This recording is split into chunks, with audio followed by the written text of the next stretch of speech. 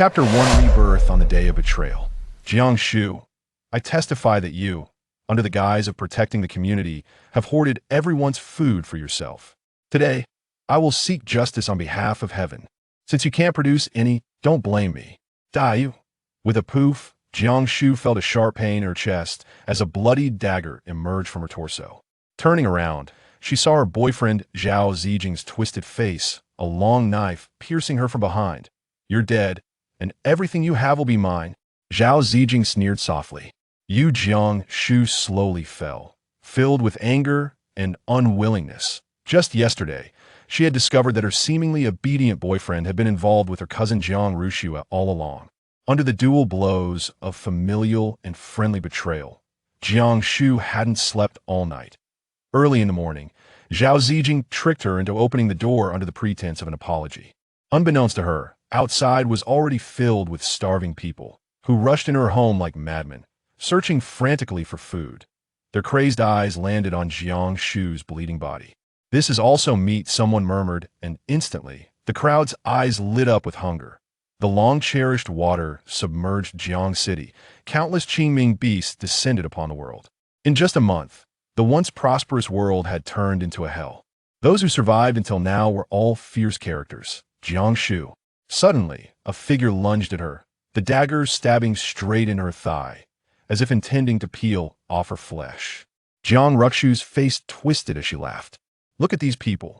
They are all family members of Jiang Group employees, and they owe their survival to you. But they want to take you apart. Does it feel bad? What Jiang family heir? Go die. I'm not afraid to tell you, I'm already pregnant with Zijing's child. You can rest easy. Consider it a blessing for my baby.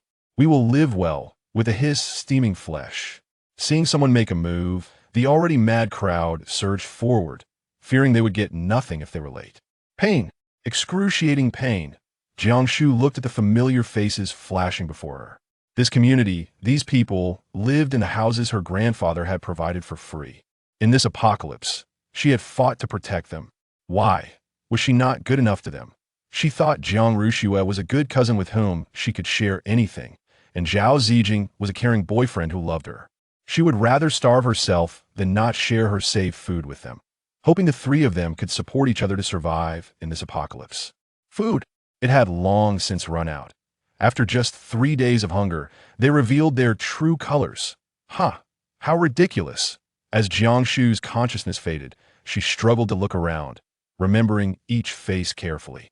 Jiang Zhanghe, the head of the Jiang family, her second uncle, stood at the door, coldly watching everything unfold.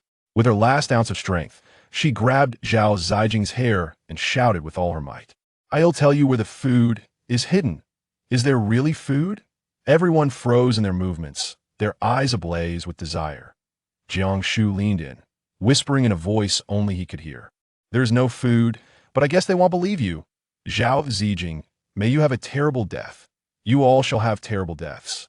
Baby, wake up." A shake jolted Jiang Shu awake. Zhao Zijing's innocent and aggrieved face was right in front of her, his tone a bit angry. "Baby, what's wrong? Did you curse me to die?" Suppressing the disgust at the bottom of her heart, Jiang Shu looked in shock out the window. The sun had just risen, the lush green mountains and forests bathed in golden sunlight, a few birds chirping as they flew by. In the distance, the sound of firecrackers mixed with the laughter of children, everything was beautiful and peaceful. The distant Jiangchun was silently shimmering with a faint blue, pure as a mirror in the sunlight. This was clearly the world before the Qingming beast descended. 13 years ago, one day, the earth shook and mountains crumbled. Blue water erupted from the ground, merging into rivers and seas, and towering blue beasts emerged from the blue water, preying on humans. And as long as humans ate the plants watered by the blue water, they would become pale-skinned, tender, and soon turn into prey for the Qingming beasts, with no exceptions. This was a long torment, so the blue water was named Lanyu water. Such days had lasted for 13 years, and through constant exploration and bloody lessons, humanity gradually discovered the way to survive. As long as they didn't approach the blue waters and didn't eat the plants watered by Lanyu water, humans could still be safe. Thus, the anti-demon army and the demon suppression army were born. Occasionally, when a Qingming beast caused trouble, it was quickly eradicated, and the world remained peaceful. Could it be I have been reborn? Jiang Shu looked in shock at the calendar on the wall. 3036, the first day of the first month. There were still 33 days until Lanyu waters submerged Jiang City and the Qingming beasts went on a rampage. At first, people didn't connect this blue water with the apocalypse, nor did they imagine that one day the Qingming beasts would launch a large-scale attack far beyond human defenses, and humanity, with nowhere to escape, would completely fall prey. She had actually been reborn. Good. Heaven has eyes. Jiang Shu gritted her teeth. Since heaven had given her a chance for rebirth, then she would repay hatred with hatred, grievances with grievances. Those who harmed her would not escape. She would make good use of these 33 days to survive in the apocalypse, repay grievances, and seek revenge. Seeing Jiang Shu ignoring him, Zhao Zijing became a bit annoyed. Jiang Shu, I'm talking to you. You just said I would die a horrible death.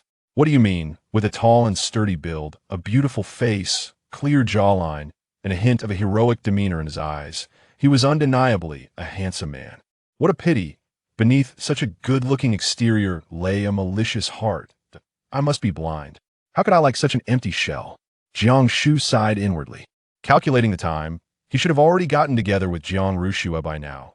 The twisted face of Zhao Zijing when he harmed her flashed before her eyes, and Jiang Shu's gaze turned cold as she slapped him across the face. Do you still have the face to appear before me?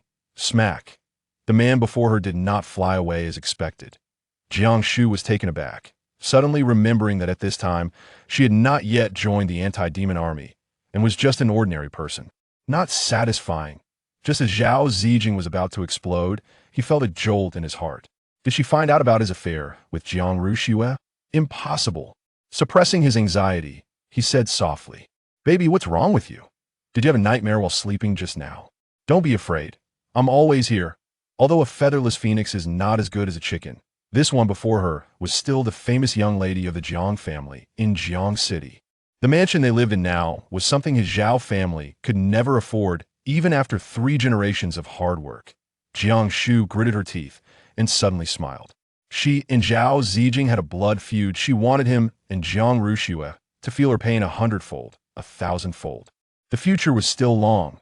Turning hostile so quickly was too impatient, she then echoed. Indeed, I had a nightmare. How come you're here? Zhao Zijing looked aggrieved. Baby, have you forgotten? Today is your birthday.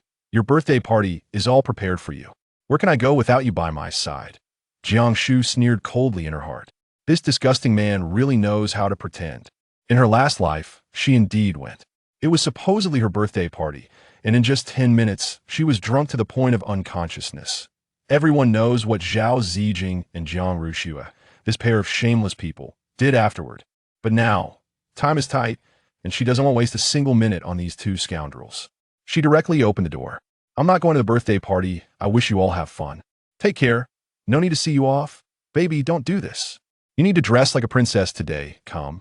Let me pick a dress for you. Zhao Zijing became anxious immediately. If Jiang Shu doesn't go, who will pay for the reserved banquet and private room? Also, Rushua said she wanted to do something exciting tonight. Seeing Jiang Shu with a cold face, Zhao Zijing changed his attitude and coaxed her. All right, listen, my baby. If you don't want to go, then don't go. My baby not going must have a reason. Didn't your mother leave you something? We agreed that on your birthday, we would open that box together. You want to give me a surprise, right? Zhao Zijing's eyes brightened as he spoke. He had seen the box left by Jiang Shu's mother, and it looked very valuable at first glance. But Jiang Shu was stubborn, insisting that her mother had said she had to be 20 to open it, leaving him thinking about it for so long. This plot is truly developing just like in her previous life. Jiang Shu sighed as she rubbed her head. In her last life, she really did take Zhao Zijing to find that thing. But in this life, don't even think about it, oh? You haven't forgotten. Jiang Shu squinted, picked up the fly swatter on the table, and suddenly swung it toward Zhao Zijing's back of the head. Baby. Zhao Zijing didn't finish his sentence before his eyes rolled back, and he fainted. Jiang Shu kicked him twice to confirm he had lost consciousness, then pulled out the wooden box left by Ms. Yun from under the bed. Chapter 2. Everything goes smoothly. The treasure is in hand. Jiang Shu took a deep breath. Even now, She still clearly remembers the expression and serious tone on Ms. Yun's face when she handed the box to her. Cautious, reluctant, yet resolute. She didn't understand, and still doesn't understand. After giving her the box, that heartless woman left, leaving her, only 7 years old, in the Jiang family, never to be seen again. That night, the earth trembled, the Longyu water appeared, and the rampaging Qingming beast devoured countless people. To say she didn't hate would be a lie. Since then, the word mother has died in Jiang Shu's heart. In the blink of an eye, 13 years have passed. In her previous life, it was Zhao Zijing who opened the box. Now, reborn and once again holding this box, Jiang Shu felt a whirlwind of emotions. Taking a deep breath, she slowly opened the box, as expected. Inside lay a half-scroll of paper, palm-sized, made of an unknown material, with a rough drawing on it.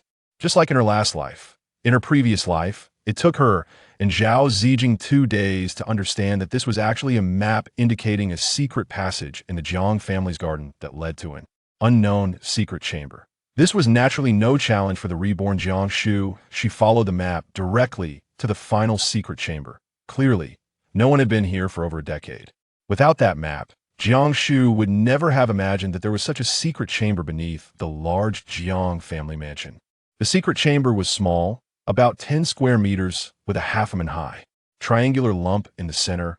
It was triangular, pitch black, rusty, and tightly sealed, looking like it couldn't be opened. There was nothing else.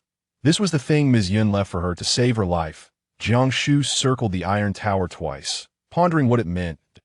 In her last life, Zhao Zijing became furious at the sight of this iron lump. Stupid, damn stupid. I worked so hard for this piece of junk. Save my life? Whose life does it save? Who can fit into something so small? It wouldn't even be good enough for your dog to use as a doghouse. Jiang Shu, you dead liar, making me waste my effort. May you suffer for deceiving my feelings. Zhao Zijing cursed for half an hour, and in the end, he somehow found a way to sell this iron lump for 3,000 yuan as scrap metal. 3,000 yuan is just a pile of waste paper in the apocalypse later. He couldn't even buy a pack of instant noodles.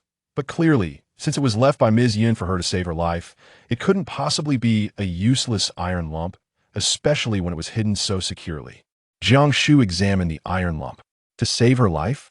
It was so small that it couldn't be crawled into. That didn't make sense. Suddenly, she remembered hearing Ms. Yun say, when she was younger, that some advanced magical tools required a drop of blood to recognize their master before they would activate.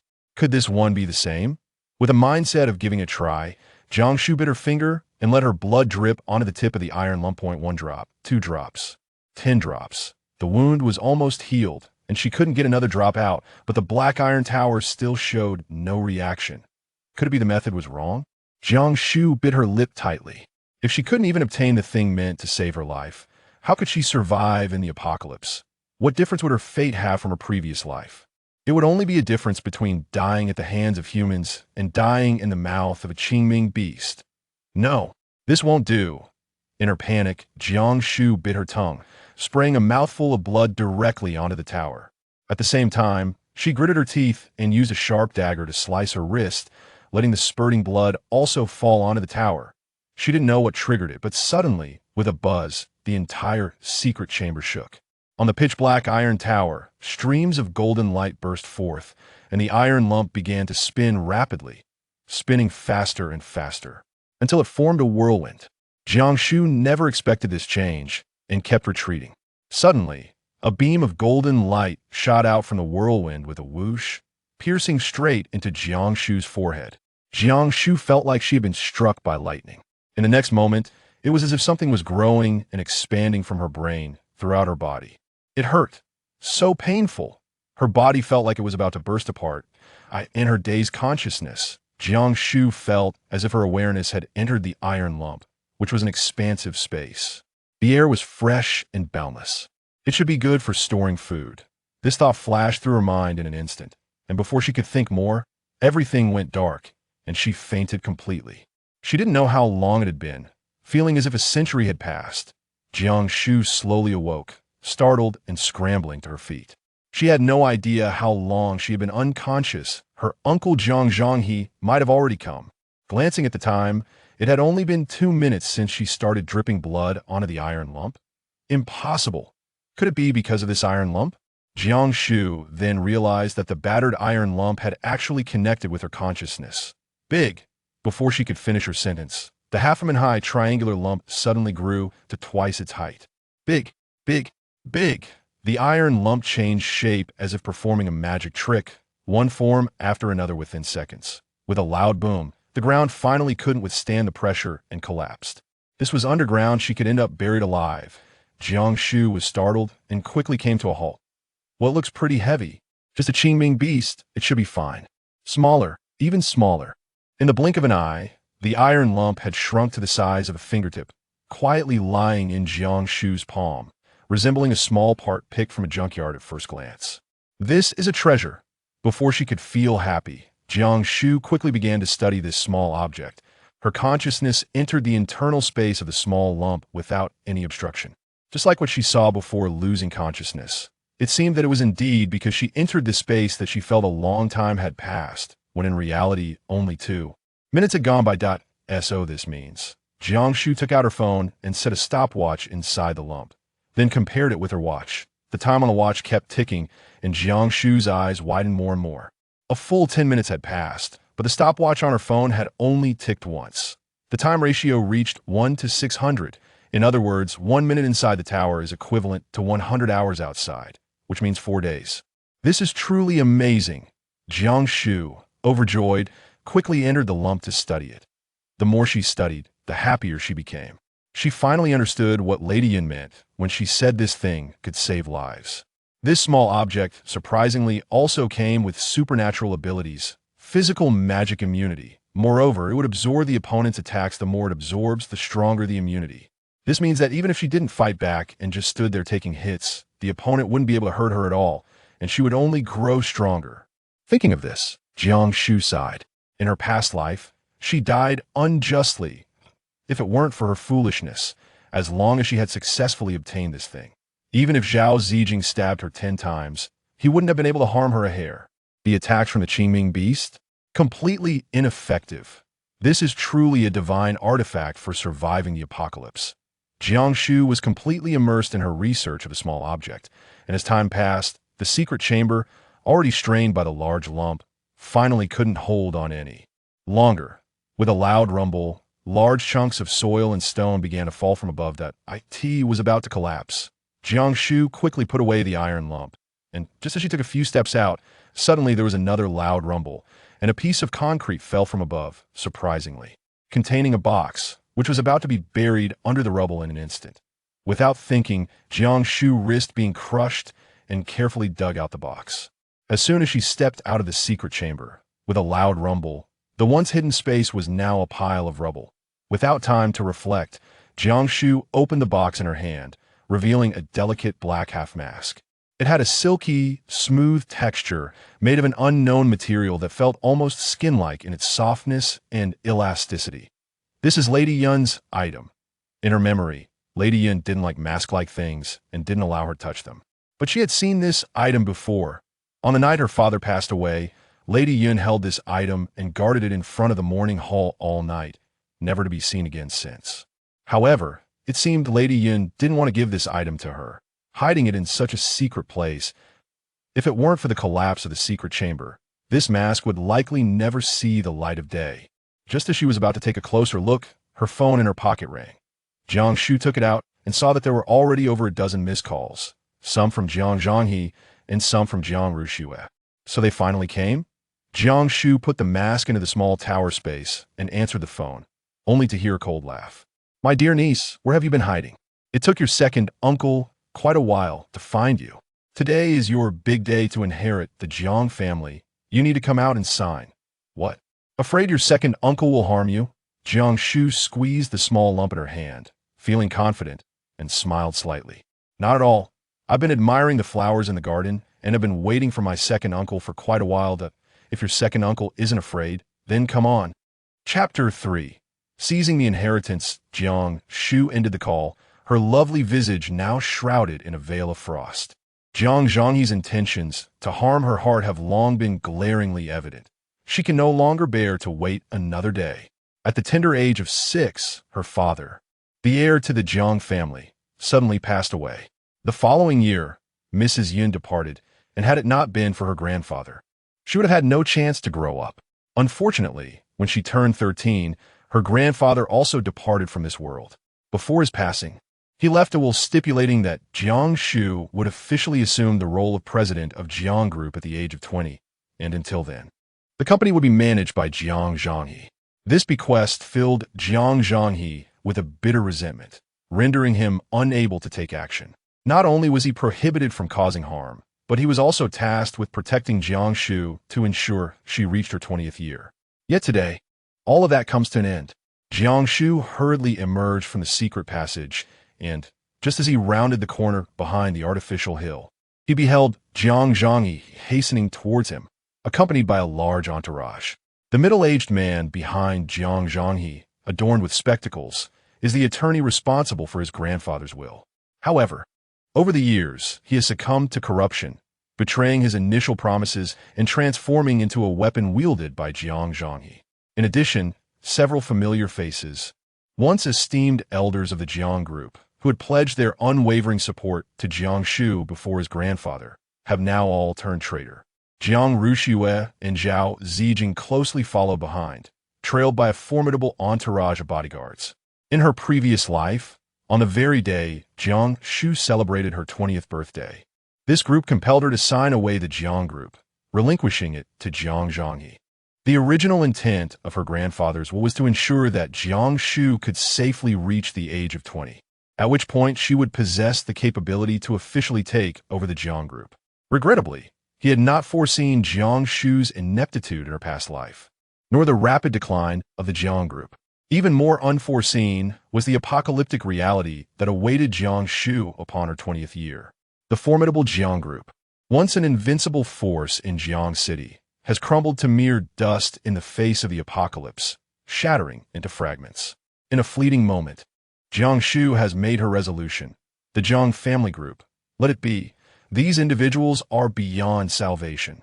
Jiang Ruxue hurled a stack of documents towards Jiang Shu, exclaiming, "You, with your disheveled appearance, are you here to dig your own grave in the garden? Here's your chance. Sign the papers and relinquish the Jiang Group to my father. I am the true heiress of the Jiang Group. Only I am worthy of residing here." Jiang Zhanghe let out a cold snort, his gaze consistently resembling that of one observing a mere dog. Jiang Shu, sign the document and vacate the old residence. If you refuse to sign, you shall face dire consequences. Jiang Shu tightly grasped the small object, suppressing the impulse surging within her. If she were to amplify this item the moment she cast it away, it could potentially annihilate all those present. Yet, to eliminate them in such a manner would be far too lenient. Very well, I concede. A faint smile graced Jiang Shu's lips as she glanced at the document strewn across the floor, dropping all pretense. Jiang Zhanghe, is it not your desire to possess the Jiang Group? Consider it yours. Truly? At this, Jiang Zhanghe's composure faltered. This stubborn girl believed the Jiang Group was a legacy left for her and her deceased father by the old patriarch, and she would safeguard it with her life. How could she so readily acquiesce? Jiang Ruxue's expression fluctuated between light and shadow. Unable to contain himself, Zhao Zijing hurriedly picked up the contract and rushed to Jiang Shu's side, exclaiming, "Darling, the Jiang Group is an invaluable legacy left to you by your grandfather. How can you so readily relinquish it? If your father and grandfather were to learn of this, they would be restless in their graves. My dear, if you simply utter a no, I will immediately tear this contract to shreds." Would tearing it be of any use? Jiang Shu retorted, a smile of exasperation forming on her lips as she observed Zhao Zijing's desperate demeanor. In her previous life, she had thought similarly, convinced of the soundness of her reasoning, and thus stubbornly refused to sign. Ultimately, she was nearly beaten to death by Jiang Zhanghe's bodyguards, who forcibly pressed her hand to the paper, sealing her fate before tossing her into the basement. Cold, hungry, and, in pain, she lost track of the days. Just when she believed she could endure no longer, Uncle Mei, employing some unknown method, managed to rescue her from the Jiang family estate and sheltered her in the employee quarters of the Jiang Group. And this man, who had watched her endure such torment, had cowardly shrunk away, failing to even visit her during her days of confinement. The thought of it fueled her anger further. With a swift motion, she raised her hand and delivered a resounding slap, this time with considerable force. The sharp sound echoed as a clear imprint appeared on Zhao Zijing's fair face, leaving him momentarily stunned. With so many witnesses present, he could not retaliate, and instead, he could only express his grievance. "Darling, did I say something wrong? Why do you strike me again?" Jiang Shu took the contract with a smile that was neither entirely genuine nor entirely feigned.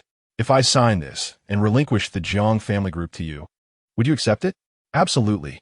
I would desire it even in my dreams." In the city of Jiang, who is unaware that marrying Jiang Shu equates to acquiring the Jiang group? Otherwise, why would he indulge her like a doting grandmother? His true affection lies with Jiang Rushue, who is both fiery and understanding of men. In an instant, two piercing gazes as cold as ice shot towards Jiang Zhanghe. Zhao Zijing's expression transformed from ecstatic to distressed.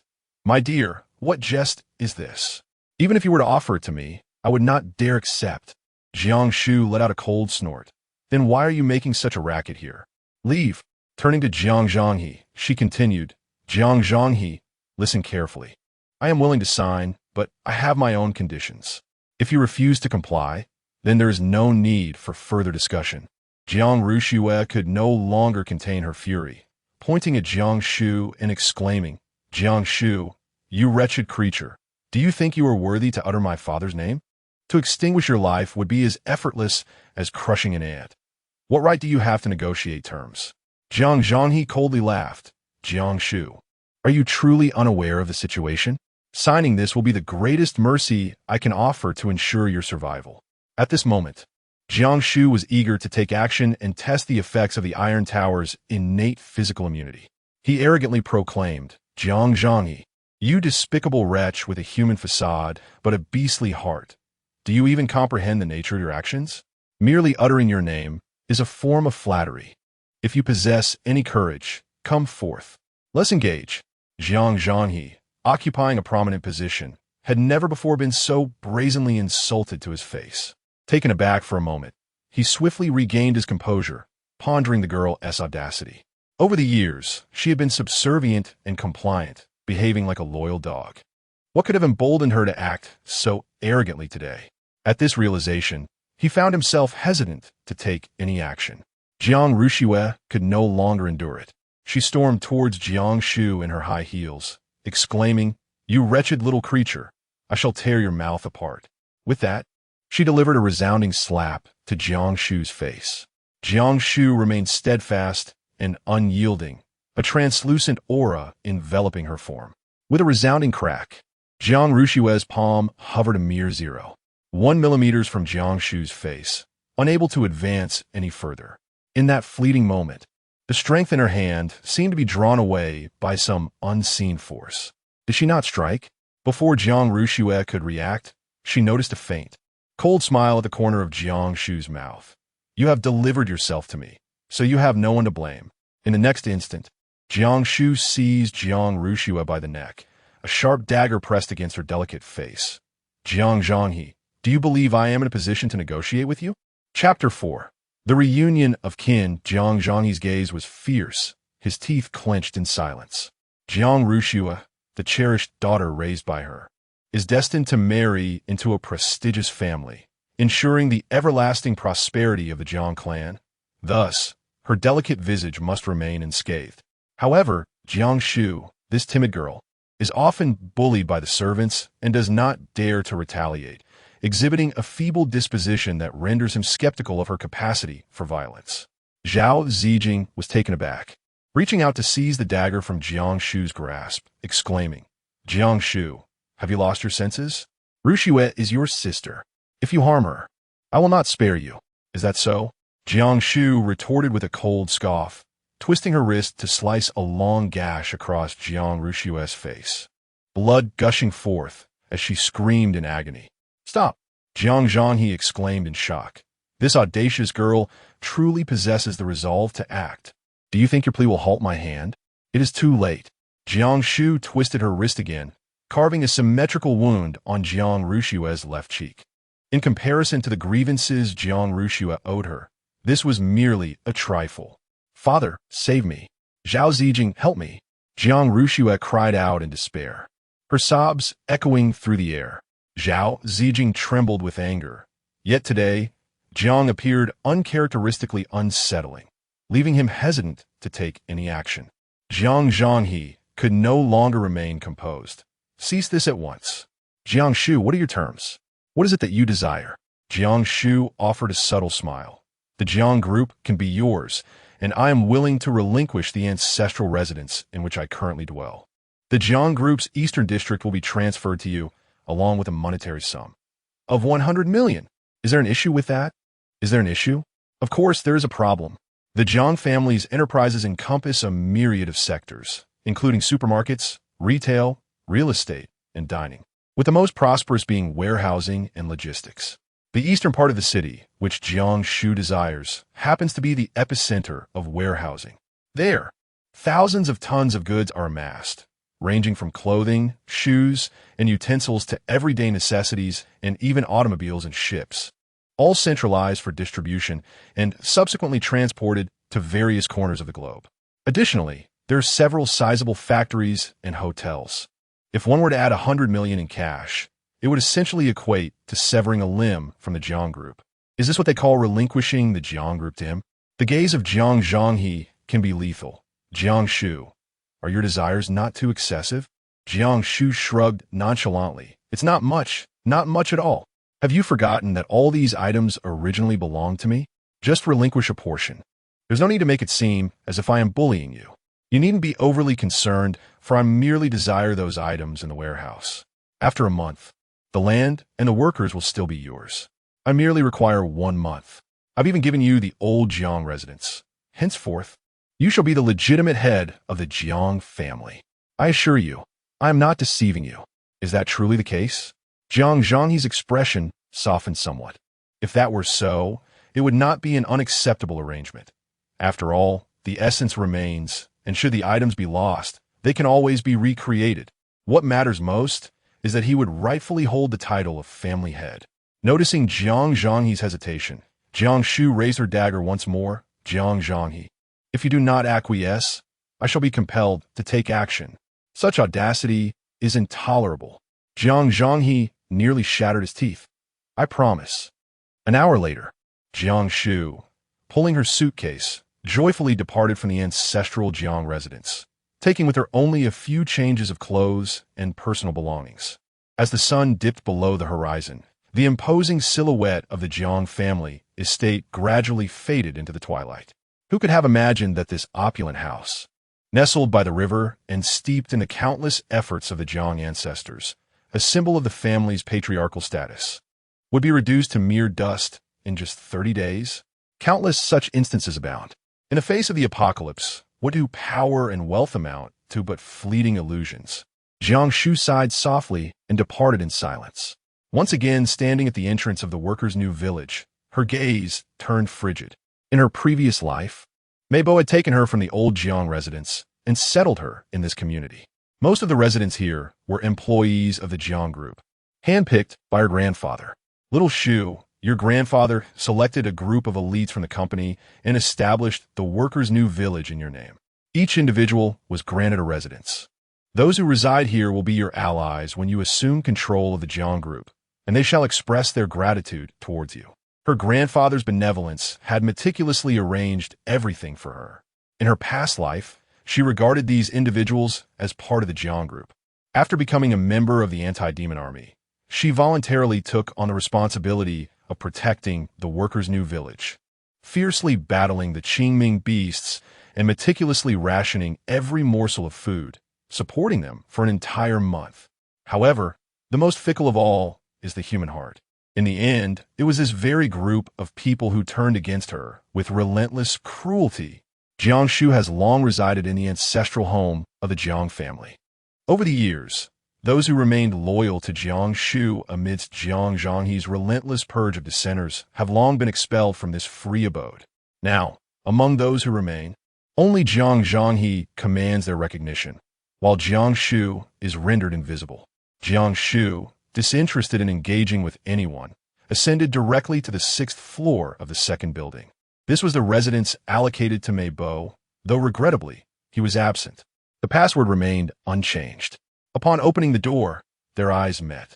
The small white dog on the floor was momentarily stunned, before leaping towards Jiang Shu with a yelp, its tail spinning like a top, a fervent expression of excitement. Bow, do calm down. Jiang Shu called out the name of the little white dog, making a concerted effort to turn away from the enthusiastic tongue of the canine. After a full 2 minutes, Bao finally quieted down, resting its paws on Jiang Shu's knees, inviting her to stroke its head. How obedient Bao is. I never imagined I would see it again. Jiang Shu gently caressed the dog's head, her eyes brimming with unshed tears. Since childhood, she had harbored a fondness for small creatures. Yet every pet she cherished seemed to meet an untimely demise. Jiang Rushiwe could not abide her affections. She would either seize her beloved belongings or extinguish their lives. And even a puppy was not exempt from her cruelty. When she discovered a Bayo, it was no larger than the palm of her hand. A tiny creature vulnerable to Jiang Rushiwe's wrath. Desperate, she implored Uncle Mei to shelter it in the workers' village. Alas, the poor Bayo met a tragic fate, having been stewed. How absurd it was that both she and her dog shared such a grim destiny. Bayo, this time, no one shall harm you, Jiang Shu murmured, addressing Bayo, but also voicing her own determination. Unconsciously, she began to strategize for the future. The nearly 1,000 tons of supplies in the Eastern District could be swiftly secured in the Iron Tower. However, Zhang Zhanghe was undoubtedly keeping watch over her. If such a vast quantity of provisions were to vanish all at once, it would undoubtedly raise alarms and lead to unnecessary complications. Moreover, those factories still had the capacity to radiate warmth and light for an entire month. Patience. In the dead of night, Jiang Shu was startled awake by a rustling sound. Instinctively, she rolled and found herself at the door. In the living room, a frail figure hunched over on the sofa, their head buried deeply between their legs, trembling slightly. It was Uncle Mei. Jiang Shu's eyes felt slightly strained, and she almost forgot that she had been reborn. Each day in the post-apocalyptic world was a torment, and at night, she dared not sleep soundly. A moment's inattention could lead to a gruesome demise at the jaws of a Qingming beast. Alas, she must fortify her dwelling. She could no longer endure such a life. Constructing a safe house, she would commence the very next day. With this thought in mind, Jiang Shu opened the door and called out, "Uncle Mei." The elderly man paused momentarily, then rushed over, scrutinizing Jiang Shu from head to toe. "Miss, what are you doing here? Are you unharmed? That scoundrel Jiang Zhanghe hasn't done anything to you, has he?" He spoke, wiping away a tear, a smile breaking through the lines of his aged face. "When I arrived at the old residence, our people were all gone. I feared you had met a terrible fate at the hands of that beast." His voice faltered, overcome with emotion. "Heaven has eyes. You are still alive. If the master knows from the afterlife, he can rest easy." He referred to the merciless Mrs. Yun as young lady, calling her Miss. This term of endearment had been used since her father's time, and thus he had continued to address her as such for 13 long years. Jiang Shu, stifling her tears, stretched her limbs and said, "Uncle Mei, do not worry. Do you see that I am well? Jiang Zhanghe wants the Jiang family. I shall grant him that. From now on, I will no longer be the young lady of the Jiang family. Uncle Mei, may I call you grandfather? I will take care of you in your old age." Chapter 5. A splurge of purchasing hoarding. Jiang Shu spoke the truth. Meibo, without children or family, devoted his entire life to the Jiang family, yet would find it impossible to survive in the apocalypse. In his previous life, when the end times first began, a conflict arose between him and Zhao Zijing, leading Meibo to resolutely leave this house and vanish without a trace, likely perishing in some forgotten corner. Jiang Shu felt a profound sense of guilt towards him. After a prolonged silence, Meibo shook his head with determination, saying, "Miss, you are the bloodline of a young master and mistress. You shall always remain a lady. An old servant like me is unworthy. Let's not speak of this again." Such a stubborn old man, unchanged in the slightest. With a sense of resignation, Jiang Shu declared, "Even if you do not acquiesce, I shall consider it as your agreement." She continued, "Grandfather Mei, I shall arrange for someone to repair this house tomorrow. It it will likely take a month. Starting tomorrow, we shall reside in the Binjiang Grand Hotel, indulging in whatever delights we desire. I am currently in possession of ample funds. The Jiang group has been bestowed upon Jiang Zhanghe, and I too have claimed my share. Our splendid days are yet to come. Noticing Abeo nuzzling against her leg, she added, Abeo shall accompany us. Unsettled, Uncle May sighed. This is merely a temporary reprieve. Miss, Jiang Zhanghe is one who harbors a vengeful spirit. He will not let you go unscathed. I have sought refuge for you. As he spoke, he retrieved a warm token from his possession and placed it in Jiang Shu's palm, saying, This is a clandestine organization. Through my connections, I have managed to secure a special invitation for you. Once you join, Jiang Zhanghe will be powerless against you. However, be forewarned, it shall entail considerable hardship and peril. Yet it is undoubtedly preferable to falling victim to Jiang Zhanghe's treachery. Miss, do you wish to accept this opportunity? In her previous life, it was also Uncle May who had entrusted this token to her, enabling her to become a member of the anti-demon army. Without a moment's hesitation, Jiang Shu readily agreed. Of course I will go. I must acquire skills to seek vengeance. In the apocalyptic world, the last bastion of humanity undoubtedly lies with the anti-demon army. Compared to ordinary humans, they are awakened beings with extraordinary powers, possessing their own cultivation systems and techniques, capable of confronting the ferocious Qingming beasts. Among them, the most formidable are the beast tamers, who can forge contracts with these creatures. While I may not have mastered other skills, I have thoroughly memorized the Futian formula. This time, with the little tower in hand, everything shall be different. Jiang Shu solemnly accepted the token, expressing heartfelt gratitude.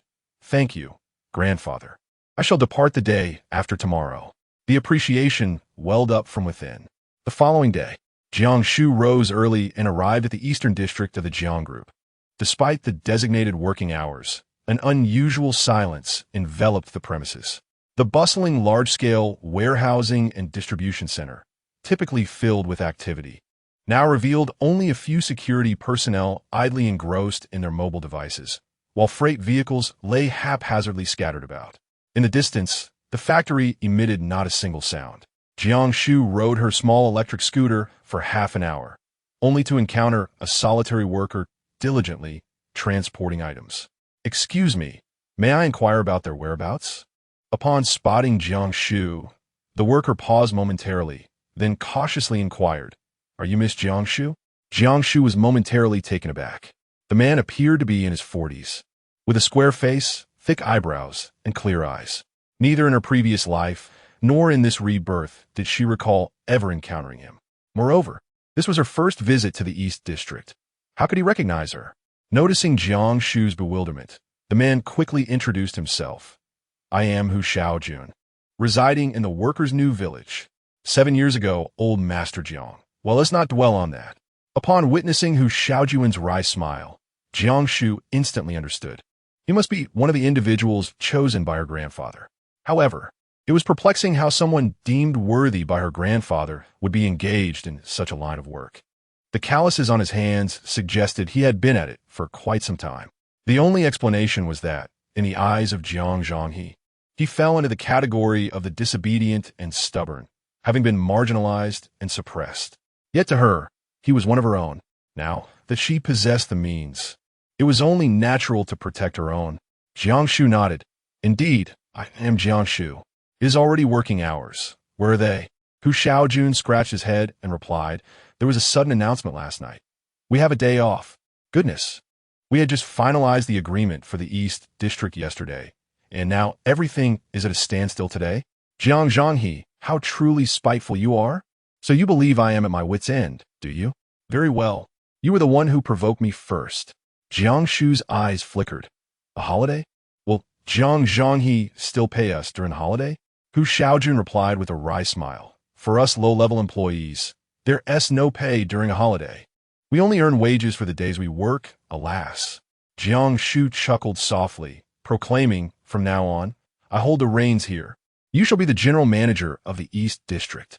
She continued, Now, inform everyone to commence work. The wages will be calculated at 10 times the overtime rate. Miss Jiang, are you serious? Hu Xiaojun exclaimed, his mouth agape in disbelief. 10 times the salary. This news is simply enough to drive one to madness. Jiang Shu nodded and proclaimed, you are to inform all groups that starting today, there will be a 10-fold salary increase, to be disbursed next month by the Jiang group. It will be Jiang Zhanghe who oversees this. Very well, I shall attend to it immediately. Hu Xiaojuan's hands trembled with excitement. This is indeed real. The Jiang group is on the brink of transformation. Soon, the first wave of individuals who receive the news rush to confirm with Hu Xiaojun that indeed, the salary will be 10-fold. The excitement spread like wildfire. 1 told 10, and 10 told 100. Within just over an hour, the once desolate Eastern District came alive with fervor. Everything continued as usual, but the atmosphere was electrified, with everyone seemingly invigorated as if they had been injected with adrenaline. This surge of enthusiasm was undoubtedly a result of Hu Xiaojuan's astute arrangements and orchestration. His exceptional capabilities left Jiang Shu immensely satisfied. Manager Hu, if you have a moment, I would like you to accompany me outside. I have some work to assign to you. Soon, the two found themselves on the busiest commercial street in Jiang City. Jiang Shu, carrying the latest limited edition handbag, strode into an upscale fashion boutique. This one, that one, and those shall be set aside. Everything else, wrap it up. She commanded. Include your spring collection, autumn pieces, and any seasonal items available. She pointed to several pairs of shoes to be added to her growing selection. Within a mere 2 minutes, Jiang Shu transitioned to the next establishment. Meanwhile, Hu Xiaojun diligently jotted notes in his notebook while adding, please deliver to Jiang Group's East District Warehouse A305. With payment upon delivery, Jiang Shu could not recall the exact number of clothes, shoes, bags, and cosmetics she had purchased. Nevertheless, she knew that for the coming decades, changing 3 outfits a day would suffice. Certain items were simply not available in the warehouse. She needed to ensure that each day ahead was lived with the utmost quality. 2 hours later, the duo arrived at the snack street. We require 500 cups of milk tea in every flavor. To be delivered to Jiang Group's East District Warehouse A305 by Friday. This looks delectable. Let us order 500 portions. I adore this fried chicken. Let us make it 1,000 portions. Manager Hu, that snack stall is quite renowned. Let us place an order for 1,000 portions as well. Please ensure delivery by Friday. Several hours later, Jiang Shu found herself at a loss for what else she might need. She had only spent a fifth of the 100 million given to her by Jiang Zhanghe. A month later, that money would merely be a pile of discarded numbers. With her obligation to report to the anti-demon army tomorrow and only a half day off on Friday, the inability to spend her money left her feeling restless. Jiang Shu glanced at Hu Xiaojuan's meticulously filled notebook and added, please instruct the 3 hotels in the East District to prepare 500 banquet tables each week, to be delivered to Warehouse 305 on Fridays. A diverse array of cuisines must be included. Those unfamiliar should learn promptly. Furthermore, for this month, I require a comprehensive list of the supplies in the East District Warehouse. Most importantly, ensure that personnel are assigned to safeguard the materials. Nothing must be lost. Jiang Shu lowered her voice and said, furthermore, spread the word that the Jiang Group is making substantial acquisitions of grain. Any edible product will suffice. I shall grant you a budget of 50 million. Should that prove insufficient, sell those 3 hotels to procure more grain. Chapter 6. The emergence of extraordinary abilities. Hu Xiaojuan's expression changed dramatically. Miss Jiang, is something significant about to transpire? Whatever may occur, it is beyond our capacity to prevent. Jiang Shu let out a soft sigh and retrieved her phone. I have transferred 3 million to you as a token of appreciation for your efforts this past month. It will be prudent to stockpile some food. I can only say so much. Hu Xiaojun, filled with excitement, tensed with determination. Rest assured, Miss Jiang, I shall see to your directives with utmost diligence. Jiang Shu still held a profound belief in him. After all, a person who could endure for 7 years under the oppressive force of Jiang Biehe without choosing to compromise was certainly worthy of trust. Had he opted for submission, he would not have found himself as a mere lowly employee tasked with transporting goods. There was an abundance of matters demanding her attention, leaving her no time to linger here. Just as she prepared to depart, she noticed several vehicles rushing in, and over 30 youths armed with steel pipes disembarked. The leader bellowed, "That scoundrel named Hu Xiaojun, come out." It had been declared that operations were suspended and a holiday was in effect. "Who the hell gave you the audacity to continue working? Are you seeking death?" The throng, numbering over 30, indiscriminately assaulted anyone in sight, hurling curses. "You wretched paupers, have you never seen money? A slight increase in wages, and you come running like eager hounds. Do you not know who governs this factory? Get out. All of you get out." Jiang Shu, with her petite electric scooter, boldly positioned herself before the crowd, fixing her gaze upon the leading youth with a scoff. "So it is Zhao Si. I thought a mad dog from some household had strayed out. The order to resume work was issued by me. Have you mistaken your target? Hu Xiaojun is under my protection. If you have the guts, come and bite me." Zhao Si, a relative of Jiang Rushue through her mother Zhao Xiu, was akin to her cousin. Leveraging familial ties, he had long acted tyrannically within the Jiang group, preying on the weak while cowering from the strong. Most significantly, in the previous life, he was among those who forced their way into the Jiang residence to claim a share of the spoils. Thus, Jiang Shu's words were far from courteous. Zhao Si had never regarded Jiang Shu with any respect, and upon hearing her retort, his eyes blazed with fury. "Jiang Shu, I have long found you intolerable. If it weren't for my uncle's intervention, I would have dispatched you countless times. It was you who marred my cousin's face yesterday, wasn't it? Today, I shall flay your skin from your face." Jiang Shu raised her hand, exclaiming, "Wait a moment." Zhao Si, believing she was intimidated, was about to utter some harsh words akin to begging for mercy while kneeling. However, he witnessed Jiang Shu instructing the approaching Hu Xiaojun, "Take the injured away. Everyone else, leave this place immediately and return to your respective duties. Not a single word about today's events shall leave this location." She had resolved to incapacitate Zhao Si. "Little wretch, are you afraid of being seen as you plead for mercy later? Perfect. I will take you down without a trace." Zhao Si laughed artidi, already charging forward with a clenched fist.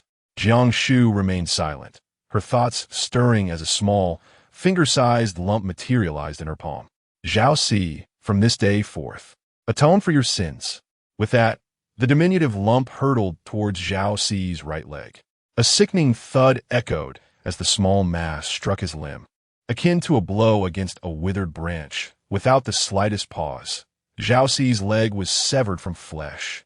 A cry of agony erupted from Zhao Si as he collapsed to the ground, his remaining leg barely supporting him. "You wretched girl, what have you done?"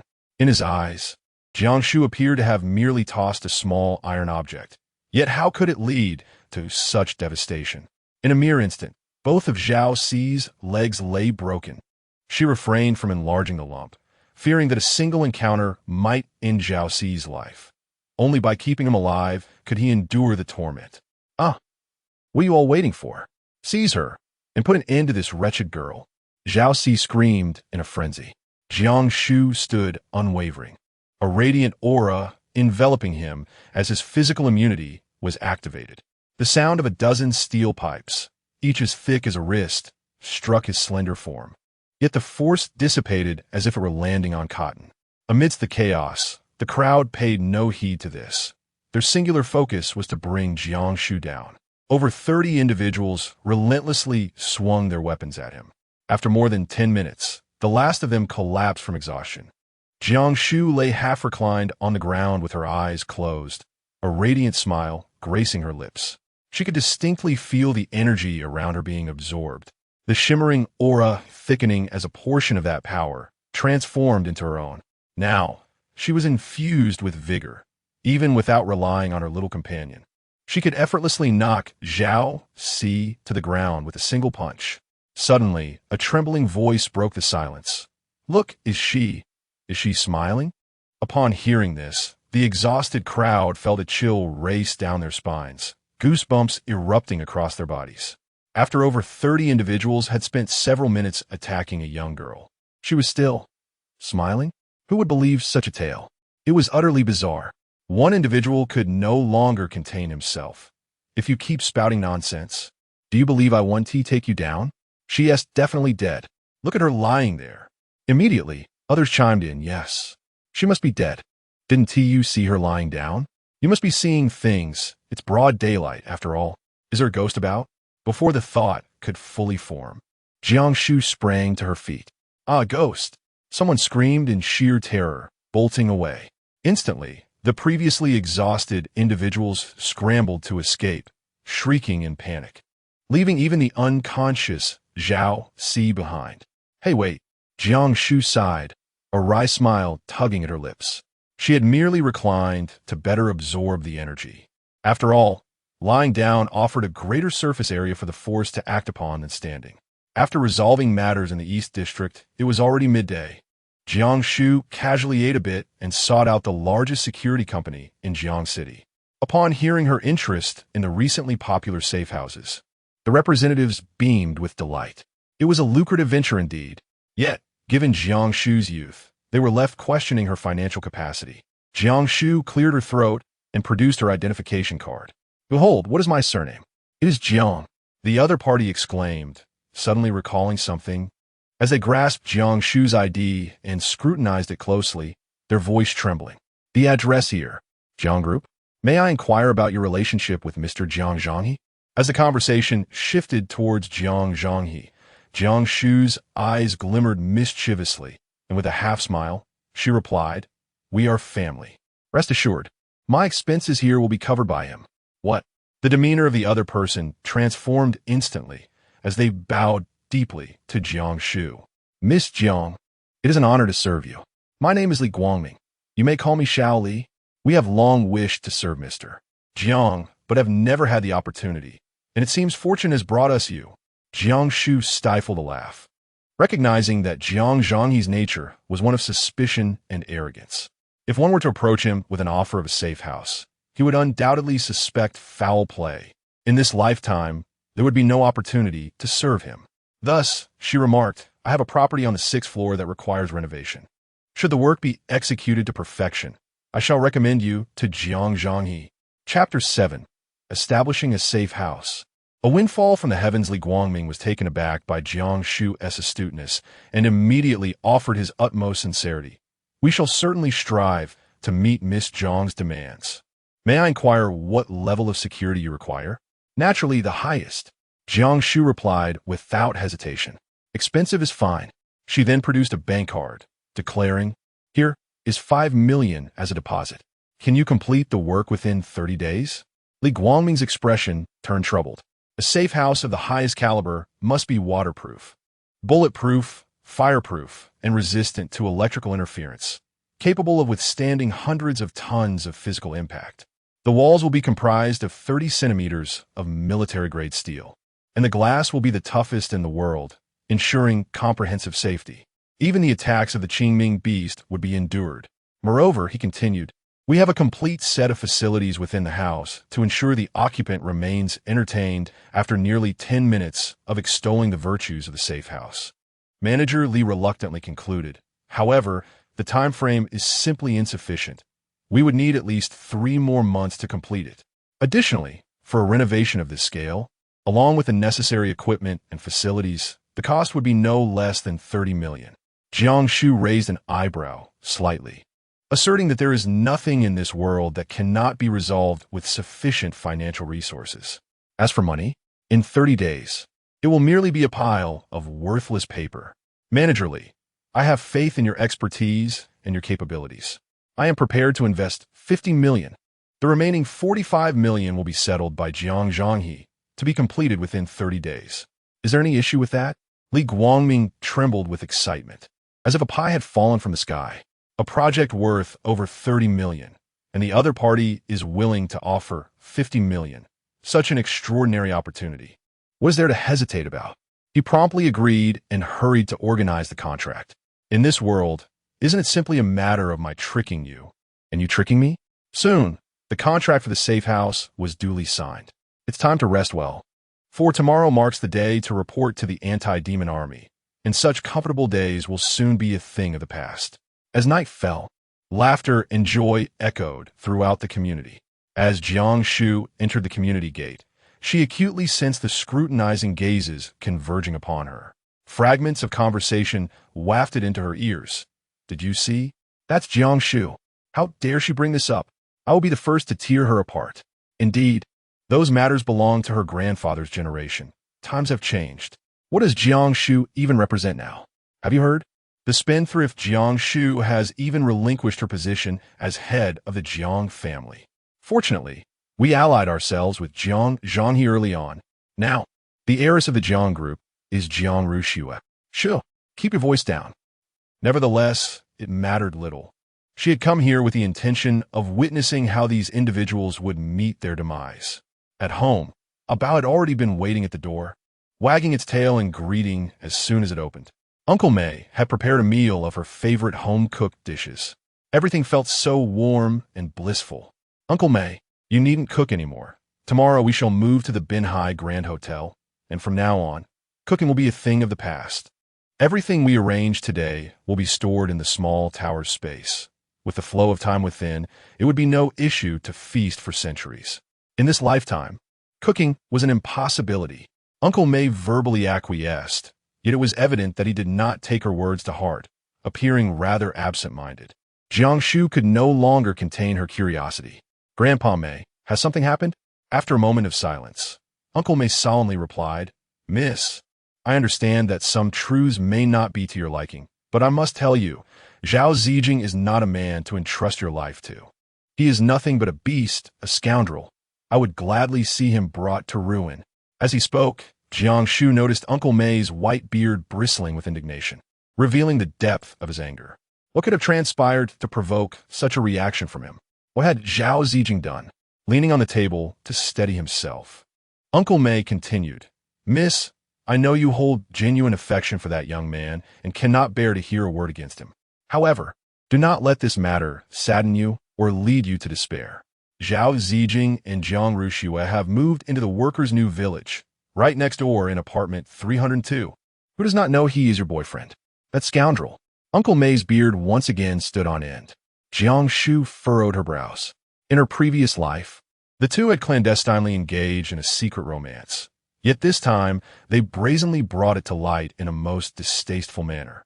According to the usual protocol, shouldn't Zhao Zijing have initiated a breakup first? She surmised that having inflicted a wound upon Jiang Shu's face, Zhao, unable to contain her anger, orchestrated such a scandal to provoke her. Very well, if you dare to disgust me, I shall ensure your utter disgrace. Jiang Shu abruptly rose to her feet, startling Mei Bo, who quickly interjected, Miss, please do not act impulsively. It is entirely my fault for speaking out. I should not have divulged this to you. But I could not contain my anger. You are delicate and fragile. If anyone should take action, it should be this old body of mine.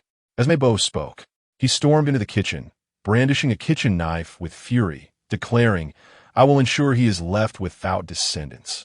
Jiang Shu took the kitchen knife from Grandpa May's hands. Grandpa May, I must go. Miss you. You truly care? When did you? Alas, please be careful. Ever since Jiang Shu's identity became known within the community, countless eyes have been fixated upon her actions. In the afternoon, Zhao Zijing and Jiang Shu made a grand entrance into the workers' new village, boasting a luxurious bed and high-end furniture, which naturally drew attention. Furthermore, when it was unearthed that the male counterpart was none other than Jiang Shu's boyfriend, scandalous news spread like a tempest throughout the neighborhood. Many residents leaned out of their windows, eager to witness the unfolding drama, and when they saw Jiang Shu fiercely descending the stairs with a kitchen knife in hand, excitement surged among them. The Jiang family conglomerate's two esteemed daughters vying for the affections of a single gentleman? How sensational! Jiang Shu ambled leisurely from Building 2 to Building 3, trailed by a throng of eager gossipers, their eyes gleaming with excitement, while more continued to arrive. Upon reaching the entrance of room 302, he was greeted by indescribable sounds emanating from within, faint yet exhilarating. The crowd instinctively fell silent, anxious not to disturb the fervor inside. Jiang Shu's face was flushed with embarrassment. The timing of her arrival was far from ideal. What should she do?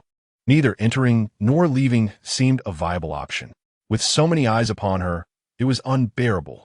Clearly, the only individuals who could not withstand the scrutiny of this community were those two wretched individuals. With a resolute determination, Jiang Shu wielded the kitchen knife, sending it hurtling towards the solid wooden door.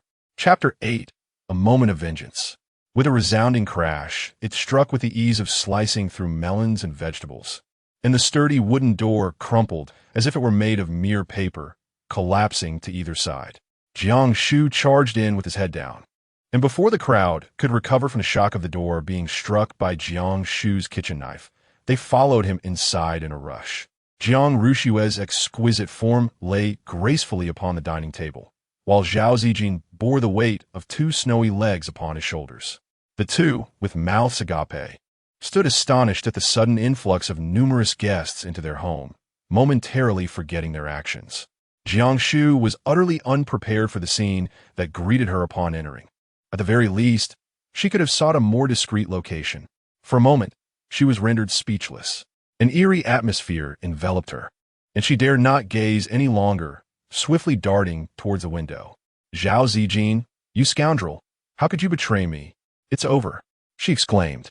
"Jiang Rushue, after all we've been through as sisters, you couldn't even choose a different partner." Sobbing uncontrollably, she rushed to the balcony and, without a hint of hesitation, leaped off. The immunity of physics was activated.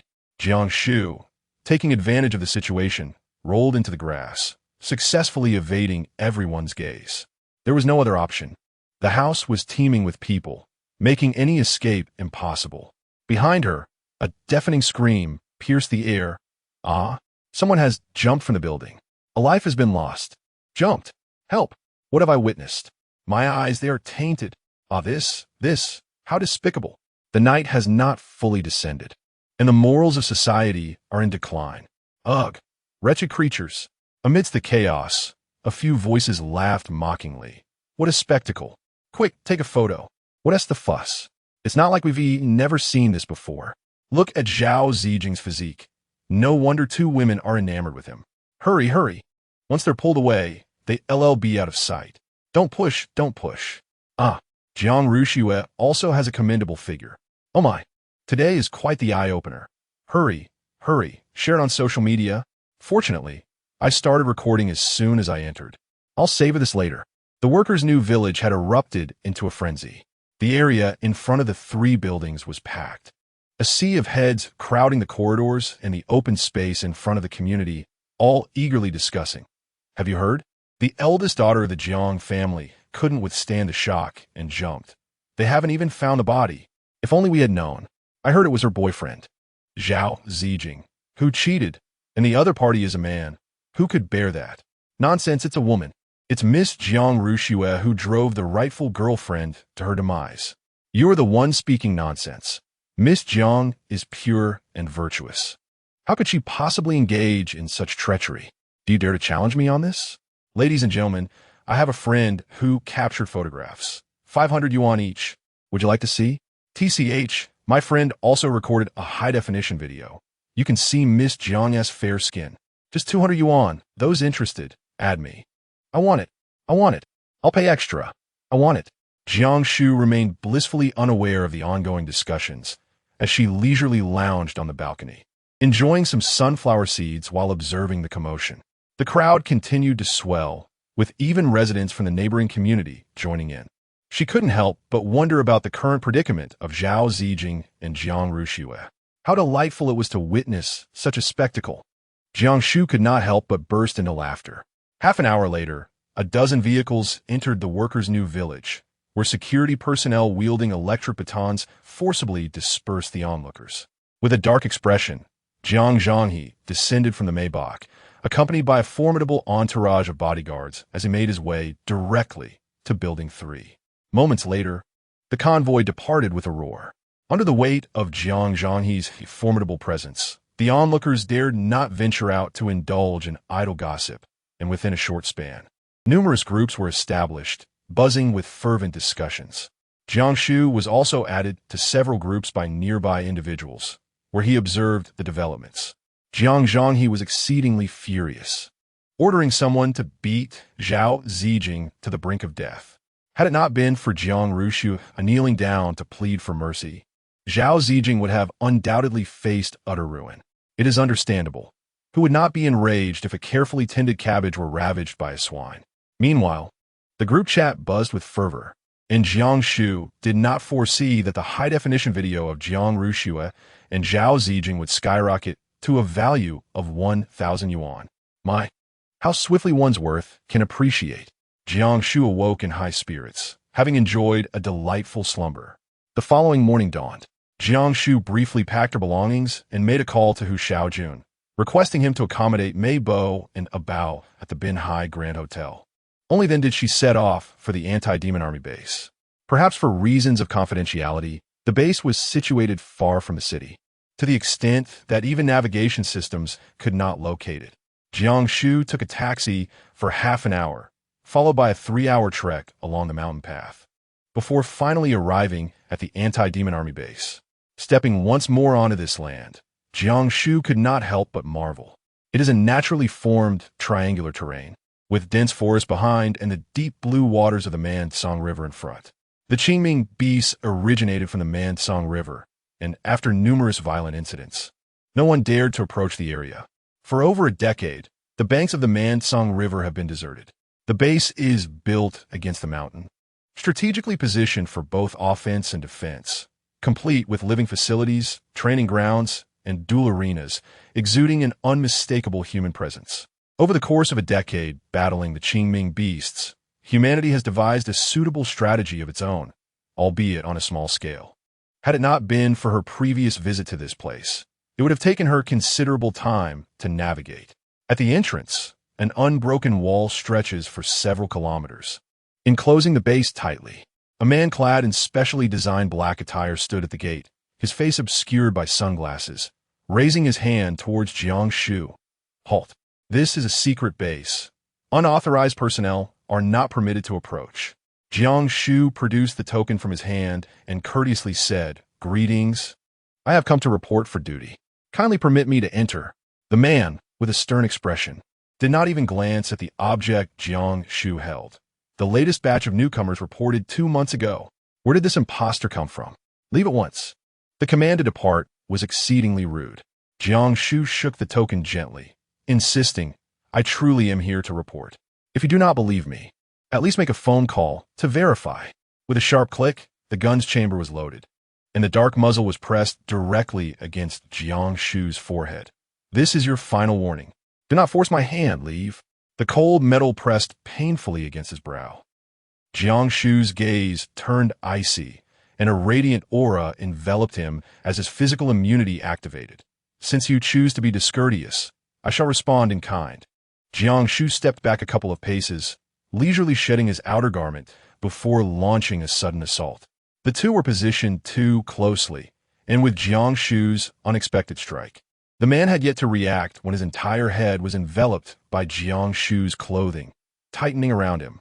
Jiang Shu swiftly disarmed the man of his firearm, effortlessly lifting the nearly 200-pound figure above her head before charging forward with determination. The entire sequence unfolded in the blink of an eye. The gun clattered to the ground as Jiang Shu sprinted several meters away. Following the excruciating transformation from the little bump procedure, she acutely sensed that her physical prowess had surpassed human limitations. For instance, at this very moment, she was not only carrying a living man, but was also sprinting with remarkable speed. In the blink of an eye, she had entered the base. Suddenly, with a resounding boom, the earth trembled beneath her feet. Chapter 9. A Reunion with 2 Yuan. Jiang Shu paused to observe and saw, 100 meters away, 2 colossal beasts clashing fiercely. One of them was sent flying, the noise echoing from the impact of its landing. Was that not the Qingming beast? With its green visage and menacing fangs, it bore twin horns reminiscent of a water buffalo upon its head. Its upper body was adorned with 4 arms, 2 long and 2 short, while its legs were robust and powerful. Its back swelled with energy, concealing a pair of tentacles that, when extended, measured twice the length of the Qingming beast itself, capable of unleashing bolts of lightning and fiery orbs. Additionally, it possessed a tail resembling that of a fish.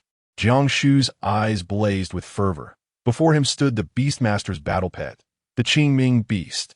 Over the course of the past 13 years of invasion by the Qingming beast, Humanity has not remained idle. From an unknown source, a formidable technique known as the Jiang Shu has emerged, enabling humans to forge contracts with the powerful Qingming beasts as their battle companions. However, the criteria for becoming a beastmaster are exceedingly stringent. So much so that it is no exaggeration to say that it is a 1 in 100,000 chance. Even among the ranks of the anti-demon army, a group that transcends ordinary humans. Such individuals are exceedingly rare. The Jiang Shu poses a significant threat to the Qingming beast clan, as even the slightest oversight could lead to dire consequences. Thus, beastmasters are not only scarce, but also shrouded in mystery. Upon entering, Jiang Shu was momentarily taken aback. Clearly, he had stumbled upon a squad of the anti-demon army engaged in their routine combat training, among whom were at least 2 beastmasters. As Jiang Shu was about to depart, she noticed that the dozens of individuals practicing had come to a standstill, all gazing at her in unison. Could it be that she had charged through the sentry checkpoint? Did they dare to breach the sentry of our base? Who is she? She's doomed. Yet, this is not the crux of the matter. The real issue is... Have you all forgotten who is on guard duty today? Oh no, it's our Vice Captain Gao Lin. The individual she is holding could not possibly be. Nonsense. Our Vice Captain is a tamer contracted with a 3-star Qingming beast. How could she be so easily subdued? Then, who is this rapt figure? After a moment of stunned silence, a cacophony of gasps erupted. Their Vice Captain was on duty? Jiang Shu was bewildered. Had she inadvertently offended someone before even joining? I have no idea. The man above her exclaimed in exasperation. Release me at once. Oh, Jiang Shu replied, loosening her grip. With a thud, the man landed squarely on the ground, stirring up a cloud of dust, and the shattered pieces of his black sunglasses rolled away. Instantly, someone shrieked, hiss, Vice Captain Gao's sunglasses. It truly is Vice Captain Gao who has been wrapped up. Who is this woman? The man on the ground lay there for half a second before springing up, tearing off his shirt to reveal a pair of furious, crimson eyes. Boom! A formidable aura erupted as a towering Qingming beast, standing 4 meters tall, manifested behind Gao Lin. How dare you trespass in a base? You're courting death. Gao Lin had never felt so humiliated, especially in front of his own team, being unceremoniously hurled through the main entrance by a woman. If he did not eliminate her, how would he maintain his reputation? Faced with Gao Lin's overwhelming murderous intent, Jiang Shu took 2 cautious steps back. The Qingming beast contracted by Gao Lin was a deep indigo, towering at 3 meters, and had already advanced to 3 stars, boasting immense power. Moreover, the tentacles concealed behind it could unleash magical attacks. Presently, her physical immunity struggled to withstand even the full force of a 1-star Qingming beast, let alone a 3-star. Her magical immunity remained utterly unenhanced, as fragile as paper. As for the little lump, it was her trump card, one she could not afford to reveal unless absolutely necessary. Jiang Shu narrowed her eyes coldly, and with a mere thought, an iron orb the size of a steamed bun materialized in her palm. At this moment, she knew that the only course of action was to strike first with lethal precision. Since Gao Lin had initiated the murderous intent, she would not hold back. With a single thought, Gao Lin commanded the fist of the Qingming beast to descend upon Jiang Shu's head like a small mountain. Stop! Suddenly, a thunderous voice echoed.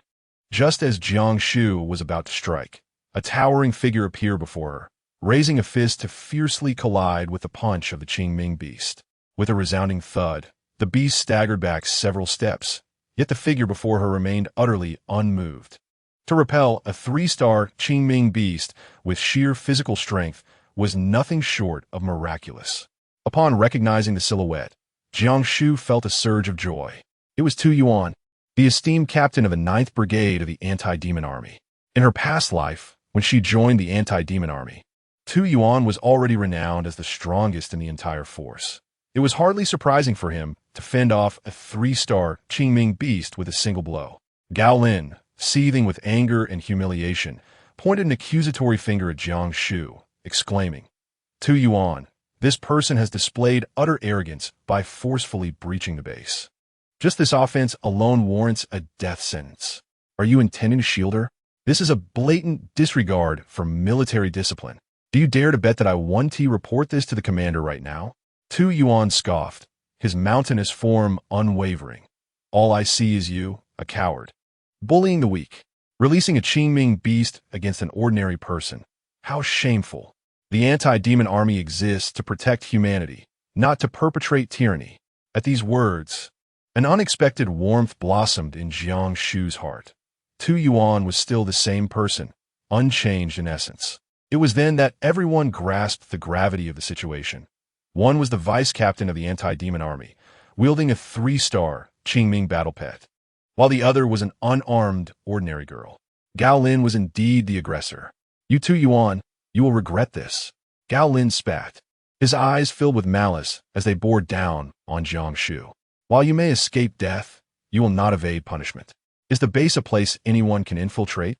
This individual is to be dealt with by me, Captain Tu Yuan. You have no objections, do you? Jiang Shu felt a rush of elation at the sight of Tu Yuan.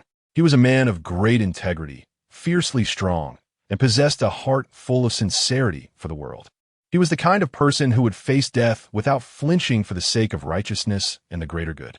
He embodied the aspirations of countless individuals who yearned to be like him, but could not, leading to an admiration that transcended mere admiration.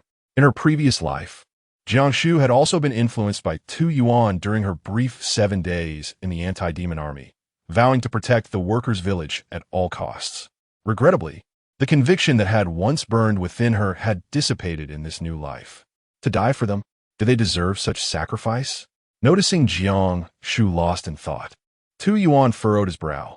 Jiang Shu, I'm asking you, what are you doing here? Startled, Jiang Shu realized that, although this was their first encounter, he already knew her name. It was not the right moment to inquire. So she produced her token and presented it to Tu Yuan. I have come to report for duty. She gestured toward Gao Lin, adding, I informed him of my arrival. But he refused me entry. I had no choice but to force my way in. Gao Lin sneered. Report?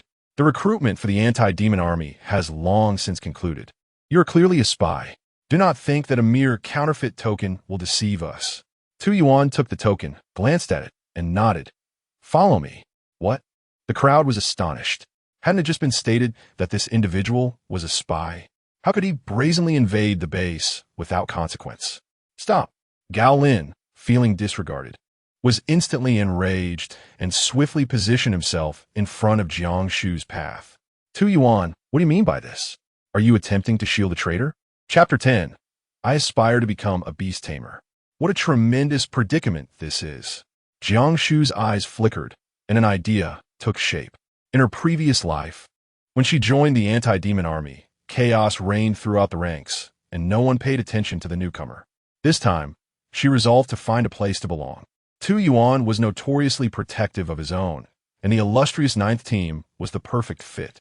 Moreover, her presence here served another purpose. Tu Yuan himself, as long as she could assert her worth swiftly, he would have no choice but to accept her.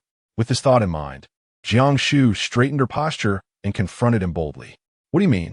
How did someone as blind and foolish as you become the vice captain? Can't you see? The token is authentic. I am now a member of the 9th team. What? Gao Lin, did you hear that? She is now one of us in the 9th team. From now on, anyone who sees me should steer clear. As the two departed, Gao Lin seethed with rage, nearly grinding his teeth to dust before sneering. Is she just a cheap girl who got in through the back door? Huh. Can someone who took shortcuts survive in the anti-demon army? We'll see. Tu Yuan led Jiang Shu into his office, remarking, You do possess a certain spirit of our 9th team. You've caught my eye, and I shall take you in. Jiang Shu couldn't help but murmur. Captain, you are only a few years older than me. Why call me a little girl?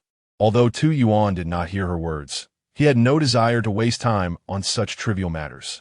He stated with a serious demeanor, Jiang Shu, you have been specially recruited by the commander, so there is no need for you to undergo the potential assessment.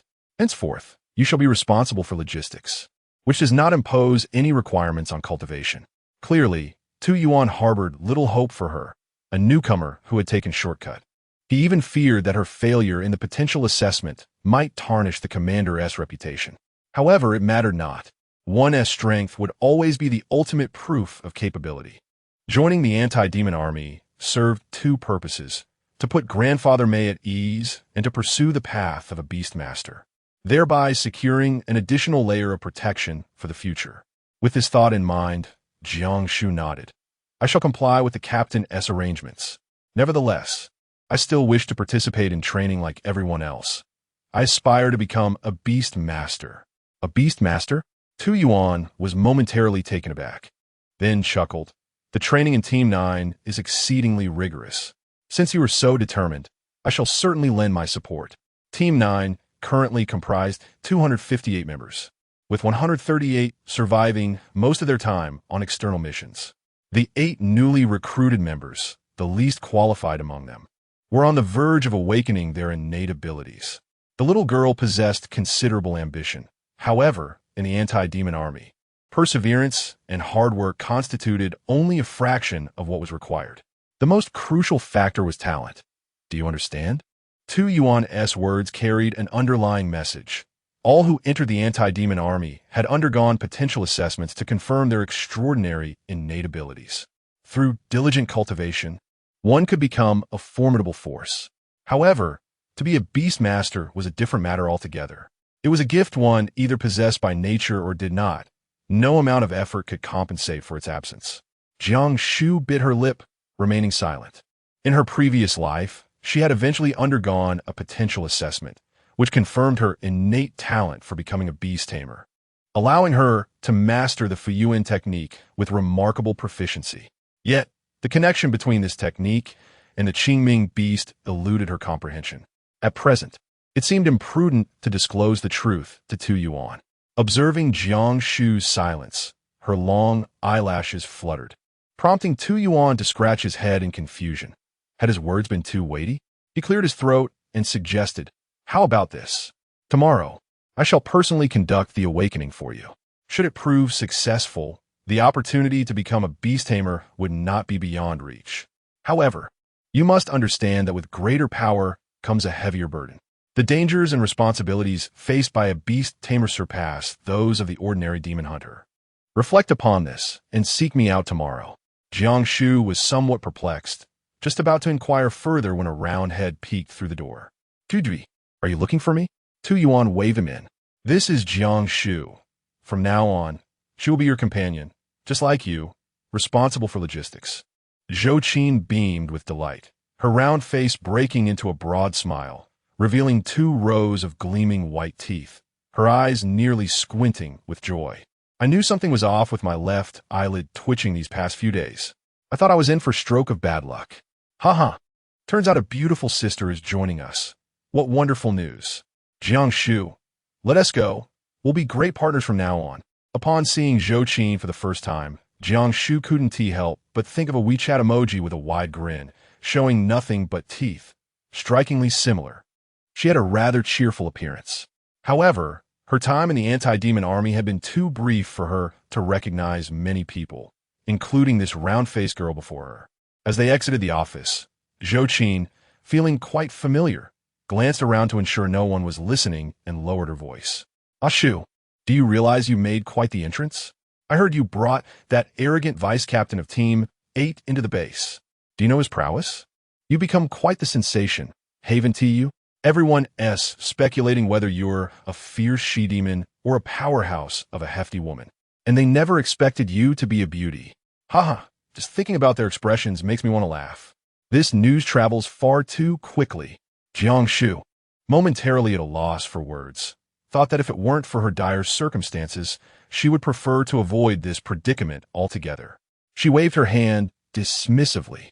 Zhou Qin, with a look of concern, replied, "My dear aunt, as someone in logistics, I would never dare to provoke Gao Lin. He has an elder sister, a renowned beast tamer in the anti-demon army, whose strength is formidable. We certainly cannot afford to cross a beast tamer. By the way, in the future, if you encounter Gao Lin, steer clear of him. If he brings his sister to teach you a lesson, you will be in grave danger. Oh, if she wants to come, let her. I'm not afraid of her." Jiang Shu retorted, unfazed by the warning. As they conversed, the two turned left and right, eventually arriving at the last row of small buildings. Zhou Qin raised her hands and twirled around, exclaiming, "Tada! This is our home.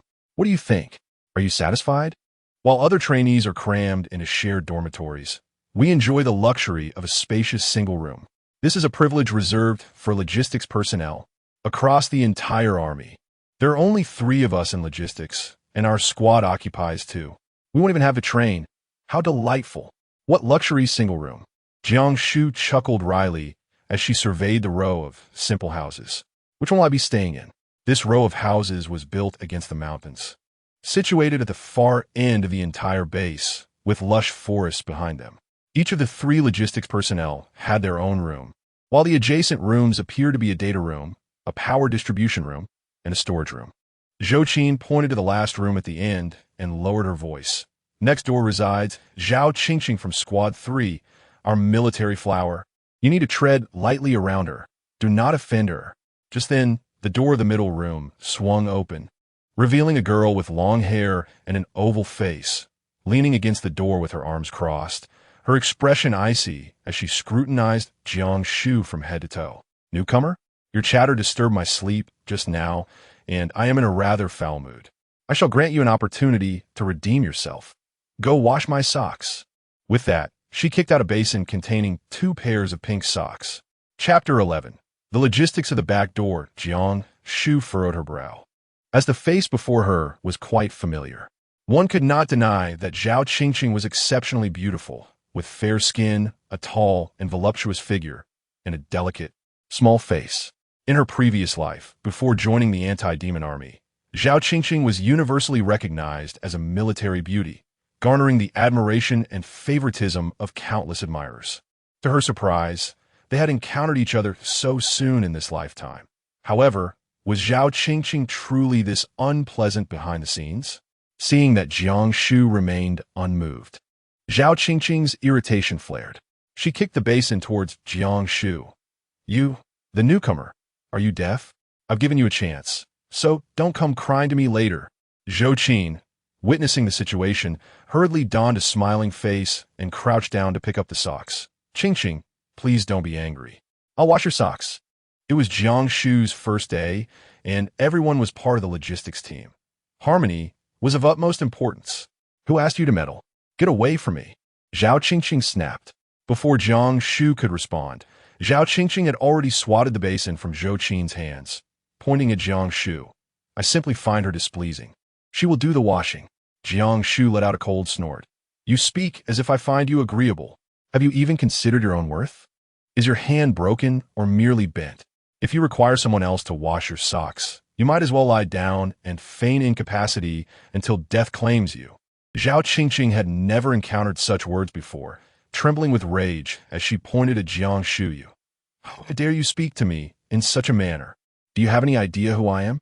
Divine Gold. How could the anti-magic army recruit someone as incapable as you? Yet, none of this concerned Jiang Shu. She simply tidied up her belongings and donned the clothes that Zhou Qin had sent her. At last, she had become a member of Team 9. A night passed uneventfully. The following morning arrived. Jiang Shu donned her training attire and, upon stepping outside, encountered Zhou Qin, who was indulging in an ice pop. Upon seeing Jiang Shu's outfit, Zhou Qin paused momentarily and exclaimed, Jiang Shu, are you heading off to training? Are you not aware? Those of us in logistics are not required to participate in training. The Qingming beast can be entrusted to the warriors in front. They will safeguard us. Jiang Shu gazed at the smiling face before her and sighed. Zhou Qin, in this world, one can only rely on oneself for protection. At times, others cannot be depended upon. It is only through personal strength that one earns the right to survive. Reflect upon it. Do you have someone you wish to protect? Uncertain whether Zhou Qin could comprehend her words, she contemplated the impending threat of the Qingming beast, which would strike in 30 days. Would that innocent and carefree visage still be able to smile then? As she observed Jiang Shu's retreating figure, Zhou Qin tilted her head, pondering, someone I wish to protect? It appears I do not. Training grounds. Each squad possesses its own designated training area, with the 9th squad boasting the largest. Reportedly secured through the efforts of 2 Yuan. On the field, 7 or 8 individuals had already gathered, whispering amongst themselves. Jiang Shu now possesses auditory and visual faculties far superior to those of others. With focused attention, She overhears them discussing her. Have you heard? The new logistics personnel in our team is an absolute beauty, comparable to the military flower, Zhou Qingqing. What nonsense! ISNT, she just the one who carried Gao Lin into the base? With such strength, she must be quite formidable. Her arms might even be thicker than your waist. What'll we do then? Uffed, being good-looking merely makes her a vase. She must have entered through the back door to secure a logistics position. What skills could such a person possibly possess? Our Team 9 comprises individuals who are truly exceptional, selected through rigorous scrutiny. There is nothing honorable about coming in through favoritism. Such great strength. What a pity logistics doesn't require training. That strongman is probably still enjoying a leisurely slumber. Otherwise, I would challenge her to a contest, perhaps a fierce competition. Cough, cough. Jiang Shu deliberately cleared her throat a couple of times, startling the group that was engrossed in their conversation.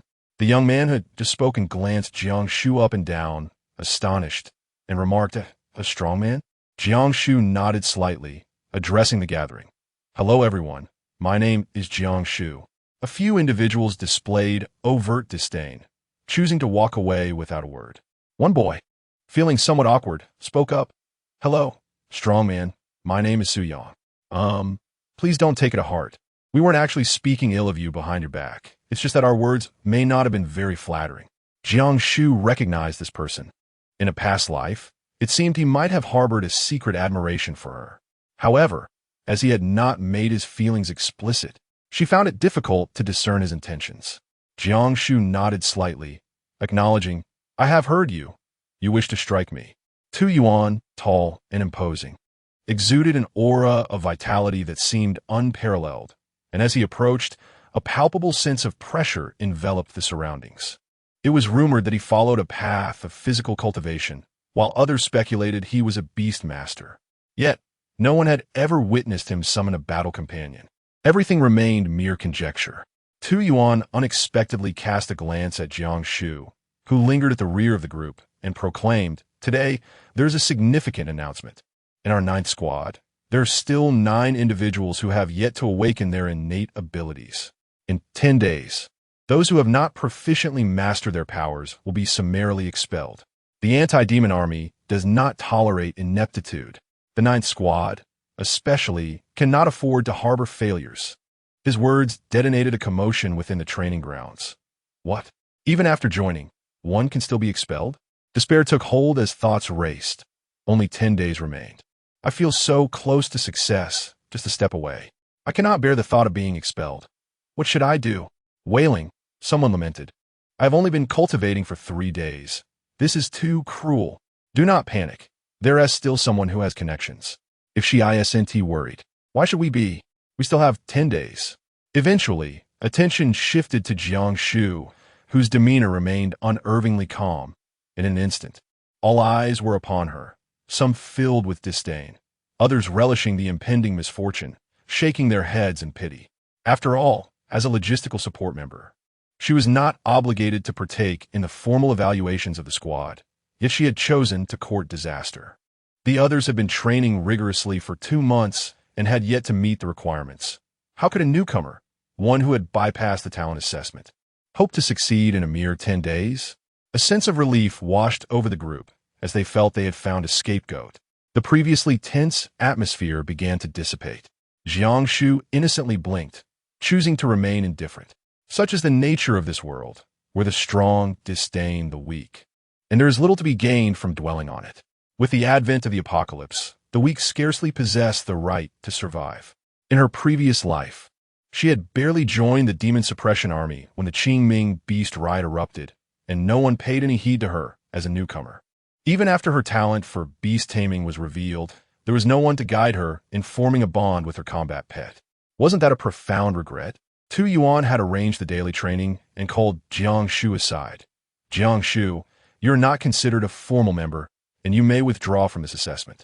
Should any unforeseen circumstances arise in the future, remaining at the base is certainly safer than venturing outside. If you're dismissed. Chapter 12. Just like an old friend. Clearly, Tu Yuan did not believe she would become a beast tamer. Jiang Shu's petite face suddenly fell, urgency evident in her voice. I cannot back down.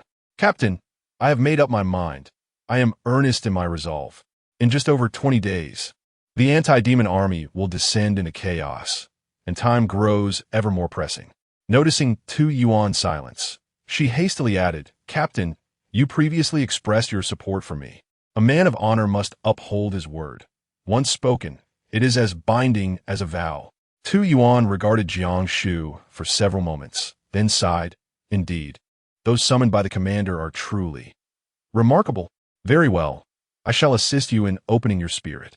Whether you possess the aptitude is entirely up to your fate. Thank you, Captain, Jiang Shu exclaimed, her heart brimming with joy. The term opening spirit was quite foreign to her, a concept she had not encountered in her previous life. It seemed to be the key to becoming a beast tamer. As the others commenced their daily training, Tu Yuan led Jiang Shu to the secret chamber. After navigating through several intricate checkpoints involving fingerprint and facial recognition, she finally arrived at the fabled secret room. The shelves were adorned with a plethora of books, were it not for the room's secrecy. Jiang Shu might have mistaken it for a library, the only difference being the utter absence of any other individuals. Tu Yuan seated himself cross-legged on a central mat and began, Few have ever reached the step of opening the spirit. Once successful, it signifies that one has achieved half of the journey toward becoming a beast tamer. The technique learned by beast tamers is known as the dragon subduing technique, an extremely formidable hand method that aligns the mental energies of the individual and the Qingming beast on the same frequency, thereby binding the contract.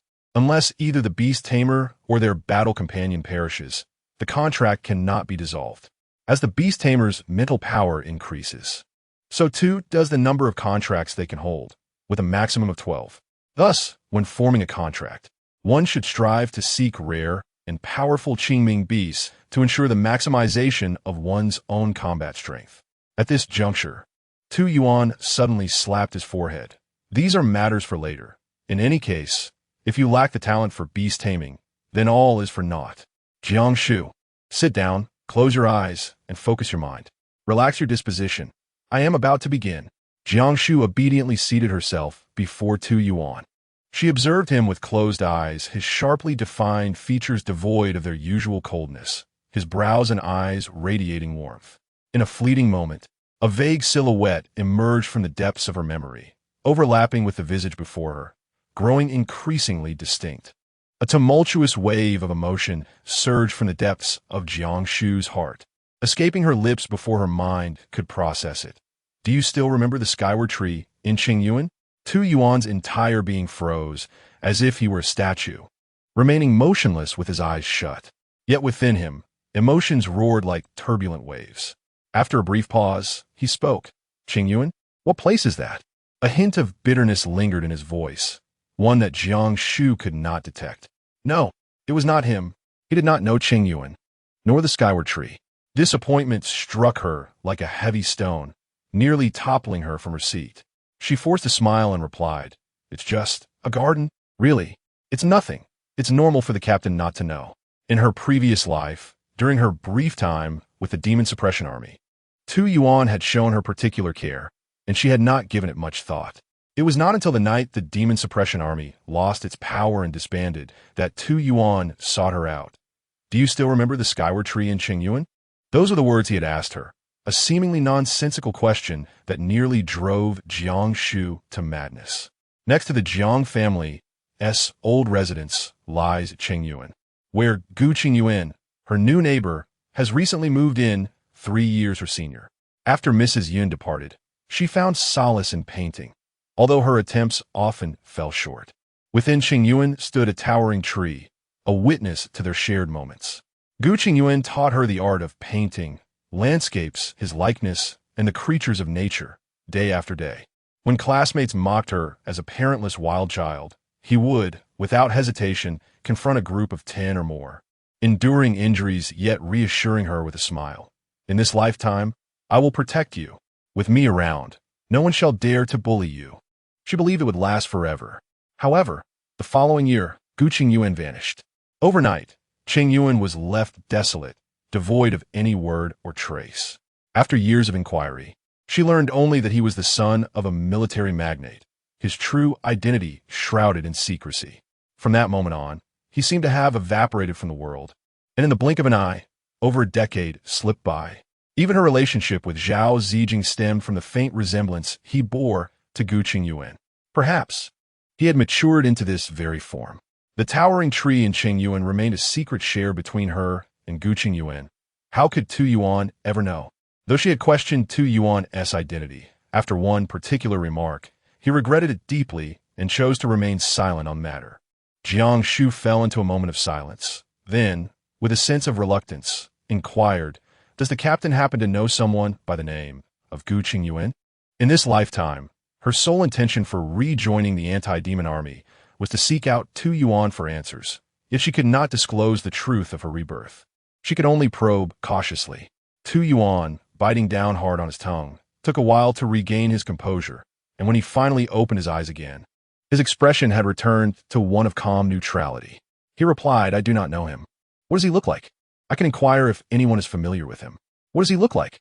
Jiang Shu closed her eyes, disappointment crashing over her like a tidal wave. The once gradually clarifying visage of Gu Qingyuan suddenly shattered into disarray. How does one seek? In this apocalyptic world, what significance does it hold to find him? Enough. It is futile. Jiang Shu quickly composed herself, murmuring, "I was merely asking in passing. Let us commence. I am ready." Tu Yuan offered a bitter smile, swiftly regaining his composure before closing his eyes once more. Soon, a white flame emerged from his forehead, detaching moments later to hover between the two. "It may sting a bit. Bear with it," he advised. No sooner had he spoken than the flame abruptly surged into Jiang Shu's forehead. Upon the white flame's entry, Jiang Shu astonishingly perceived the condition within her body. The singular white flame instantaneously multiplied into countless fragments, merging into her meridians. Pain. Every bone and sinew felt as though doused in scalding oil, a searing agony. Yet, in comparison to the torment experienced when acquiring the small tower, Jiang Shu found it bearable. After several seconds, the pain began to wane, revealing threads of gold emerging from her meridians, gradually coalescing into lotus-like formations. In the blink of an eye, they multiplied into millions, slowly converging in her mind. Before long, a golden ocean had formed. Is this the awakening of the spirit? Tu Yuan had mentioned that a successful awakening would yield a sea of consciousness. Jiang Shu's heart swelled with joy as she focused intently on the transformation within her sea of consciousness. Suddenly, with a hissing sound, an iron lump that had been concealed within her pocket materialized in the sea of her mind, spinning round and round, drawing in the golden lotus blossoms towards itself. It was as if a long-awaited rain had finally graced a parched land. This unexpected turn of events left Jiang Shu momentarily bewildered. However, recognizing the lump as her own, she decided to let it be. The golden lotuses within her meridians flowed continuously, and the little lump continued to absorb them without pause. After an indeterminate time, just as Jiang Shu was contemplating whether to intervene, she finally observed the little lump come to a halt. The once rusted iron lump had transformed into a brilliant golden one. Could it be that the iron lump had turned into a golden treasure? Before Jiang Shu could revel in her joy, she witnessed the golden nugget, as if overly stuffed, bounce twice before exploding with a resounding bang. It burst? It felt as though a bucket of icy water had been poured over her head, and Jiang Shu was so agitated that she nearly spat out a mouthful of blood. Chapter 13. The magical artifact transforms into a bun. That was her most formidable artifact for survival. Just like that, it shattered. Jiang Shu, enveloped in sorrow, suddenly sensed an extraordinarily familiar force intertwining with her consciousness. Amidst the explosive golden nuggets, there appeared a white bun, round and pristine, with a pointed top and delicate pleats. What else could it be but a bun? Could it be? This was the true form of that iron nugget? Previously, Jiang Shu could merely wield this treasure, but now she could profoundly feel that it belonged to her. It was as inseparable as bone and blood. The bun felt soft and bouncy in her hands, exuding an endearing charm. In terms of both aesthetics and tactile sensation, It far surpassed that iron nugget. However, the mere thought of using this bun to strike others, or even the Qingming beast, felt utterly incongruous. After only a brief study of the bun, an abundance of golden energy had coalesced into a magnificent golden lotus in her consciousness, which, with a swift motion, surged forth, threatening to break free from her body. Suddenly, the black mask that had been nestled within the bun erupted forth without warning, transforming into a swirling cloud of darkness that enveloped the golden lotus. In an instant, Jiang Shu felt a connection with the black mask. She had previously attempted countless methods to bond with it, through blood offerings, emotional appeals, and even threats. Yet this time, by sheer happenstance, she had managed to activate it. The soft, white bun floated serenely within her consciousness. All was tranquil once more. Jiang Shu opened her eyes, only to witness Tu Yuan pacing restlessly for a few steps, his hands embracing a pillar of solid wood as thick as a man's torso, striking it with a resounding thud. Thud! Thud! Jiang Shu stood in astonishment, bewildered by the unfolding situation. "Captain, you..." She hesitated to interject, uncertain if she should disrupt him. Upon hearing her voice, Tu Yuan paused for a moment, then swiftly approached her. In the blink of an eye, his handsome visage loomed before her. He extended his large hand, firmly pressing down on Jiang Shu's head, compelling her to slightly raise her gaze as he scrutinized her forehead, examining her as if she were an extraordinary specimen. Eventually, he let out a long sigh. "It appears that all is well. Jiang Shu, are you aware that you have been sitting here for 4 hours? I feared you had become possessed." 4 hours? Jiang was taken aback, realizing how much time had elapsed. No wonder Tu Yuan had been so anxious as to collide with the pillar.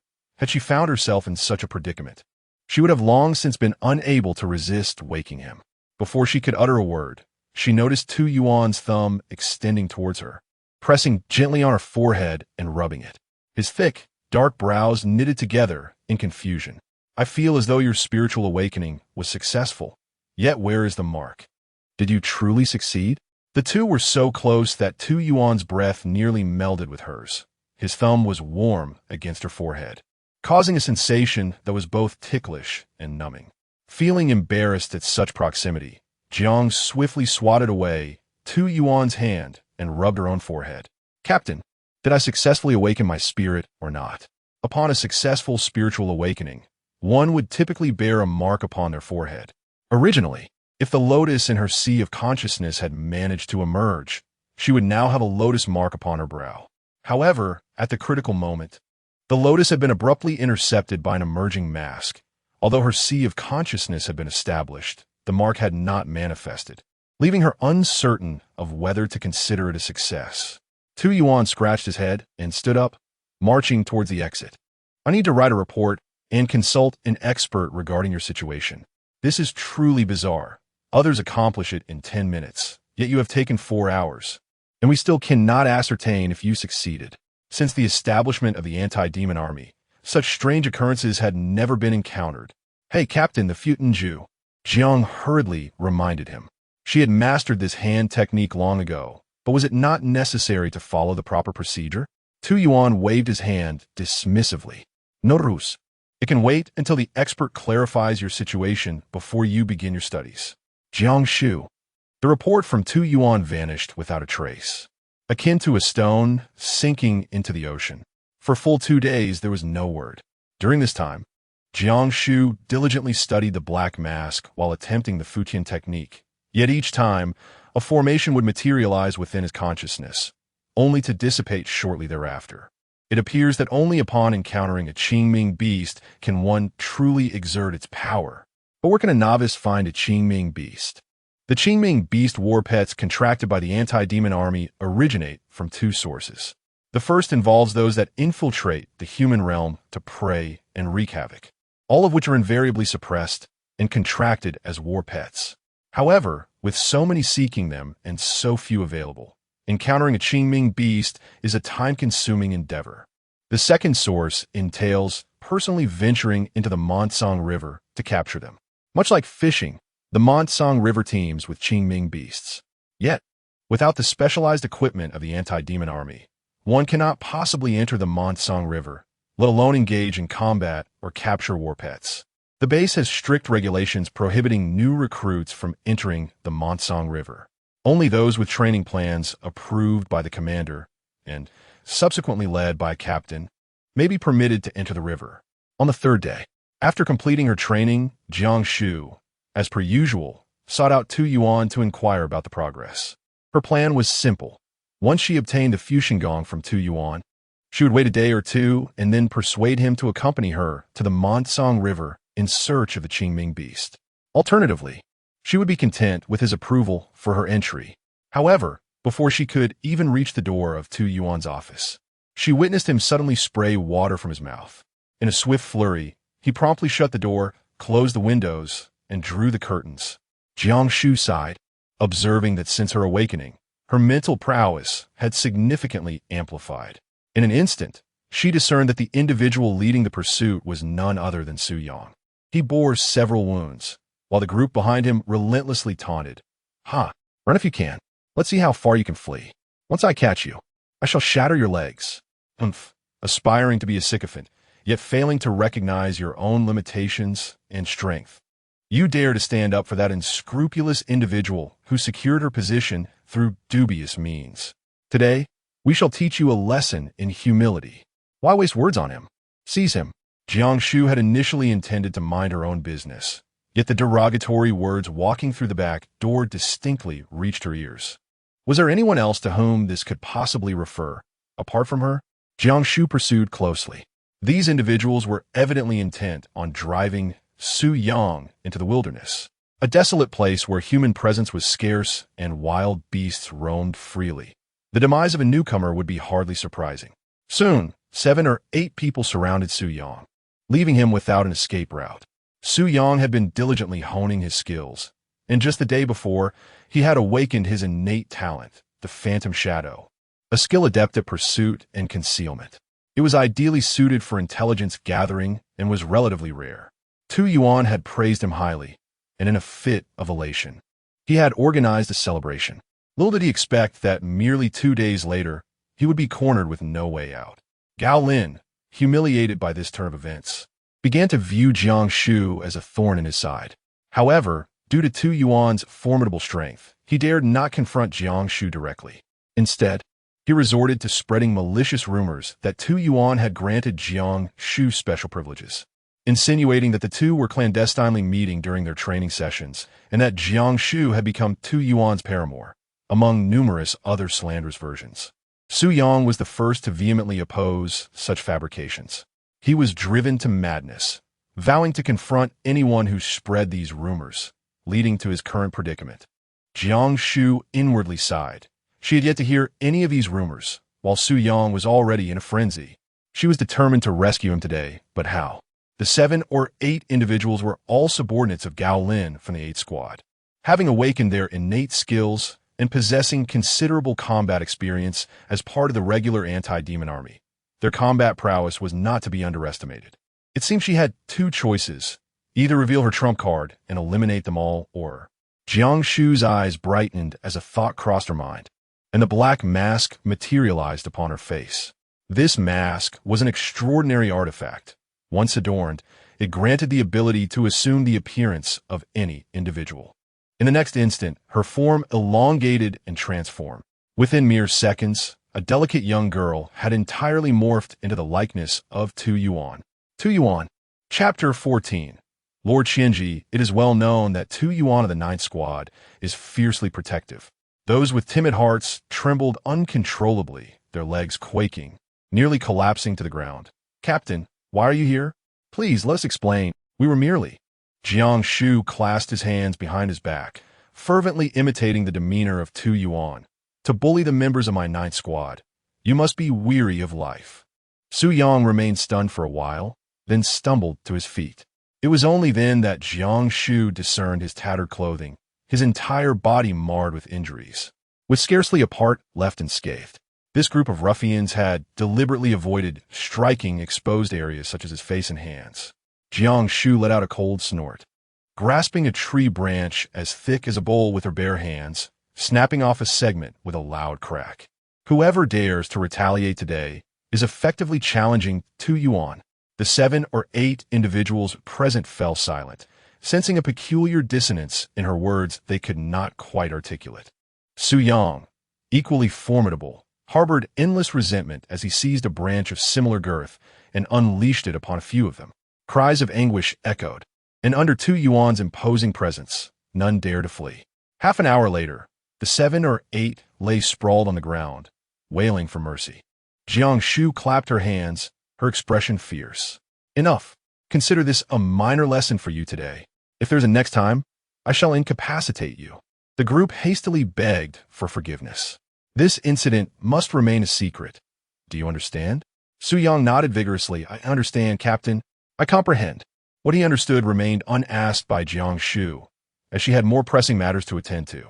According to the regulations of the anti-demon army base, new recruits were prohibited from entering the full warehouse river, while members with over 2 years of service could only enter in groups of 10 with the captain's approval. However, the brigade leader was granted unrestricted access to the full warehouse river. This meant that by embodying 2 yuan's form, she could infiltrate the full warehouse river. The mere thought ignited a fervor within Jiang Shu, her excitement bubbling as she yearned to test this newfound possibility. At the core of the base, donning 2 yuan's guise, Jiang Shu navigated effortlessly to the equipment area. 2 staff members approached her promptly. Captain 2, is anyone descending into the river today? Jiang Shu, fearing exposure, dared not say much and merely nodded in acknowledgement. Another individual approached with enthusiasm, stating, Captain 2, I have prepared your gear. When shall we depart? As he spoke, he presented a set of vests and a helmet. Jiang Shu gazed enviously at the remarkable creation. This was the pinnacle of years of research by the anti-demon army. Once donned, this suit would automatically generate a plasma barrier, isolating the human body from the Longyu water. Humanity would be able to traverse the fully mutated Man-Tsang River with ease, breathing freely as though walking on solid ground. As Jiang Shu was about to sign and take his leave, he suddenly felt the mask shift slightly, and a voice echoed in his mind. Lord Qianji. Lord Qianji, is that you? I am your radiant right envoy. What is happening? Jiang Shu was taken aback. Her immediate concern was to address the matter of the mask. If the mask were to fail here, it would spell disaster. No need to rush. I shall return tomorrow. There are other matters to attend to today. Jiang Shu endeavored to maintain her composure as she spoke, swiftly departing. What matter? What Lord Qianji? She was entirely unfamiliar with him, yet could not afford to reveal her ignorance. The voice was filled with overwhelming emotion. I believed you to be dead. The voice even began to quaver. Jiang Shu fell into silence, yet she felt that refraining from speech might also arouse suspicion. She inquired, Where are you? The subordinate responded in. As soon as Jiang Shu heard the name, it was as if thunder had erupted in her mind, leaving her disoriented and in pain, prompting her to cover her ears. She hastily exclaimed, Stop! Do not utter another word. In her childhood, she had often heard the elders speak of certain taboo names, for those unworthy of the realm. Merely hearing them was a transgression. The lighter consequence, much like her current experience, was a splitting headache, followed by an inability to recall the name.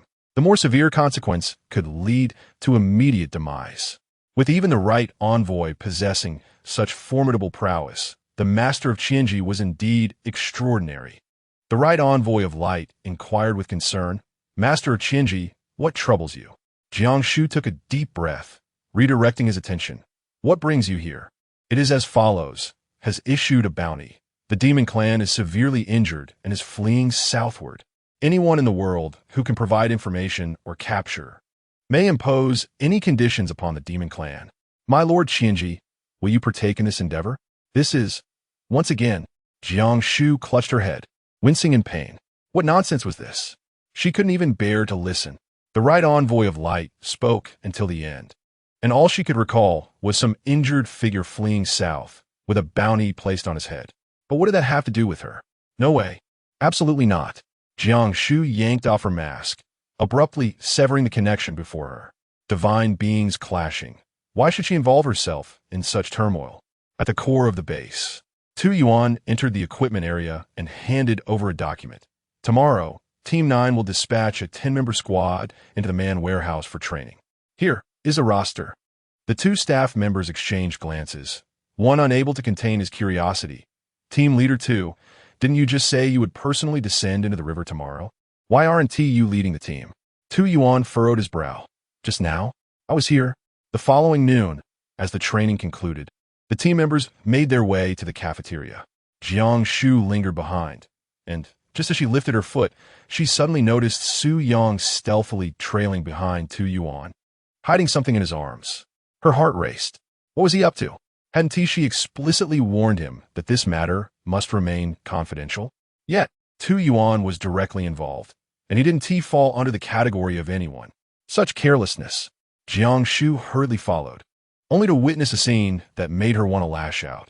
Su Yang held a package of pu'er tea with both hands, bowing his head in a gesture of deep gratitude, expressing his thanks to the captain for saving his life the previous night. Tu Yuan, ever the cunning fox, twitched at the corners of his eyes, soon regaining his composure. As the captain, it is my duty to protect every team member. Su Yang, you must intensify your training. He then added, by the way, I was just about to find you. Please recount the events leading to last night's conflict. Su Yang, without a trace of doubt, recounted how he had been cornered in the mountains by the 8th team and how Tu Yuan had come to his rescue, detailing everything. He concluded with a heartfelt exclamation. Captain, you are truly a celestial being, wise and formidable. The debt of gratitude I owe you is insurmountable. From now on, my life belongs to you, Captain. If only. Tu Yuan, his thoughts in disarray, waved his hand to interrupt Su Yang. All right, I understand. You may go have your lunch now. Take this package of tea with you, regarding last night's incident. Let us pretend I never saved you. It seemed that the one who saved Su Yang was the same individual attempting to deceive and rob Jiang Shu of his gear. Tu Yuan quickly sketched out a relationship diagram on paper. 1. Possesses summoner talent, but cannot enter Jiang Shu. 2. This person knows Su Yang, unable to stand by while he is in danger, yet lacks the strength. Otherwise, they would not resort to impersonation. 3. This individual is certainly a master of deception, likely a member of the 9th team. Before long, Tu Yuan had scrutinized all potential suspects, ultimately narrowing it down to a few with the highest likelihood of involvement, crumpling the paper into dust and discarding it into the trash. In the afternoon training session, Jiang Shu was distracted, her nerves heightened by Su Yang's incident, leaving her uncertain whether Tu Yuan suspected her. As training concluded, she felt a jolt in her heart upon noticing Tu Yuan's gaze fixed upon her. Indeed, she soon heard him say, Jiang Shu, please come to my office. Chapter 15. The 8-star Qingming beast, it felt like a spell. Jiang Shu, filled with immense reluctance, stepped into the office of Tu Yuan. There he found the imposing figure leaning against the desk, his head slightly bowed in contemplation. Jiang Shu, there have been some rumors circulating about us lately. Are you aware? It turned out that this was the reason for his summons. Jiang Shu felt a sense of relief. Of course I've heard about it. Tu Yuan lifted his gaze to her. What is your perspective? What do you think? Jiang was taken aback, rolling her eyes internally. How else could one view the situation? Ultimately, she responded candidly. Since it is merely a rumor, there is no need to pay it any mind. It shall dissipate in due course. The pursuit of cultivation is of utmost importance. Why concern oneself with trivial individuals? Tu Yuan smiled gently and nodded in agreement. Indeed, however, as a newcomer lacking in prowess, attracting the ire of such individuals could lead to considerable trouble. Take this. It may serve as a means of self-defense should you find yourself in a predicament. We, from the 9th Squad, cannot allow anyone to oppress our own. With that, he retrieved an object from the drawer that resembled a cross between a gun and a crossbow, offering it to her. Jiang Shu's pupils constricted, momentarily uncertain whether to accept. She was aware of this item. There were only 3 in the entire anti-demon army, and it was currently the most formidable weapon in their arsenal. This particular one, wielded by Tu Yuan, was named Soul Severing. It contained only 2 bullets, yet it possessed the power to contend even against an 8-star Qingming beast. In other words, this was Tu Yuan's trump card. Tu Yuan, growing impatient, exclaimed, "Why are you just standing there? Take it. When your strength increases, you can return it to me." Jiang Shu hesitated for a moment before accepting it. This evening, she was bound to invest heavily in Jiang, and with this item, she had an additional layer of security. Noticing Jiang Shu's acceptance, Tu Yuan subtly curved the corners of his mouth and said, "I have just received intelligence indicating the emergence of 3 formidable Qingming beasts in the southwest of Jiang City. I intend to lead a team there. Will you remain at the base, or will you accompany us?" Jiang Shu's eyes sparkled momentarily before she quickly lowered her head. "I haven't even learned the summer fasting technique. My presence would only hinder progress. I shall remain at the base," she concluded. Tu Yuan sighed, choosing not to respond further. Half an hour later, Jiang Shu watched as Tu Yuan led the team away from the base, accompanied by Su Yang and several other members who were originally unable to leave the base. It could be said that they had emptied the nest. Truly, fortune favors me. Jiang Shu harbored no doubts whatsoever. As soon as Tu Yuan departed, she promptly donned a mask and transformed herself to resemble him, making her way towards the core base. The 2 staff members were somewhat taken aback. "Captain Tu, weren't you assigned to a mission?" Jiang Shu casually remarked. "My mission is to escort the team members out of the base. They must also hone their skills independently." This rationale was sufficiently persuasive, prompting the staff to promptly deliver the necessary equipment. Jiang Shu finally donned her gear, traversing the long corridor, her heart brimming with myriad emotions. Such a splendid base, yet ultimately could not withstand the onslaught of the Qingming beasts. The base was constructed against the mountains, with a triangular expanse of water in front, once part of the Renouncing River, transformed over the years to embody both offense and defense. The triangular entrance was lined with thick steel plates and cast copper, leaving only a single gate.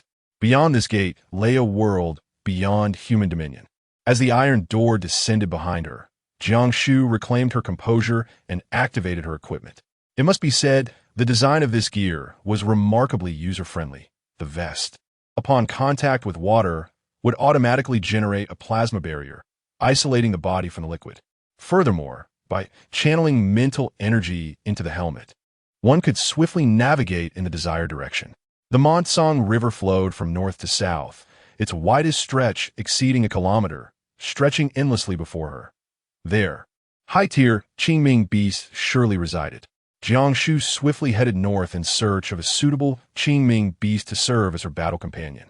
With her current strength, a 5-star beast was already commendable. However, with the bun in hand, coupled with the soul severance bestowed by Tu Yuan, her aspirations began to expand. An 8-star beast was not beyond the realm of possibility. Before long, she spotted 2 Qingming beasts chasing a mutated fish in the water. Upon catching sight of Jiang Shu, they immediately abandoned their pursuit of the fish and came rushing towards her, vocalizing excitedly. Jiang Shu glanced briefly, noting that the creature was of a similar height to her own, at best a mere 1 star. So feeble, such a beast was unworthy even to be tamed as a battle pet. With a flicker of thought, a pristine bun appeared in her hand, and Jiang Shu hurled it with precision. The Qingming beast opened its gaping maw to catch it, and with a resounding thud, its massive head was punctured without surprise. The other beast, witnessing this, let out a terrified wail and fled in panic. Jiang Shu could not be bothered to pursue, showing no signs of stopping as he accelerated forward. Unsurprisingly, all those who took the initiative to attack were effortlessly dealt with by him. Remarkably, throughout an entire day, Jiang Shu encountered not a single suitable opponent.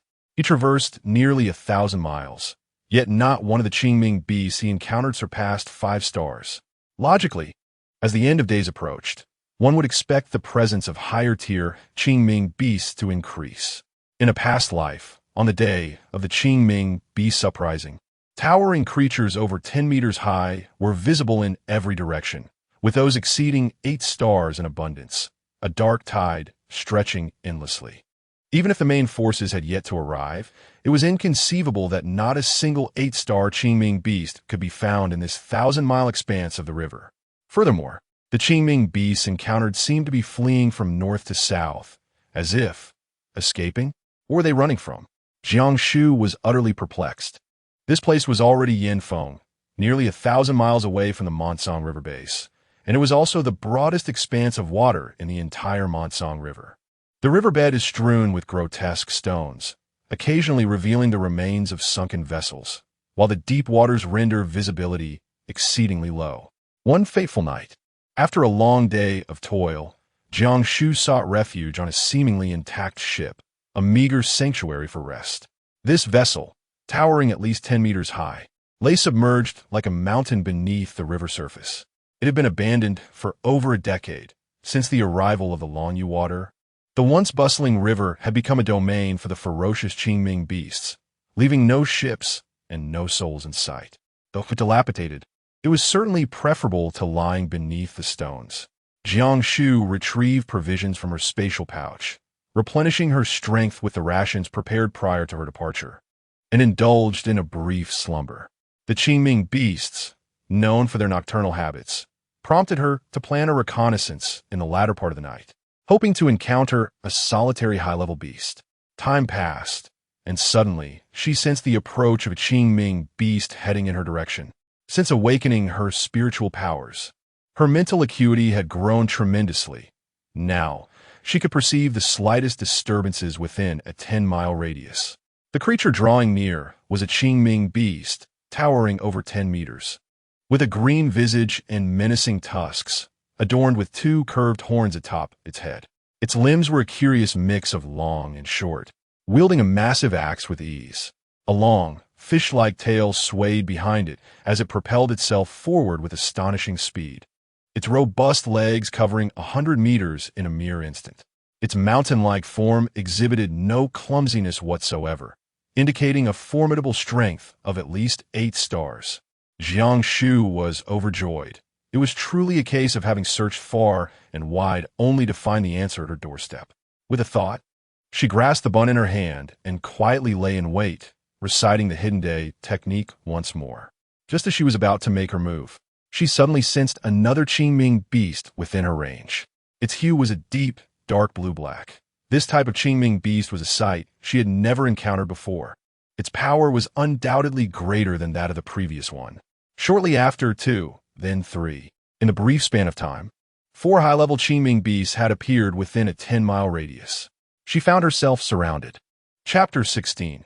The first battle pet. Cold sweat trickled down her brow as Jiang Shu struggled to suppress her rising panic. She dared not move, her mind racing as she replayed the events of the day in her head. No, she was certain her whereabouts had not been revealed. Furthermore, it was utterly illogical for so many Qingming beasts to surround a single weak human. Remain calm. She scrutinized the nearest Qingming beast, which appeared to be pacing restlessly. With every step, it lifted its grotesque head, sniffing intently and glancing around as if searching for something. What could it possibly be looking for? Jiang Shu closed her eyes, fervently channeling her mental energy. Suddenly, a drop of golden liquid appeared abruptly at the bottom of the boat, only to swiftly dissolve into the silent and imperceptible. Had it not been for Jiang Shu's mental energy reaching its zenith, she would have been entirely unaware of it. A few seconds later, another drop emerged. This time, it had moved forward by 3 or 4 meters compared to the previous drop's position.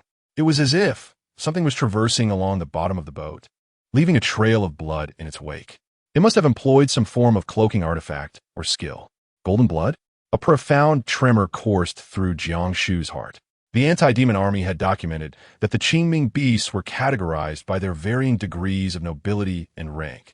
The more elevated the creature, the more it transcended mere appearances of blue and grotesqueness. If her memory served her correctly, the blood of these higher-tier beasts shimmered with a golden hue. Could it be that these Qingming beasts were in pursuit of such a treasure? It was widely acknowledged that the 8-star Qingming beast represented the pinnacle of combat prowess recognized by humanity for over a decade. Within the entire anti-demon army, only a select few, worthy of the title of captain, possessed the strength to contend with such a formidable foe. The rest could do nothing but flee upon encountering it. As for her, armed with the divine artifact known as Baozi and the soul severing of 2 yuan, she had mustered the audacity to seek out the 8-star Qingming beast, relying on her advantageous terrain and stealthy tactics. Yet now, Jiang Shufei swiftly assessed the situation before her.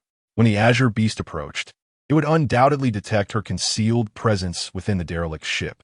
Initially, she had intended to seek out a solitary azure beast. However, now confronted with 4 formidable beasts, each surpassing 8 stars, her chances of escape appeared utterly bleak unless Jiang Shu's gaze involuntarily drifted towards the bottom of the boat. This creature had evidently sustained injuries. Yet, despite this, the deployment of numerous high-ranking Qingming beasts in pursuit had failed to capture it, indicating its formidable strength. If the contract were to succeed, the beast tamer could harness half of the creature's power. Even a mere fraction of that strength would be preferable to languishing in a state of despair. Possessing the might of a beast exceeding 8 stars, isolated and wounded. With several buffs compounded, the odds are still quite favorable, should an ambush be executed with precision. It was by no means impossible. Jiang Shu gazed at the 8-star Qingming beast, which continued to lift its head and sniff the air. Although its movements were somewhat sluggish, it was undoubtedly pursuing the correct direction. The other 3 Qingming beasts were gradually converging as well. She was almost certain that these creatures were in search of that very object. In mere seconds, Jiang Shu devised an audacious plan. With her eyes closed, she concentrated all her mental energy to sense her surroundings. Within this brief interval, the object had traversed from the stern of the ship to the bow. The distance was such that if she leapt down, she would be able to intercept its path with precision. The pursuing Qingming beasts were no more than 500 meters away. There was no time to lose. The moment of opportunity was fleeting. In an instant, Jiang Shu propelled herself off the deck, resembling a majestic bird diving from the sky. Simultaneously, she hurled the bun towards the predicted location with great force. Enormous, enormous, enormous. In the blink of an eye, the bun had swelled to nearly half the size of the vessel, descending upon that spot like a mountain ready to crush. Faced with such a formidable opponent, Jiang Shu dared not hold back. She was determined to achieve a decisive blow. With a resounding bang, the already damaged hull shattered into countless fragments, for which a radiant golden light erupted. With a whoosh, the bun, propelled with unstoppable momentum, was halted by the shimmering golden barrier. Faintly, 2 silhouettes emerged. One struggled to withstand the bun's assault, but was thrown back after merely 2 seconds of resistance. The other figure wavered slightly, remaining in place. Jiang Shu was utterly astonished. Prior to this moment, she had never witnessed anything survive the relentless onslaught of a bun. It was inconceivable to fathom the strength of that individual. In the blink of an eye, the 8-star Qingming beast also reacted, disregarding the figure that had been sent flying, raising its axe and charging towards the remaining silhouette. How could Jiang Shu allow him to seize the spoils of war? Everything was meticulously orchestrated. Duanhuan took action. With a resounding bang, a bullet the size of a fist was discharged, whistling toward the face of the Qingming beast. With a thunderous crash, the massive Qingming beast was sent hurtling backward, shaking the very earth. At this moment, as Jiang Shu landed, she leaped with force, swiftly reaching the remaining figure beside her, unceremoniously declaring that Duanhuan's final bullet had been fired. Confronted with overwhelming power, she dared not take any risks. It was imperative to incapacitate the opponent before anything else. With a swift whoosh, the figure raised a hand in an aggressive stance, only to suddenly appear petrified, swaying twice before crashing to the ground. The first bullet from Duanhuan was a powerful offensive shot, crafted from a special material that could slice through iron like clay, impervious even to the formidable defense of the 8-star Qingming beast. The second bullet, primarily composed of a tranquilizing agent, was intended to supplement the damage, but unexpectedly proved remarkably effective today. The art of lurking heaven commence. Jiang Shu felt a formation rise from the depths of his consciousness, and in the next instant, it appeared above the head of the unconscious figure. A phantom spirit was forcibly extracted, and the formation instantly sealed onto the spirit's head like a golden hoop spell, before swiftly plunging into his consciousness. The figure on the ground vanished without a trace. Simultaneously, Jiang Shu sensed the emergence of a golden silhouette within his consciousness, which was none other than the individual who had been lying below. The first battle pet. The contract successfully forged. all unfolded in the blink of an eye, seamless and fluid. Before Jiang Shu could even relax, a heart-wrenching scream pierced the air. "What have you done? I will kill you." Ah, ah, ah, ah. The figure, subdued by the Baozi, seemed to go mad at this turn of events, desperately trying to break free from its confinement and rush over. This time, Jiang Shu clearly discerned that it was a white-haired woman. The 8-star Qingming beast, struck by the soul's severing blow, staggered to its feet. Concurrently, the other 3 Qingming beasts drew closer, clamoring loudly. In an instant, within Jiang Shu's perceptual range, a throng of Qingming beasts rapidly approached. A dark tide that was impossible to quantify. It was as if he had stirred a hornet's nest. With no time to ascertain the nature of his newly contracted spirit, Jiang Shu frantically channeled his mental energy into his helmet. Leaping onto a large stone, his body shooting forward like an arrow released from a bow. Survival was paramount. Even a mere brush against him could spell disaster. Physical immunity, activate. With a resounding thud, he struck the head of the 8-star Qingming beast. The giant axe grazed Jiang Shu's form and crashed to the ground, sending shattered remnants of a sunken ship and debris flying, clouding the already low visibility. The white-haired woman broke free from the Baozi's suppression, her body radiating golden light as she charged towards him. From all directions, the dark horde of Qingming beasts surged forth like a relentless tide. Chapter 17. Darkness under the light. It was now impossible to escape, even with extraordinary abilities. Fleeing from so many encircling Qingming beasts was utterly unfeasible. Jiang Shu took a deep breath, and a black mask materialized on her face in an instant. The next moment, within the murky waters, her slender figure seemed to inflate rapidly, transforming in the blink of an eye into a towering Qingming beast, standing over 3 meters tall. To avoid drawing excessive attention, she opted to assume the form of a Qingming beast of approximately 3-star strength. With a thunderous roar, a formidable pressure surged forth, sending splintered stones and shattered wood flying as if caught in a tornado, leaving the area utterly cleared. On the ground, only Jiang Shu, in her Qingming beast form, remained, appearing somewhat diminutive, with a pair of crimson eyes fixed intently upon her. Jiang Shuqing suppressed her anxiety, stealthily surveying the azure beast before her. It was unmistakably the very one she had sensed earlier, its hue darkening to an almost obsidian shade. The proximity of the encounter was truly astonishing. It towered over the 8-star azure beast she had previously faced.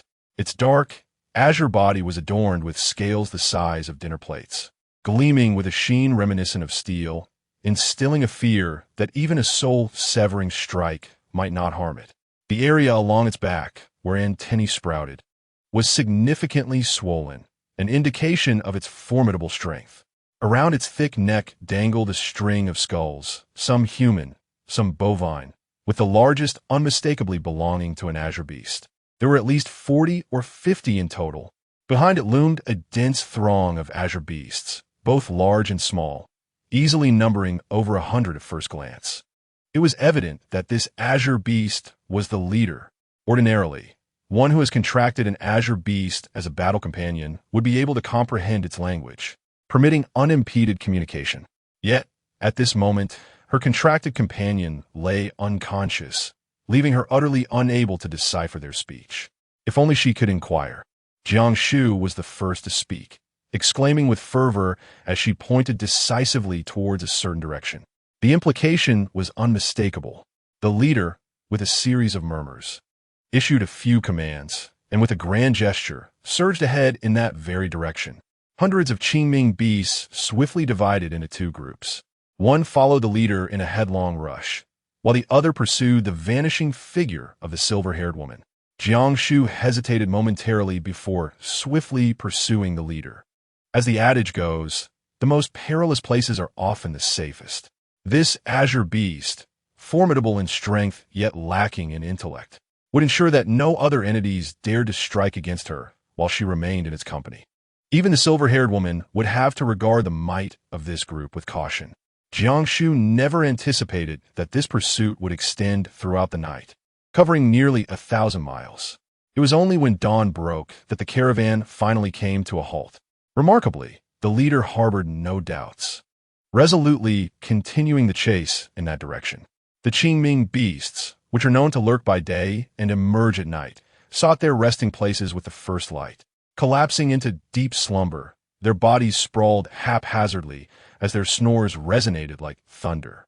Jiang Shu found a place to sit, finally affording herself the time to observe the battle companion she had contracted within her consciousness. Upon gazing, she was immediately taken aback. While she knew it was a humanoid figure, she never anticipated such exquisite beauty. Within her consciousness, a man lay serenely, his tall stature adorned with waist-length white hair, and his visage resembled a masterpiece meticulously crafted by the hands of a divine artist. No words in existence could adequately encapsulate his unparalleled attractiveness. He was simply breathtaking. Jiang Shu bit her finger, contemplating that this was her battle companion. Unable to resist, she reached out to caress the man's silvery hair, murmuring, quite similar to a bow. A bow being that little white dog. "It's so long, I wonder if we'll get tangled." She then gently prodded his handsome face. In the next moment, his long eyelashes fluttered, and their gazes locked. "Who are you?" The man spoke first, a look of confusion etched upon his features. Jiang Shu remained silent, then inquired, "What is your name?" The man's eyes filled with greater confusion as he rubbed his head. I do not know. It seems I cannot remember where I came from or what my name is." He pressed his hands against his temples, a look of anguish etched upon his face. Is this amnesia? Whether it was due to his severe injury or the potent anesthetic from her shot, Jiang Shu quickly sought to reassure him. "Do not strain yourself to remember. You shall be called a Bao, my loyal companion. I am your master." Jiang Shu, disinterested in naming, casually referred to her little white dog at home and uttered a name. "Is that so?" A Bao furrowed his brow, sensing carefully, and remarked, "It indeed seems so. We have formed a pact." Jiang Shu smiled sweetly as she leaned closer, reiterating, "I am your master. Henceforth, you shall heed my commands. You will do as I instruct. Do you understand?" She felt akin to a villain deceiving a child. A Bao's brow furrowed deeper, shaking her head vigorously before rising abruptly, declaring, "No. No one could be my master. Who am I truly?" In that moment, her already battered body succumbed, golden blood gushing forth. A Bao swayed unsteadily and then fainted once more. Jiang Shu was at a loss on how to deal with such a beast. After contemplating for a moment, she placed a Bao into the bun space. With a time differential of 1 to 600, even the gravest of injuries would likely heal after a few days of rest. Only then did she take a moment to assess her own strength. After forming a contract with a Bao, her affinity with the battle pet stood at a mere 10%, yet her mental prowess and physical strength had multiplied exponentially. Such overwhelming mental power was enough to rival that of the most elite practitioners. If her affinity were to increase further, just imagine the potency she could attain. This adventure had undoubtedly been worthwhile. Upon exiting her consciousness, she was enveloped by the rhythmic sounds of snoring all around. Quietly, Jiang Shu rose, intending to slip away unnoticed. However, as she beheld the multitude of Qingming beasts, she felt a pang of regret at the thought of departing empty-handed. After all, finding a suitable Qingming beast in the human realm was no easy feat. Fuqianju, activate. The still slumbering Qingming beast had their spiritual bodies forcibly extracted and ensnared within the formation, their massive forms vanishing in the process. 1. 2. A beast tamer could contract a maximum of 12 battle pets, and by the time Jiang Shu reached her 6th, she was nearly on the brink of collapse. The exertion was simply overwhelming. Were it not for her vast and formidable mental strength, she would have struggled to even contract the second beast. Just as she was about to make another attempt, she suddenly heard an excited voice approaching from afar. Captain, Carrig has awakened. He claims to have seen the human transform into a divine being, hiding among us." In the preceding moment, Jiang Shu was perplexed by her understanding of the beast language. In the next, she was struck with astonishment. Could it be that Carrig was the 8-star Qingming beast she had just battled? Chapter 18. I am here to amuse you. This was certainly no trivial matter. The awakened centurion, already brimming with ire, was incensed to discover that the person he had pursued for 1,000 miles was hidden within his ranks, and was, in fact, a human. He bellowed in fury. Who? Who is it? Step forward. Ant-like human, come forth to meet your demise. I shall devour you alive. The other teeming beasts exchanged glances, echoing his roar. Come out. Come out. Human, step forth to face your end. Naturally, such threats bore no consequence whatsoever. Jiang Shu was tormented by the incessant noise, her head throbbing with pain. Despite their grotesque appearance and their sole inclination towards slaughter and plunder, they audaciously proclaimed themselves as divine beings, even claiming to be the offspring of gods. Such arrogance truly tarnished the sanctity of the divine title. Fortunately, these creatures were more brawn than brain. Jiang Shu feared what might happen if they ever devised a method to discern their foes. Thus, she promptly stepped forward and declared, My lord, the centurion, I possess a strategy that can unveil the humans. You have a plan? The irascible centurion snapped, his blood-red eyes fixated on Jiang Shu. Speak.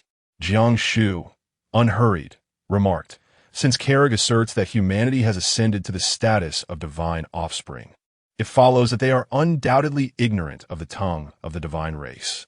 A mere pair of coded signals would inevitably reveal their presence. No sooner had he spoken than a chorus of cheers erupted. Indeed, employ the signals to expose humanity. What a clever divine offspring. Long live the divine race. Long live the divine race. Long live the divine race. The centurion, with a gesture of appreciation, patted Jiang Shu on the head. Indeed, the divine has aided me. It is fate that has brought you to my side. From this day forth, you shall be my most trusted divine offspring in Senesi. What name do you bear? Jiang Shu never anticipated that the beast would be so easily deceived, whimsically adopting the name. I am here to amuse you. Half an hour later, Senesi, tugging at the skull hanging from his neck, became irate once more. Humans. Damned humans, where are you? Come forth and face your demise. Over 400 Qingming beasts have been thoroughly examined, each responding to the secret code with remarkable fluency. Suspicion loomed over everyone, yet none could be definitively implicated. Naturally, all the Qingming beasts instinctively dismissed Jiang Shu, never considering her as a suspect. Senesi roared in frustration before despondently turning to Jiang Shu. I am here to amuse you. What shall we do now? Where on earth is that accursed human? Jiang Shu had long since contemplated, proclaiming, Esteemed centurion, all the divine offspring have been scrutinized, and there are unequivocally no humans. This indicates that Carrig has deceived us. How could insignificant humans possibly transform into divine beings? Indeed, there are utterly no humans. Carrig has misled us. We're the humans. Eliminate Carrig. Slay, slay, slay. Senesi roared with fervor. Long live the divine race. Jiang Shu let out a quiet sigh of relief. There was no other choice. The creature known as Carriage, a celestial beast, had witnessed her true form. Immortality ultimately posed a latent threat. Despite the vast expanse of 1,000 miles, even a beast as colossal as Carriage would require several hours to traverse it. Jiang Shu lingered at the rear of the group, delving into the sea of consciousness, intending to observe the 6 newly contracted battle beasts. Even without Bao's intervention, the 6 8-star Qingming beasts should pose no challenge. Hee, this journey has indeed been immensely rewarding. Jiang Shu could not help but let the corners of her mouth rise. But as she scanned her consciousness, the smile on her face abruptly froze. Bao had already awakened, meandering within her mindscape, fixated on the dumplings and mask that floated there. But where were the 6 azure inferno beasts? Where were her battle companions? She felt not a trace of connection. Those were 6, after all.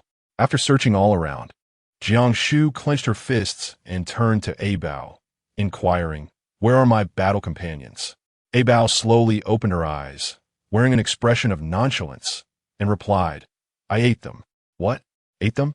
Jiang Shu believed she had misheard, her gaze fixated on Bao's abdomen. Did you truly consume it? You, a towering figure at nearly 2 meters, are telling me you devoured 6 heads weighing over 20 tons. No, over 100 tons of meat? You mean to say you left nothing behind? Not even the skin or bones? Is such a thing even edible? That was my battle companion. Jiang Shu expressed sentiments that even made her feel nauseous. Initially, she vowed not to believe anything. However, it was undeniable that Bao's spirit had indeed improved significantly, especially when just a few hours prior, she had appeared gravely injured and on the brink of death. Now, the wounds on her body were scarcely visible. Yet, consuming her battle companions was out of the question. Bao pressed her lips together tightly, and after a moment, gazed at Jiang Shu with a hint of grievance. I merely devoured their souls. My kind is inherently carnivorous. Had I not been severely wounded, I would have scorned such sustenance. I presumed you had offered it to me intentionally. Jiang Shu pondered. How has it come to pass that she has treated him so harshly? Gritting her teeth, she muttered, Very well, it is what it is. I shall consume it. Yet, should I wish to procure a few more, I fear such opportunities may be scarce. By the heavens, even one should suffice. The more she contemplated, the angrier she became. With hands on her hips, Jiang Shu exclaimed, Abeo, you have devoured my battle pet, leaving me with but one. You must fight on my behalf. Abeo scoffed dismissively. Merely ants, unworthy of my intervention. He then fixed his gaze upon the Chinquan cannon, the Chinquan bag. Have you refined it? He pointed toward the mask, the Thousand Mechanisms mask, so it is in your possession as well. What? Chinquan bag? Thousand Mechanisms mask? Unfamiliar terms. So these two items bear such names. How does he know? Was he not suffering from amnesia? Before Jiang Shu could inquire further, Abeo's figure flickered and he vanished into the space within the Chinquan bag. I am off to recuperate. Do not disturb me unless it is urgent. Jiang Shu. Very well. The one who defies the celestial forces. The original plan was to escape midway, but now with 6 battle pets lost and a Bao recuperating, Jiang Shu finds herself fighting alone. Throughout this journey, Senesi has shown her considerable regard, almost keeping her by his side at all times. This companionship has led her directly to the stronghold of the Qingming beast. Jiang Shu could hardly have anticipated that merely 1,000 miles beneath the anti-demon army base lay such an expansive military encampment. The scale was nothing short of astonishing. As far as the eye could see, it stretched endlessly, with countless Qingming beasts entering and exiting, numbering in the millions. In the very center stood a fortress-like structure, constructed from massive stones. Even from this considerable distance, one could sense the formidable aura emanating from it, a palpable weight of pressure created by the convergence of countless masters. Jiang Shu hesitated on whether to follow inside, for among the Qingming beast army, it was improbable that all were as dim-witted as Senesi. Those possessing even a modicum of intelligence would certainly see through her clumsy deception. Capturing a turtle in a jar was hardly an amusing endeavor. Fortunately, Senesi's faction did not constitute a formal military unit and was situated a considerable distance from the central fortress. Jiang Shu felt a slight sense of relief as she meticulously examined her current appearance. Standing over 3 meters tall, her form shimmered with a bluish hue, featuring 4 arms and 2 legs, complemented by a tail. Apart from her somewhat diminutive stature, she bore no distinction from the other Qingming beasts. Judging solely by her outward appearance, there was little chance of discovery. Just as she settled down, Senesi approached, wearing an unusual expression of seriousness. I was merely jesting. You are the savior bestowed upon me by the divine. The commander is convening a meeting, and you must accompany me. Jiang Shu felt a twitch in her eyelids. Captain, are you aware of what has transpired? Senesi's face was grim, yet he did not conceal the truth from Jiang Shu. News has reached us from the army that the colossal treasure we have been relentlessly pursuing has fallen into the hands of a human. Chapter 19. A frantic scheme, a colossal treasure? A human? It was certain that the human in question referred to her.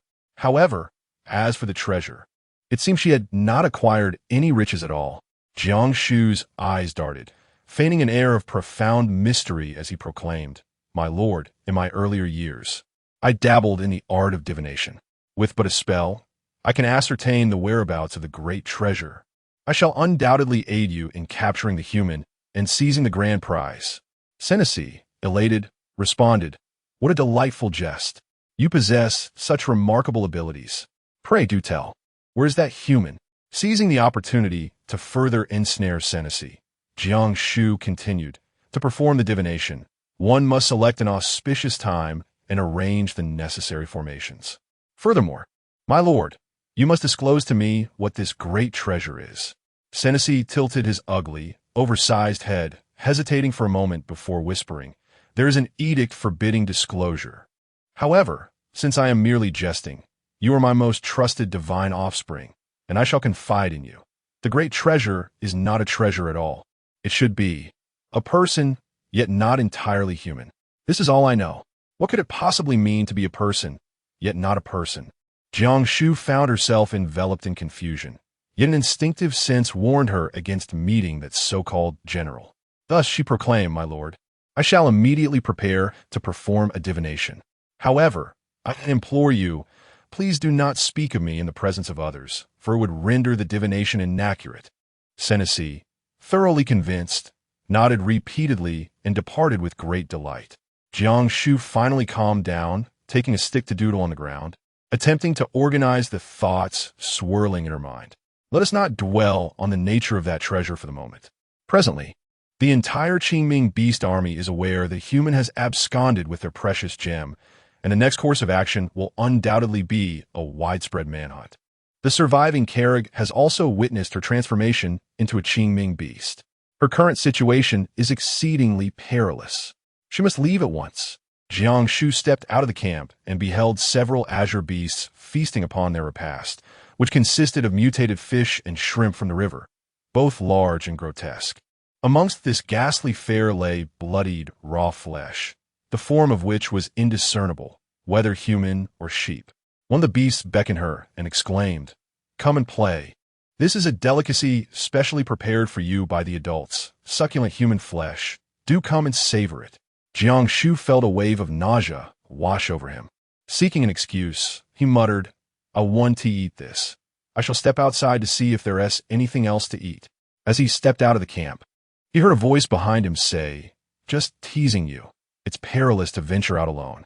It's better to... The words suddenly exploded in Jiang Shu's mind, drowning out the rest of the conversation. A chilling sensation surged from the back of his head, enveloping his entire being. If such news had been disseminated by a certain white-haired woman, what could possibly have fallen into her hands? Only a bow. And what is a bow? A humanoid entity, yet not truly human. In that instant, it aligned with the precious treasure mentioned by Senesi. That white-haired woman intended to kill him, and the only way to do so would be to drive him away from the army of Qingming beasts. How sinister. He must leave, but he must take them with him. Although Senesi was merely a centurion, he commanded over 800 Qingming beasts. The structure of the Qingming beast army dictates that as long as their numbers do not exceed 1,000, even if it is 999, they are still considered centurions. The same applies to the ranks of 1,000 commanders and 10,000 commanders. If all these 800 Qingming beasts were to be bound by the beast masters at the Man Tsangjiang base, Jiang Shu could scarcely fathom the magnitude of such an enhancement. Taking a deep breath to suppress these wild thoughts, Jiang Shu began to formulate a plan. Upon entering the camp, he busily sought out Jiang Shu, playfully inquiring, where is that human? Have you figured out yet? Jiang Shu observed his urgency and inquired, my lord, what has transpired? As Senesi commanded the troops to prepare for departure, he replied, the latest news reveals that the colossal treasure we seek has indeed fallen into human hands. Presently, numerous rogue members of the Divine Clan are en route, all in pursuit of that human. General Krui has declared that whoever locates this individual shall be honored with the title of a commander and rewarded with a fortune. I jest not. Your opportunity for glory has arrived. Ha ha ha. A chill crept into Jiang Shu's heart. Millions of Qingming beasts were in search of her, and now rogue cultivators had joined the fray. Whether human or beast, rogue cultivators represented a formidable force, their power elusive and their abilities peculiar. Her predicament was only destined to become increasingly dire. Reflecting upon her current situation, it was more accurate to say she had acquired a troublesome companion rather than a battle pet. What did she do? When soldiers come, one must confront them. When water flows, one must use earth to conceal. Ultimately, she must not perish. Jiang Shu inhaled deeply, her expression earnest. That individual fled in that direction. We must pursue immediately, as we still have a significant chance. She was indicating the direction of the manned Song River base. Excellent. Let's depart at once. Senna, she harbored no doubts whatsoever. Shortly thereafter, he led over 800 Qingming beasts, storming forth in a grand procession towards the manned Song River base. Senna, she was genuinely eager to achieve great accomplishments. Thus, they marched at a brisk pace throughout the night, covering more than 600 miles. This was still under Jiang Shu's conscious control. As they progressed, Jiang Shu's urgency intensified. At this pace, by tomorrow night, these 800 formidable Qingming beasts would arrive in the vicinity of the manned Song River base. If the base was unprepared, seizing this batch of battle pets would prove quite challenging. A slight misstep could lead to considerable complications. As dawn broke, the weary Qingming beasts began to collapse in small groups, succumbing to sleep. The bright sunlight filtered through the pale blue waters, revealing the bizarre plants and large-headed creatures lurking at the riverbed. Jiang Shu struggled to pry herself free from Sinaxi's tight grip, navigating over one azure beast after another. She ventured far from the camp until there were no living beings within her perception, at which point she removed the Qinji mask, reverting to her true form. Instantly, a sense of relief washed over her. She fiddled with her equipment. To evade detection by Tuyuan, she had deliberately deactivated all tracking features on her devices, including communication, over the past few days. But now, it was utterly impossible to remain silent. As she activated the wireless communication, a torrent of messages flooded in, all bearing Tuyuan's voice. Just from the tone, one could envision the extent of his fury, yet these were messages from a day ago. Among them, the most recent was a mere 4 hours old. Regardless of the danger encountered, remain steadfast. I am currently en route to Jiang with a full cargo to assist you. Tuyuan is coming? Jiang Shu was taken aback. By the reckoning of time, it seemed that they had already arrived in the vicinity. The Qingming beasts had come specifically to pursue humanity, and should they encounter one another, it would not merely be a battle, but rather a blatant massacre. There were as many as 800 Qingming beasts here, most of which possessed a strength above 5 stars. Jiang Shu felt a chill coursing through her limbs. If Tuyuan were to perish because of her. No. Chapter 20. Very well. I shall accompany you in this madness. Without a moment's hesitation for the possible exposure, Jiang Shu swiftly activated her communication device, fervently praying that Tuyuan would take his time. The Qingming beast possessed an acute sense of smell. Once they entered a 100-meter radius, concealment would be utterly futile. Within the detection range, several indistinct figures emerged. Evidently, Tuyuan accompanied by 2 others. They have arrived. Just as Jiang Shu was about to rush forward and urge them to halt, she finally heard Tuyuan's familiar voice through her earpiece. Jiang Shu? Captain, do not move. Jiang Shu lowered her voice and quickly urged, retreat. Do not approach. Gradually back away. What is wrong? Tuyuan's tone grew serious, yet he began to slowly retreat. Jiang Shu took a deep breath and said, Captain, I will explain the specifics to you later, but you must listen carefully to every word I utter. I am merely 100 meters ahead of you, and, simultaneously, there are over 800 Qingming beasts here, with strengths ranging from 5 to 8 stars. As her words fell, a gasp was heard from the other side. She continued, At present, I can protect myself, so there is no need to worry about my safety. Tuyuan was momentarily stunned before exhaling deeply and laughing heartily. Jiang Shu, are you out of your mind? However, I must say I like it. You're delightfully reckless. Very well. I shall join you in this madness. As Tuyuan's figure gradually faded, Jiang Shu's anxious heart found solace. A heavy voice echoed in her earpiece. Jiang Shu, do take care. I will be waiting for you at the base. At the manned Songjiang base. The commander frowned deeply after listening to the report and turned to Tuyuan. Tuyuan, I trust your judgment and character, but this Jiang Shu. I recall she arrived at the base merely a few days ago. She isn't even a beast tamer, a newcomer, disregarding discipline and wandering around manned Songjiang, is reason enough for dismissal. Moreover, this situation is fraught with doubt. How could a single human possibly survive in front of 800 Qingming beasts? If she has already betrayed humanity, what then for the base? Do you comprehend the magnitude of this risk?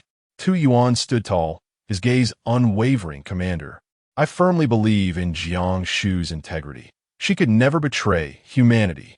After this incident, I will ensure that Jiang Shu provides a reasonable explanation. But for now, the crisis is imminent, and we cannot afford to doubt her.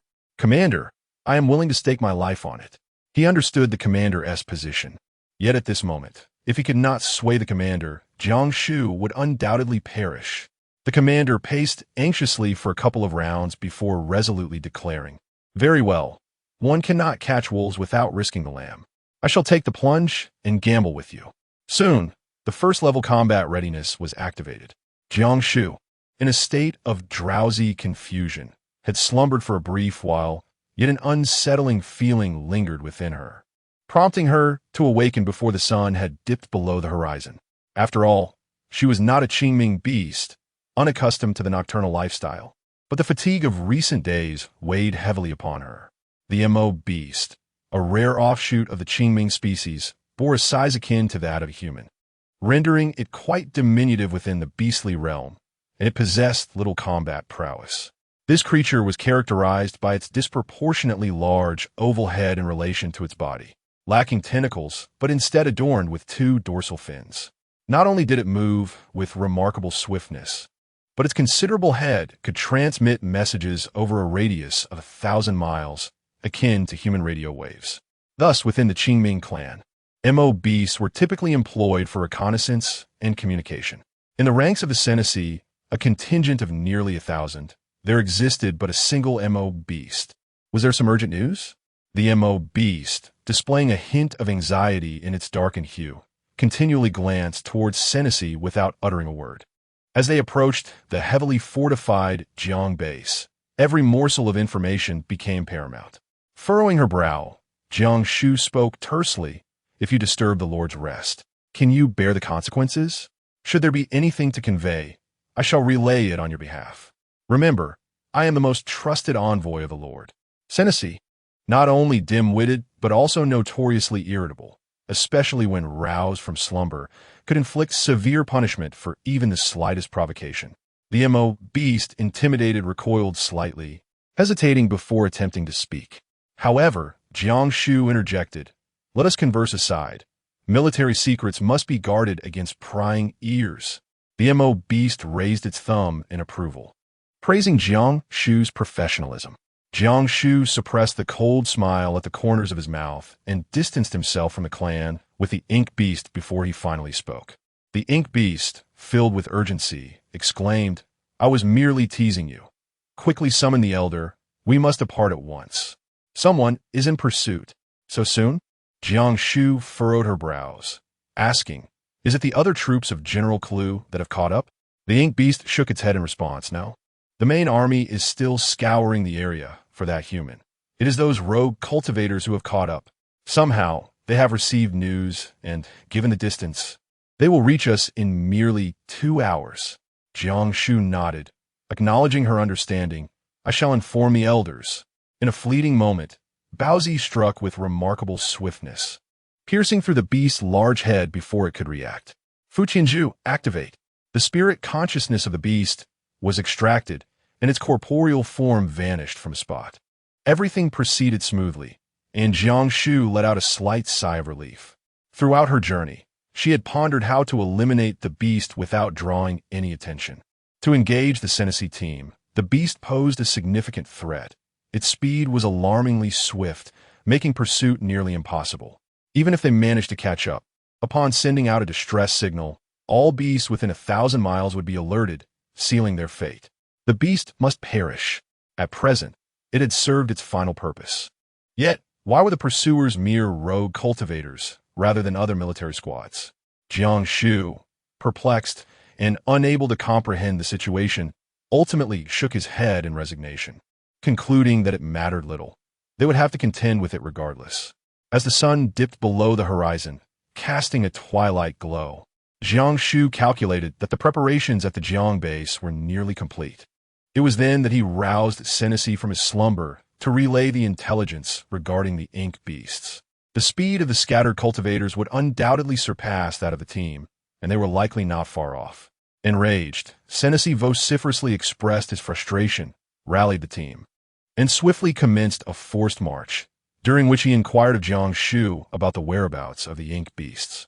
Jiang Shu Dao remarked, "The ink beast has diligently fulfilled its duties and has ventured out to gather intelligence once more. By now, the ink beast should have been adequately processed by AB." 3 hours later, over 800 azure beasts surged forward with formidable momentum. Jiang Shu came to a halt.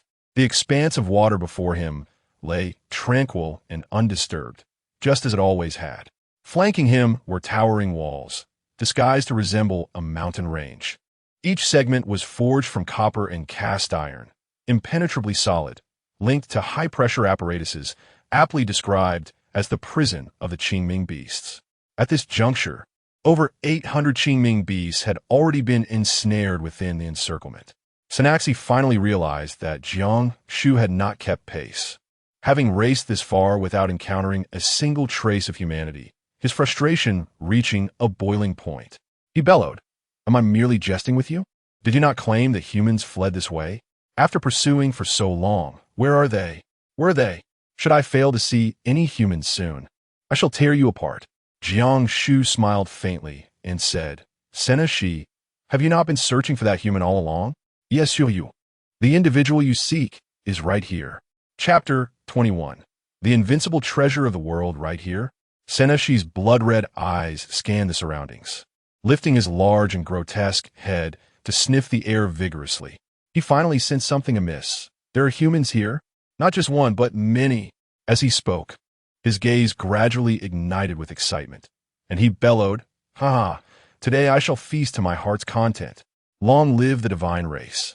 My brethren, let us indulge in slaughter." With this roar, the Qingming beast stirred with fervor, chanting, "Long live the divine race! Long live the divine race!" Under the watchful gaze of countless eyes, Jiang Shu's towering figure, over 3 meters tall, swiftly diminished, gradually transforming into a human form, clad in white garments, with a striking visage concealed beneath a black helmet.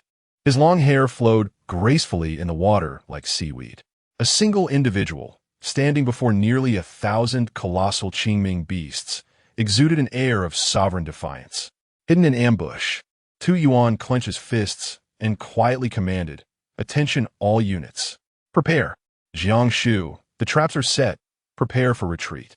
The transformation of Jiang Shu silenced the previously clamorous group of Qingming beasts. Jiang Shu scoffed coldly, "Senesi, do I appear familiar to you? You are that human." Senesi's chest heaved rapidly, his blood-red eyes fixated on Jiang Shu, and then he broke into a maniacal laugh. "I've been searching for you everywhere, and here you are, delivering yourself right to my doorstep. Ha! The credit for this monumental achievement belongs to me, to the commander, a reward of a myriad gold. Long live the divine race." With a thunderous roar, a formidable pressure bore down upon Jiang Shu, and in the next instant, Senesi propelled himself forward like a cannonball. The anti-magic army had long since laid an intricate web, having spent over a decade crafting the ultimate weapon specifically designed to combat the Qingming beast, the astonishingly destructive high-voltage lightning, which suddenly activated.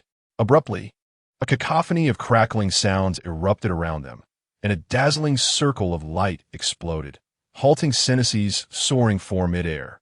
Simultaneously, arcs of electricity crackled across his dark, greenish-black skin, and the acrid scent of charred flesh permeated the air.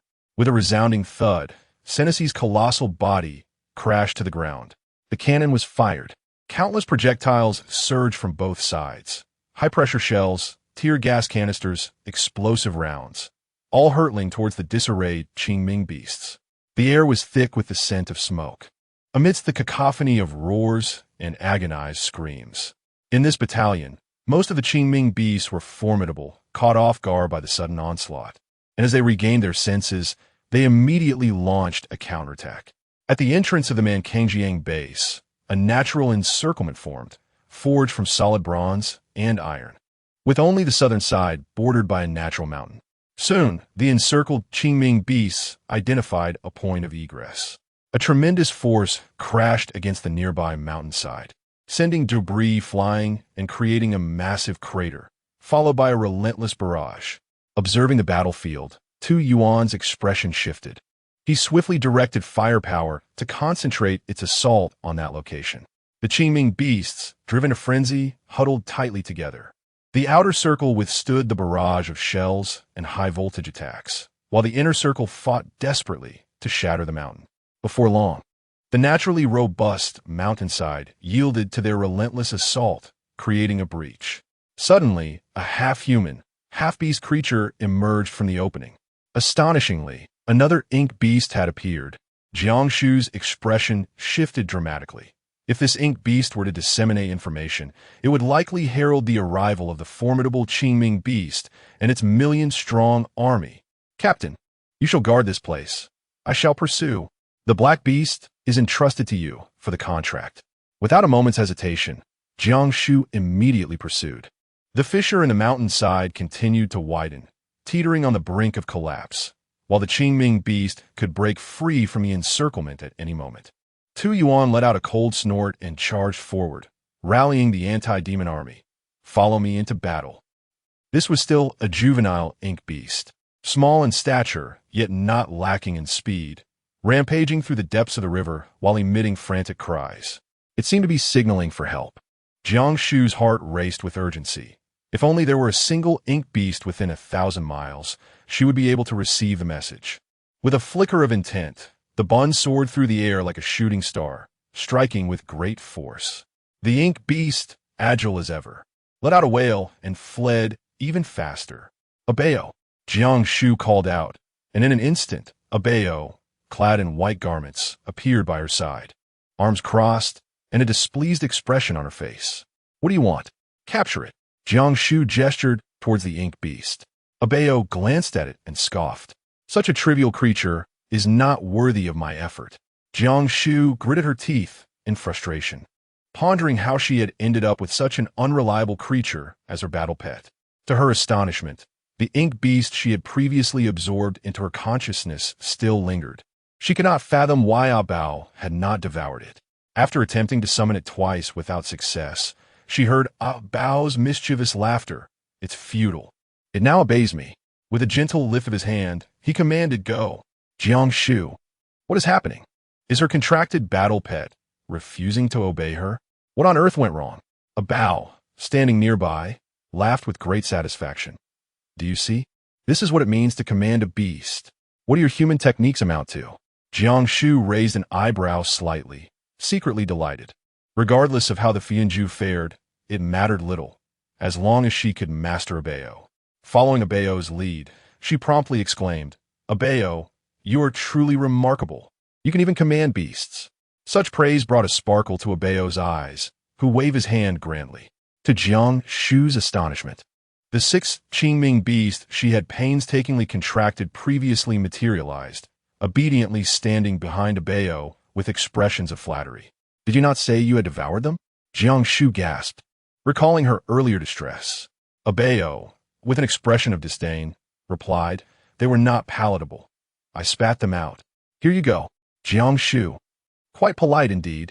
However, it seems she has discovered the precise method to master Bao. With a gentle sigh, she remarked, "Alas, Bao, your beast-taming skills are of no use. When the enemy approaches, with your meager abilities, you cannot contend with them. It falls upon me to take action." Upon hearing this, Bao immediately objected, indignant. "Who relies on these insignificant minions? I am unparalleled in the world.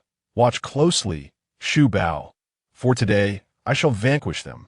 The way he addressed her as Shu Bao was remarkably smooth, causing Jiang Shu to pause momentarily before stifling a laugh.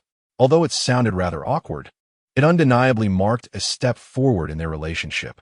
Just as she was about to inquire who Bao referred to as them, she sensed a formidable force approaching from afar. A large group of rogue cultivators who had been relentlessly pursuing her. Chapter 22. What kind of justice is this? Even from 100 meters away, Jiang Shu could feel the suffocating pressure emanating from them. Back at the base, she had already sensed the presence of the commander. As the commander, his strength should be formidable, regardless of the circumstances. Suddenly, a Bao reached out, his expression icy and laden with murderous intent. "They're the ones who harmed me. I shall slay them." He then cast a disdainful glance at Jiang Shu, adding, "Your strength is too feeble. Do not approach." Before Jiang Shu could retort, he vanished in an instant, appearing several meters away, and in the blink of an eye, he had disappeared entirely. Jiang Shu tilted her head in contemplation. The reason these rogue cultivators were pursuing her was due to the precious treasure mentioned by Sinaxi. If Abeo was indeed that treasure, then they had come to hunt down the injured Abeo. Would this not invite greater trouble? The over 800 Qingming bees had completely lost their will to resist, leading to a resounding victory for the human race. At this moment, hundreds of beast tamers were engaged in forming contracts with their battle pets. So, has the ink beast been captured? Jiang Shu was reluctant to overly expose the matter concerning Abao, feigning surprise as he inquired, "Who has arrived?" Tu Yuan, not overly concerned with the situation, adopted a stern expression and remarked, "You can already slay ink beasts. It seems this venture has yielded considerable gains." "Jiang Shu, how audacious you are! Not only have you secretly hoarded supplies, but you have also stirred such a significant commotion." Jiang Shu playfully stuck out her tongue and remarked, "Captain, are you satisfied with this grand gift I have presented?" Tu Yuan maintained a stern expression, yet the upward curve of his lips betrayed him. After a brief pause, he continued, "A holiday? It truly feels like a dream come true." Jiang Shu beamed with joy, expressing her gratitude. "Thank you, Captain." Tu Yuan's expression softened as he replied, "However, before you depart, you must prepare a detailed report on this incident. I need to provide an account to the commander." Moments later, a Bao appeared in the dormitory, clutching a black sword, its blade unsharpened yet gleaming with a silvery sheen, faint traces of dried blood still visible. Her hair was somewhat disheveled, and she was panting, with splatters of blood on her face, exuding an aura of ferocity. "What is it? I have not finished my work yet." A horde of grotesque creatures, always fleeing. "If they hadn't been so swift, I would have completed the task by now." Jiang Shu wrung out a damp towel and casually handed it over, saying, "Oh, if they've run away, there's no need to chase after them.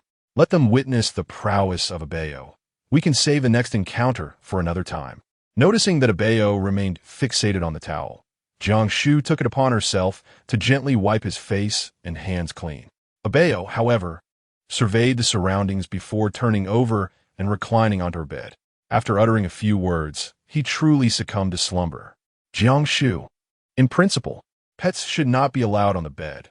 However, never mind, if they wish to sleep, let them be. Jiang Shu sat down and commenced drafting a report. The events of recent days could not be fully disclosed, yet omitting them entirely was not an option either. Her trump cards, heaven and earth, the myriad masks, and the enigmatic identity of a Bao must remain undisclosed. However, lacking these crucial elements made it exceedingly difficult to fabricate a coherent and convincing narrative, especially under the watchful eyes of the cunning old foxes, Tu Yuan and the commander. It was an arduous task. After much contemplation, she finally devised a plausible version. Just as she set down her pen, she sensed the imposing presence of Zhao Qingqing and her entourage approaching. Among them, the unmistakable figure of Gao Lin stood out. Had they come so soon? In the past, Jiang Shu might have hesitated due to her insufficient strength, but now, even if she were to eliminate Gao Lin on the spot, the commander would likely remain indifferent. Gao Lin lingered at the doorway, a derisive smile upon his lips. "Oh, I thought you had hidden away like a timid turtle, but it seems I found you quite easily. I warned you, crossing me comes at a price. Let us see who will come to your rescue today." Jiang Shu gazed at the disheveled state of her dormitory, her fury igniting within her. She detested when others meddled with her belongings, especially when they had the audacity to smash her door. Her eyes flicked towards the enchanting Zhao Qingqing, who was leaning casually against the doorframe. "Are those your companions?" she inquired. Zhao Qingqing let out a triumphant snicker. "And what of it?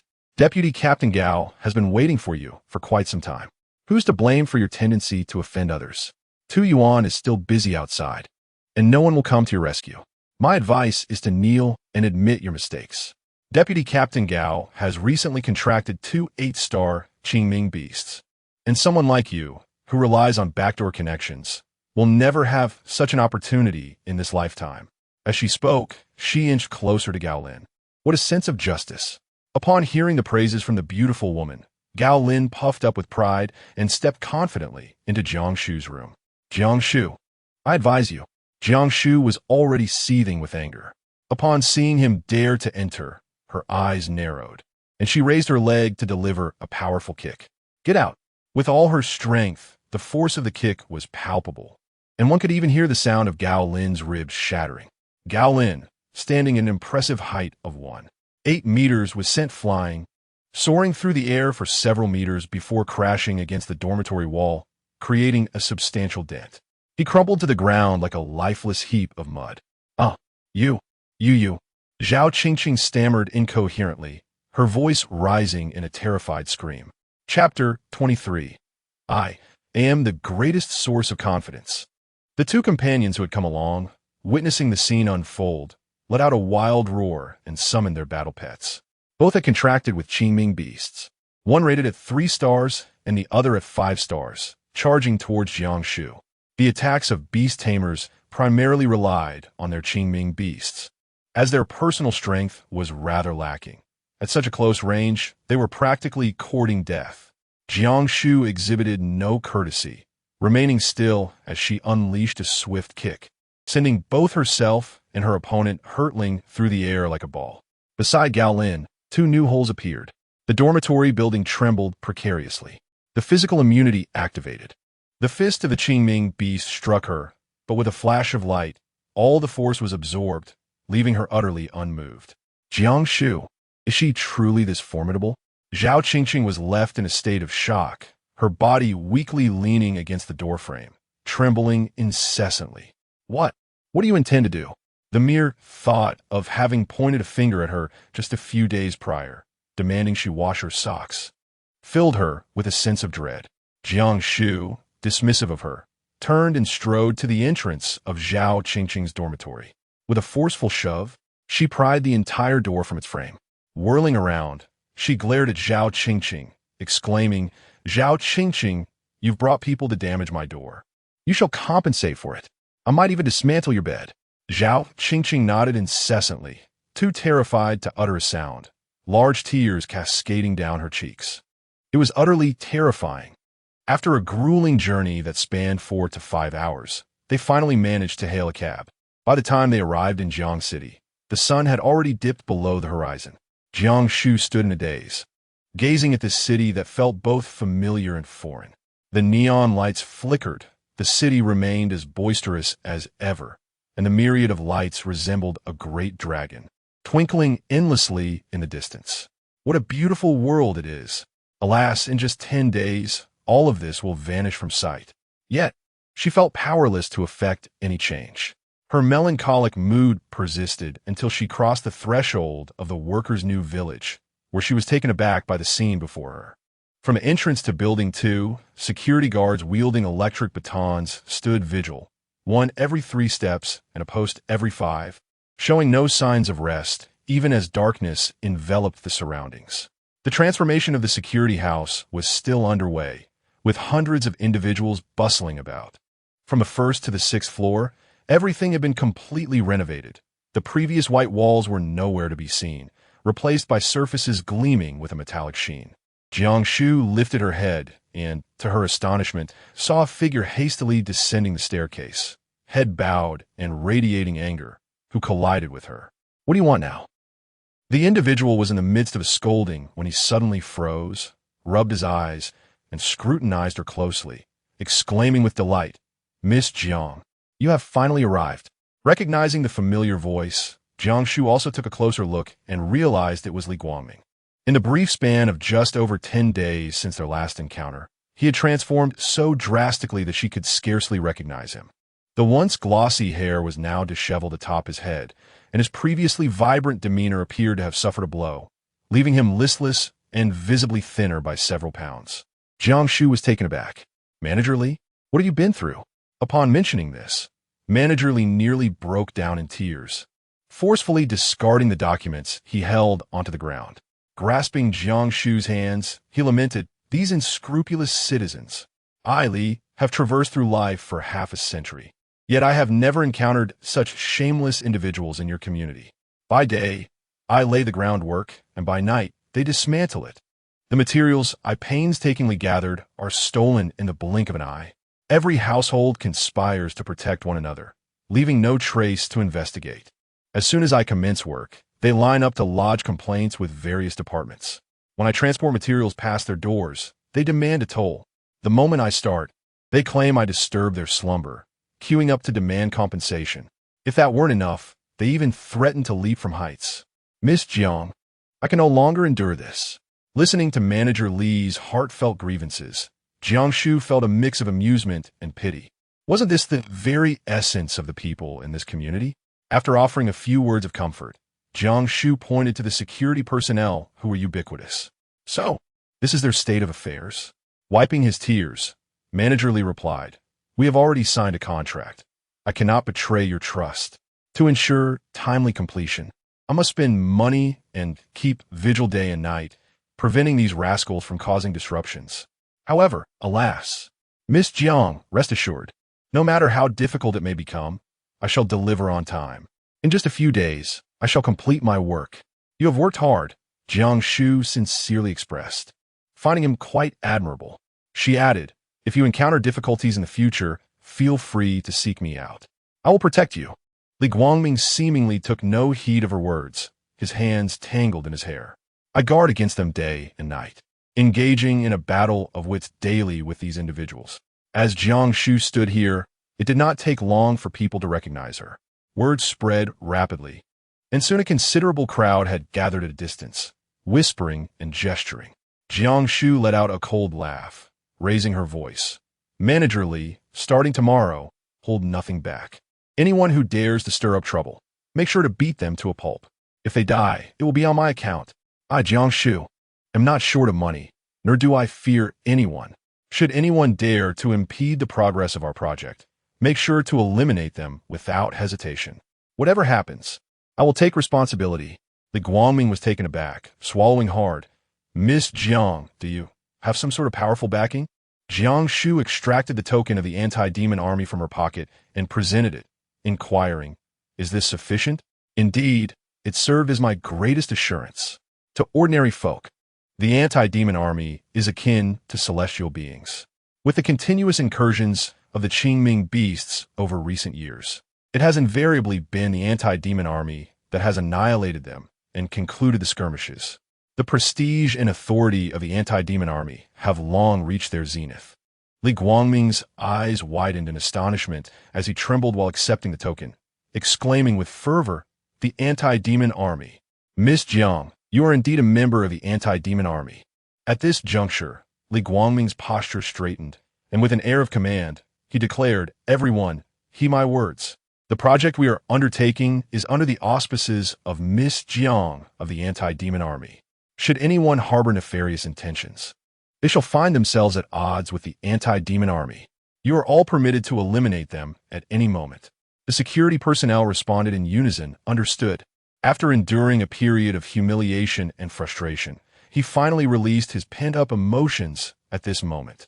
Simultaneously, Jiang Shu returned, elevated as a member of the exalted anti-demon army. And this explosive revelation spread like wildfire within the community. Grandfather Mei and Abeo were present, and Mei Bo was accommodated in the finest suite of the hotel. As soon as Jiang Shu entered, Abao wagged its tail and rushed over, incessantly rubbing against Jiang Shu's legs and chattering away, almost as if it were about to speak. Jiang Shu squatted down with a beaming smile, gently stroking Abao's head. "Abao, my dear, have you missed me? I have missed you dearly as well. Come, let us embrace." Jiang Shu tenderly caressed the little white dog's head, oblivious to the fact that within the Chincoan pouch, Abao was perplexedly touching his own head. He glanced at the little white dog, then back at himself, sensing that something was amiss. Chapter 24. The Dog, Abao and Abao. Jiang Shu gently comforted the enthusiastic puppy, while Mei Bo approached with tear-filled eyes, saying, "We have been so worried about you with no news for such a long time."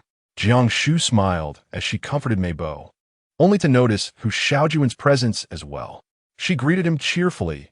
"I apologize for causing you concern. I encountered some matters that delayed me."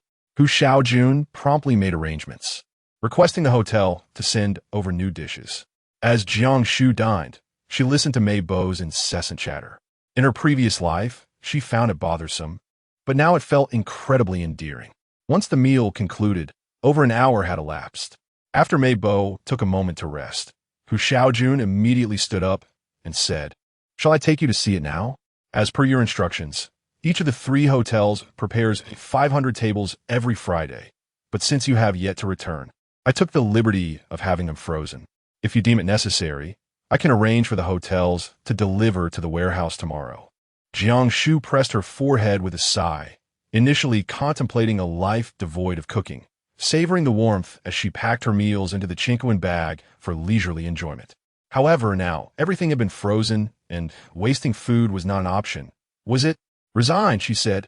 "In that case, please have the hotel reheat the meals I ordered and deliver them to the East District warehouse tomorrow." Hu Xiaojun nodded promptly, releasing a long sigh of relief. The thousands of food items had tormented him, depriving him of rest and comfort. But now there was finally a resolution. He hurried back to the car, returning with a towering stack of documents. "Miss Jiang, here is the inventory list of goods from the East District that has been compiled for your review. This is the production capacity report from the factory over the past half month. And this is the list of goods you purchased before your departure. These are..." Jiang Shu cast a glance at the document, her delicate face gradually falling. The neatly arranged A4 sheets were densely packed with an array of names, quantities, and tables. A towering stack loomed before her. When would she ever see the end of it? Hu Xiaojun, feeling somewhat embarrassed, rubbed his hands together. "This is all my responsibility, after all. Given Miss Jiang's substantial salary, enduring a bit of hardship is only to be expected." His words made Jiang Shu feel a twinge of guilt, as in just over 10 days, that money would become nothing but a pile of useless paper, with its actual expenditure still uncertain. Thus, she replied, "If you encounter any insurmountable obstacles in the future, feel free to seek my assistance." Once Hu Xiaojun departed, Jiang Shu promptly stowed the mountain of documents in her bag, feeling dizzy after merely glancing at them. She hopped on her electric scooter and headed towards the Eastern District. It was already 11 o'clock at night. The factory was ablaze with lights, and the workshop was still bustling with overtime work, with people and vehicles coming and going in a lively manner. Holding the keys Hu Xiaojun had given her, Jiang Shu unlocked the warehouse door and paused for a moment, beginning to doubt herself. Did I really purchase this much stuff the other day? An unending array of various items lay before her, all meticulously organized by category: food, clothing, necessities, filling nearly 10,000 square meters of warehouse space. She only remembered the act of buying, with Hu Xiaojun trailing behind, adding delivery to the warehouse, payment on delivery. Eventually, she became so numb to the process that she ended up purchasing an entire street's worth of goods.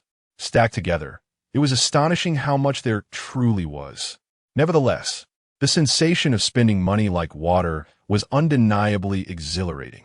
Jiang Shu, feeling quite content, packed all these items into her Chinquan bag. She glanced at the large warehouse that occupied half of the Eastern District, suppressing her urges.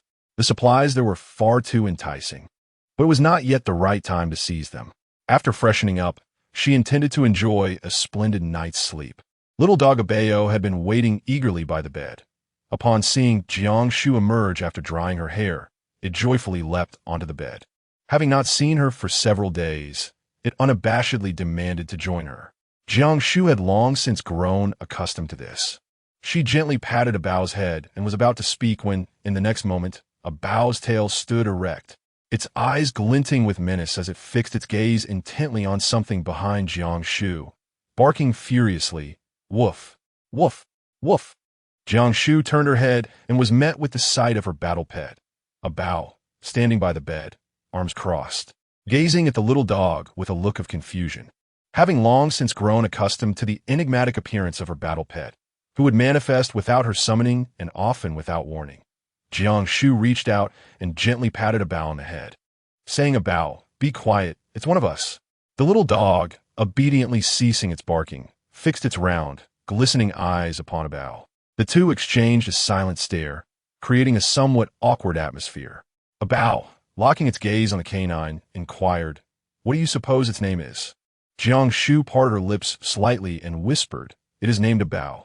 The war pet Bao, with a perplexed gaze, suddenly revealed a fierce light in its eyes. It is also called Bao. What caliber does it possess to share the same name as me? I shall eliminate it. Jiang Shu firmly grasped Bao's hand, hurriedly soothing, no, remain calm, stay composed. At that moment, she was filled with regret, lamenting her choices. When she had first summoned her battle pet, she had been drawn to its striking white fur, reminiscent of a small white dog, unaware of the extraordinary capabilities it possessed.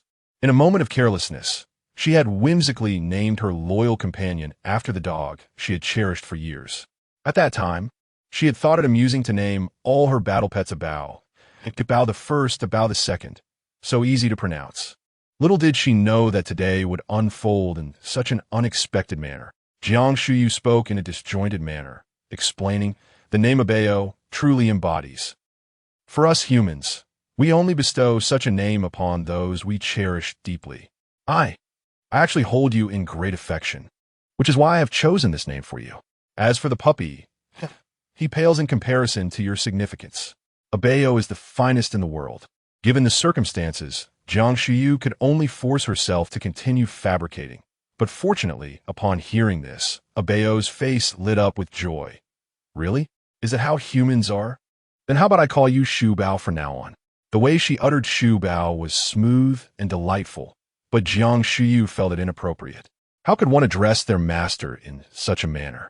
However, given the atmosphere, she could only grit her teeth and acquiesce. Bao, beaming with delight, plopped down on the bed and pointed at the dog, declaring, I'm Bao, and he's not allowed to have that name. You must rename him. Do it now. The dog seemed to understand, barking exuberantly, woof, woof, woof. Chapter 25.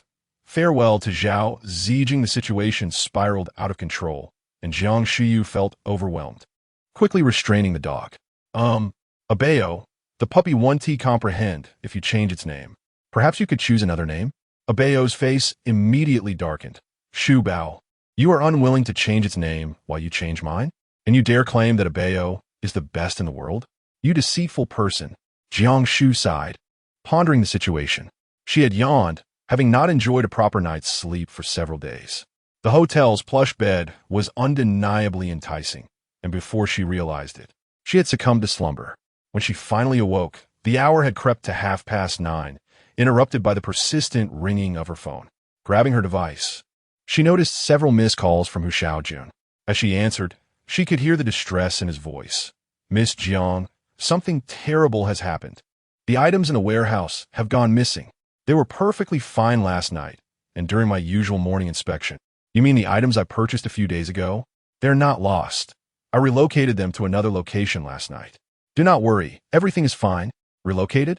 Hu Xiaojun was taken aback. Unable to fathom how Jiang Shu had managed such a feat nevertheless, he refrained from probing further, feeling a newfound respect for her capabilities. He continued, Miss Jiang, the 5,000 banquet tables you ordered are being prepared by the 3 major hotels and are expected to arrive at the warehouse this afternoon. Understood. Inform me once everything has arrived. As Jiang Shu rose to her feet, she noticed that Mei Bo had already gone out to walk the dog, leaving an array of sumptuous breakfast delicacies upon the table. Slipping on her slippers and opening the door, she was greeted by Zhao Zijing, who surveyed her from head to toe with evident disdain. Jiang Shu, at this hour, you're just now getting up? Look at yourself, disheveled and unkempt. Who would want you besides me? Such words were all too familiar from her past life. Yet in this new existence, Jiang Shu had no intention of indulging him. With a cold snort, she retorted, What business is it of yours? Zhao Zijing, how dare you show your face before me? You have 1 second to get lost. Or else do not blame me for being impolite. Zhao Zijing seemed to recall something, and his furious expression vanished in an instant, replaced by a disingenuous smile. Darling, what are you talking about? I am still your boyfriend. We have not broken up. Where have you been these past few days? You did not answer my calls. He feigned surprise at her absence, adding, I never imagined that my darling had joined the anti-demon army during our brief separation. Tell me, what reward do you desire? Truly, he was a traitor blinded by self-interest. After causing her such suffering in her previous life, how could she allow him to have it easy in this one? Jiang Shu's eyes flickered with surprise as she exclaimed, Isn't your girlfriend, Jiang Shu? Zhao Zijin's face flushed crimson, and gritting his teeth, he replied, Darling, you have wronged me. It was that wicked Jiang Shu who seduced me. In my heart, I've always loved you. Should we reconcile? I assure you, from this moment forth, you shall occupy my heart alone. In her past life, she had succumbed to such sweet nothings, gradually losing herself. Now, hearing these words again, she found them repugnant and absurd. Oh, is that so? Jiang Shu leaned against the door, a cryptic smile gracing her lips. I am now a member of the Demon Suppression Army. There are many who wish to pursue me. However, I am rather nostalgic. A reconciliation is not entirely out of the question, depending on what you can offer. Upon hearing this, Zhao Zijin was elated, Darling. You are too gracious to grant me this chance for redemption. Rest assured, my love is truly remarkable. With that, he hurried off. Jiang Shu gazed at his retreating figure, a cold smile playing on her lips. Observe how a mere hint of sweetness can incite discord among them. Let them fight to the bitter end. Jiang Shu closed the door and called the hotel front desk. I am a guest in Suite 888. Did you see the man who just went downstairs? His name is Zhao Zijing, and I forbid him from setting foot in this hotel again. The front desk promptly replied, Understood, Miss Jiang. We will ensure that he does not disturb you. In the afternoon, Hu Xiaojun called to inform that the 5,000 banquet tables prepared by the 3 hotels over the past half-month had all been delivered to the warehouse. Jiang Shu mounted her small electric scooter and hurried over. It must be said that Hu Xiaojun's efficiency is truly remarkable by the time Jiang Shu arrived. He had already cleared the venue. The spacious warehouse was filled to the brim with an array of delectable dishes, each exuding enticing aromas, showcasing a variety of regional specialties that encompassed every flavor from sweet to sour, bitter to spicy. It is no wonder that this esteemed establishment in Jiangsheng delivers cuisine that is a feast for the senses, perfectly embodying the essence of culinary artistry. Jiang Shu cast a fleeting glance, and with a mere thought, the celestial bag appeared suspended in midair. Suddenly, a white silhouette emerged first. A Bao, who had been sulking all day, now seemed intrigued and casually seized a roasted leg of lamb. Is this what your kind consumes? It inquired, its eyes gleaming with curiosity. It appears quite delectable. The Qingming beast typically consumed its meals raw, a sight often gruesome and repulsive. Though a Bao was unaware of the specific type of meat, it could hardly imagine it to be any more palatable. Jiang Shu inquired tentatively, Indeed, we humans consume such delicacies. This is roasted leg of lamb. Would you care to try it? As Jiang Shu's words faded, a Bao had already taken a hearty bite. In that fleeting moment, Jiang Shu felt the intimacy between herself and a Bao surge slightly. Once a beast master successfully forges a contract with a battle pet, a 10% intimacy is established, granting the master access to half of the pet's prowess. The higher the intimacy, the greater the strength acquired. When Jiang Shu formed the contract with a Bao, her spiritual energy and physical strength experienced a remarkable multiplication. Yet, despite her efforts in naming and sweet-talking, her intimacy with a Bao only increased to 15% after a series of fervent actions. Following that, there was no further progress. Little did she anticipate that a single bite of roasted leg of lamb today would catapult it to 19%. It appears that a Bao is undoubtedly a glutton. How could this be managed? Jiang Shu approached with a sense of eagerness, inquiring, A Bao, is it delicious? A Bao, holding a substantial roasted leg of lamb, nodded slightly with her mouth full, displaying an exquisite manner of eating. Jiang Shu brought over several dishes. This is roasted chicken. This is roasted pig's trotters. This is cold-tossed matsutake. This is dried fungus. And this fragrant chives with eggs and oil-braised prawns. After a round of experimentation, Jiang Shu discovered that a Bao had quite the appetite, though he appeared to have a particular fondness for the roasted meats. This made things quite manageable. As Jiang Shu collected the dishes into the Qian Kuan bag, she dialed Hu Xiaojun's number. Please arrange for another batch of meals in the coming days. Particularly roasted meats, beef, lamb, pork, whatever is available. Let the hotels, oh no, every restaurant in Jiangcheng, procure as much as they can. We will take it all. Chapter 26. The revenge has just begun. Jiang Shu arrogantly ordered a substantial quantity of food for a bao. Just as he set his phone down, a bao approached eagerly, saying, Shu bao, save some for later. Once they arrive, these delightful treats will be gone. Jiang Shu was slightly taken aback.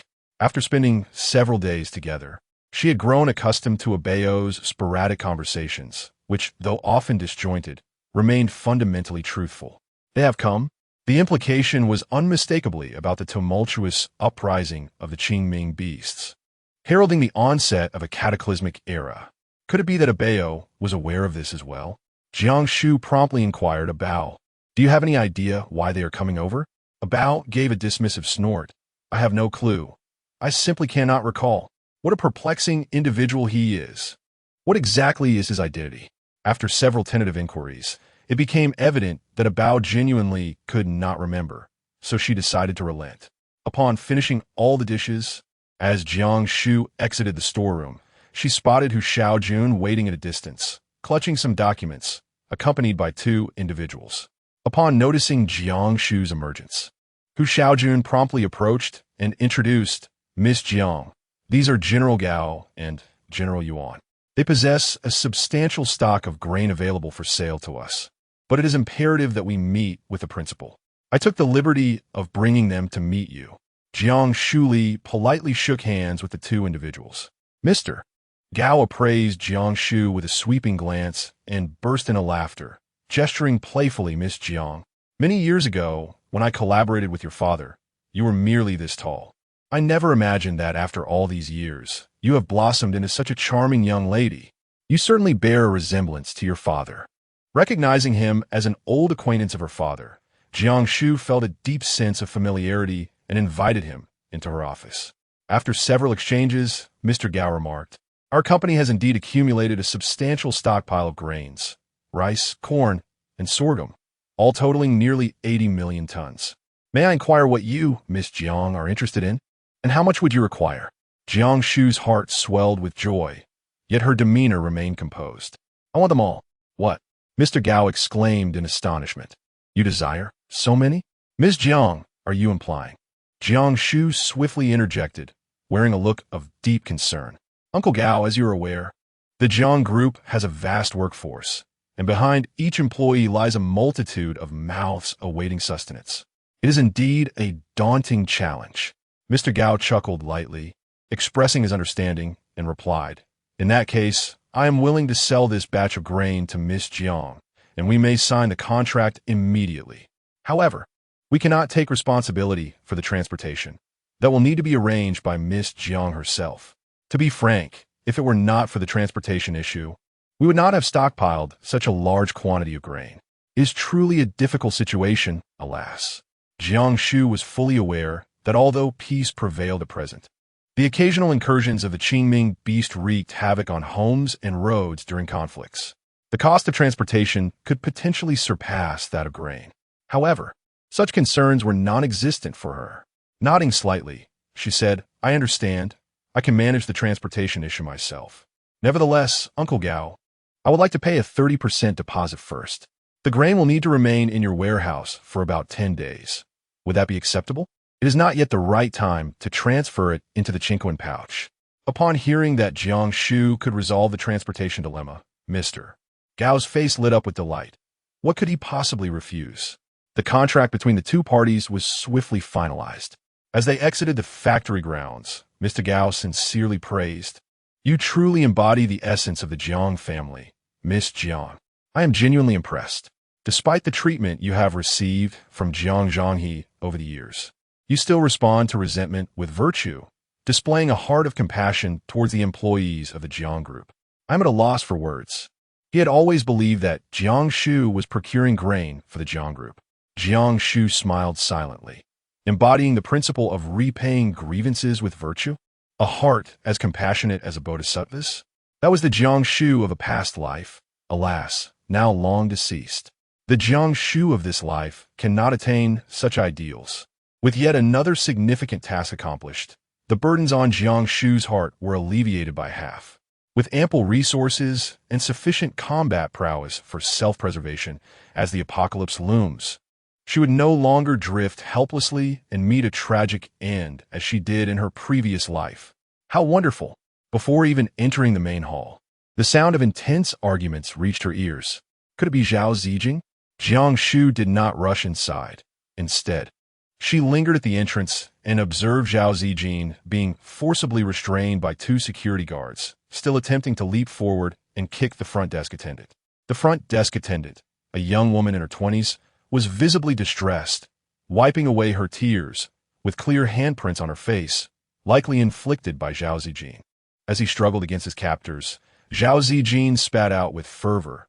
"You, a mere service worker, what right do you have to obstruct me? Let me inform you. I am Jiang Shu's boyfriend. Do you understand what that means? Even Jiang Shu must obey me. Why are you preventing my entry? If you continue to block me, I swear I will make you regret it." The young woman, wiping her tears, stubbornly repeated, "Sir, I apologize, but regardless of your identity, you are not permitted to enter room 888. Please take your belongings and leave." Jiang Shu then realized that Zhao Zijing had brought over two large boxes filled with his belongings, clothes, shoes, and a scattering of his wallet and identification. Most of those items were things she had previously purchased for him. Could he really harbor the audacious intention of moving in with her? Upon hearing this, Zhao Zijing's anger intensified. "Call your boss out here. I'll have him fire you, just watch. If you don't let me in, I'll leave you a bad review, and your hotel will go under." Jiang Shu could no longer endure his tirade and promptly dialed the police. "Hello. This is Jiang Shu from the Anti-Demon Army, Team 9. There's a disturbance at the Bin Hai Grand Hotel. Could you please send someone over? This situation is quite serious, and I hope for strict action to be taken." Before long, a police car arrived with a siren blaring, taking the still shouting Zhao Zijing away. Jiang Shu gazed upon the countless gifts she had once bestowed, now scattered on the ground, and felt a wave of nausea wash over her. She casually offered a small tip to the security guard, saying, "Please, take these things outside and burn them. Every last item, not a single piece, shall remain." The two large boxes contained what should have been Zhao Zijing's entire fortune. She intended to leave him nothing. The guard declined the tip, replying, "I've long found him distasteful. There's no need for a tip. Consider it a way to vent on behalf of my colleagues. I shall promptly dispose of them." That evening, Jiang Shu and Mei Bo were enjoying their dinner when a call came in from the front desk, the timid voice of a young lady on the line. "Miss Jiang, there is a young lady with the surname Jiang who wishes to see you. May I permit her to come up?" A young lady with the surname Jiang? It goes without saying that it must be Jiang Rushue. Most likely, she has come regarding her recent breakup with Zhao Zijing. Jiang Shu smiled faintly and said, "Not seen. One must cater to Jiang Rushue's temperament." Indeed, after a few moments, the phone rang once more. It was the same young lady, her voice tinged with a hint of anxiety. "Miss Jiang, this Miss Jiang. May I inquire if it is possible to occupy the room adjacent to yours?" Jiang Shu raised an eyebrow slightly and replied, "Not a chance." When she negotiated the contract with Jiang Zhanghe, she had requested 3 hotels, one of which was the Coastal Grand Hotel. It is worth mentioning that she is the mastermind behind the scenes. Whether or not to host Jiang Rushue is entirely at her discretion. After a few more minutes, the same young girl, her voice tinged with trepidation, said, "Miss Jiang, This Miss Jiang claims she intends to purchase the hotel. What should we do?" Jiang Shu chuckled. "Sell?" Chapter 27. The Frantic Pitfall of Jiang Rushue. Jiang Shu continued, "Inform her to bring 10 million. Once the funds are secured, the entire hotel shall belong to her, and she may choose any room she desires." "All right. Understood." The young lady hung up the phone. Jiang Shu hung up the phone, noticing that dinner was finished. She turned to Grandpa Mei and said, "Grandpa Mei, let's tidy up our belongings and move to the Linjiang Grand Hotel." Bin Hai, Linjiang, and Guanhai were all hotels under her name. It was merely a change of residence. Grandpa May observed the situation with concern and asked, "Miss, might this provoke Jiang Shu? Perhaps. We should meet her instead? We can discuss matters amicably." Jiang Shu wore a faint smile, offering words of comfort. "Grandfather May, fret not. I am well aware of my boundaries. If they are angered, so be it. My enmity with Jiang Shu runs deep, irreconcilable. She, who has always had everything her heart desired since childhood, finds pleasure only in provoking others." Unperturbed, Uncle May refrained from further discussion and began to gather his belongings. Moments later, Jiang Shu, accompanied by Uncle May and the dog Abeo, descended the stairs and approached the reception desk. "Young lady, may I inquire your name?" The girl, dressed in her work attire with a high ponytail, her round face still slightly swollen, quickly rose to her feet upon noticing Jiang Shu's descent. "Miss Jiang, my name is Lu Shi, and I have just graduated this year." Jiang Shu nodded slightly and handed her a payment code. "Once Jiang Shu transfers the funds into this account, you may inform her that I have relocated to the Guanhai Grand Hotel." Lu Shi, holding the payment code, gradually realized, "Miss Jiang, could it be that you? You are our elusive and ever-mysterious boss whom we have never encountered?" Jiang Shu was amused by her and nodded, saying, "If Jiang Shu is dismissed, you may, if you wish, continue your work at the Linjiang Grand Hotel, for I shall be there." Lu Shi was taken aback. "The Linjiang Grand Hotel? Are you not planning to move to the Guanhai Grand Hotel?" Jiang Shu raised an eyebrow. It was highly probable that Jiang Shu would purchase the Ocean View Grand Hotel along with the other establishment. After all, she possessed ample wealth. Lu Shi smiled knowingly and refrained from further inquiries. Upon moving to the Riverside Grand Hotel, Jiang Shu once again settled into the finest suite. Half an hour later, a payment notification confirmed the arrival of 10 million. 10 minutes thereafter, another 10 million was deposited, as she had anticipated, in a fit of rage. Jiang Shu indeed acquired both hotels, solely to confront her and humiliate her. Yet, Jiang Shu would not allow Jiang Shu to have the satisfaction. Jiang Shu was in high spirits and promptly transferred 20 million to Hu Xiaojun, instructing him, "Tomorrow, take this money to find director Hu and pay the deposit for the grain. Remember to make a grand spectacle of it. Let the entire workers' new village be aware." Hu Xiaojun was perplexed but refrained from asking further questions, readily agreeing. This was merely a contest over who would claim the bed and who would sleep on the floor. The bed, 2 meters wide, was of little concern to Jiang Shu as she was indifferent to who occupied the side. If possible, 3 could sleep together. However, the 2 Abeo were unwilling and insisted on a fierce competition. Woof, woof, woof. Abeo chased the battle pet around the house. Yet, being a formidable battle companion, Abeo, using some unknown technique, floated in midair, mocking the dog. "Come on, you still want to bite me? If you dare fly up here.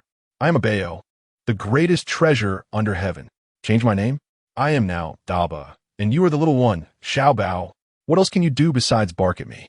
Ha ha, you can't reach me." The dog, filled with rage, could only bark in frustration, utterly powerless. Jiang Shu felt overwhelmed as his battle pet, a Bao, was accustomed to prowling the night. By day, it was manageable as they rarely crossed paths, but once night fell, it heralded chaos. As he observed a Bao suspended in midair, it struck him that, throughout these many days, the creature had seemingly neglected to cleanse itself.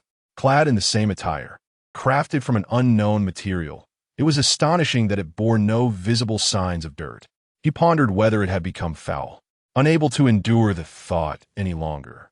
Jiang Shu filled a bathtub to the brim, resolutely dragging his battle pet down. "Bath time. No washing, no sleeping on my bed."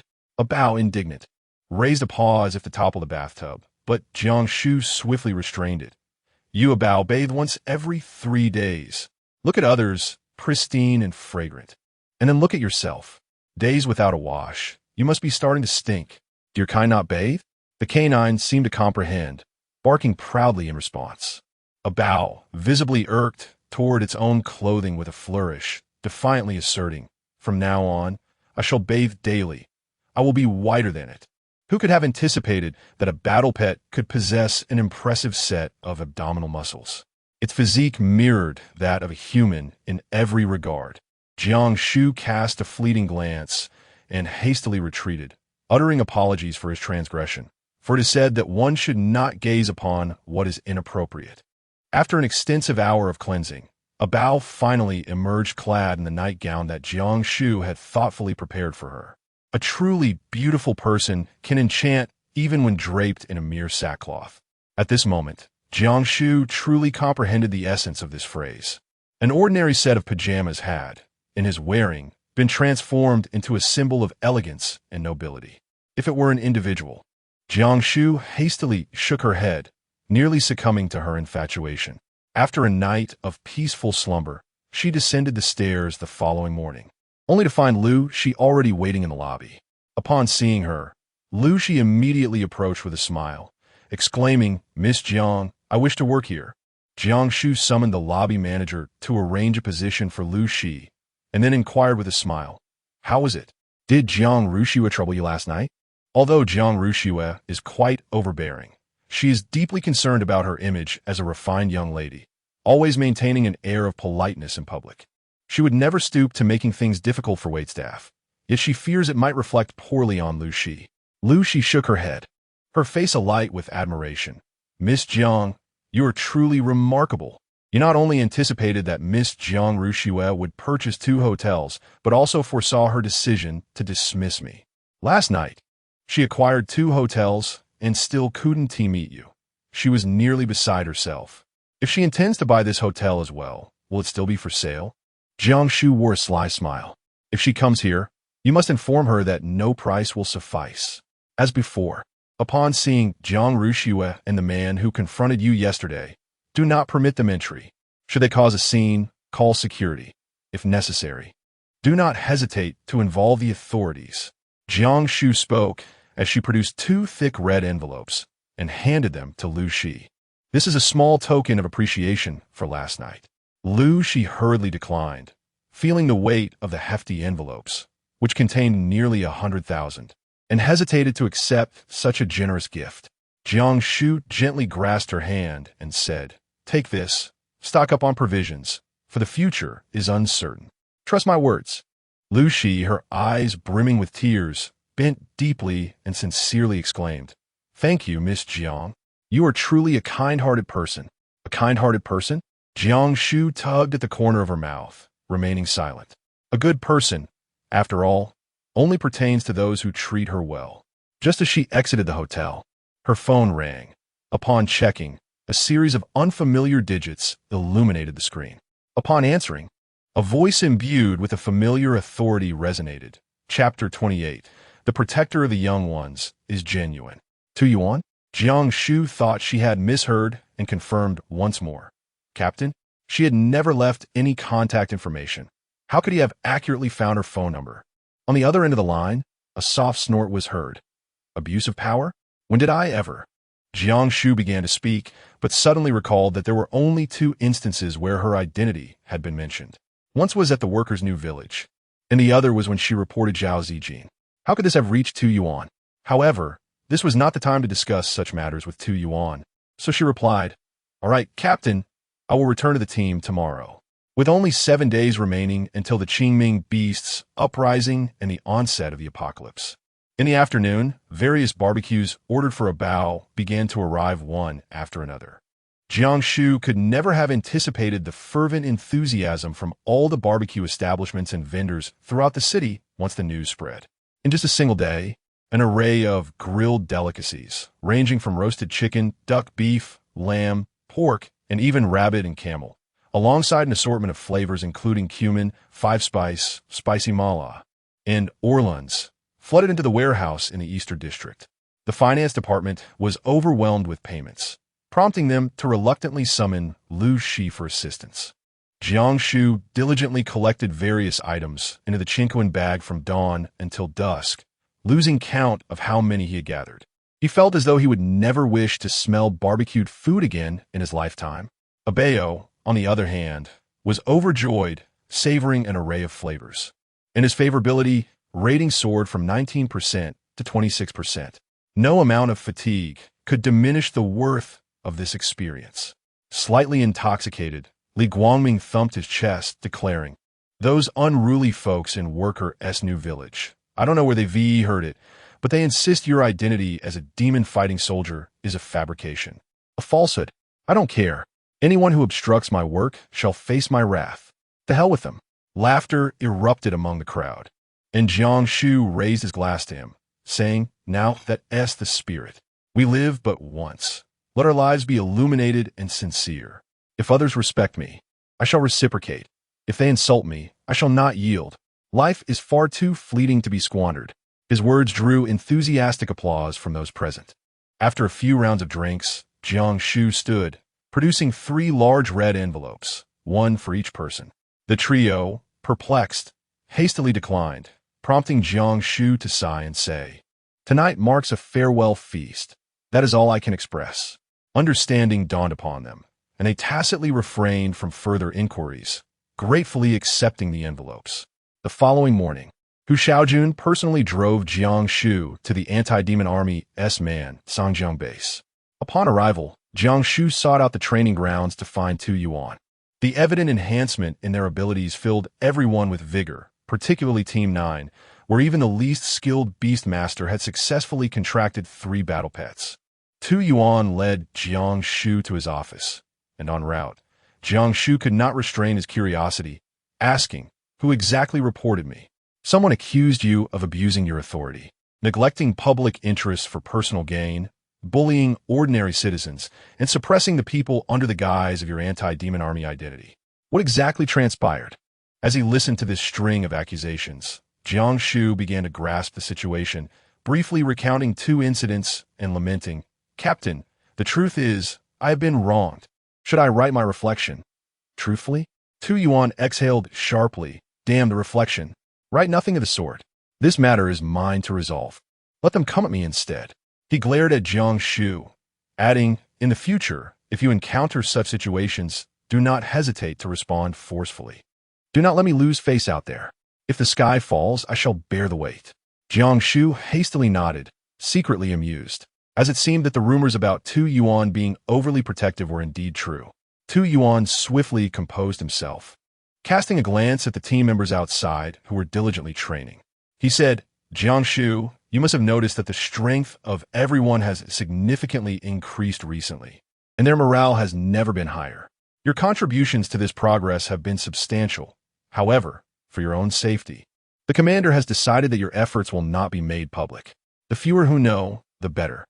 After all, if one day a conflict arises between the Qingming beast and humanity, the revelation of this matter could place you in grave danger. Should you desire any form of compensation or have any thoughts to share, feel free to express them. The base will do its utmost to accommodate you." Jiang Shu nodded thoughtfully. The considerations put forth by the commander and Tu Yuan were not without merit. After all, the massacre of an entire squadron of the Senesi was no trifling matter. If the Qingming beast were to learn of this, it would undoubtedly unleash a relentless pursuit against her. As for compensation, Jiang Shu pondered for a moment and said, "There is no need for compensation. However, I do have a request, though I prefer to keep it confidential for the time being. I shall disclose it in a few days." Tu Yuan did not press the matter and readily acquiesced. Jiang Shu disdainfully pushed her head away, exclaiming, "Do not be so sentimental. I can no longer tolerate you." Zhou Qin leaned in once more, stating, "You have no idea that during your disappearance, someone kicked down your door, leaving 3 gaping holes in the dormitory wall, nearly causing the building to collapse. Moreover, Zhao Qingqing has remarkably changed. She actually dismantled her own door to replace yours. Do you think the sun has risen from the west? Little Jiang, where on earth have you been?" Jiang Shu, with a sense of resignation, took a seat and inquired, "Has anything noteworthy transpired in recent days?" Zhou Qin, serving in logistics and exempt from cultivation, was most adept at disseminating various gossip and news. At Jiang Shu's question, she immediately lit up with enthusiasm, exclaiming, "Oh, where do I even begin? So much has happened.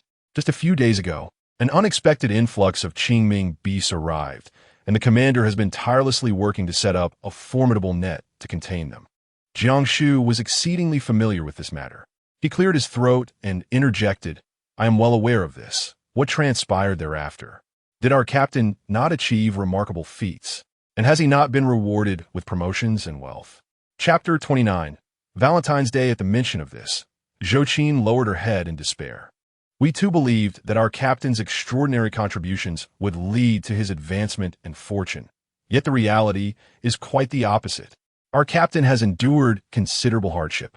According to rumors, the commander initially had no intention of acquiring that batch of Qingming beasts. It was our captain who, at the cost of his own life, persuaded the commander to proceed. Subsequently, our captain had to write several days' worth of self-criticisms. It is said that he sheltered someone, and, as a result, the commander berated him mercilessly, nearly resulting in his dismissal. Jiang Shu's fist tightened increasingly. In the unseen corners, he bore the entirety of the burden alone. Jiang Shu felt a sense of discomfort gnawing at her heart. In both public and private matters, across both past and present lives, Tu Yuan had always treated her with kindness. Even when she impersonated him and made a significant investment in the Jiang family, he never questioned her or brought it up. He wrote self-reflections, endured criticism, and bore the brunt of all the blame. It was Tu Yuan who consistently cleaned up her mess, even risking his own life to resolve her crises. With merely 6 days remaining until the apocalypse, it was still Tu Yuan and his companions who stood valiantly against the impending doom with their flesh and blood. And she, what was she even thinking? Zhou Qi noticed Jiang Shu lost in thought and swiftly pulled her up, exclaiming, "Those two wound tea. Oh my goodness, this is serious. I must go and see." It was already bedtime, and the vast base was enveloped in a profound silence. Jiang Shu subtly sensed the presence of several individuals concealed in obscure corners, predominantly comprising pairs of man and a woman. Alas, with only a few days left to live, they must seize the opportunity to express their thoughts and undertake their desires without delay. Jiang Shu smiled with a sense of reflection as she arrived at the entrance of Tu Yuan's office. The light remained aglow, casting his silhouette upon the window. With his head bowed as if engrossed in some profound study, Jiang Shu arrived at the door, and, as if sensing something, he rose to open it. "What are you wandering about at such a late hour, instead of sleeping?" Jiang Shu's keen eyes quickly discerned a magnificent bouquet of vibrant red roses adorning his desk, seemingly comprising hundreds of blossoms. "Such sincerity. Ah, Captain, it appears someone harbors affection for you. Who is the sender? Does she have feelings for you? Has she confessed? Have you acquiesced? Wow, which brave soul possesses such audacity? Truly remarkable. Captain, do you share her sentiments? Pray, reveal her identity to me. Ah, this is utterly astonishing."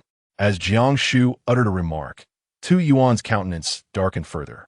In a decisive gesture, he seized a chocolate from the table, broke it apart, and precisely stuffed it into Jiang Shu's mouth, exclaiming, "Just be quiet." In the same breath, he grabbed a large bouquet of roses and thrust it into Jiang Shu's arms, declaring, "You like it, so it's a gift for you. Captain, this is a young lady's affection for you. How can you so casually give it away?" From a distance in the office, several heads peeked out from the greenery, with Zhou Qin excitedly pinching Su Yang beside her. "Did you see that? I told you something was amiss with those two." The captain actually gave Jiang Shu roses and fed her chocolate. How sweet. Oh my, I've shipped this couple. Honestly, they look splendid together. Zhou Qin, in her fervor, failed to notice Su Yang's despondent expression. The two individuals in the office remained oblivious to the onlookers hidden in the foliage as Tu Yuan furrowed his brow, yet wore a smile. "Why are you wandering about instead of sleeping?" After indulging in gossip for a while, Jiang Shu, in high spirits, casually perched herself on Tu Yuan's desk. "Captain, I suddenly remembered there is a significant matter I have yet to report to you. While at Mansongjiang, I discovered the encampment of the Qingming beast army." Tu Yuan's expression turned grave instantaneously. "Where is it? Approximately how many troops?" Initially, Jiang Shu had no intention of disclosing this information, fearing it would bring unnecessary trouble upon herself. Given that the apocalypse had already been set in motion, her silence seemed inconsequential. However, Tu Yuan's unwavering sincerity towards her, be it in this life or the last, represented one of the few warm lights in her arduous existence. Guilt gnawed at her conscience. If this intelligence were to be utilized wisely, with proper preparations made in advance, perhaps the resistance against the demonic forces would not suffer such dire consequences. Indeed, her visit tonight was originally for this very purpose. Thus, she replied, "It is located beneath the widest expanse of water in Yanlin, along the Man-Songjiang. As for the troop strength, at least 100,000. There are numerous types of Qingming beasts I have never encountered before, and I dare not approach too closely. From what I gathered, if we calculate the time correctly, they may take action in about 5 or 6 days." Jiang Shu intertwined the timing of the impending apocalypse into his discourse with Tu Yuan. The gravity of Tu Yuan's expression was unprecedented as he paced restlessly with his hands clasped behind his back. "Regardless of the veracity of this news, I shall report it first thing tomorrow. It is far better to prepare for the worst than to be caught unawares." He turned to Jiang Shu with earnestness. "You must intensify your training over the next few days.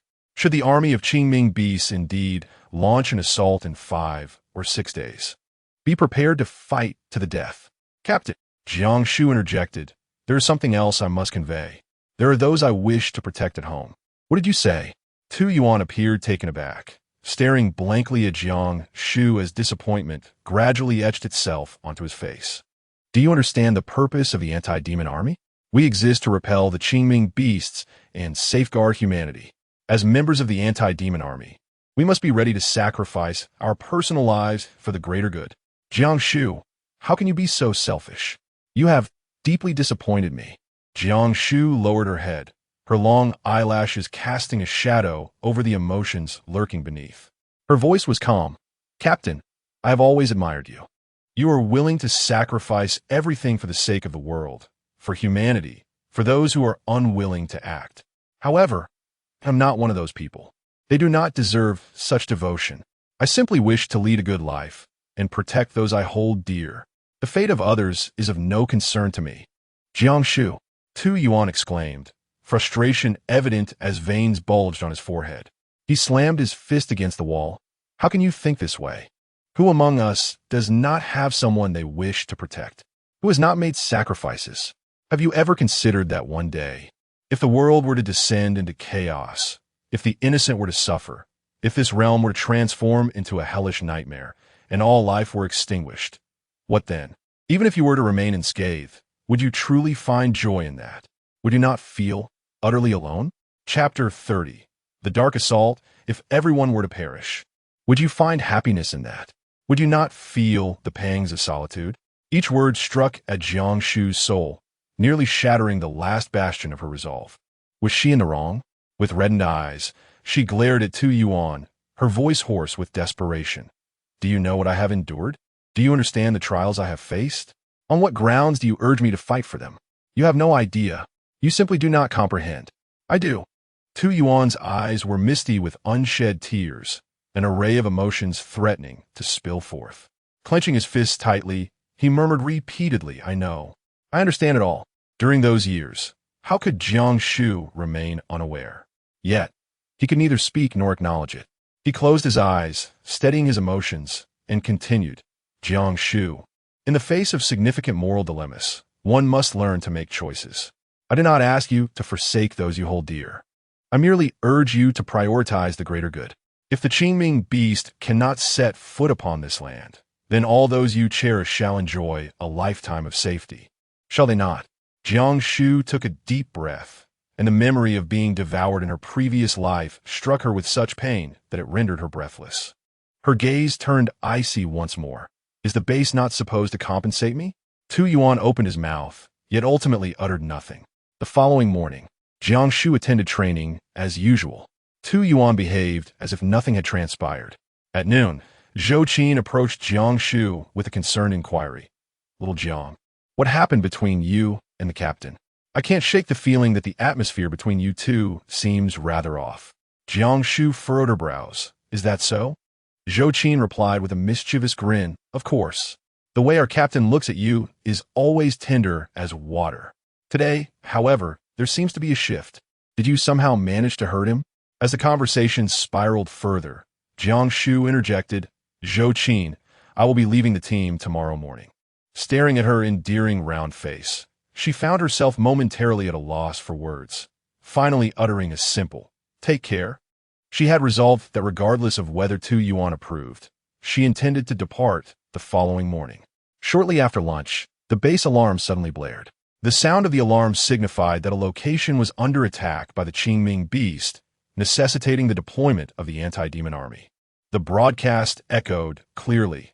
The Jiang City Linjiang Hotel, longitude 100, 821195, latitude 22, 019632, is currently under siege by the Qingming beast. Anti-demon army team 9. Please prepare for departure. The announcement regarding the Jiang City Linjiang Hotel repeated incessantly. The name of the hotel, Linjiang Grand Hotel, may indeed be found in multiple locations, but the coordinates unmistakably point to the Linjiang Grand Hotel where Meibo resides. The Qingming beast has a particular affinity for human flesh, especially for those who have consumed Lanyu water or ingested food tainted by it. Such individuals become fair-skinned, tender, and delectable, exuding a unique aroma. Even hidden in a corner of the city, they can be detected by the Qingming beast, which will pursue its prey regardless of the distance. However, this secret is known only to those within the anti-demon army. Why, then, would Meibo, comfortably situated in the Linjiang Grand Hotel, attract the attention of the Qingming beast? Jiang Shu had an unsettling intuition about the situation, yet she dared not dwell on it and immediately dashed towards the equipment area. According to the regulations of the base, she had not yet qualified for battle, as she had been in the anti-demon army for less than a year. However, the base was far from the Linjiang Grand Hotel, and she needed a vehicle urgently. Members of the 9th Squad were receiving notifications and were making their way over. Jiang Shu leaped into a car and said, "Please inform the captain that my family is under attack. I must leave at once." The vehicle roared out of the base. It would take time for Tu Yuan to organize the team for departure, but she could not afford to wait even a moment. She had nothing, and Meibo was her only relative. Faced with the Qingming beast, an elderly man completely defenseless, Jiang Shu dared not contemplate it. She pressed the accelerator to the floor, and the car thundered forward like a frenzied bull racing down the road. Just as she neared the outskirts of Jiang City, a sudden explosion reverberated as a large hand emerged from behind a hill, striking Jiang Shu's vehicle with pinpoint accuracy. The whole occurrence unfolded too abruptly, burdened with anxiety. Jiang Shu had not even released her spiritual power to sense her surroundings, nor could she have anticipated an ambush here. That was the hand of a battle pet belonging to the Qingming beast, imbued with explosive strength. The car was struck, and with a resounding bang, it careened down the hillside for over 20 meters before coming to a halt. The specially crafted vehicle sustained no damage, yet the wheels and glass were shattered by the debris along the way, rendering it unfit for further travel. Fortunately, Jiang Shu's physical resilience matched that of the Qingming beast, and she emerged unscathed, albeit slightly dizzy from the impact. Crawling out from the overturned vehicle, she found herself face to face with two individuals. The man, named Wang Shi, was familiar to her. He often lingered beside Gao Lin. The woman was a stranger. At that moment, Wang Shi looked down at Jiang Shu and addressed the woman beside him, saying, "Sister Gao, this is Jiang Shu, the one who has repeatedly clashed with Captain Gao and is also the one who injured him." The woman, referred to as Sister Gao, donned a black leather outfit, her hair tied in a high ponytail, exuding an air of arrogance. Behind her stood a formidable Qingming beast, its power reaching an impressive 8 stars. There was no doubt that she had been the one to strike just moments ago. Suddenly, Jiang Shu recalled that Zhou Qin had mentioned Gao Lin had a formidable sister named Gao Lu, and it seemed this was indeed the person before her. Gao Lu let out a cold snort, a hint of a sly smile gracing her lips. "Jiang Shu, do not think that just because you are hiding in the base, I cannot do anything to you. Look, the moment that old man at the hotel encountered trouble, here you are, scurrying out like a frightened rat. Do not pin your hopes on Tu Yuan. Before he arrives here, I am confident I can eliminate you completely, leaving not a trace behind. Is it you?" Jiang Shu narrowed her eyes, a surge of murderous intent bubbling within her. Gao Lu laughed heartily. "Do not look at me with such eyes. I possess 2 8-star Qingming beasts. You do not even have the qualifications to make a move. From the moment you disrespected my brother, you should have anticipated that both you and that old man are destined for death. Alas, what a pity your father died too early and your mother fled too swiftly. Otherwise, I would not mind showing you how you brought ruin upon your entire family." With every word Gao Lu uttered, Jiang Shu's expression grew colder, until, in a fit of rage, she laughed bitterly. "I am not a bloodthirsty person, nor am I as cruel as you. I will not condemn your entire family for your singular misdeed, but today you must die. Abeo, come forth." In the next instant, Abeo appeared by Jiang Shu's side, dressed in pajamas, stretching lazily and impatiently asking, "What is it? Do you not know I was sleeping?" Before Jiang Shu could utter a word, Gao Lu burst into hearty laughter. "Enan, is this truly your battle companion? What a ridiculous sight. It's utterly hilarious. You would even choose such a diminutive creature. My battle companion could crush it with a mere finger." Chapter 31. The combat power of Abao. Jiang Shu never anticipated that Gao Lu would insult Abao the moment she spoke, coldly smiling. "You have already paved your path to demise." Gao Lu's laughter grew more arrogant, and with a resounding boom, two azure beasts appeared behind her. She pointed at Abao and mocked. "Is he truly a contender?" Wang Shi seemed to have heard a ridiculous joke. "Sister Gao possesses 3 azure beasts. Do you comprehend the magnitude of such power? Jiang Shu, are you truly intending to amuse us with such a trivial trinket?" Before Jiang Shu could utter a word, he sensed a change in the presence of Abao beside him. Despite the absence of wind, his white hair danced as if stirred by an unseen force. The atmosphere was deafening. With a deliberate motion, he extended his hand, reaching through the void. In an instant, 3 towering Qingming beasts, each exceeding 20 meters in height, collided with a resounding crash, as though seized by an enormous hand. Their anguished roars reverberated across the heavens and the earth. Abao let out a soft snort, and with a mere squeeze of his hand in the air, death. It was akin to crushing an apple with effortless ease. With a sharp crack, countless pieces of flesh and blood plummeted from the sky. The 3 formidable Qingming beasts exhibited no resistance whatsoever, not even a faint cry of despair, as they were reduced to a mere heap of mangled remains. The air was thick with the acrid scent of blood, inducing a wave of nausea. Everyone stood in stunned silence. Jiang Shu's heart quaked violently. She was aware of Abao's formidable prowess, but had not anticipated it to be so extraordinary. With a mere flick of his hand, he vanquished 3 Qingming beasts, one of which boasted an impressive 8-star strength. Gao Lu was drenched in blood, unable to evade the onslaught, as the blood and shattered flesh of her battle pet splattered across her. Now, she lay trembling on the ground. Once she regained her senses, she stumbled backward in haste. This was a force beyond her capacity to withstand. Fleeing was her only thought at this moment. Abao twisted his neck, his cold gaze falling upon the incapacitated Wang Shi and the retreating Gao Lu. "It is your turn now." He extended his hand, grasping at the void. Instantly, the two were ensnared by an unseen force, slowly lifted into the air. Gao Lu's face turned crimson as she was squeezed. Her intermittent pleas for mercy echoed. "Jiang Shu, spare me. I realize my mistakes. I shall never dare again. I beg you, please have mercy." Jiang Shu let out a cold, sardonic laugh. "If I were to fall into your hands, would you show me mercy? My conflict with Gao Lin should not have escalated to such fatal extremes. I have already spared him once, granting him a chance at life. Yet, you not only wish to take my life, but dare to threaten those close to me. You deserve nothing less than death." As Jiang Shu's voice faded, a resounding bang echoed, and the two transformed into a mist of crimson. Just as Gao Lu had boasted, there was not even a trace left behind. Jiang Shu took a deep breath, anxiously glancing towards Jiang Cheng, uncertain of Grandfather Mei's current condition. However, the vehicle had come to a standstill. Waiting here for the main force would be an immense waste of time. Jiang Shu longed for wings of her own. In her impatience, she inquired of Abeo, "Abeo, can you fly?" Abeo rolled her eyes and replied, "If I could fly, would I still be on the ground?" Jiang Shu was on the verge of tears, exclaiming that Grandpa Mei and Abao were in peril. What about that little creature? Abao could only hear the comforting words of the dog. After a moment's hesitation, he replied, "I do possess a certain ability, though my body has yet to fully recover. rendering it inadvisable to employ it. Well, I suppose I could simply rest in the Qian Kuan pouch for a few more days.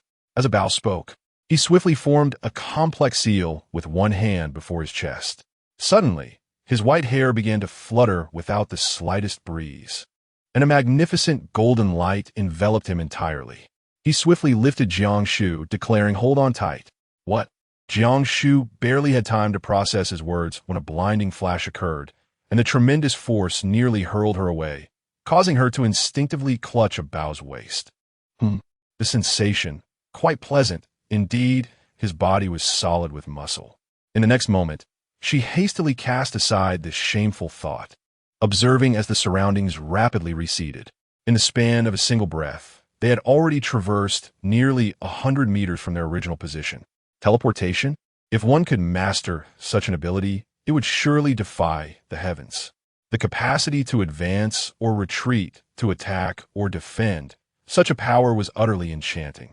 Jiang Shu's eyes blazed with fervor as he exclaimed, "Ah, Bao, you are truly remarkable. What kind of divine ability is this? Please, teach me." Bao's expression reflected a hint of strain as he replied, "This is the earthly golden light I have mastered, and I cannot impart it to you. You will only acquire it when your affinity reaches 50%. It is neither entirely difficult nor entirely easy. After all, the current affinity stands at merely 25%, and enhancing it is no simple task." A few minutes later, the two had already entered Jiang City. Guided by Jiang Shu, Bao and several others traversed the landscape, and in the distance, they caught sight of the silhouette of a Qingming beast. This territory belonged to the Jiang group and had been temporarily allocated to Jiang Shu under Jiang Zhangyi's contract. Factories sprawled across the area, with towering skyscrapers piercing the sky. At this moment, centered around the Qingming beast, the surroundings had been reduced to rubble. The beast stood approximately 15 meters tall, having come from the riverbank, devastating buildings and roads along its path, creating a trail of destruction that led straight to the Linjiang Grand Hotel.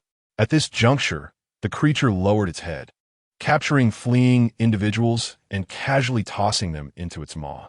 From a distance, Jiang Shu could hear the desperate cries for help. "If you cannot fend it off, summon me." After uttering these words, she vanished from her spot, only to reappear within the confines of her Qian Kuan pouch. Upon witnessing the scene before her, her heart sank, and a chill coursed through her limbs. The sign of the Linjiang Grand Hotel lay shattered and askew on the ground. The once 50-meter-tall, multi-story building had been reduced to mere remnants, with steel and concrete laid bare. The once pristine streets were now a desolate wasteland. The figure of Grandfather May, who should have been residing on the top floor, was nowhere to be found. Panic-stricken individuals cried out, fleeing for their lives. "Grandfather May! Grandfather!" Jiang Shu, disregarding the rampaging Qingming beast, shouted in desperation. Suddenly, a figure rushed forward, grabbing hold of Jiang Shu and urging, "Miss Jiang, we must flee." As they spoke, the figure dragged her towards safety.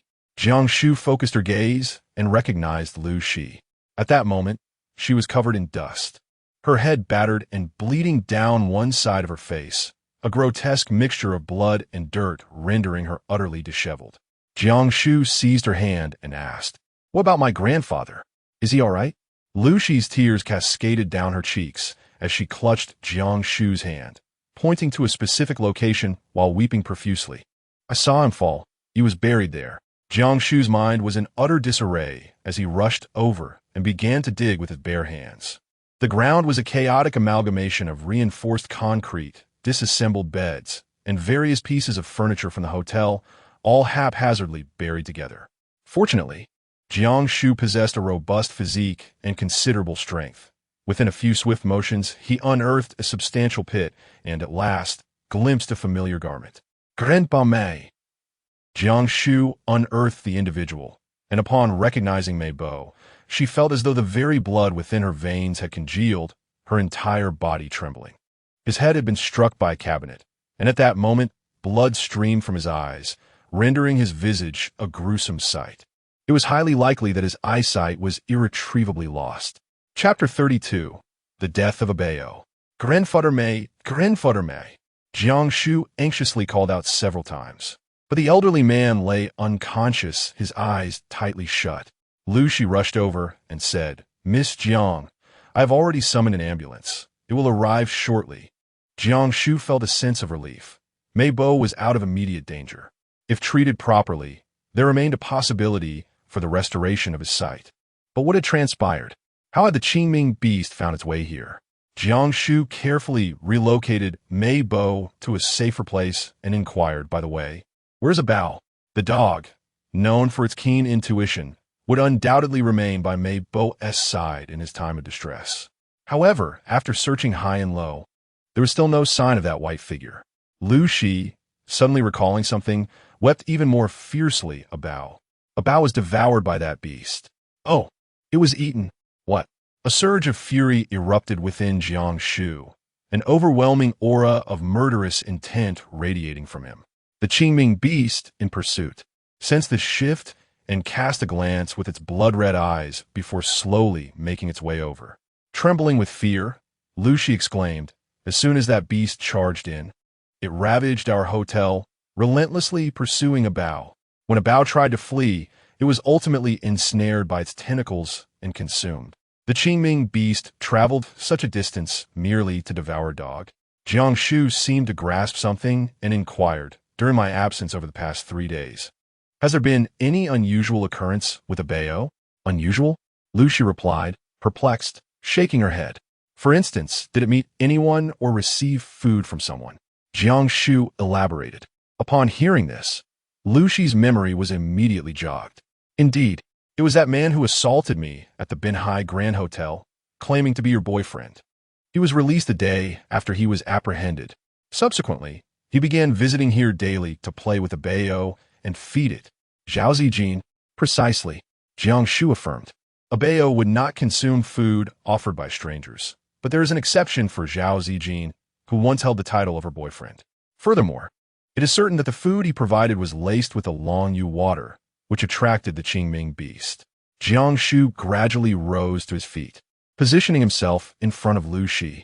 The Qingming beast had already sprinted over, its blood-red eyes fixed on Jiang Shu with confusion. The presence of this human instilled a profound sense of danger within it, preventing it from launching an immediate attack. Jiang Shu looked up, her pupils dilating sharply. On the scales of the Qingming beast's chest, there hung a white tail. That was a Bao's tail, one of a kind. In the depths of Jiang Shu's heart, a flicker of hope was abruptly shattered as a tempest of fury and murderous intent surged within her, nearly driving her to the brink of madness. "Death! Damn it!" She surged forth like a cannonball, delivering a fierce blow to the head of the Qingming beast. 1 punch, 2 punches, 3 punches. No one could fathom the significance that a Bao held for her. When she discovered a Bao at the tender age of 10, it was a small creature, much like herself, pitiful and helpless. Yet, everything she cherished was snatched away by Jiang Rushua. Clothes and toys were torn apart, and little animals were subjected to cruelty. She fought with all her might to protect a Bao, imploring old man Mei to raise it. To her, a Bao was family, a kindred spirit who shared in her suffering. In her past life, a Bao had been boiled and consumed by Zhao Zijing and Jiang Rushua, and now, it was Zhao Zijing once more. Again, it was him. Despite her relentless efforts to grow stronger, she still could not safeguard a Bao. "Fine, very well. You all are truly something." Jiang Shu laughed maniacally, her fists raining down as she struck again and again, the Qingming beast reduced to a bloodied pulp, devoid of life. This was merely a 2-star Qingming beast, formidable in the eyes of ordinary people, yet in Jiang Shu's eyes, it was no match for her physical prowess. With the threat of the Qingming beast neutralized, onlookers gathered in fearful curiosity, while the sirens of an ambulance wailed in the distance. Jiang Shu wore a stoic expression as she silently tucked away the remaining half of a Bao's tail and assisted Mei Bo onto the ambulance. A Bao was gone. She could not allow anything to happen to Grandpa Mei. Suddenly, a mocking voice emerged from the crowd. "It's just a dog, for heaven's sake. What a lunatic." The malicious tone abruptly triggered a switch in Jiang Shu's memory. Jiang Rushua spoke thus. A powerful mental force surged forth, and Jiang Shu instantly sensed that Jiang Rushua was concealed just a few meters away, nestled in the corner of the wall, accompanied by Zhao Zijing. Excellent, splendid. An aura of murderous intent enveloped the air, and in the next moment, Jiang Shu appeared before the two of them. Jiang Rushue was taken aback, her anger flaring immediately. Jiang Shu, you wretched scoundrel, you cowardly turtle, you finally dare to appear before me. You deceived me into purchasing 2 buildings. Return my money at once. Today, I shall make you pay. As her words fell, over a dozen bodyguards encircled Jiang Shu. The crowd of onlookers grew increasingly larger, with some pulling out their phones to capture the moment, while others recorded videos. Jiang Shu's indifferent gaze shifted from Jiang Rushue's face to Zhao Zijing. Did Gao Lu release you? Zhao Zijing, filled with guilt, suddenly erupted in fury. Jiang Shu, you venomous woman. I wondered why those hat-wearing individuals were after me. It turns out you orchestrated this. If it weren't for Miss Gao's timely rescue, I would have met my demise at your hands. Miss Gao has stated that within the anti-demon army, you are merely a beneficiary of favoritism, utterly insignificant. You boast endlessly of your status, wielding your connections like a featherweight command. But what is a mere beneficiary's arrogance worth? Now that I have Miss Gao as my support, what do you amount to? Huh, what do you do to me? The onlookers, upon hearing this, erupted in a chorus of disdain. Ah, another charlatan, impersonating an anti-demon army member. I knew it. How could such a young girl possibly be part of the anti-demon army? Jiang Shu? Could she be that fraud from Workers' New Village? Have you heard? Those from that community have long labeled her a scammer. Jiang Shu understood everything, a chilling smile gracing her lips. Gao Lu, can you fathom why I still stand here? Gao Lu is dead. You too could meet the same fate. Jiang Shu abruptly raised her hand and seized Zhao Zijing by the throat, effortlessly lifting the man, who stood at a towering height of 1.80 meters off the ground. With the slightest exertion, she could easily snap his neck. Jiang Shu, what are you doing? Have you lost your mind? Jiang Rushue exclaimed in shock, rushing forward. Let him go. Get away. Jiang Shu suddenly struck out, casting Jiang Rushue aside, who was sent flying into the ruins with a resounding thud. Miss! A dozen bodyguards hastily rushed to Jiang Rushue's side. Zhao Zijing's face was a mask of terror. He struggled to speak, but the paralyzing fear of death enveloped him completely. Just as Jiang Shu was about to take action, a booming voice interrupted. Stop! Jiang Shu, cease at once. Turning around, she saw the anti-demon army had arrived, with the leader, Tu Yuan, rushing over in a flurry, rebuking her. Jiang Shu, what are you doing? Attacking civilians in public? Have you lost your mind? Release at once. Chapter 33. Diverging Paths, I Refuse. He caused Bao's death. He harmed my grandfather. I shall kill him. A cold scoff emanated from the side as a man with a center-parted hairstyle leisurely approached, arms crossed, reveling in the spectacle. Tu Yuan, are you not known for your strict military discipline? How could you raise such a lawless individual? We are living in a society governed by law. To threaten murder in public is quite the display of arrogance. Our anti-demon army exists solely for the people, and now someone wishes to kill over a mere dog? TSK. TSK, what a disgrace to the name of the anti-demon army. With so many witnesses present, should this escalate, you, Captain Tu Yuan, will not be able to contain it. Upon hearing this, the onlookers immediately chimed in. Such a person should be expelled. Let justice take its course. It's terrifying. What a spectacle. Witnessing the anti-demon army calling for murder in the streets for the first time. If you have the courage, then do it. Let's see you kill someone. I'll post the video online for everyone to judge. Countless voices clamored, pointing fingers at Jiang Shu and Tu Yuan. While she could disregard the ignorant crowd, she recognized the instigator. This man was Zhao Changxiao, the captain of the 8th team, who often trailed Tu Yuan on missions, ostensibly to learn, but in truth, merely seeking to nitpick and report back. Jiang Shu despised such individuals, and without hesitation, she retorted icily, Zhao Changxiao, if you have grievances with me, bring them forth. Let me inform you, I, Jiang Shu, have been expelled from the 9th team by Tu Yuan. I'm no longer a member of the anti-demon army, so you ought to speak in a more civilized manner. Otherwise, I would not hesitate to eliminate you as well. Hearing this, Tu Yuan was momentarily taken aback, before letting out a faint sigh. Enough. Zhao Chanxiao, however, was infuriated, leaping up in outrage, ready to strike Jiang Shu. You little brat. What did you say? Repeat that. I am your elder, your superior. What kind of language is that? That is enough. Tu Yuan barked, firmly restraining Zhao Chanxiao, who fell to his knees with a thud. Old Zhao, you can apologize without such theatrics. This time, I will let it slide, but should there be a next time, I shall not show mercy. A blatant threat. Zhao Chanxiao felt as though a mountain was pressing down upon him, beads of cold sweat trickling down his brow. How could he possibly misunderstand Tu Yuan's intentions? Suddenly, he dared not utter a word. At Tu Yuan's fierce shout, the crowd fell silent in an instant. With a raised hand, he commanded, bring forth the phones. Those who recorded videos or took photos, delete them all. The members of the 9th team, standing by, swiftly encircled the scene. Yet, some among the crowd protested. On what grounds? Why should you delete our videos? This is a society governed by law, with freedom of speech. You are being unreasonable. Just because you wield weapons, does that give you the right to act with impunity? We refuse to comply. Indeed, what gives you that right? Tu Yuan cast a stern gaze over the crowd, scrutinizing each individual before pointing an accusatory finger at Jiang Shu, exclaiming, on what grounds? Simply put, it was she who defeated the Qingming beast and saved your lives. Ask yourselves, had it not been for her, would you be standing here speaking at this moment? Reflect on your consciences. What intentions lie behind your recording of such controversial videos? At these words, the raucous individuals fell into stunned silence. The onlookers were promptly ushered aside to undergo checks, allowing Tu Yuan to finally focus on Jiang Shu. She was covered in dust, her eyes reddened like those of a rabbit, her face displaying stubborn defiance.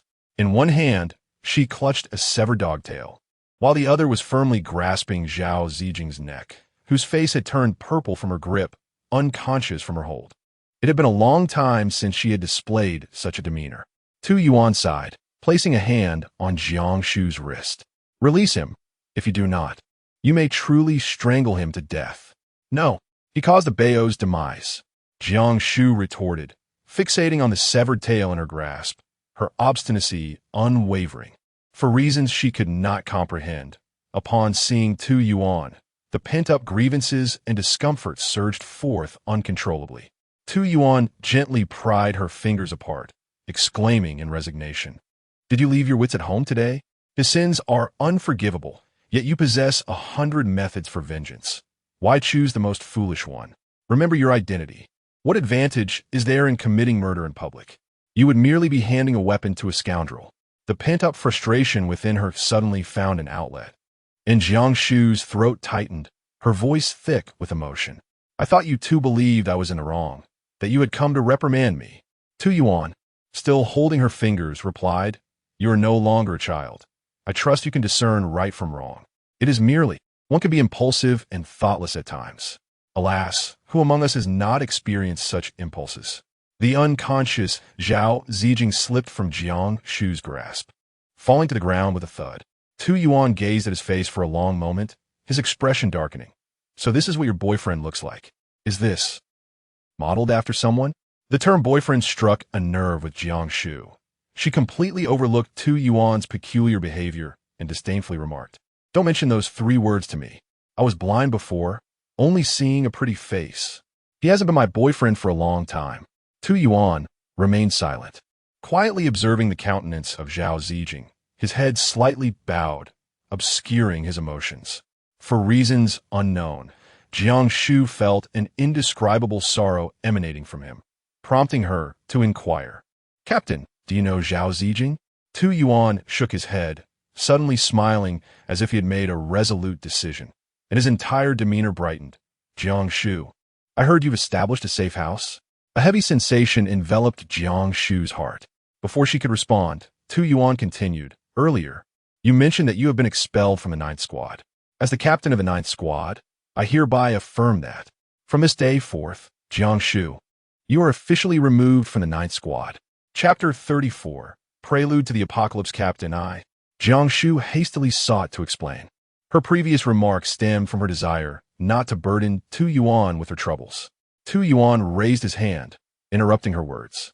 He wore a gentle smile as he took the half of the dogtail from her grasp and kept it safe, then remarked, "Please, hand over these unhappy remnants to me. Let us shoulder the responsibility of defending against external threats, of sacrificing ourselves for humanity. Jiang Shu, strive to live well.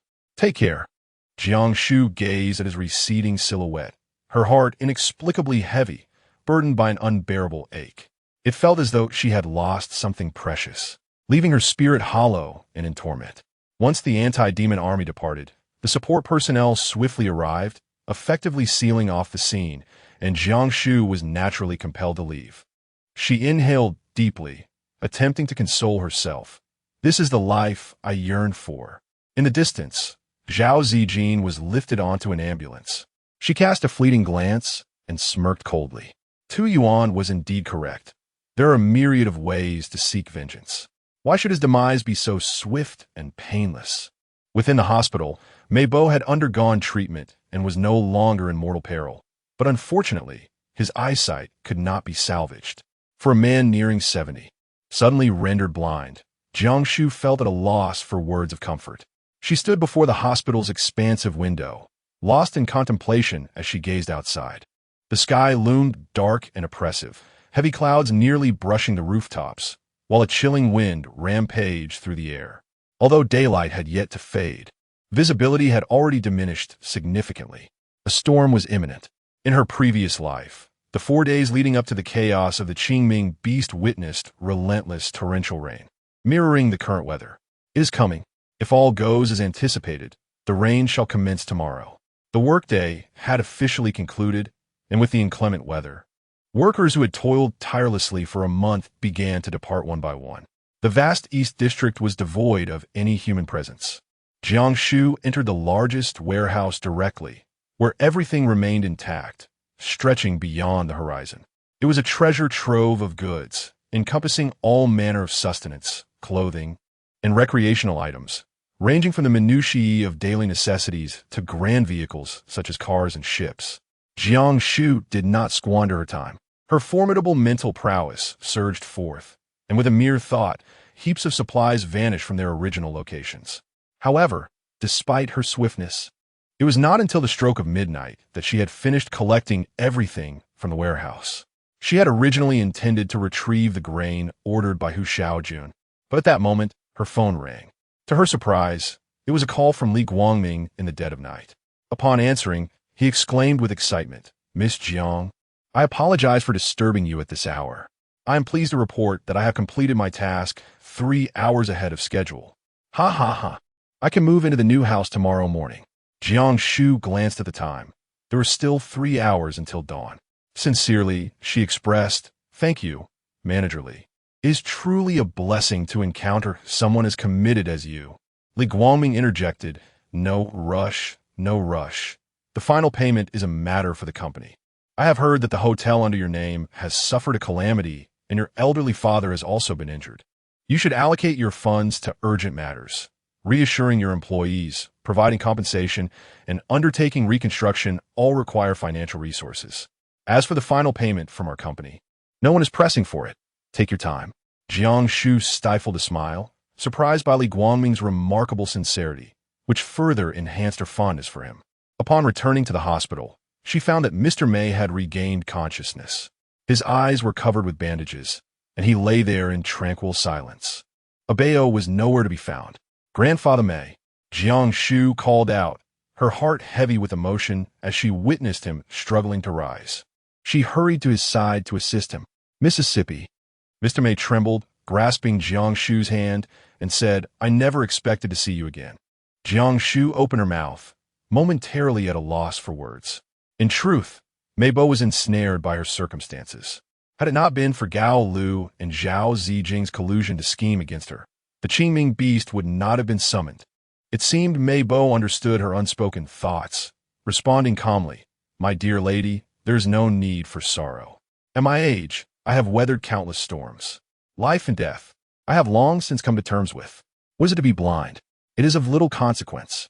At the very least, my ears can still hear, my mouth can still speak, and my limbs can still move. The future remains uncertain, and who knows how long I shall endure. Whether I can see or not has become inconsequential. Jiang Shu was aware that Grandpa Mei was merely trying to console her. Yet a pang of sorrow gripped her heart as she said, "Grandpa Mei, our house has been beautifully renovated. Rest assured, no matter what transpires in the future, we shall persevere." The following day dawned, yet the sky remained shrouded in a gloomy haze. The heavy clouds lingered, denser than the day before, pressing down with an oppressive weight that made it difficult to breathe. Flocks of birds flitted about in the confined expanse of the sky, their cacophonous cries creating cacophony that was utterly maddening. Upon entering the room, she immediately sensed the peculiar stares directed at her, reminiscent of the past. Akin to a swarm of flies buzzing incessantly, a source of great annoyance. Ignoring their presence, Jiang Shu ascended to the 6th floor, where she beheld the newly renovated safe house of Li Guangming. Her spirits instantly lifted. The residence, originally spacious at over 200 square meters, appeared to have doubled in size following the renovation. From the interior to the exterior, it was adorned with innovative materials she had never encountered before, particularly the grand entrance door. With her current physical strength, she found that a single punch left not even a dent. It was impervious to the Qingming beasts, let alone human threats. Each wall had been replaced with new materials, and the layout was exceptionally comfortable, with designated areas for relaxation and entertainment meticulously arranged. Outside the security door, there was an open terrace, half of which had been transformed into a family farm. Although she had stockpiled a substantial amount of food and had no need to cultivate grains, planting some flowers would surely bring joy to the eyes. "Grandfather Mei, this is our new home. Here is your room. Here is the bed. Here is the wardrobe. And here is the dining area. And over here." Jiang Shu guided Mei Bo, helping him gradually familiarize himself with his current residence. After an hour, Mei Bo had nearly navigated the layout, and Jiang Shu retrieved the meal delivered by the hotel from her storage bag, setting it upon the table. "Grandfather, here is our lunch," she announced. Since Mei Bo was unable to see, she found it convenient to avoid the hassle of concealing her actions. As they settled down to dine, just after a few bites, a resounding and thunderous roar echoed through the heavens, rolling in from the ominous clouds above. It was a sharp yet muffled sound, akin to something bellowing fiercely beside one's ear, before gradually receding, leaving an unsettling sensation. In the next moment, torrential rain poured down. Mei Bo tilted his head, listening intently, and sighed, "It's raining." 13 years ago, it was the same thundering and rain. Chapter 35. The fiery-haired monster. Once the heavy rain commenced, it showed no signs of relenting. It continued relentlessly until the following evening, when it finally ceased, leaving the city's drainage system on the brink of collapse. The low-lying western part of the city had transformed into a vast expanse of water. The sky remained dark and foreboding, and although it was evening, the light was dimming, with the city's illumination struggling to penetrate the gloom, creating an inexplicable sense of oppression. Jiang Shu stood by the window and glanced outside, exclaiming, "Grandfather Mei, the rain has ceased." She hastily descended the stairs, mounted her electric scooter, and sped towards the granary where General Gao stored the grains. The rain was unlikely to relent, and she feared the grains might become damp. Fortunately, the granary was situated in the elevated northern outskirts of the city, backed by mountains, and her journey there encountered little obstruction. As she caught sight of the towering granary, shrouded in darkness, a frown creased Jiang Shu's forehead. Logically, it should have been illuminated at this hour. Dismounting from her scooter, she stealthily made her way inside. General Gao's granary was substantial, rising like a chimney, filled with granaries piled high, soaring over 10 meters, resembling a labyrinth where one could easily lose their way. Releasing her mental energy, she vaguely sensed the presence of a building ahead. Before she could approach any closer, a sudden gust of wind rushed toward her. Instinctively, Jiang Shu sidestepped, only to see a gleaming sickle slice through the air, narrowly missing her head and plunging into the earth, sending shards of stone flying. Jiang Shu was drenched in cold sweat when she suddenly heard a series of peculiar, chattering cries. Before her stood 4 or 5 Qingming beasts, encircling her menacingly. Unlike the typical Qingming beasts, these creatures stood only slightly taller than a human, their heads adorned with striking red hair that cascaded gracefully down to their waists. Two sharp horns protruded from their foreheads, and each of their four hands clutched various weapons, resembling the Qingming beasts she had encountered before. Yet the vivid red hair was particularly arresting. What manner of beast is this? Even in her previous life, she had never laid eyes on such a creature. Jiang Shu did not dare to let her guard down. Upon entering, she activated her mental perception, yet she failed to detect the presence of these entities. This could only imply that either their sense of smell surpassed her mental acuity, or they possessed the ability to conceal their presence, eluding her psychic probing. Whichever the case, it was undeniably extraordinary. Standing still in the center, her mind raced with thoughts of what to do next.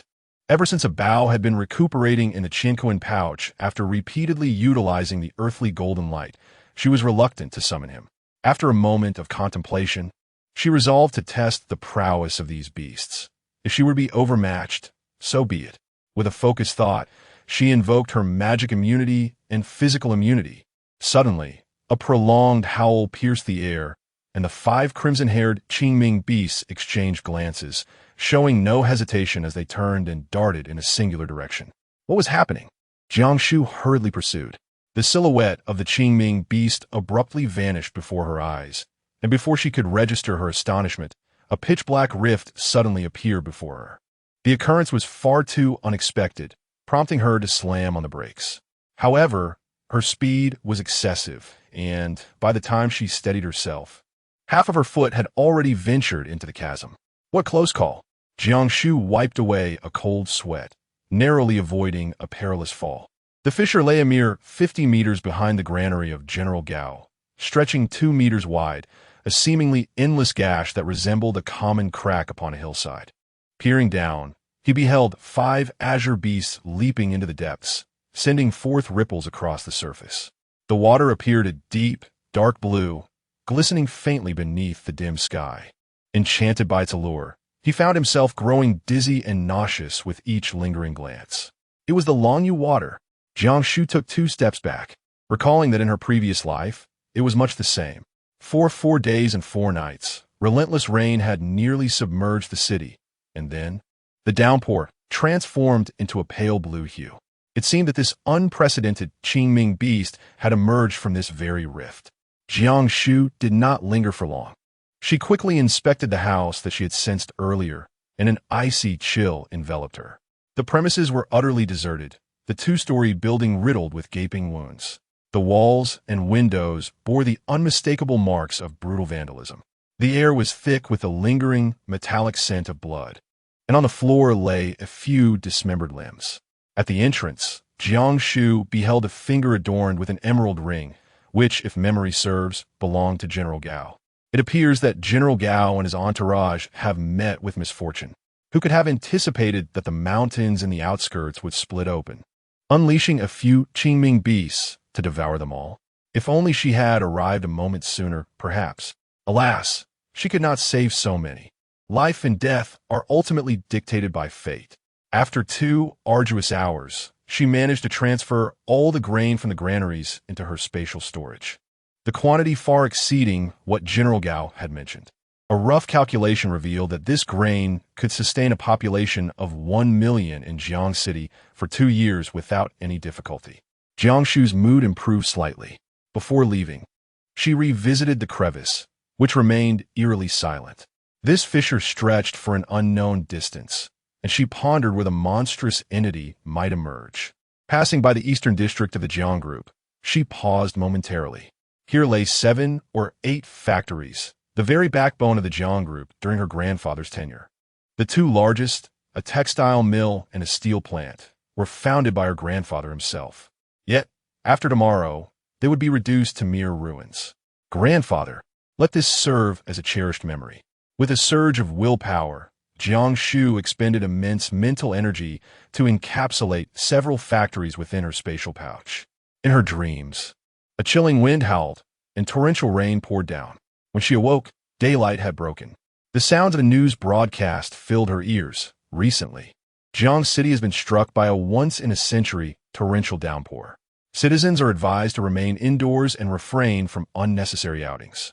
The western part of the city is the most severely affected, and rescue teams are working tirelessly to assist. Please remain calm. The weather forecast indicated that tomorrow would bring clear skies. Calamities eventually pass, and we stand united in hope.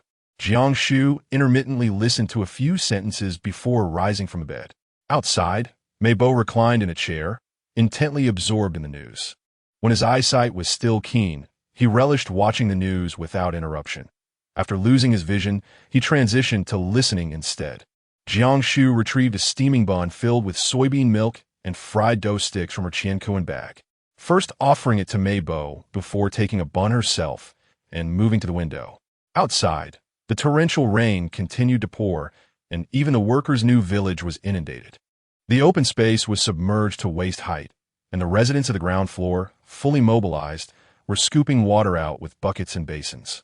On the table, her phone emitted a series of notifications, the sound of WeChat alerts echoing in the room. Jiang Shu picked up her phone to discover that someone had added her to a new neighborhood group chat. She hadn't yet had the chance to activate Do Not Disturb mode. 2 videos popped up on the screen, followed by a flurry of messages. My home is flooding. Those at home, please come and help. I can't stay on the 1st floor. Help me move to the 6th floor. Raise your hand to sign up. Chapter 36. The Influence of Workers' New Village. Jiang Shu opened the video and glanced at it, only to find that the polished wooden floor was already inundated with water up to the knees. Rice, honey, and various nutritional supplements floated in the water, alongside an assortment of packaged food items, their names obscured but undoubtedly valuable. Coming right away. It is our honor to serve the director. Count me in.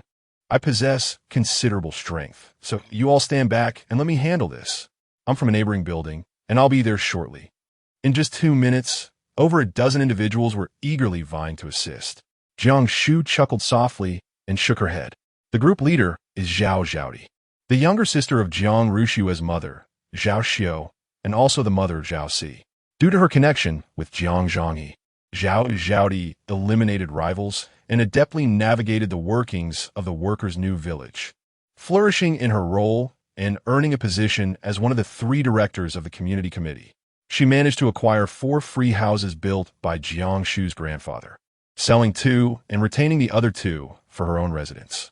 Yet, despite this, countless individuals were eager to forge connections, being fellow residents of the same community, with the most common gifts being grains and cooking essentials. At this moment, Zhao Zhaodi had received half a house, which was now entirely submerged, and she was seeking individuals to serve as free labor to help move to the 6th floor residence. Jiang Shu let out a cold laugh and silently saved the video. A cursory glance revealed the 3 district committee heads of the workers' new village. Zhao Zhaodi, the matriarch from Jiang Rushue's maternal family, Jiang Zhongyi's sister, and Jiang Rushue's aunt.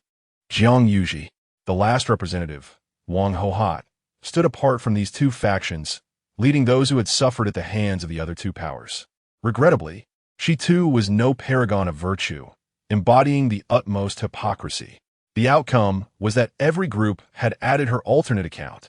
In her previous life, Jiang Shu met a tragic end, and those who shared in the spoils included these 3 individuals and their respective factions. In this life, her choice to reside in the workers' new village was undoubtedly a quest for vengeance. Not one of them would be spared. The torrential rain continued to pour as a black business vehicle splashed through the water and came to a halt in front of the adjacent building. Jiang Shu focused her gaze and noticed the door ajar, revealing dozens of bodyguards bent over in the water, while a woman delicately stepped upon their backs, cautiously making her way inside. Beside her, a man attentively held an umbrella for her. Wasn't that Jiang Rushue and Zhao Zijing? Indeed, with such torrential rain, even the elevated workers' new village had succumbed to flooding. It was needless to mention the Jiang family's ancestral residence. They had sought refuge here in their time of distress. Jiang Shu curved her lips into a smile, quite pleased, for her adversaries had gathered in droves. As she lowered her gaze, she noticed a post in Wang Hohat's group, featuring a photograph of Jiang Rushue stepping onto the back of a bodyguard as she entered the building. An uproar of vitriol erupted beneath the image. Damn it! What pretense of nobility is this? If you can't swim, stay out of the water. Are bodyguards not human? Why doesn't she just fall and drown? What kind of young lady is she, relying solely on her father's influence to trample upon us common folk, feeding off our toil? Without us, she would be nothing. That pretty boy she parades around with daily. How shameless. If the day comes when the oppressed rise up and sing, I shall be the first to deal with her. The remarks grew increasingly outrageous, filled with insults, crude innuendos, and a cacophony of disparagement. Jiang Shu relished the spectacle, seeking out the most scathing remarks, capturing screenshots, and casually forwarding them to the group of Zhao Zhaodi next door. Zhao Zhaodi's current standing was entirely attributable to her ability to flatter Jiang Rushue, whispering sweet nothings in Jiang Zhanghe's ear. Naturally, she held Jiang Rushue in the highest regard. Jiang Zhanghe is a person of ruthless disposition, exhibiting a lack of compassion towards his subordinates. Yet he dotes on his only daughter, Jiang Rushue, showering her with every desire she expresses.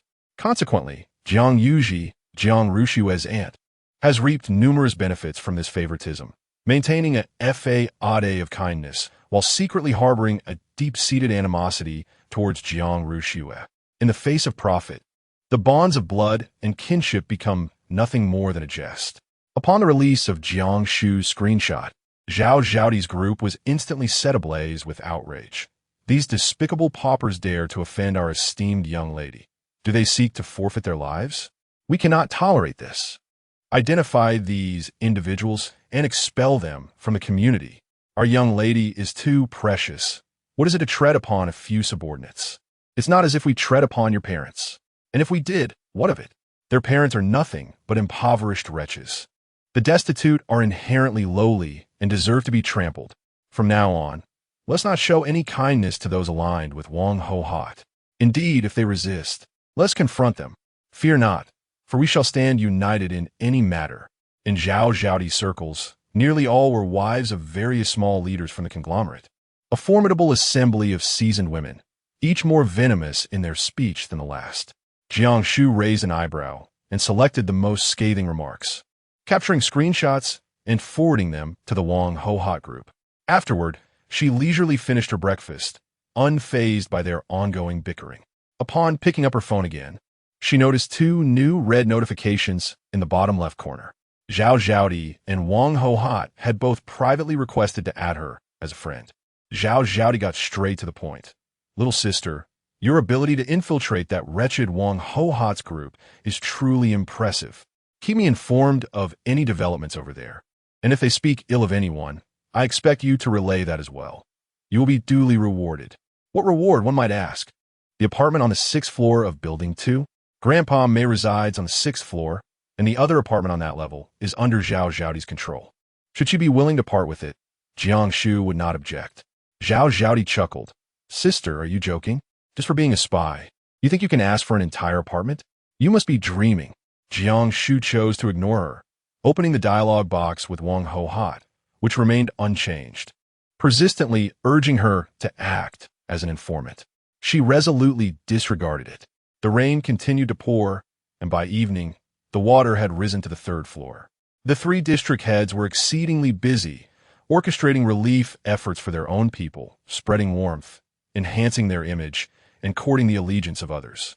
The few remaining residents, unwilling to take sides, found themselves with no options in the face of disaster, ultimately opting to align themselves with one faction or another. Thus, the 3 factions within the workers' new village began to delineate their boundaries distinctly. However, concerning Jiang Shu, this exceptional individual, they unanimously chose to overlook her presence. At midnight, the torrential rain finally ceased. A wave of cheers erupted within the community. As they believed the rain had stopped, the flood receded, and tomorrow would herald a new day. Jiang Shu stood upon the open balcony, gazing up at the pitch-black sky, and let out a faint sigh. Tomorrow, the world would descend into a hellish purgatory. Tu Yuan. What fate awaited him? Ever since he had led the team that day, there had been no word, as if he were a mere stranger. Suddenly, a flash of white light flickered beside him, and Bao's figure appeared abruptly, lazily reclining onto the adjacent chair, echoing Jiang Shu's sigh. They have arrived. Chapter 37. The first night of the apocalypse, no sooner had the words left his mouth than a beam of white light, emerging from an unknown source, sliced across the heavens. The oppressive night sky was illuminated as if it were midday. In an instant, the sky seemed to split in two, revealing a gaping chasm. Simultaneously, the ground trembled violently. Standing on the sixth floor, Jiang Shu felt the building sway perilously, and a series of eerie cries, reminiscent of tormented souls from the depths of hell, suddenly erupted. The sounds ebbed and flowed, alternating between chilling wails and unsettling laughter, driving one to the brink of madness. Bao shook his head. They have come. We cannot fight them. Upon hearing a mere name, a sensation akin to thunder erupting within her mind assailed Jiang Shu, causing her to hastily cover her ears. That name was one she felt utterly unworthy to even hear. Bao, realizing her distress, gently patted her head in a comforting manner. Forget it, Shu Bao. You're far too fragile. Those ancient relics are nothing to be feared. Shu Bao, keep your little bun concealed. Be wary of attracting the attention of that old wretch. Stay out of unnecessary troubles. I shall take my leave for now. No sooner had the words left her lips than she vanished into the Qian Kuan bag. Jiang Shu consented, rubbing her aching temples as she endeavored to emit a modicum of mental energy, attempting to discern the source of that unpleasant sound. However, the moment she made a move, her extending mental force seemed to be ensnared by an unseen entity, voraciously consuming her essence.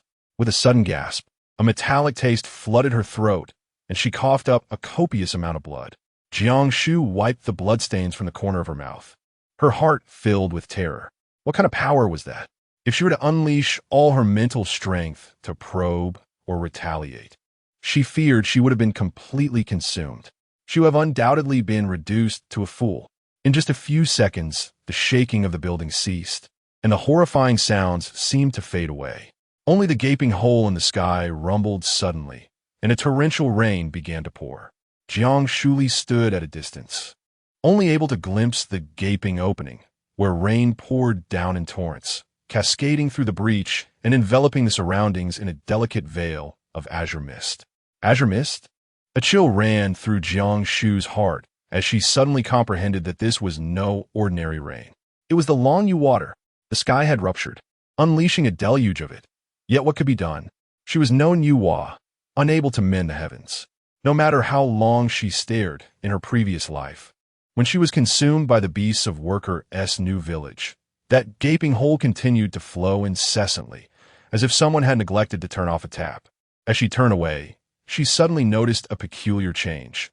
Upon closer inspection, Worker S. New Village had been submerged under more than 10 meters of water, which had quietly transformed into a deep blue. The color blue heralded the presence of Longyu water.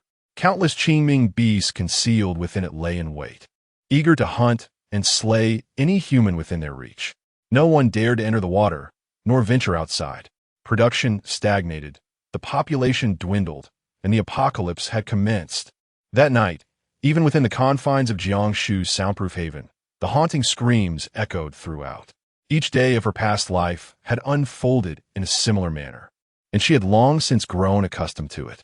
At dawn, she prepared breakfast for Uncle May as usual, only to find him leaning by the window, sighing heavily.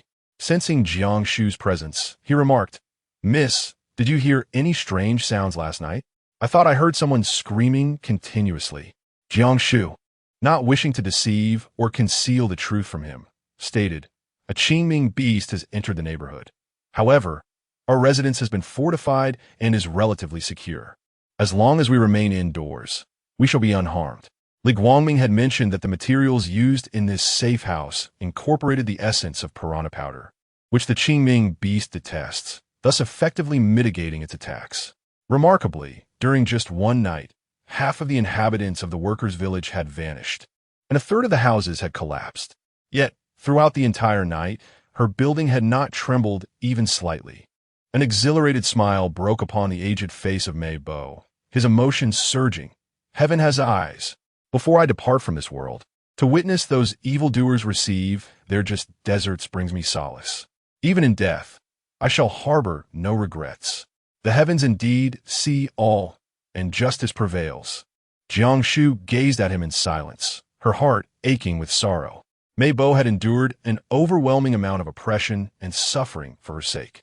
Fortunately, all of this had finally come to an end. Jiang Shu unlocked her phone, and the WeChat group was inundated with 999 messages.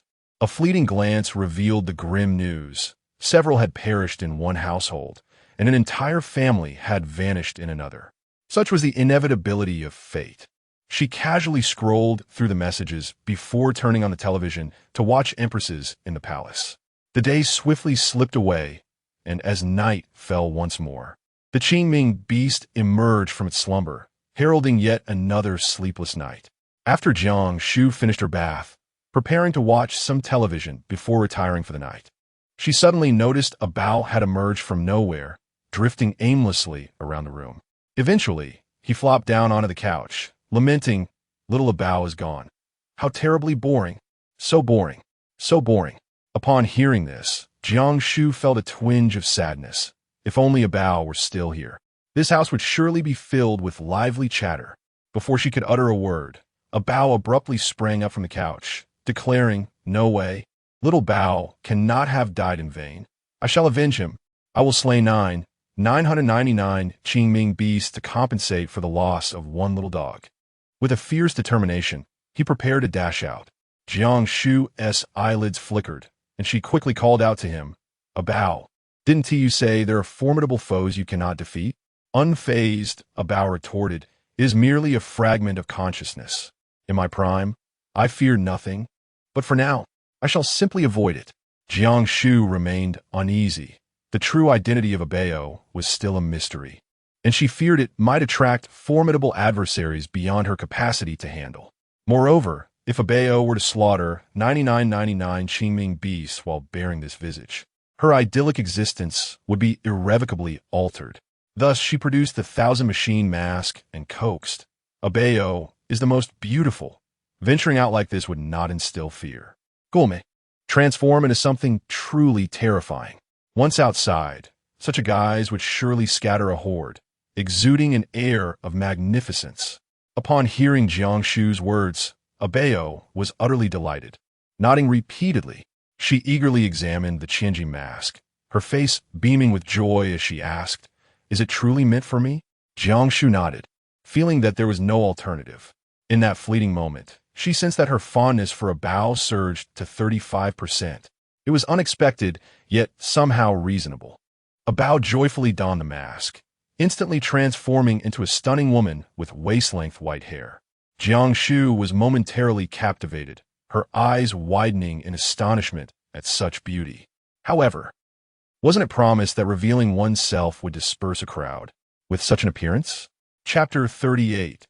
9999 Little Goals. A Bao surveyed herself from head to toe, then swiftly slipped out through the window that Jiang Shu had opened for her.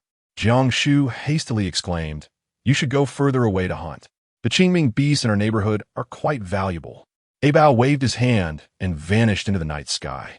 Jiang Shu felt a sense of tranquility as she drifted into slumber, utterly exhausted. Last night, she had vanquished 1,001 Qingming beasts, and Shu Bao had diligently recorded this number in her notebook. The sheer magnitude of this figure startled Jiang Shu, revealing the astonishing abundance of the Qingming beasts. She meticulously noted it down and, after a moment of contemplation, could not restrain her curiosity. A Bao, have you encountered any human members of the anti-demon army engaged in slaying the Qingming beasts? They wore dark garments, some accompanied by battle pets. Ultimately, her concern proved too great to ignore. "You mean the beast tamers?" A Bao murmured. "I've seen them. They've nearly all perished." Nearly all perished? Upon rising and finishing her breakfast, she noticed several messages had arrived on her phone from Zhao Zhaodi. "Sister, do you remember the last time you mentioned wanting that apartment on the 6th floor of Building 2? If you could just inform me which family has provisions over there regarding that wretched Wang Ho Hot, I will promptly transfer the property to you. This opportunity is a rare gem. Once it's gone, it's gone." Jiang Shu arched an eyebrow, clearly demonstrating her aptitude for her role as the community director, as she swiftly identified the crux of the issue. At present, The lower floors of the building were submerged in water, trapping everyone inside. Those with provisions would endure longer. Most residents lacked the habit of stockpiling supplies, and by the fourth day, some households had already run out of food and were pleading for assistance in the group chat. During such dire times, benevolent souls would still share a morsel. The more resourceful individuals had begun dismantling doors and wardrobes to construct makeshift bridges between the floors, allowing them to reach the unoccupied apartments next door in search of any salvage provisions. Yet, how long could this precarious existence last? Eventually, the food would be consumed. Even the astute Zhao Zhaodi had begun to scheme about seizing other supplies. How could Jiang Shu allow her to have her way? In the group chat of Wang Ho-Hot, a message was hastily dispatched. Everyone, be cautious. Zhao Zhaodi is scheming to seize our provisions. Whether or not anyone believed it, the intention was clear: to sow discord. Immediately, some emerged to voice skepticism, while others insisted on taking preemptive action. Impossible. The news has reported that in a few days, the anti-demon forces will drive the beasts away. What is there to steal from our neighbors? Indeed, how shameless can one be? In these times, which household is truly lacking a meal? You truly don't believe it? Zhao Zhaodi is not a good person. We must all be vigilant to avoid being left hungry. In the current situation, people could starve. This is no jest. They wish to rob us? Let's take action. Let's seize them first. My family has no food left. I support the idea of raiding Zhao Zhaodi. Exactly. They harbored ill intentions first. We are merely acting in self-defense. At a timely moment, Jiang Shu shared a video depicting the devastation of Zhao Zhaodi's home, which had been inundated by water, leaving half of its provisions submerged. Subsequently, she set her phone aside and immersed herself in a television drama. Mere minutes later, Zhao Zhaodi's residents in the adjacent building fell victim to a burglary, with all of their remaining supplies stolen. In the wake of this incident, Zhao Zhaodi's acquaintances rushed to the scene, and the confrontation escalated from verbal altercations to a chaotic brawl. Simultaneously, discussions erupted within the chat groups.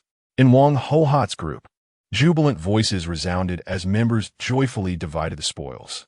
Conversely, Zhao Zhaodi's group was inundated with accusations. Director Zhao, did you not advise us to surrender the remaining supplies to you for equitable distribution to ensure our collective survival? Now that our belongings have been stolen, you must take responsibility. Indeed, I entrusted you with the only sack of rice in my household. You are now accountable for our sustenance in the coming days. Oh, I am so frightened. We have nothing left to eat. Will we starve? Is this how you safeguard us? What happened to your promises? How can you be a director? You hoard so many supplies for yourself while collecting our provisions. Do not think I am unaware of your intentions. Return our belongings. Return our belongings. The clamor of outrage intensified, drowning out Zhao Zhaodi's attempts to speak, rendering her words unheard amidst the cacophony. Suddenly, a prominent notification appeared. Jiang Shu has joined the group. Jiang Shu nearly burst into laughter. She was flustered. Jiang Shu prides herself on being a young lady of distinction, looking down upon those around her, often too apathetic to engage. However, with Zhao Zhaodi's supplies depleted, it signifies that the young lady herself is destined to face hunger. She can no longer remain idle. What she desires is for Jiang Shu to find herself in a dire predicament. As Jiang Shu entered the group, she swiftly assumed the role of group leader and silenced all members. Dear friends, let us remain calm. As long as we unite our efforts, we shall undoubtedly overcome this crisis. Trust me, I will ensure everyone's survival. The Jiang group is abundantly stocked with provisions. Once these few days pass, we shall have all that we need. Indeed, we must survive. The scoundrels are to blame. We shall heed the young lady's words. Whatever the young lady decrees shall be our command. Today is merely a minor setback. Through our unity, we will prevail, for the young lady possesses great vision. In an instant, the group's focus shifted from the joy of sharing resources to vehemently denouncing Zhao Zhaodi. Wang Ho-Hot's message soon arrived. Sister, I cannot thank you enough. If it weren't for your timely warning, we would have faced serious consequences tomorrow. If you are willing to continue assisting us, I will express my gratitude appropriately. Jiang Shu let out a soft snort, and without any courtesy, sent a message that read, You are 42 this year. Does it seem appropriate to call me sister? If you cannot do it properly, do not utter it thoughtlessly. I am not unwilling to assist you, but it depends on the sincerity you can demonstrate. How about 2 bags of 20 kilograms of rice? Given the current scarcity of resources, this is the utmost sincerity I can offer. Jiang Shu pondered for a moment and acquiesced. Though she lacked for nothing, including rice, the items acquired from Wang Ho were undoubtedly of value. Thus, a transaction was effortlessly concluded. As midnight approached, a Bao donned the 1,000 machine mask, the dark half concealing his features, gradually transforming into the visage of a breathtaking beauty, the very woman from the previous night, completing my 9,999 small goals. Chapter 39, The Unprecedented Bug. As Jiang Shu observed his intention to leap from the window, she felt a pang of grievance. Abeo, I wish to join you, but alas, I lack the ability to fly. Below the 3rd floor lay nothing but water. Ever since the calamity wrought by the Qingming beast 13 years ago, vessels had long since vanished from Jiang City. Indeed, escape seemed impossible. Abeo scratched his head. If only you could wield the earthly golden light. You could traverse anywhere with ease. Never mind, I shall carry you. Without further ado, he clasped her waist and soared through the window. The rain had ceased for 3 days, and the oppressive dark clouds had dissipated, leaving the resplendent moon suspended in the sky. Even in the night, the moonlight afforded a semblance of visibility. As they gazed down upon the vast city, Jiang Shu realized the gravity of the situation surpassed her expectations. The workers' new village seemed to fare better, as a few lights flickered, indicating the presence of life. In stark contrast, most areas had succumbed to desolation. Once grand edifices and bustling neighborhoods now stood as mere skeletal remains of steel and concrete, marred and submerged in water, a scene of utter devastation. Within the terrifying time dilation of the Chinquan bag, Abeo's injuries healed swiftly, allowing him to manifest the earthly golden light with ease. To avoid drawing undue attention in the night sky, the golden radiance was kept faint as they departed the workers' new village, heading southward. Abeo mentioned encountering a nearly lifeless beast tamer in that direction the previous night, expressing her intention to investigate. As they passed the train station, a sudden cacophony of anguished cries pierced the air, intermingled with frantic sobs. Abeo, Jiang Shu began, but Abeo, propelled by the golden light, had already reached the source of the screams. Fearing another encounter with a consuming mental force or the attention of some ancient entity, Jiang Shu refrained from unleashing her own mental energy and stealthily observed. Inside the train cars, they were filled with people, primarily children, the youngest barely 4 or 5 years old, with the eldest in their teens. Adults constituted about 1/3 of the crowd, predominantly women, all now terrified and wailing. Upon a cursory glance, it became evident that the rows of 7 or 8 train cars were all confined with individuals. Just then, several grotesque heads emerged from the water, shrieking as they splashed the long-awaited water into the train cars, amplifying the cries and screams to a fever pitch. Jiang Shu instantaneously comprehended that the individuals in these several carriages were prepared as delicacies for a certain prominent figure. The Qingming beast delights in consuming humans, with a particular penchant for children, followed by women. When infused with the Lanyu water, after a few days, human skin becomes fair and tender, rendering it even more delectable. Jiang Shu recalled that there were several residential communities nearby, as well as a kindergarten, and it was evident that the people had all been brought here. Listening to the anguished cries and wails, she knew she ought not to interfere, yet she found it utterly impossible to stand idly by while so many lives were being extinguished. There were 18 Qingming beasts here. "Shu Bao, I shall take the lead," echoed the voice of Abeo in her consciousness. As a battle companion and master, they could now communicate freely within their minds. Jiang Shu firmly grasped Abao's wrist, saying, "Hold on, let us observe. It appears they are waiting for someone. We shall capture them all in due time." For what I gathered earlier, Abao seems to possess an uncanny ability to sense the number of Qingming beasts, rendering any attempts to hide in the water futile. This simplifies matters considerably, Jiang Shu suggested. Let us proceed quietly and eliminate the Qingming beasts surrounding them first. With a flash of golden light, the two discreetly departed from the train station. Abeo, with a swift instinct, grasped Jiang Shu with one hand while wielding his long sword in the other, darting past an abandoned building. A Qingming beast, which had just poked its head out, met its demise as its massive head was severed in an instant. Without a moment's hesitation, Abeo soared towards the next target. In just a minute, 3 Qingming beasts lay dead, their slaughter as effortless as slicing through vegetables. Observing the scene, Jiang Shu felt a tinge of regret. These Qingming beasts fell easily to Abeo's prowess, yet in the human realm, they would have been formidable adversaries.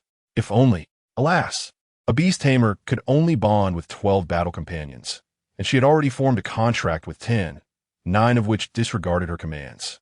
However, her consciousness was intertwined with Abeo's. If only she could bind Abeo into her own sea of consciousness. As this thought emerged, a fervent desire to test it arose. Just as Abeo was about to strike down another Qingming beast, Jiang Shu called out to him. Fuqianzhu, activate.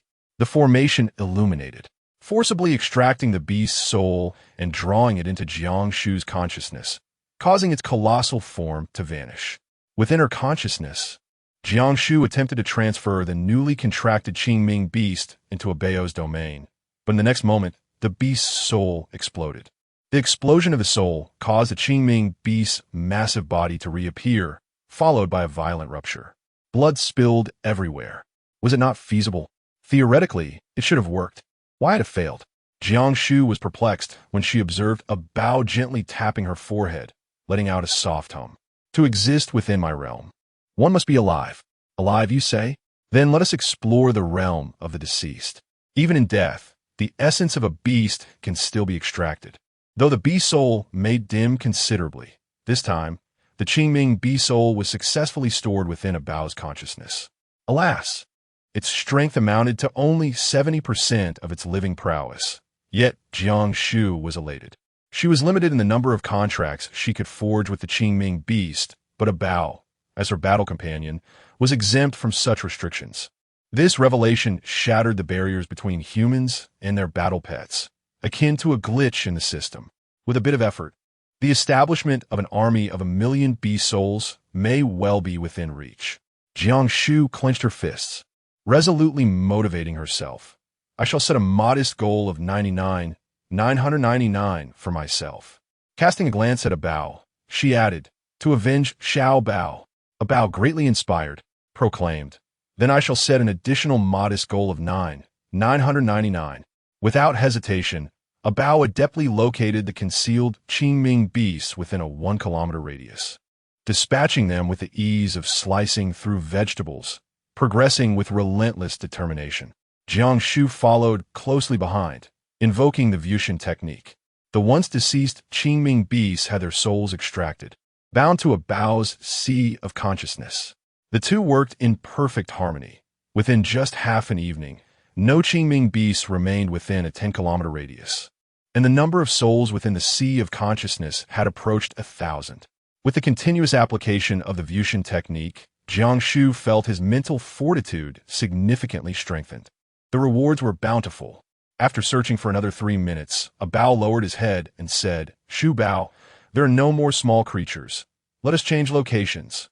He referred to the ordinary Qingming beasts as small creatures, the formidable ones as old ones, and those he could not defeat as ugly, undying old wretches. Jiang Shu's mind lingered on the beast tamer that Abeo had mentioned the previous night. However, with dawn approaching in just a few hours and dozens of children still at the train station, time was of the essence. Calculating the minutes, she realized they were nearly out of time. Thus, she exclaimed, Abeo, we still need 20 more for tonight's goal. Did we not encounter 18 on our way here? Come, let us gather them. Chapter 40.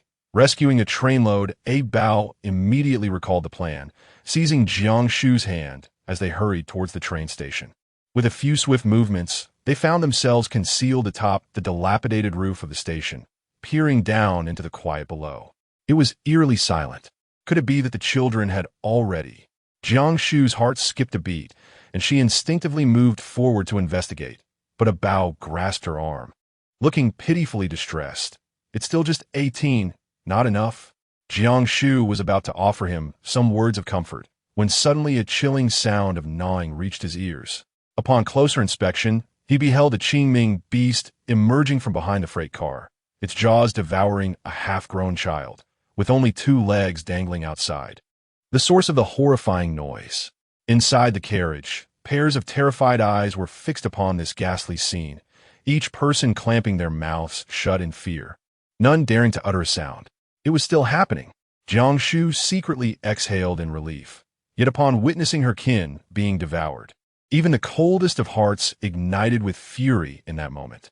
Just as she was about to act, she suddenly observed the azure beast swiftly stuffing 2 swaying legs into its maw, seemingly anxious to avoid detection as it ambled outward, voraciously consuming its meal. Simultaneously, a Bao's enthusiastic voice echoed in her mind. Shu Bao, a significant wave of petite targets is approaching. Jiang Shu was taken aback, instinctively drawing closer to a Bao. She pondered whether these newcomers might be some ancient beings. Below, grotesque heads emerged one after another from the murky water, a total of 18, arranged in perfect order. Finally, a creature resembling a human in stature appeared, its most striking feature being its vibrant red hair. It was indeed the azure beast with that distinctive crimson mane. Jiang Shu immediately recognized it. The night before the apocalypse descended, in the mountains behind General Gao's warehouse, there were 6 such Qingming beasts. Not a single one of General Gao's more than 10 people survived. She referred to it as the red-haired beast. Behind it followed more than 20 Qingming beasts which, judging by their attire, seemed to be guards or something similar. This suggests that the red-haired beast holds a relatively high status. As soon as the red-haired creature appeared, its gaze fell upon the humans in the carriage, drooling profusely. Jiang Shu inquired cautiously, "A Bao, do you believe you can defeat that old man with the red hair?" A Bao scoffed. "What kind of old man is that? With a single strike of my sword, I could slay him." Jiang Shu finally felt a sense of relief. As long as it was not something ancient, it was akin to slicing through vegetables, merely a distinction between chopping watermelons and cabbages. At that moment, someone in the carriage succumbed to despair and began to weep, and once one person cried, it set off a chain reaction. Provoked by this, the red-haired creature's eyes gleamed fiercely, letting out a monstrous howl as it lunged toward the carriage. Jiang Shu could not take flight, yet she could not bear to watch him devour any of them. In her moment of desperation, the Qiankuan bag shot forth with remarkable speed.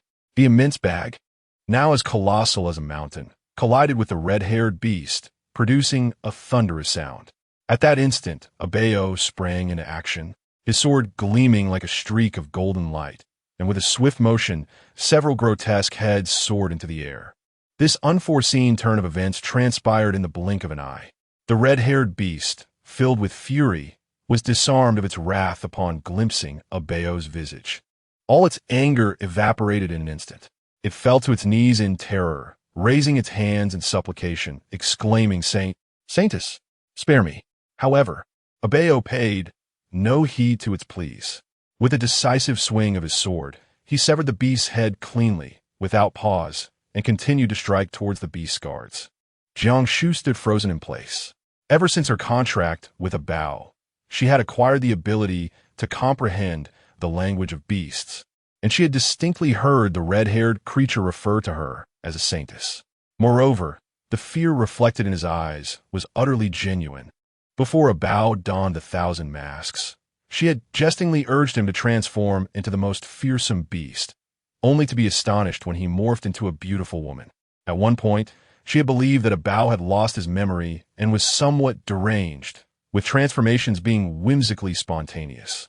Yet, the current circumstances suggested that such a figure truly existed in this world. Indeed, the saintess spoken of by the red-haired creature. What troubled her most was the certainty that a Bao had encountered this saintess before. An enigmatic identity. The humans confined within the carriage caught sight of Jiang Shu and erupted in fervent cries, their excitement bordering on madness. "Please, save us. Oh heavens, we are saved. Sister, are you from the demon exorcism army? The demon exorcism army has come to rescue us. Sob, sob, sob. Long live the demon exorcism army." Jiang Shu suppressed the chaotic thoughts swirling in her mind, casually stacking several empty carriages together to facilitate their escape from the confines of captivity. However, she soon found herself overwhelmed with a new dilemma. Although she had successfully liberated them, how was she to provide for their well-being? Many of these individuals had lost their entire families. Where could she possibly send them? Moreover, having been submerged in the Lanyu water for an entire day and night, their fate seemed inescapably grim, as no matter where they were taken, they would ultimately fall prey to the jaws of the Qingming beast. At last, the rescued individuals emerged from their prison, and several adults, overcome with emotion, fell to their knees, weeping profusely. They exclaimed, "Benefactor, you have saved our lives.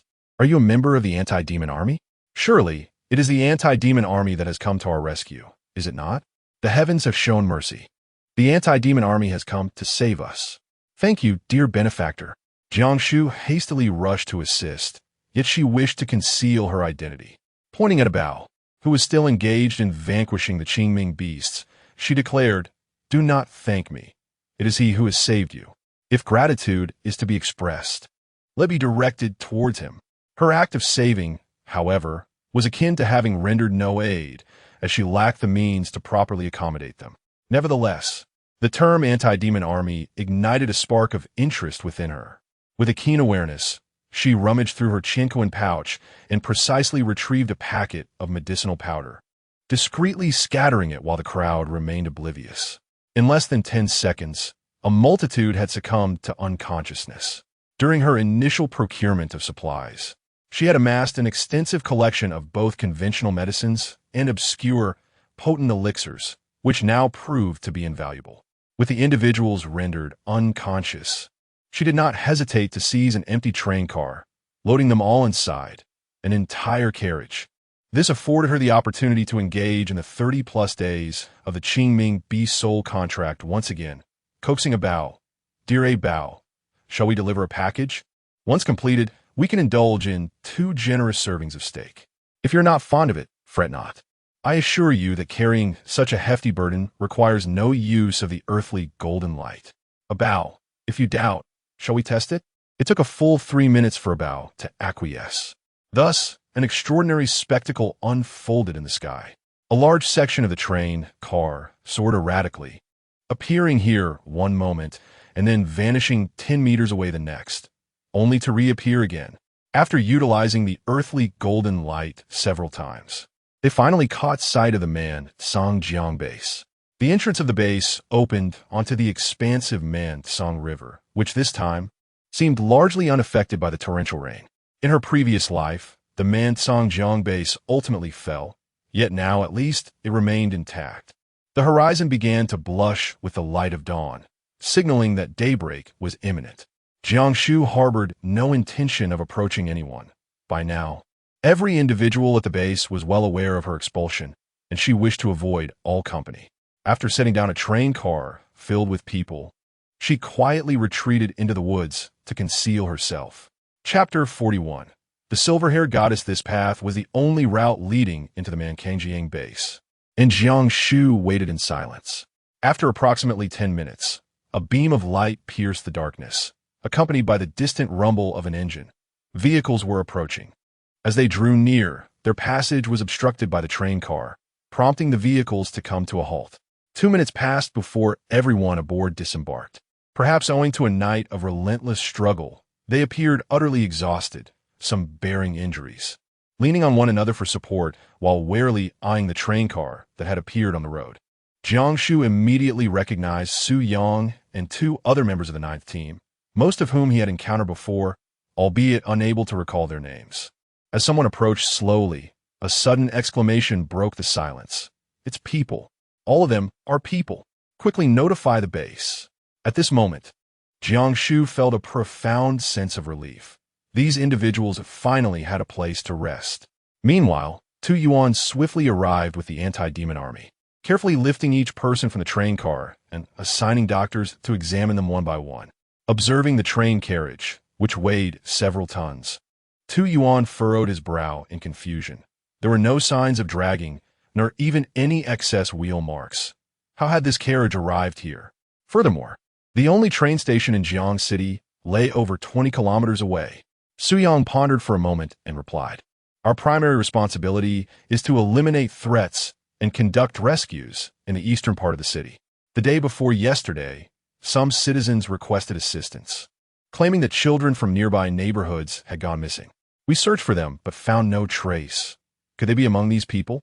After saying this, he felt it unlikely and added, "But the train station is located in the northern part of the city." Tu Yuan immediately interjected, "Regardless of the direction, we must pay close attention to the eastern and northern sectors. Report any anomalies directly to me." Just as he finished speaking, a doctor excitedly announced, "Captain Tu, someone has regained consciousness." Tu Yuan hurried over to see a woman slowly awakening. As she glanced at Tu Yuan and then at the anti-demon army's attire, she burst into heart-wrenching tears. "Heaven has eyes. It truly is the anti-demon army that has saved us. You have finally arrived. If it weren't for you, we would have already been devoured." In a short time, more individuals began to awaken one after another, expressing their gratitude upon seeing the anti-demon army.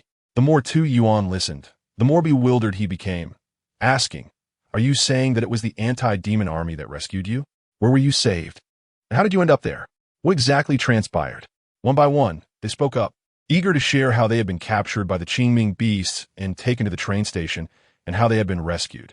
The members of the anti-demon army grew increasingly alarmed, and when they learned that two young women had performed the rescue, Su Yang firmly asserted, "No.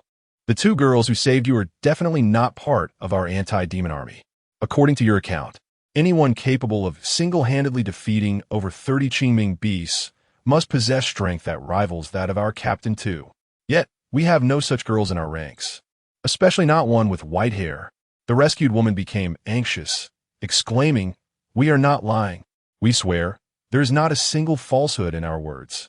The others quickly echoed her sentiment. Tu Yuan raised his hand to signal for silence and inquired, "Did those two individuals explicitly tell you that they were part of the anti-demon army? Were they clad in the uniforms of the anti-demon army? Or did they possess any items associated with it?" The crowd suddenly grasped the situation. Someone hastily remarked, "We all assumed they were members of the anti-demon army. When we inquired, she neither affirmed nor denied it. If they're not part of the anti-demon army, then who exactly are those two young women?" Silence enveloped the group. Suddenly, an elderly man spoke up. "Could it be the white-haired goddess? If not the anti-demon army, who else could wield such formidable power?" Humans often resort to attributing inexplicable phenomena to divine entities. His suggestion resonated with the crowd, who readily agreed. The name of the white-haired goddess began to circulate. "2. Do you truly believe they were saved by a goddess? Does divinity truly exist in this world?" Tu Yuan playfully tapped his head. "What kind of god? Such matters are beyond the comprehension of mere mortals. If such a figure does exist, we should consider ourselves fortunate that she stands with us. Remember my words. Pay close attention to the changes in the east and north. If you encounter anything unusual, simply be aware. There's no need to dig deeper, understood? When necessary, we can subtly convey our goodwill." Su Yang pondered for a moment before finally grasping the implication. "2. Do you mean that the white-haired goddess might take further action, and I should refrain from probing into her affairs?" Tu Yuan rarely smiled. "You've shown some wisdom. That's all I needed to know. Given our precarious situation, with allegiances unclear, we must not offend her, as we lack the resources to contend with her." Su Yang nodded repeatedly, contemplating before his eyes suddenly brightened too. "I have a suggestion. What do you think? Since she intervened to save lives, perhaps we could express our gratitude by promoting her virtues, encouraging the common folk to sing her praises." Tu Yuan stroked his chin, considering the idea, and felt it feasible. This would not only deter the Qingming beast, but also provide ample emotional value. She should not mind. It is indeed a viable plan. After a restful slumber, the afternoon had arrived, and upon glancing at the clock, it was already 5:30. He hurriedly rose to prepare a meal for Meibo, as he had to venture out later to pursue his small ambitions. Remarkably, he too had adapted to the nocturnal lifestyle. As they dined and conversed, Meibo appeared burdened with concerns, and finally spoke. "I know you are staying home to care for this old, disabled man. But this community is ultimately devoid of the security found in a stronghold. I am but an old relic. If I perish, it would be inconsequential. Yet you are still young, with a long road ahead. The news each day is filled with optimism, proclaiming humanity's impending victory. Yet every night, individuals go missing in this neighborhood. No matter how sturdy a house may be, capable of withstanding the blue sky beast, how can it protect against the human heart? More terrifying than any beast is humanity itself. Jiang Shu immediately sensed an unusual atmosphere, furrowing her brow as she quietly nestled beside Mei Bo, offering him reassurance. I have the ability now. You must believe in me. We will live well. Seeing the old man finally at ease, she promptly took out her phone to review the surveillance footage from today. Chapter 42. Jiang Shu, defiant and ready to conquer when establishing the safe house. The consideration of surveillance had not been a priority. However, Li Guangming, having been thoroughly unsettled by the residents of the community, discreetly installed cameras. From the community entrance to the 6th floor of Building 2, and even to the neighboring Buildings 3 and 4, cameras were installed in inconspicuous corners. Apart from Li Guangming and herself, no one else was privy to the exact locations of these cameras. A week had passed since the torrential rain, and the water level receded day by day, with more than half of the 2nd floor now visible. A few individuals ascended to Building 2, their objective clear as they made their way directly to the 6th floor.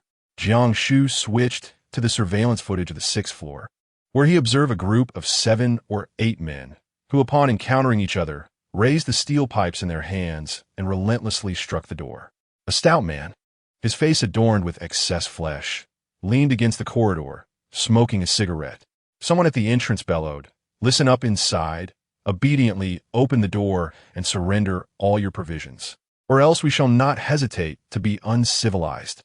Jiang Shu, do not presume we are unaware of your presence within. In the entire complex, you stand alone without any support. I advise you to contemplate your situation carefully. Hand over the food, and we assure you that neither you nor that old blind man will face any trouble. Why do I not recall anyone being this audacious? Jiang Shu glanced at the time. It was 9:30 in the morning. Perhaps it was due to her exhaustion from the previous night that she had slept so soundly. Moreover, this door was constructed from special-grade materials designed to repel the Qingming beast, thick and soundproof. What disturbance could a few ordinary individuals possibly create? Nonetheless, they were exceedingly reckless. She had intended to exact her revenge gradually, one by one, but with them coming forth to provoke her, there was no reason to show leniency. As the camera zoomed in, Jiang Shu scrutinized the group before her, already formulating her thoughts. In recent days, the conflict between Zhao Zhaodi and Wang Hohat had escalated, with both sides vying for dominance, leaving her largely ignored. However, another director, Jiang Yuji, could no longer remain passive. In this community, the 3 major factions were represented by Zhao Zhaodi's camp, composed mainly of relatives and acquaintances of the Jiang group's leadership, who boasted sharp tongues and a disdain for others. Wang Hohat's faction, primarily comprised of lower-level employees, exuded a roughness and anger. And then there was Wang Yuji's group, which was markedly different. Wang Yuji, the sister of Jiang Zhonghe, despite being in her 40s, retained an alluring charm, and with her wealth and vivacity, countless men were enamored by her. The surveillance footage revealed a corpulent man adorned with a tattoo resembling half a snake's head on his neck, smoking a cigarette. This was her foremost lackey, Zhang Xiaotian. It was rumored that Zhang Xiaotian had a nefarious background and commanded a large gang of thugs who extorted protection money, known for his ruthless demeanor and few words. Wang Yuji was quite fond of him, having provided him with a villa in the workers' village and often visited him. Meanwhile, Zhang Xiaotian had become utterly enraptured in the realm of affection, willingly surrendering to the charms of his surroundings, living by the adage that one could die beneath the rose and still be a rogue spirit. After half an hour of relentless banging, the voices of the 7 or 8 individuals had become hoarse, yet there was no response from within. Ultimately, Zhang Xiaotian issued a fierce ultimatum before departing with his companions. Disgruntled, after reviewing the surveillance footage, Jiang Shu rested her chin on her hand, deep in contemplation. in the ongoing power struggle among the three factions of the workers' village. It was evident that Wang Ho-Hat would be the first to falter. Inevitably, the underprivileged would be the first to be eliminated. Moreover, Zhao Zhaodi had Jiang Ruxue as her backing, while Wang Yuji was supported by Zhang Xiaotian. However, if this situation were to continue unabated, it would surely lack intrigue.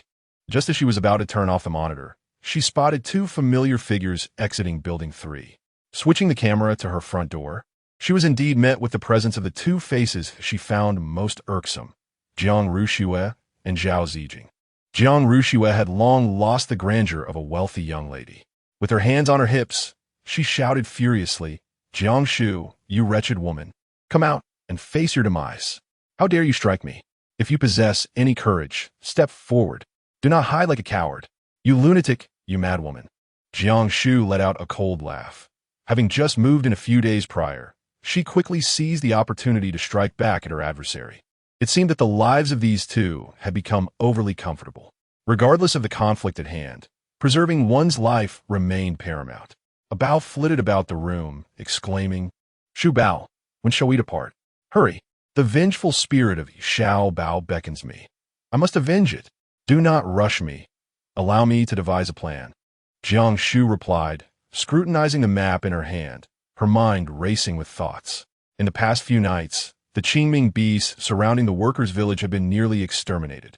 She had yet to take action against the three within the community. However, these creatures appeared to have been overindulging, as they had not stirred for 2 consecutive nights, leaving the residents in a state of unrest. On the night the apocalypse began, a rift had torn open in the northern sky, and to this day, it continued to pour down incessantly. The ground had long since lost any semblance of life, save for the piles of Qingming beasts. The closer one approached the rift, the stronger the beast became. This was a place even the anti-demon army would hesitate to approach, and Jiang Shu wished to remain undetected, so she kept her distance. By midnight, a Bao had accomplished his minor objective, and Jiang Shu had reaped 1,000 beast souls. Upon returning to the workers' village, she commanded a Bao to summon the 6 contracted battle pets, sending 2 Qingming beasts into the community while stationing the remaining 5 to guard all entrances and exits of the village. Her battle pets were not carnivorous, yet their 8-star strength was sufficient to instill fear in the hearts of the residents, leaving them unable to eat or sleep and intensifying their conflicts. The surrounding Qingming beasts had been nearly cleared out, but not a single person was permitted to escape. That night, Jiang Shu slept soundly, only to awaken in the afternoon to find that the anticipated visitors had still not arrived. Could it be that the residents of the community were terrified by the additional 2 Qingming beasts? Casually perusing the WeChat groups, she found the situation was dismal. Some individuals were desperately seeking to purchase food at exorbitant prices. In just a few short days, a single pack of instant noodles had skyrocketed to 1,000 yuan. Yet, no one was willing to sell. "Is there anyone who still has food? Please sell me some. My child is on the verge of starvation. My 80-year-old mother was literally starved to death yesterday. When will this suffering end? My child has a fever. Does anyone have antipyretics? I will do anything." The pleas were relentless, yet the 3 community heads tacitly chose to feign ignorance. Some were growing impatient, day after day begging for this and that. Rather than relying on others, why not venture out of the community to seek a path to survival? Indeed, I heard from another community that a silver-hair goddess has emerged nearby, dedicated to protecting people. All the Qingming beasts have been eliminated. I know, the celestial beings have descended to alleviate suffering. We shall soon be saved. Do not hold your breath. Everyone wishes to hoard whatever little food they possess, waiting for the goddess to rescue them. You are on your own. Alas, at this moment, we are left with no alternative but to await the arrival of the divine maiden to rescue us. Surrounding our community are the formidable Qingming beasts, rendering our escape impossible. Indeed, I have witnessed it as well. It is best for everyone to remain obediently at home and await the salvation of the divine maiden. Jiang Shu silently observed, her brow furrowing in contemplation. The white-haired goddess? Whether she would arrive remained uncertain, but one thing was clear: she would not allow a single person from this community to escape. However, given the current scarcity of resources, the moment had come. It was dinner time, and Jiang Shu set out an array of dishes upon the dining table. Tonight's feast featured seafood, including a colossal king crab weighing over 10 pounds, prepared in various styles such as sashimi, garlic-infused, and steamed. The exquisite plates showcased a delightful assortment of seafood, red shrimp, eel crabs, abalone, and more, over a dozen varieties that appeared utterly delectable. She picked up her phone and snapped a picture, posting it in the community group chat. Simultaneously, she altered her WeChat nickname to Building 2 Jiang Shu.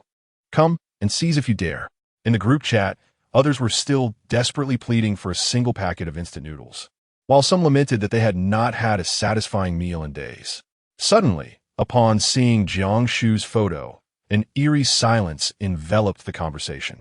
13 years had passed since the mutations in the Changjiang River, rendering it devoid of fish and shrimp. All seafood had to be transported from faraway lands. Coupled with the occasional chaos caused by the Qingming beasts, transportation costs had skyrocketed, making seafood a luxury beyond the reach of ordinary people. In normal times, this would not have been so remarkable, but now, in the midst of an apocalypse, how could Jiang Shu be enjoying seafood while they struggled to find even a morsel to eat? At last, someone could no longer contain their disbelief. This must be fake, right? Are you just comforting yourself with edited images? We're barely able to eat, and Jiang Shu is feasting on seafood? Impossible. This has to be a photoshopped image. The Jiang family has fallen. Even Jiang Ruxue is going hungry. How can a down-and-out young lady like Jiang Shu afford such luxuries? Who knows when this photo was taken? Flaunting it now is utterly shameless. What is Jiang Shu even? A poor orphan who usually cannot afford seafood, and now she is supposedly dining on it? The crowd buzzed with incredulity, unwilling to accept this reality. Some magnified the image, scrutinizing it closely, and with a hint of envy, one retorted, "I think this picture might actually be genuine. Look at that tree outside the window. Isn't it from our community? And that hand visible in the photo, it resembles old blind May's." As the debate over the authenticity of the image grew heated, someone excitedly messaged, "I live directly across from Jiang Shu, and I truly saw her, an old blind May, eating seafood. It's real. I really saw it." Shortly after, two blurry images appeared in the group chat, taken through glass, revealing two figures seated at a dining table. Indeed, Jiang Shu and old blind May. At this moment, the group erupted in chaos. Those who usually lurked in silence, quietly observing the happenings, suddenly emerged. Oh heavens, to indulge in seafood at such a time. What does that even mean? This is something I wouldn't dare to dream of. Just gazing at the photos drives me to madness. I must quench my thirst with rainwater. Our family of 4 survives on a single packet of instant noodles per day, and those 2 have devoured so much. What a tremendous waste. I yearn for seafood, but even a morsel of meat would suffice. Surely you jest, like a toad aspiring for swan meat.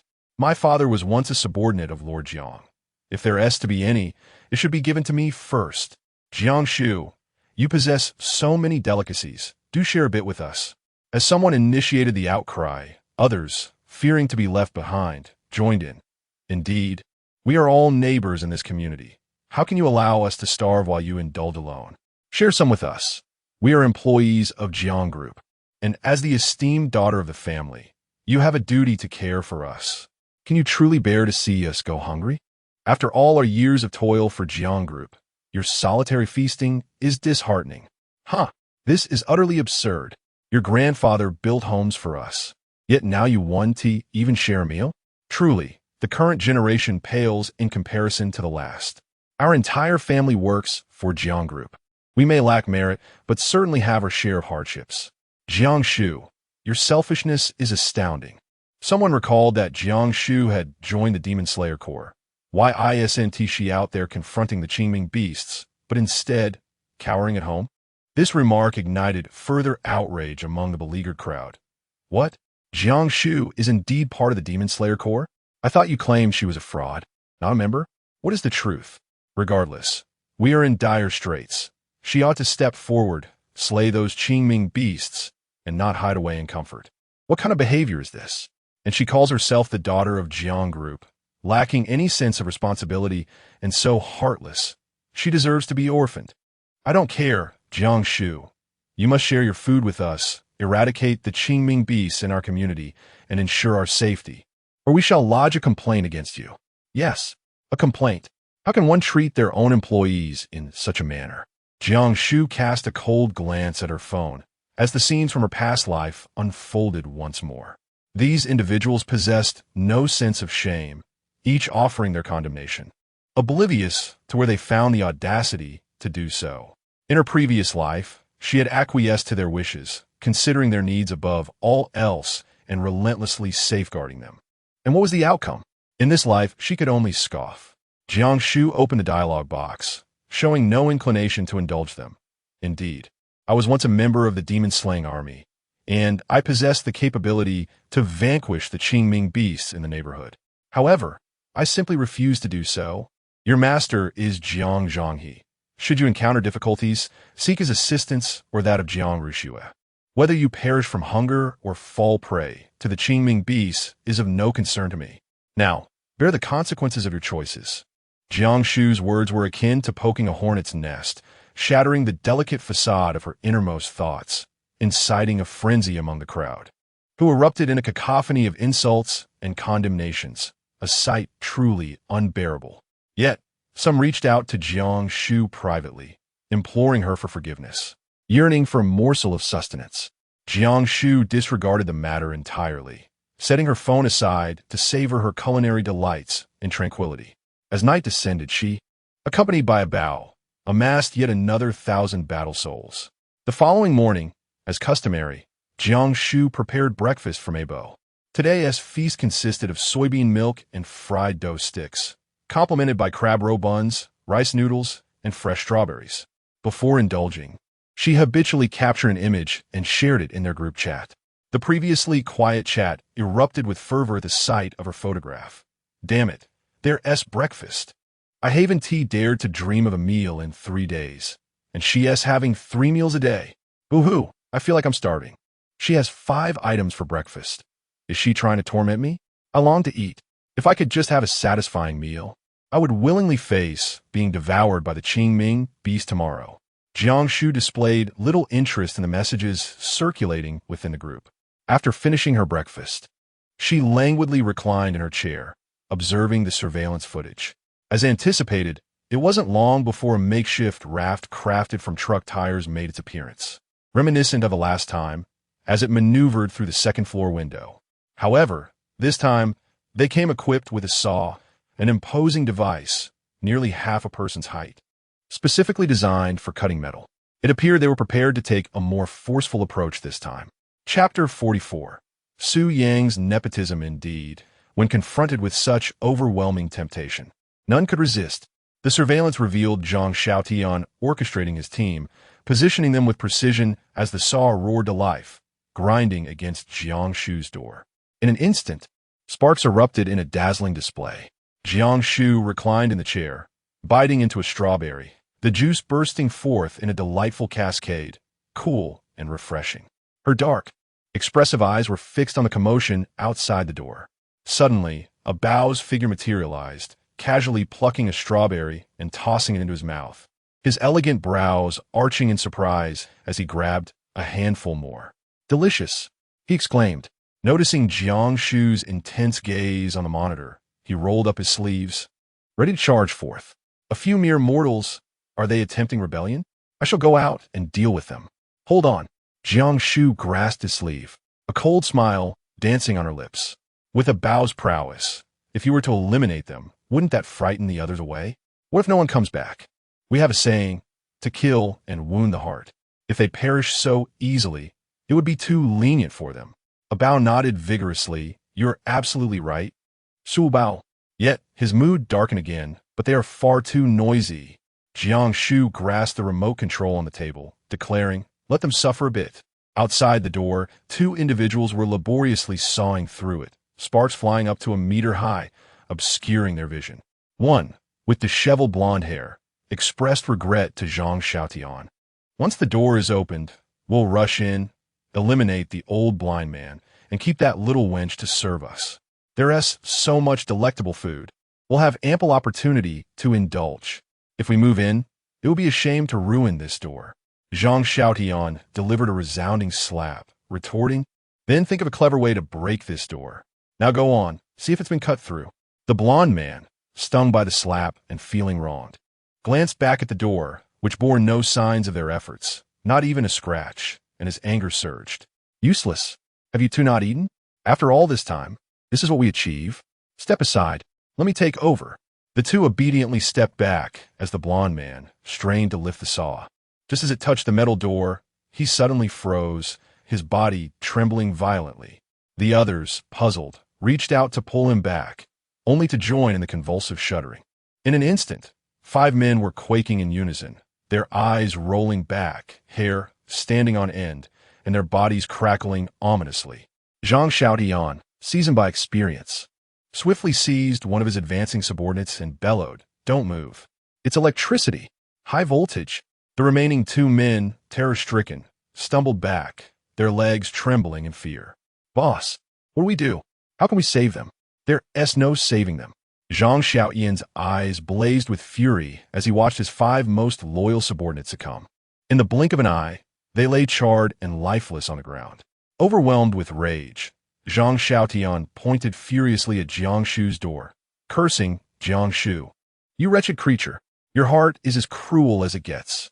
Once I break through this door, I shall ensure you suffer before I end your life." The remaining 2 subordinates echoed his vitriolic outburst. Jiang Shu retrieved a crossbow from the void, silently disengaging the safety mechanism as a bolt was aimed at one of the individuals. With a piercing sound, the alloy tip embedded itself deeply into the man's thigh, causing blood to flow profusely. The anguished cries echoed throughout the neighborhood, yet such screams had become a daily occurrence, rendering the residents immune to the distress. Even those who might have been inclined to observe remained indifferent. Jiang Shu promptly ceased his chatter, commanding another subordinate, "Take him and run swiftly." Without a moment's hesitation, he dashed away, fearful that a mere second's delay might result in the bolt finding its mark in his own leg. A chilling laugh echoed from Jiang Shu. "We welcome your next visit." Jiang Shu fled, leaving behind not even the corpses of his 5 deceased subordinates, and discarded the chainsaw at the entrance. The bodies lay there, rotting and emitting a foul stench. The mere thought of it made Jiang Shu shudder. So he coaxed Ah Bao and disposed of them in a secluded corner of the neighborhood. That evening, as Jiang Shu meticulously plotted his course of action for the night, an urgent message arrived from the Qingming Bee stationed outside the workers' new village. "Master, enemies are approaching. Should we slay the humans or spare them?" "Humans." As Jiang Shu closed his eyes, a formidable psychic force emanated from him, allowing him to sense a squad of approximately 30 individuals swiftly approaching. Observing their attire, he recognized them as the anti-demon army led by Su Yang. What was his purpose? If a confrontation were to ensue, his 5 battle pets would be more than sufficient to overpower their small team. However, Su Yang, accompanied by his fully armed squad, stealthily infiltrated the workers' new village, expertly maneuvering towards 2 Qingming beasts. Equipped with gear specifically designed for the anti-demon army, they traversed the Longyu River with ease. The 2 Qingming beasts were not particularly formidable, rated around 5 stars. One of them had just emerged when, with a resounding boom, a shell struck its head, instantly causing it to burst apart. All the weaponry of the anti-demon army was crafted from specialized materials, easily penetrating the defenses of the Qingming beasts. They were more than capable of dealing with ordinary Qingming beasts rated below 6 stars, yet their effectiveness diminished against higher tier or special beasts. After swiftly vanquishing the first beast, the team rapidly encircled the second. This commotion attracted the attention of the residents in the vicinity, and upon witnessing the arrival of the anti-demon army, a wave of cheers erupted. "Heavens, the anti-demon army has come to our rescue. Ah, the Qingming beast has been slain. We shall not be devoured. We can survive. It's true. The anti-demon army has finally come to save us. We are saved."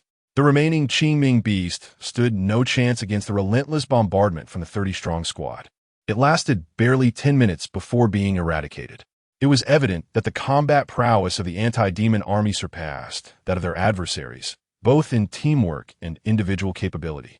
Jiang Shu silently observed, his brow furrowed. Outside, there were numerous Qingming beasts he could have vanquished, yet he had chosen to come to the workers' new village to slay them. What was the meaning of this commotion?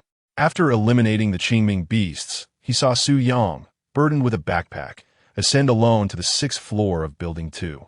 On the surveillance footage, Su Yang placed the backpack at her doorstep, removed his helmet, looking pallid and gaunt. He seemed poised to knock, but restrained himself, ultimately stating, "Jiang Shu, the surrounding Qingming beasts have been largely eradicated, yet your area remains troubled. Today, I am taking personal liberties to lead a team to assist you in resolving this predicament.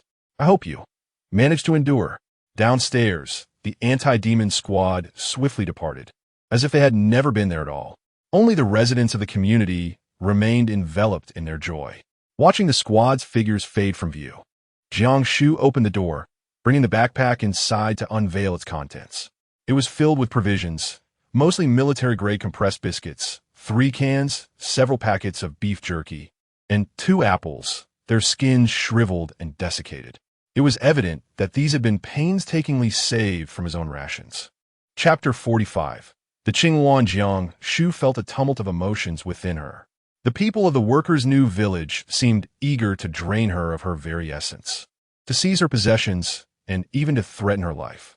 Yet, in this world, there were still those who cared about her well-being, who wondered whether she had enough to eat, if she would encounter peril, and whether she could survive. The sensation of being thought of and cared for stirred a wave of profound emotion within her, a feeling both unfamiliar and distant. Jiang Shu placed her backpack into the cosmic pouch and turned her gaze toward the window, her expression now icy. The crowd outside erupted in cheers, reveling in their newfound existence. Within the group, individuals began to extend invitations to one another. "I am truly on the verge of starvation. Is there anyone willing to venture out to other neighborhoods in search of sustenance? I believe it is feasible." A friend informed me that all the Qingming beasts in our area have been eradicated by the anti-demon army, rendering it quite safe. Indeed, and the white-haired goddess is watching over us. What is there to fear? Going out is certainly preferable to perishing of hunger here. Count me in. I have had enough of this humiliation. I shall join as well. If I do not seek food soon, I will surely starve. Before long, several small teams had formed. Jiang Shu let out a cold laugh. How could she possibly grant them an opportunity to escape? Within her consciousness, 7 Qingming beasts stood ready. The plan remained unchanged. You 5 shall surround all the exits of the community, and should anyone attempt to flee, eliminate them without hesitation. As for the 2 of you, stay within the premises, rummage through the houses, and instill fear. Do not allow them a moment's respite. The 7 battle pets obeyed her command. The residents of the community, still basking in their earlier joy, suddenly realized that the once-vanished Qingming beast had reappeared, plunging them into despair. Oh heavens, what sins have we committed? Why are we denied even a single avenue of escape? Is this to be our doom? What shall we do? Are we truly faced with no path but death? What celestial law have we transgressed to warrant such treatment? As Jiang Shu listened to the wails echoing through the community, a cold smile crept across her face as she ventured out with a bow. With a bow, the sensing machine by her side, no Qingming beast could hide, regardless of its concealment. After several nights of relentless pursuit, the surrounding Qingming beasts were filled with terror, and in the span of one night, they had only managed to capture a mere dozen. Discontented, a bow pointed towards the gaping rift in the southern sky, exclaiming, "Shu Bao, tonight I shall lead you into the fray. Battling trivial creatures day after day is utterly tiresome." With that, a bow clasped Jiang Shu's waist, and in a flash of golden light, they found themselves several dozen meters away. In the blink of an eye, they advanced nearly 1,000 meters, and the closer they drew to the rift, the more inexplicably anxious Jiang Shu became. Suddenly, a white dot appeared in the distance.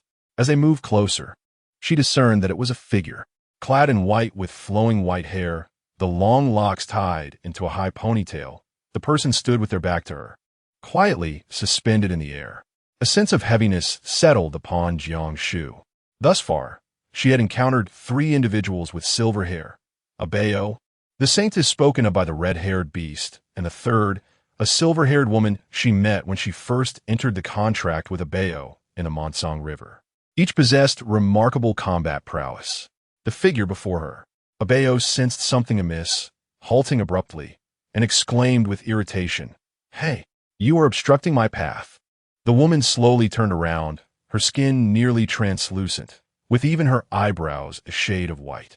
Her azure eyes regarded Abeo for a moment before she spoke. "What business does the Saintess have mingling with this human? I seek this human for a matter of importance today, and I kindly request the Saintess not to interfere." With that, she brought her hands together in a gesture of respect and bowed. Jiang Shu tightened her grip on Abao's clothing. Abao, adorned in the guise of a beautiful woman with white hair and a purple robe beneath the thousand mechanisms mask, seemed to imply that this woman before them was acquainted with the so-called Saintess. From her tone, it appeared she had come with a purpose directed towards her.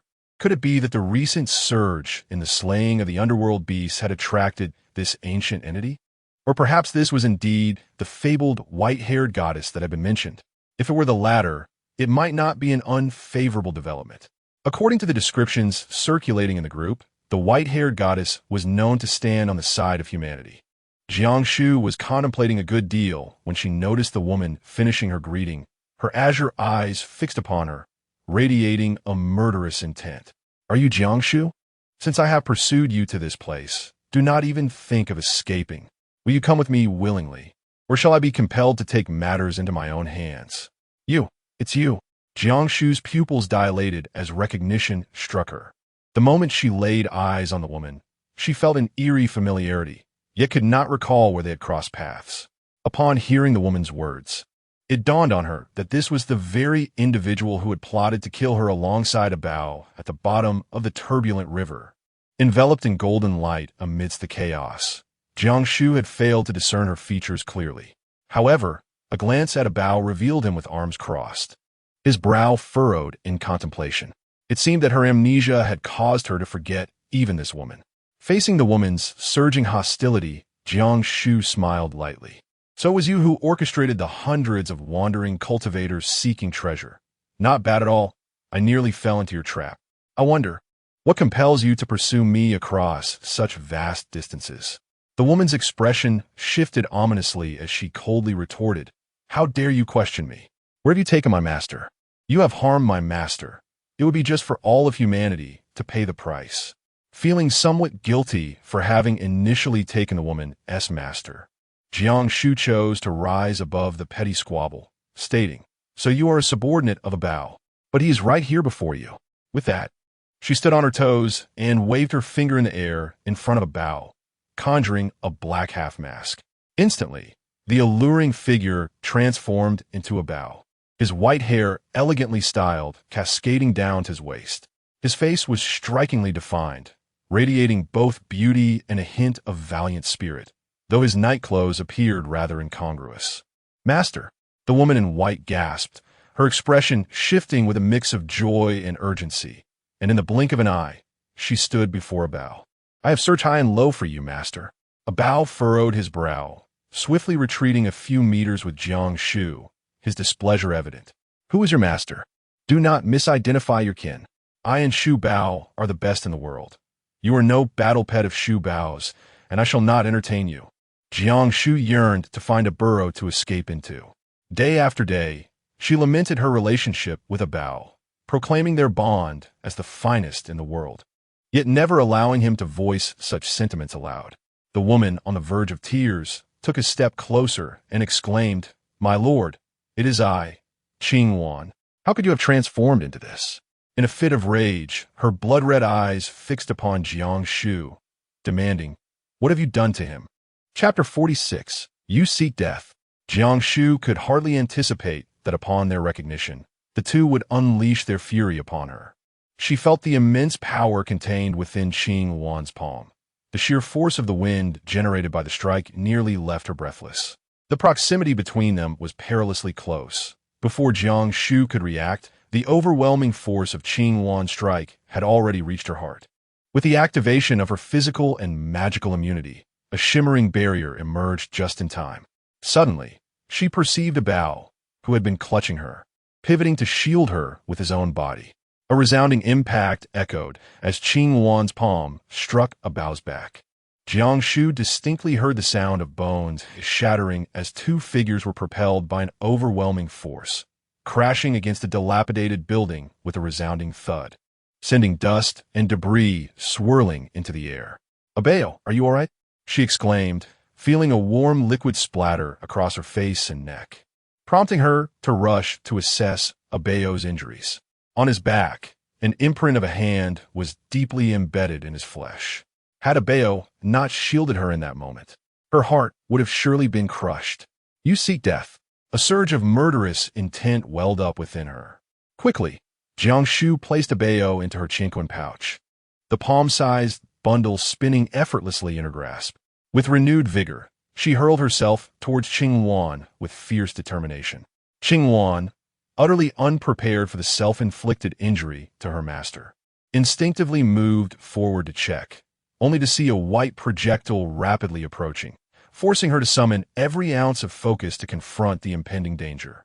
Back in Yinlin, she had been struck by a similar object, resulting in the grievous injury of her master, and now she dared not exhibit even a trace of hesitation.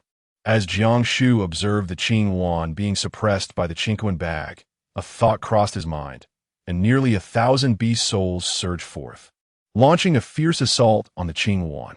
Although they possessed merely 70% of their former strength, such a multitude of beast souls constituted a formidable force. Even a powerhouse like the Qing Wan would struggle to withstand it. She fixed her gaze on Jiang Shu with a cold smirk, exclaiming, "I never imagined that in just over a month you would attain such power. I lack the ability to kill you. Do as you please. However, you have harmed my master and do not expect to live in peace again." Observing the Qing Wan's defiant demeanor, Jiang Shu felt half of his murderous intent dissipate. She was a person of Bao, undoubtedly aware of Bao's true identity. Thus, he replied, "I shall not kill you. You are one of Bao's own, and whether you live or die is for him to decide. There is something you must also know. I am a beast tamer, and I have contracted your master as my battle pet." The Qing Wan collapsed onto the ground, showing no inclination to fight. Jiang Shu let out a slight sigh of relief. Were it not for the support of the Chinquan bag and the beast souls, dealing with the Qing Wan would have proven quite arduous. Just as he took a few steps away, he heard the Qing Wan speak, "Can you take these 2 vials of medicine with you? There is poison in my palm." "Poison?" Jiang Shu's knife-like gaze fell upon Qing Wan's face, and with a cold snort, he remarked, "It seems you truly wish for my demise. Should anything happen to Bao, I will ensure your death. Furthermore, let it be known to all who harbor intentions against me that as Bao's master, should I perish, he shall not survive either. Consider your actions carefully before proceeding." Qing Wan was instantly alarmed, stammering, I do not wish to harm my master. I merely seek to eliminate you. I am unaware."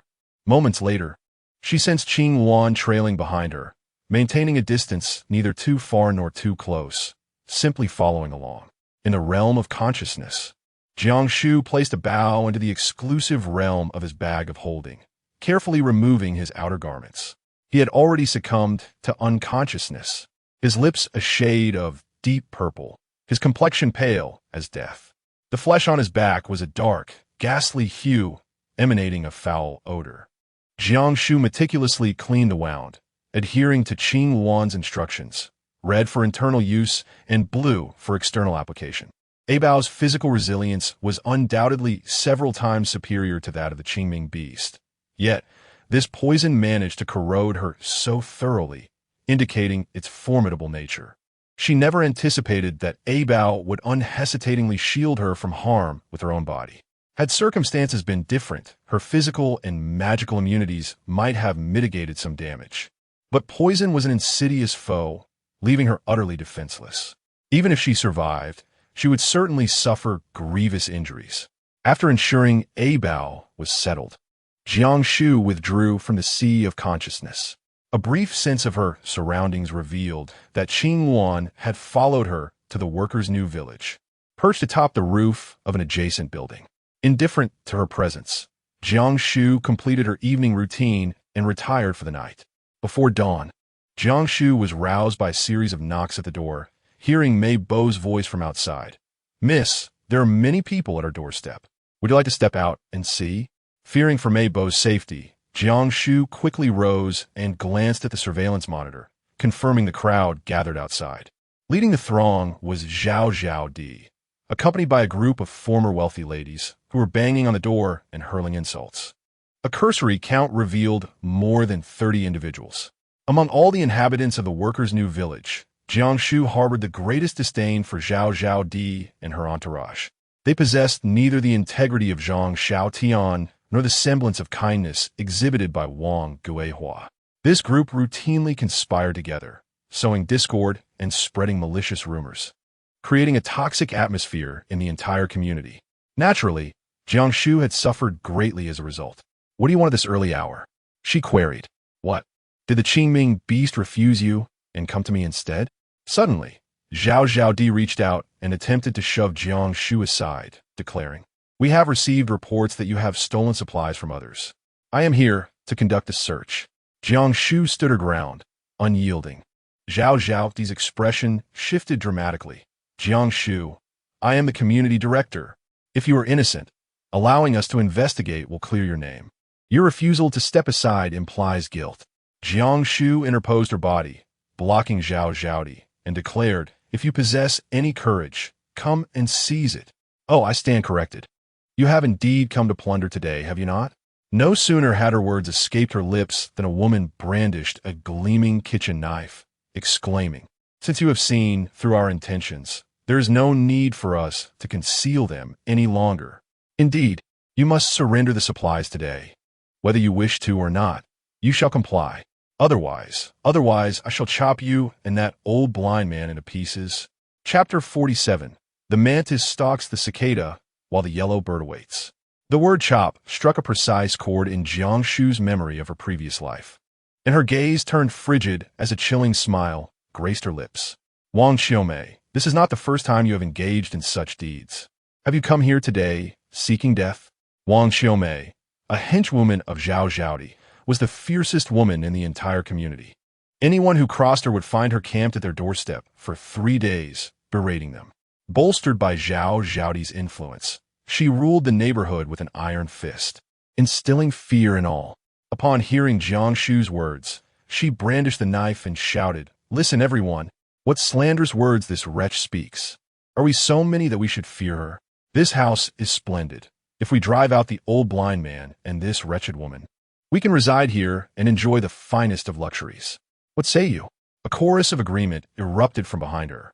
The crowd's eyes sparkled with fervor as they cast longing glances toward Jiang Shu's home, unable to suppress their salivation at the thought of the sumptuous meals she had shared within their group.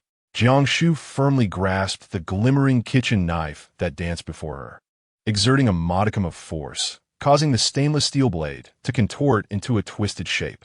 "Do you even comprehend the fate that befell Zhang Xiaoyan's men?" she inquired, observing the bewildered expressions among the crowd. With a bemused smile, she shook her head. On that fateful day, Zhang Xiaotian had abandoned his 5 fallen subordinates and fled, neglecting to utter a single word about the incident in their group for a full 3 days. She had even witnessed him splurging 2,000 yuan for a mere packet of instant noodles, available in abundance. Yet, he remained utterly silent regarding the theft committed against her. It appeared that no one within the entire community cared about the matter. Now, a fresh wave of audacious individuals had emerged. However, it was evident that Jiang Shu's barehanded bending of the knife failed to intimidate these individuals. Zhao, noticing the escalating fervor among the crowd, immediately shouted, "My dear friends, we have endured hunger for far too long. It is Jiang Shu's callousness that prevents her from sharing food with us, forcing us into a desperate plight. Today, we shall overthrow Jiang Shu, ensuring survival for each and every one of us. Down with Jiang Shu." The crowd became even more fervent, with several others joining in the chant. "Down with Jiang Shu! Down with Jiang Shu! Charge! Charge! Charge!" They surged forward like a band of ruffians, desperately attempting to force their way into Jiang Shu's residence. Jiang Shu forcefully grasped Wang Xiaomei, attempting to push her away, and with a cold smirk remarked, Do you truly believe that I, Jiang Shu, am incapable of taking a life? Unfazed, Wang Shumei boldly stepped forward, her chest thrust out, declaring, "In a society governed by the rule of law, we merely seek a morsel of sustenance. If you dare, then go ahead and kill me. Do it." Jiang Shu narrowed her eyes, poised to take action when suddenly a flash of white light appeared before her. Wang Shumei was lifted high by someone gripping her neck. With a chilling crack, the sound of her cervical spine snapping echoed through the air. The abruptness of the scene rendered the onlookers speechless, their chatter abruptly silenced.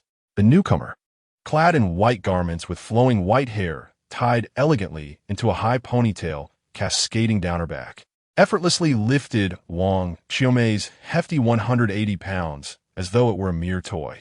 At that moment, Wang's eyes bulged in terror, her expression a portrait of horror, as her neck was cruelly and decisively broken.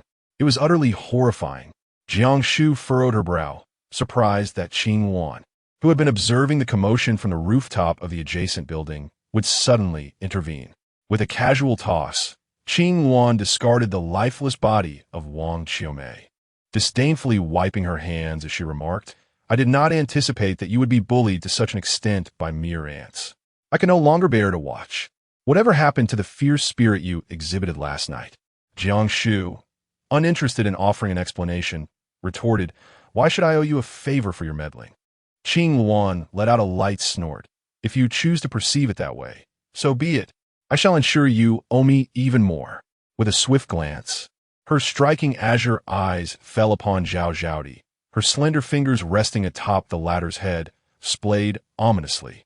"I recall you were quite vocal just a moment ago." Zhao Zhaodi, paralyzed by fear, felt her legs weaken as she threatened to collapse. It was as if her head were ensnared by that hand, refusing to budge. This is a society governed by law. Before she could finish her protest, Qing Wan's fingers tightened, and a horrifying crack echoed, contorting Zhao Zhaodi's head as she struggled in vain.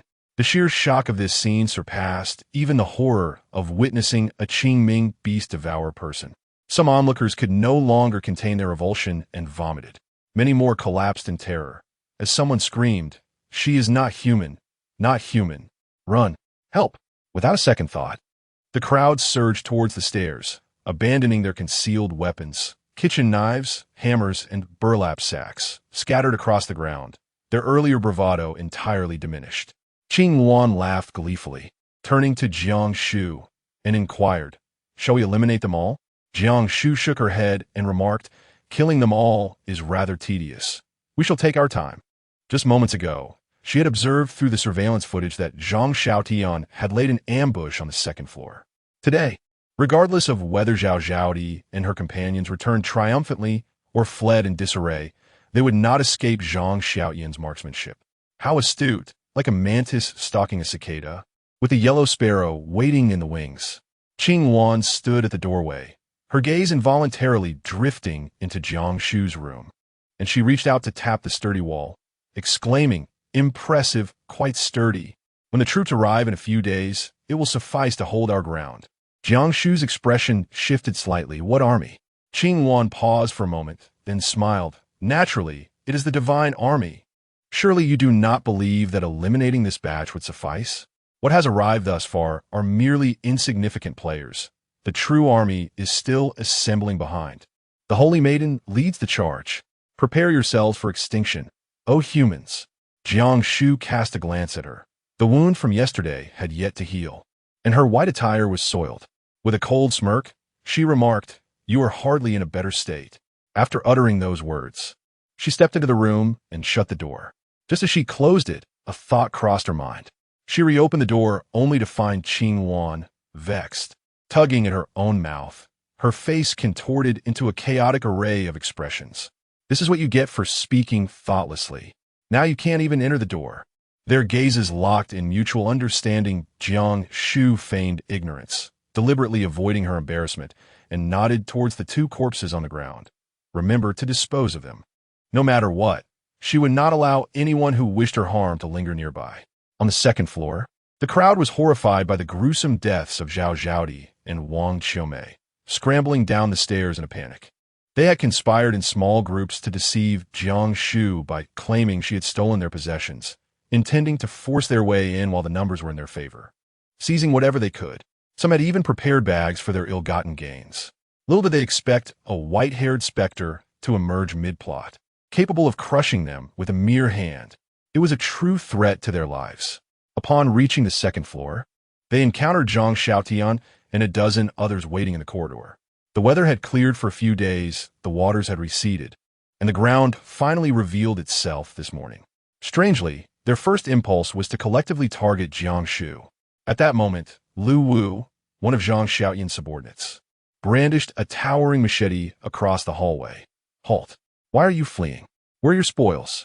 You've been at it for half the morning. What have you taken from Jiang Shu? Hand it over honestly." Chapter 48. The heist. Those who had escaped from the sixth floor finally laid eyes on Jiang Shu and his band of normal individuals, feeling an unexpected sense of familiarity. Their anger dissipating as they urged one another, "Run. A white-haired monster has appeared at Jiang Shu's place. It kills director. Oh, forget that. Zhao Zhaodi and Wang Qiumei are dead. It crushed them with a single hand." Zhao Zhaodi's head exploded. It was terrifying. "Help! I shall never return. We didn't take anything." More than 20 voices chimed in, each expressing their fear and panic. Yet Lu Wu remained unconvinced, barking out, "Silence. I'm robbing you. Pay attention. What white-haired monster? Perhaps it's the white-haired goddess? How could the white-haired goddess kill? If you're trying to deceive me, at least craft a better tale. Come on, search them."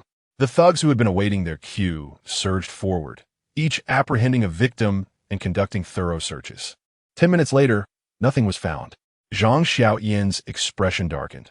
His previous attempt at force had yielded no results, and he had hoped Zhao Zhaodi's persuasive skills might bear some fruit.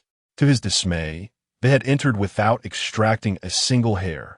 Jiang Shu, indeed impervious to both softness and hardness. Lu Wu approached, inquiring, "Brother, what shall we do? This group is even poorer than we are. They possess nothing, not even a strand of hair. Today has been fruitless. Our brothers will starve." Jiang Shu cast a sinister glare at Zhao Zhaodi and her entourage, asserting, "Their lack does not imply that their families are devoid of resources. There are still people at home. Let them bring food to secure their release." As he spoke, he produced a crumpled note. "I have tested these families. They still have provisions and are attempting to sell them to me at an exorbitant price of 20,000 for a pack of instant noodles, trying to squeeze me dry." Lu Wu was in awe, praising, "Brother, your brilliance knows no bounds. To think the high-priced grain was merely a test. You truly are formidable." He then pondered, "What about families without anyone at home?" Jiang Shu sneered. "In that case, they have no one to blame but themselves. Keep them well confined." Jiang Shu sat on the sofa, observing through the surveillance monitor as Jiang Shu's subordinates hurriedly escorted away more than 20 individuals who had fled from the sixth floor. As she had anticipated, regardless of whether this group had procured supplies from her, they were destined to meet a similar fate. Those deemed useful would be drained of their value before being discarded, while those considered worthless had already become mere reserves the moment they were taken. This world has always been a brutal realm of survival of the fittest, a truth Jiang Shu grasped early on, merciless and ruthless. At present, Zhao Zhaodi's faction had been thoroughly dismantled. Consequently, what would become of Jiang Rushua, who was under Zhao Zhaodi's protection? Jiang Shu curved her lips, seemingly feeling that the matter would resolve itself without her intervention. 2 hours later, the chat group of Zhao Zhaodi became lively. "That scoundrel Jiang Shu has the audacity to demand the last remaining bag of rice in my household in exchange for my wife. What am I to do? If I trade my wife away, my son and I shall starve. If I refuse, he threatens to take her life. Woe is me. What should I do? Can anyone lend me a bag of rice? Lend rice? Are you dreaming? That fiend demands that I hand over the last box of instant noodles in my home. Is my wife worth just a box of noodles? If I comply, my mother and I shall perish. So be it. I refuse to trade. Brother, think rationally. Jiang Shu is responsible for their sustenance. I refuse to believe he would harm her." Instantly, another voice arose in protest. "Zhang San, you lack any sense of decency. That is your wife. who has borne your children and managed your household. To release her for a mere box of noodles is selfish beyond measure. I would trade my very life for her freedom. The group erupted into chaos. I simply refuse to trade. I am indeed heartless, so what? She is merely an old woman. If she perishes, so be it. Once the Qingming beast retreats, I can marry an 18-year-old. Alas, how could such words be uttered? Truly devoid of compassion. Jiang Shu silently observed, lamenting that in the realm of marriage, ultimately, it all hinges upon the man's conscience. What, then, is the purpose of matrimony? The quality of one's life is solely dependent on the kind of man one encounters, rendering it utterly meaningless. Soon, a message captured the group's attention. This incident is entirely Jiang Shu's fault. Had she shared even a meager portion of her provisions with us this morning, Jiang Shu may not have taken the supplies, and perhaps no one would have been abducted. She must bear the responsibility for this. Indeed, it is Jiang Shu to blame. Had she not been selfish and unfeeling, refusing to assist us, my wife would not have gone to confront them. If she had not done so, Jiang Shu would not have captured her to coerce us. Where the director and Wang Qiumei step forth to support the greater cause. We must confront Jiang Shu for an explanation. Yes, that scoundrel Jiang Shu. Surely he hasn't captured the director as well? At this juncture, none of these individuals were aware that Zhao Zhaodi and Wang Qiumei had already. Jiang Shu felt a twinge of regret. Jiang Shu was not only fierce but also cunning. To put it kindly, he possessed both courage and strategy, making him a malleable asset. Unfortunately, he had also participated in the division of spoils in his past life, which inevitably led to his demise. Zhao Zhaodi and Wang Qiumei were deceased, their bodies left unburied in the southeastern corner of the community. Those who wish to confront me may proceed. Every word is a piercing truth. The group fell into an eerie silence, with not a soul daring to speak. They were merely a bunch of petty individuals, relying on their wives to assert their authority. And Jiang Shu paid them no mind. Just as he contemplated setting aside his phone, a flurry of WeChat messages flooded in. It was Zhao Zijing, darling. What are you busy with? Have you eaten? I heard someone was unkind to you this morning. Are you all right? Such hypocritical concern. Jiang Shu was momentarily amused by anger. Ever since the last incident where Zhao Zijing nearly fell victim to her wrath, he had seemingly developed a genuine fear, avoiding her at all costs and refraining from sending her any messages. This time, Jiang Rushiue found herself in a precarious situation. Was he already seeking a way out? What do you want? I have no particular desires, merely longing to cherish you. At that moment, upon hearing those words once more, Jiang Shu felt a wave of nausea wash over her. If you continue to repulse me like this, I shall block you. Zhao Zijing panicked instantly, hurriedly exclaiming, darling, I have come to apologize. I recognize my mistakes. It was my fault before. As long as you can calm down, you may have whatever you desire. Chapter 49. Kneeling in apology, recognize your mistakes? Calm down? What a jest. Is it not merely a morsel you seek? If you can satisfy me, I may consider granting your wish. Zhao Zijing was overjoyed. Jiang Shu's words were an opportunity. A little coaxing, and everything would be his. Jiang Rushiue crouched in the living room, weeping sorrowfully for the demise of Zhao Zhaodi. After waiting for an extended period without the appearance of Zhao Zijing to console her, she felt a surge of anger as she saw him preparing to leave.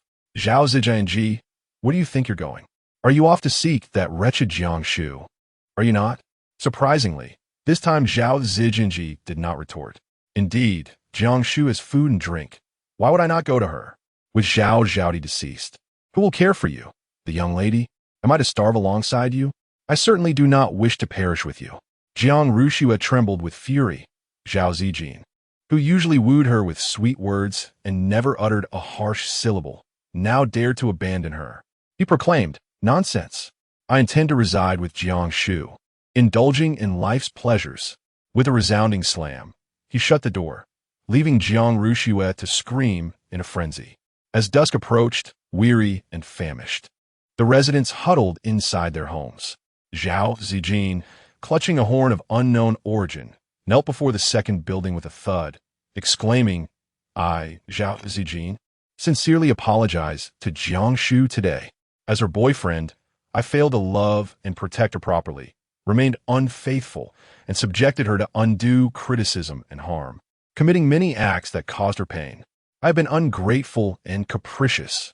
Today, I vow to sever ties with Jiang Shu and resist her temptations. I shall earnestly repent. Zhao Zijin's grand declaration echoed throughout the entire community.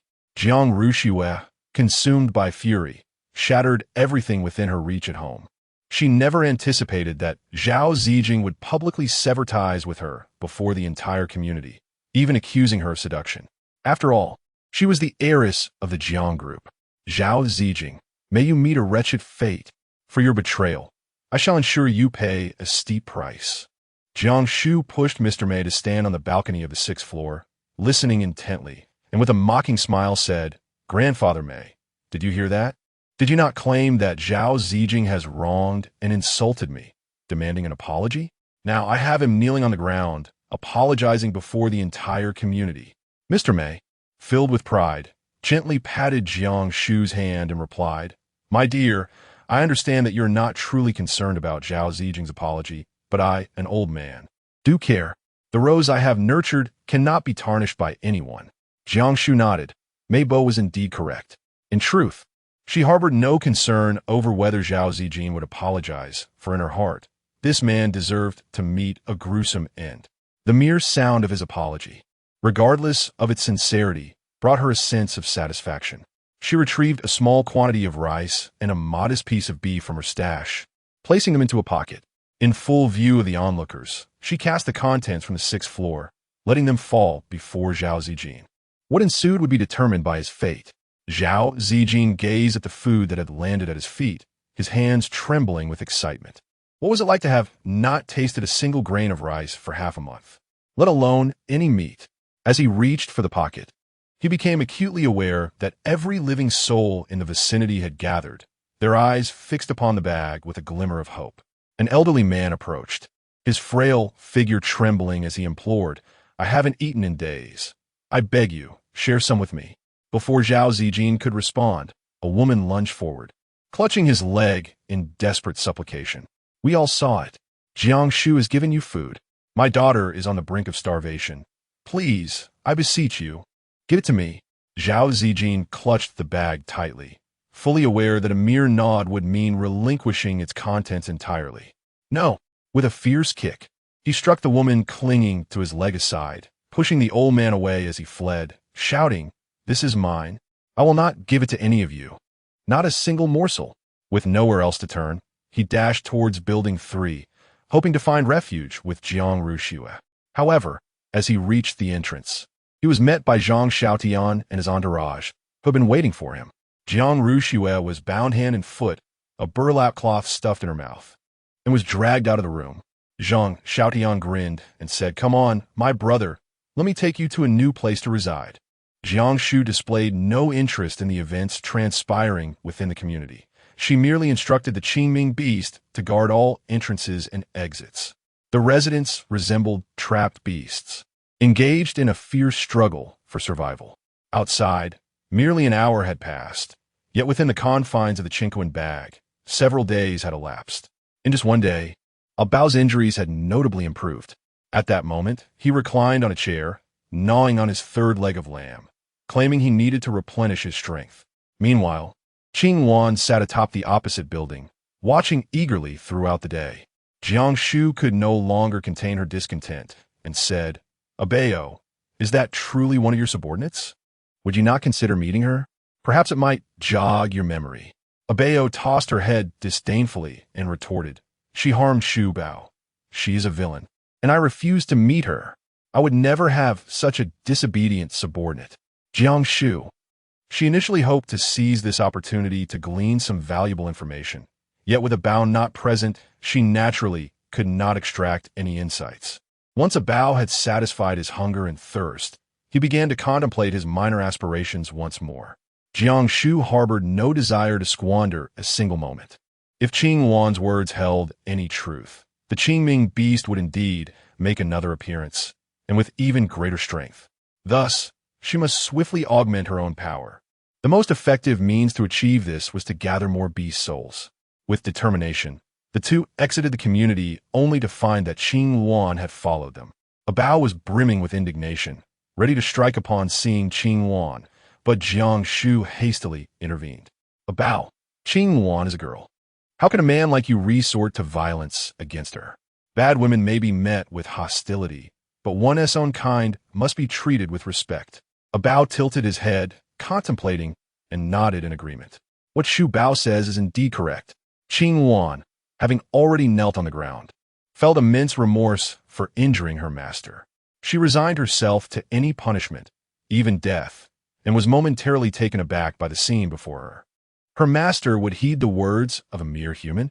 Her gaze towards Jiang Shu shifted as she bowed her head and proclaimed, Master, it was Qing Wan who injured you. I accept any punishment you deem fit, and I implore you to allow me to accompany and protect you. If you were to suffer even the slightest mishap, no one could bear the consequences. Bao, still seething, retorted, No. You wish to harm Shu Bao. Chapter 50. Qing Wan surrendered startled. Qing Wan quickly bowed her head and vowed, I once harbored such thoughts, but I assure you now, I will never lay a hand on Jiang Shu. Upon hearing this, Jiang Shu felt a slight sense of relief. It was unclear what manner of beast Qing Wan was, possessing formidable strength and venom. Should she wish to harm Jiang Shu, evasion would be nearly impossible. However, with her ignorance regarding the Qingming beast and Bao's amnesia, having Qing Wan as an ally might be more advantageous than detrimental. With a thoughtful glint in her eye, she declared to Bao, Allow her to accompany us. Qing Wan is quite formidable. If you inquire, she will surely know where the Qingming beasts are most abundant. She has never been of noble character, and each step she takes serves a purpose. Qing Wan was acutely aware of Jiang Shu's intentions to utilize her, yet the straightforwardness with which it was expressed engendered no animosity within her. She gazed eagerly at Bao, stating, Master, I possess all the knowledge you seek. I can lead you to the divine clan. I know their whereabouts. Bao's spirits lifted instantly as he inquired, Are there 2,000 of them? I wish to avenge Xiao Bao. Shu Bao requires them to form a legion of beast souls. Qing Wan's expression changed drastically. Master, you wish to kill them? They are. Well, it matters not. They are traitors and are destined for death. This will indeed save us much trouble. I will lead you. Jiang Shu was consumed by curiosity, yet it was evident that Qing Wan was reluctant to divulge further information, compelling her to suppress her inquiries. Maintaining her own image took precedence above all else. Qing Wan led them southward, ultimately halting at a park. The surroundings had been ravaged beyond recognition, with a vast lake shimmering in a haunting blue hue. Qing Wan remarked, A contingent of 1,000-man captain is stationed here, poised to support the main army in a few days. 1,000-man captain? Jiang Shu's eyes sparkled with excitement. By the standards of the Qingming beast, as long as the number of subordinates did not exceed 10,000, they could be considered as captains of 1,000. This suggests that there might be 8,000 or 9,000 diminutive creatures hidden here. Nevertheless, she remained cautious of Qing Wan and inquired of her companion, Bao, do you sense anything? Bao shook her head in confusion. Qing Wan interjected, In any clandestine base of this nature, there would invariably be an array master, inscribing both offensive and defensive formations, along with arrays designed to conceal presence. It is entirely reasonable that the master cannot perceive anything. Is there truly such a thing? Jiang Shu silently took note of this and was about to leave when Qing Wan spoke again. My lord, your storage pouch remains with me. Given my unique status, I cannot accompany you below. For your own safety, it would be prudent to take your weapon. As she spoke, a flash of light revealed an object resembling a ring before Bao. Frowning slightly, Bao slipped the ring onto her finger, and in the next moment, an ancient long sword materialized. The sword was entirely black, its hilt adorned with intricate patterns, while the blade, still sheathed, was as dark as ink, shimmering with silver light that flowed like a galaxy. The entire sword exuded a sense of antiquity and grandeur, its sharpness contained within. Jiang Shu, unfamiliar with swords, had only ever encountered ancient long swords in a museum, where she couldn't help but exclaim, "What a magnificent sword!" Without a moment's hesitation, Bao thrust the sword into Jiang Shu's hands, declaring, "Shu Bao, this is for you." Qing Wan was taken aback, exclaiming, "My lord, this sword is... How can you possibly give it away?" Ignoring her, Bao shook her head and said, "Shu Bao, from now on, wield this in battle. Do not resort to using buns to strike, for it leaves me dizzy from the commotion within." Jiang Shu was amused by him, and she hesitated to take out the Qinquan bag, fearing the attention of some old entity. However, she found herself lacking suitable weapons. Now, with this sword that was both handsome and impressive, she was quite enamored. Qing Wan, realizing persuasion was futile, could only sigh and produce a small vial, pouring out a single pill for Jiang Shu, reluctantly stating, "Take this, and you will be able to traverse the Long Yu water with ease, indistinguishable from the divine race." Is there truly such a remarkable item? Jiang Shu, undeterred by Qing Wan's potential malice, swallowed the contents in one gulp, her eyes eagerly fixed on the small vial. "I desire more." Qing Wan clenched her fists, gritting her teeth. "Do you perceive this as something ordinary? It is exceedingly precious. I obtained it with great difficulty." Before she could finish her sentence, Bao extended his hand and seized the vial, placing it gently in Jiang Shu's palm. "If Shu Bao wishes for it, then it shall be granted." Qing Wan, exasperated and stamping her feet, turned away, feeling aggrieved yet hesitant to voice her frustration further. Jiang Shu grasped the long sword, feeling an exhilarating surge of strength coursing through her body. She adorned Bao with the Qianji mask and, with a splash, plunged into the lake. Qing Wan's words rang true. That mysterious pill was indeed remarkably effective, rendering her buoyant in the water as if she were on solid ground. Alas, there were only 4 pills. How fortunate it would be to possess a few more. This lake, known as Swan Lake, was not particularly large within the bounds of Jiang City, merely one among countless others, unremarkable in its appearance. Little did anyone suspect that beneath its surface lay a hidden realm, at least 4 or 5 times larger than the expanse above. This must be the formation Qing Wan spoke of. The swiftest method to dismantle it would be to eliminate the formation master.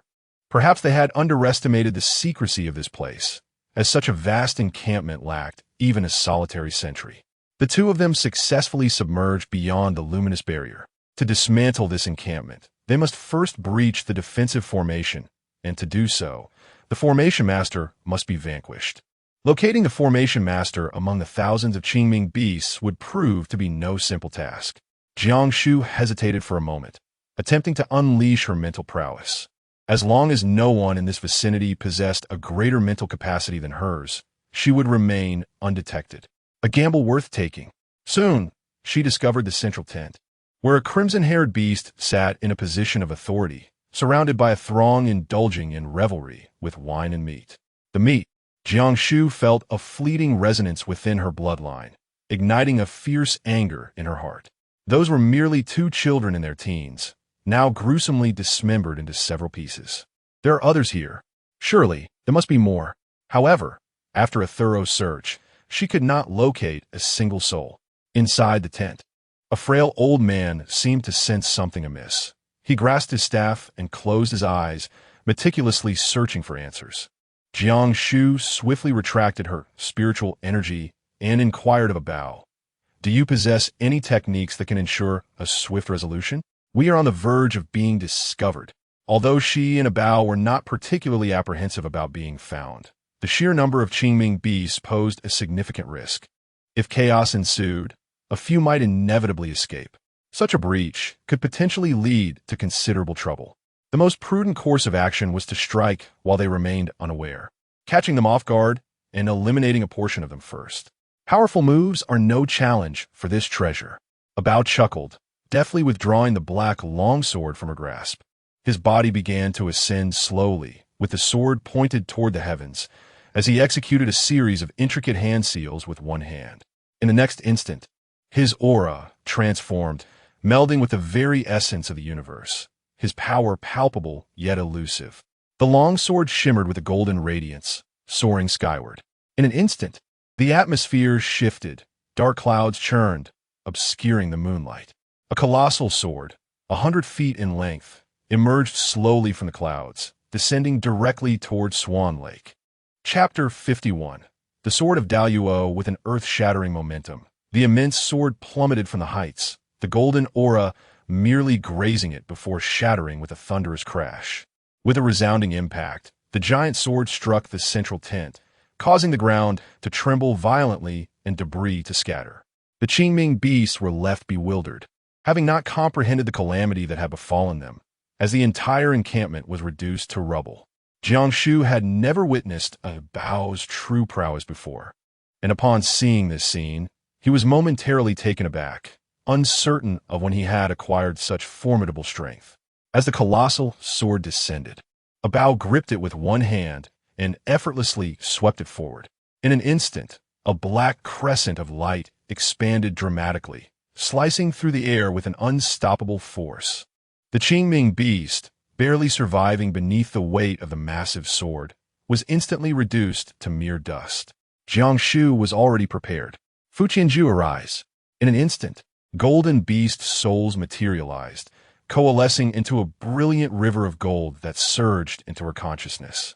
Qing Wan, having descended unbeknownst to her, beheld this extraordinary sight and was reminded of the multitude of beast souls she had faced on the day of her defeat. With this latest display, one could only imagine the formidable strength possessed by this woman. Her gaze towards Jiang Shu grew increasingly complex. Within 10 minutes, a battalion of nearly 10,000 beasts vanished entirely, transformed into Jiang Shu's sole companions.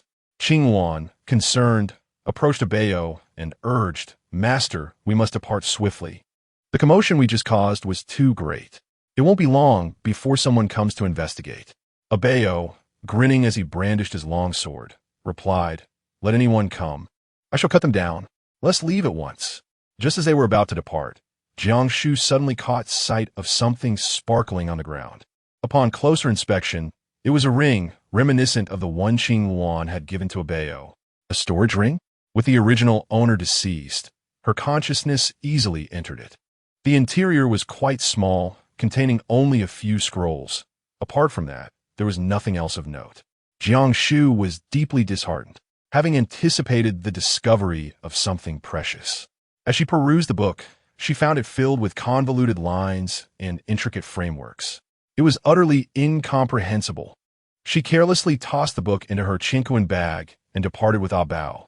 Qing Wan hesitated, glancing at Jiang Shu's retreating figure, suppressing her thoughts, ultimately choosing to remain silent. Not long after she had left, a ripple suddenly manifested in the space above Swan Lake, creating a series of undulating waves before a vortex materialized. Almost immediately, a gaunt old man emerged from the whirlpool, his hands clasped behind his back, followed closely by a young man. The elderly gentleman was clad in a Zhongshan suit, his grizzled hair meticulously slicked back, his stooped posture contrasting sharply with the robust appearance of the young man trailing him. They descended directly to the bottom of Swan Lake.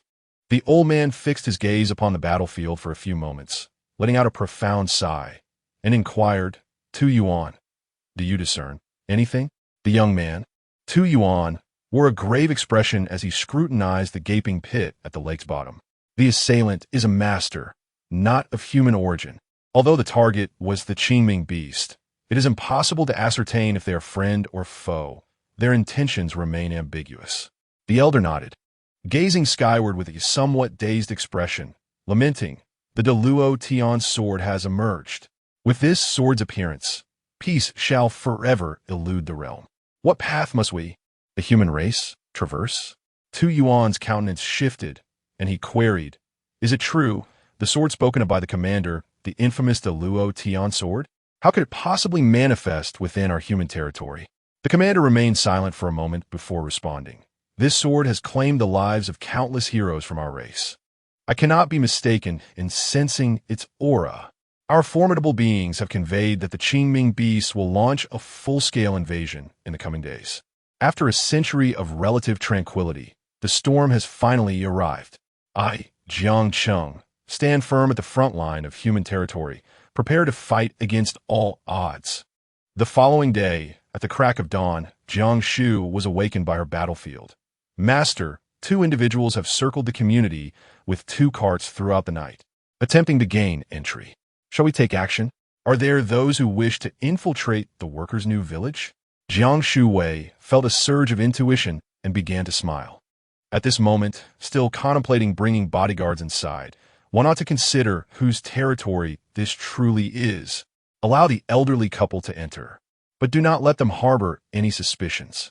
Those bodyguards willing to depart may leave, while those unwilling shall be eliminated. Jiang Zhanghe truly exhibits a father's deep affection, as he and his wife arrived shortly after Jiang Rushue was abducted yesterday.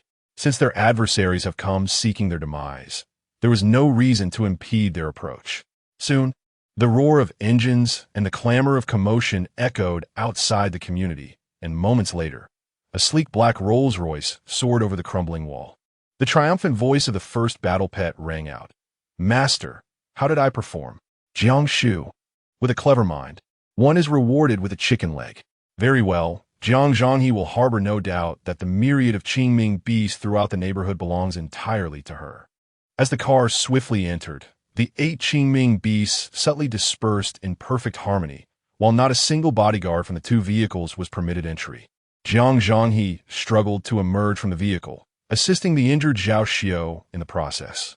The 2 of them stumbled out, disoriented for a moment before Jiang took out his phone to call Zhang Xiaotian.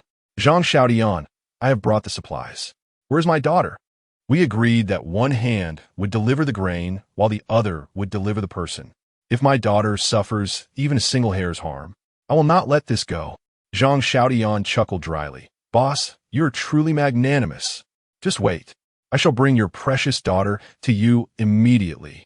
Moments later, Zhang Xiaotian arrived with his men, bringing along the bound Jiang Rushue and Zhao Zijing. Upon seeing only Jiang Zhanghe and Zhao Xiao, he secretly breathed a sigh of relief, then smirked with an air of amusement on his face. President Jiang, knowing that you are a man of your word, I dare not make things difficult for Miss Jiang. As long as I see the grain, I will release them. Rest assured, Miss Jiang is a person of great value. We understand the importance of discretion. In a fit of rage, Jiang Zhong was incensed at the audacity of those who dare to harm his daughter. He had initially intended to lead a group to utterly incapacitate Zhang Xiaotian and his associates. However, none of the more than 20 bodyguards he brought along managed to enter the fray, and with Zhao Xiao sustaining further injuries. The disparity in strength between the 2 sides was overwhelmingly vast. Thus, he could only suppress his boiling fury and gestured towards the overturned vehicle. They are all inside. Zhang Xiaotian, elated, signaled to his followers, who swiftly swarmed the car, rummaging through its contents. Brother, look at this treasure. There's rice, meat, and even wine. This will certainly provide us with ample feasts. Laughter and joy erupted among the crowd. Upon catching sight of Jiang Zhanghe, Jiang Rushue was overwhelmed with sorrow, tears streaming down her cheeks. Yet her voice was stifled, rendering her speechless. Her tears fell in heavy drops, a testament to her profound misery. Zhang Xiaotian forcefully kicked Zhao Zijing aside, declaring, Chapter 52, The Struggle of a Cornered Beast. Jiang Zhanghe's countenance was so dark it seemed as if water could drip from it. He had always held Zhao Zijing in disdain. Yet Jiang Rushue was completely enchanted by this young man's flowery words. Just the other day, he had incited her to argue with him and leave home, leading to the current calamity. Consumed by hatred for Zhao Zijing, he found himself utterly powerless. With a cold snort, he remarked, Do you wish to become a son-in-law to our family? You may kill or maim as you please. I shall not utter a single word. With that, he took Jiang Rushue and began to untie the ropes binding her. Zhao Zijing, realizing that Jiang Zhanghe had no intention of rescuing him, was engulfed by panic. He felt his knees with a thud, pleading, Schwerer, please persuade your father to save me as well. I acknowledge my mistakes and swear never to seek out that wretched Jiang Shu again. If you rescue me, I shall obey you unconditionally from this day forth. Whatever you command shall be my decree. Truly, my heart has always belonged to you alone, and I am willing to sacrifice everything for you. They will kill me.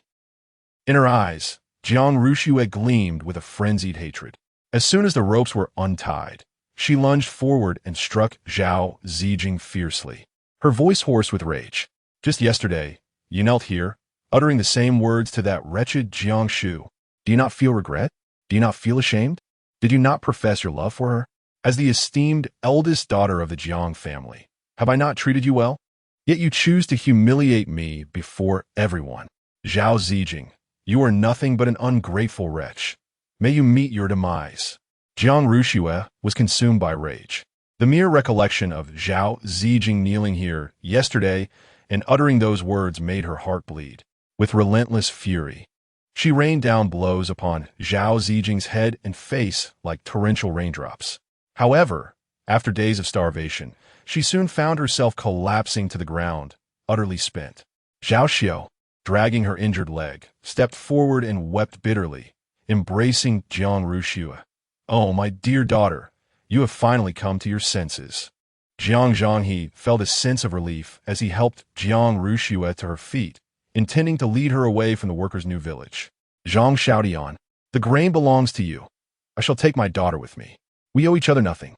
Zhang Xiaotian, sipping the red wine handed to him by his subordinate, chuckled and replied, Since you do not wish for Zhao Zijing to be your son-in-law, how about considering me instead? What do you think of me as your son-in-law? Jiang Zhanghe clenched his fists fiercely, veins bulging on his forehead. Upon sensing the alarming situation, Zhao Xiao hastily advised, Let's depart quickly. We shall discuss further outside. Do not act impulsively. The three made their way towards the entrance, while Zhang Xiaotian and his band of followers showed no intention of leaving, standing there mockingly. Just as they were about to exit, a gaping maw suddenly appeared at the doorway, the colossal figure of the Qingming beast looming closer, its blood-red eyes fixated intently on the trio. With a roar, another Qingming beast dashed forth, its gaping maw wide open, charging towards them. Jiang Zhanghe had never encountered such a terrifying creature at such a close range, as if he were about to be swallowed whole by that massive maw. Run! Hurry and flee! He disregarded everything else and turned to escape. Fortunately, upon reaching the community square, the beast ceased its pursuit. Zhang Xiaotian squinted, further confirming his suspicions, and burst into laughter. Zhang, you surely don't believe you can still escape? I forgot to mention, no one from this community has ever lived to tell the tale. Otherwise, do you think we would remain trapped here? A chilling sensation crept up from the soles of his feet as he surveyed the area, encountering several once familiar faces pressed against the glass, numbly staring at him. They were his subordinates, his confidants. Without exception, they appeared emaciated, their hollow eyes reminiscent of the undead. Zhao Xiao's legs trembled, and she collapsed onto the ground, her voice quivering as she asked, Why? Why is this happening? Zhang Xiaotian let out a cold laugh. That is a question you should pose to yourselves, considering the heinous deeds you have committed. He was not foolish. His phone still had a connection to the outside world, and he was acutely aware of the death toll in other areas. Yet in this community, the death rate was remarkably low. Eventually, the ferocious Qingming beast ceased preying on humans altogether, confining the residents within, with no one able to escape. Everything about this situation reeked of the extraordinary. What appeared to outsiders as a safe haven was, in reality, a gilded cage. The hunter loomed above, watching them engage in a brutal struggle to the death. Who would act in such a manner without deep-seated enmity? Jiang Zhanghe supported himself on his knees, beads of cold sweat trickling down. He was acutely aware of the gravity of the situation and stammered, Zhang Xiaotian, please tell me who it is. Who is orchestrating all of this? Just reveal the name, and upon my release, whatever you desire, I shall grant you. Do not merely ask for food. Even if you seek the Jiang group, I would willingly relinquish it. Zhang Xiaotian let out a chilling laugh, followed by a bitter smile. If I knew who it was, would I still be standing here negotiating for provisions? You are on your own. Take your time to contemplate. With that, he raised his hand. Jiang Zhanghe protectively drew Jiang Rushue behind him, roaring, Zhang Xiaotian, how dare you? The provisions have already been given to you, yet you dare to go back on your word. Unfazed, Zhang Xiaotian launched a powerful kick straight into Jiang Zhanghe's chest, declaring, Old man, understand your situation. I want the provisions, and I desire the beauty as well. You can't even bring in a bodyguard. What makes you think you have any capability to oppose me? Clearly, you must have committed heinous acts, but I intend to survive. Jiang Shu struggled desperately, yet was still seized and dragged away by several henchmen. One of them, holding Zhao Zijing, inquired, and Jiang Shu let out a cold snort, planting his foot firmly on Zhao Zijing's head, grinding it against the ground with force. He spat disdainfully. "You spineless wretch, truly a disgrace to manhood." Having uttered these words, he departed with Jiang Shu, stating, "Jiang Zhanghe, if you wish for your daughter to remain unharmed, remember to deliver provisions every 3 days. Otherwise, I cannot guarantee the integrity of Miss Jiang." Jiang Zhanghe and Zhao Shu gazed helplessly, utterly at a loss. They couldn't help but sink to the ground in tears. Jiang Shu stood silently on the 6th floor, observing everything unfold before her. Her brows slightly raised as she watched the retreating figures of Jiang Shu and his companions. He truly was an astute individual, having swiftly surmised the general situation. She bore no ill will towards his rise. However, it was a pity that Jiang Shu remained oblivious to Jiang Zhanghe's ruthlessness, which was no less formidable than his own. The worker's new village was his stronghold, his very foundation. To drive him into a corner would inevitably result in retaliation. The individual who spoke of the unseen puppet master. Was it you? Chapter 53. The unexpected arrival of a cookie. Jiang Shu wore a smile that was both enigmatic and elusive, tilting her head slightly. Can you guess? Qing Wan, taken aback by Jiang Shu's unexpected reaction, paused for a moment before inquiring, "What compels you to act in such a manner?" Jiang Shu maintained that teasing expression. "Care to guess again?" Qing Wan huffed in irritation. "However, I must admit I underestimated you. To possess both the celestial sphere and the 1,000 mechanisms mask, such divine artifacts, is truly remarkable. Surely, it was the 1,000 mechanisms mask that enabled you to evade the pursuit of the divine army back then, wasn't it?" Jiang Shu crossed her arms and leaned back. "Guess what?" she said. Qing Wan, feeling exasperated, turned on her heel and was ready to leave. Jiang Shu spoke up. "Are you quite eager to know? It's not that I cannot share. How about we exchange information?" Qing Wan immediately became intrigued. "What kind of exchange?" Jiang Shu raised an eyebrow and inquired. "Where do you hail from? What is the true identity of your master?" Qing Wan regarded her earnestly for several moments before letting out a soft sigh. "This information is not convenient to exchange. My master is currently afflicted by amnesia. I cannot reveal his identity. Do not doubt my loyalty towards him. In truth, you possess a treasure, and we could discuss that." "A treasure?" Jiang Shu chuckled lightly. "I have quite a few treasures on me. Which one do you refer to?" Noticing Qing Wan's silence, she continued, "The one they refer to as the mastermind is none other than myself." After a prolonged quiet, Qing Wan could no longer contain herself. "Is that all? You?" Qing Wan clenched her teeth and remarked, "The storage ring you found at Swan Lake last night. Within it lies a scroll known as the Great Yellow Bible.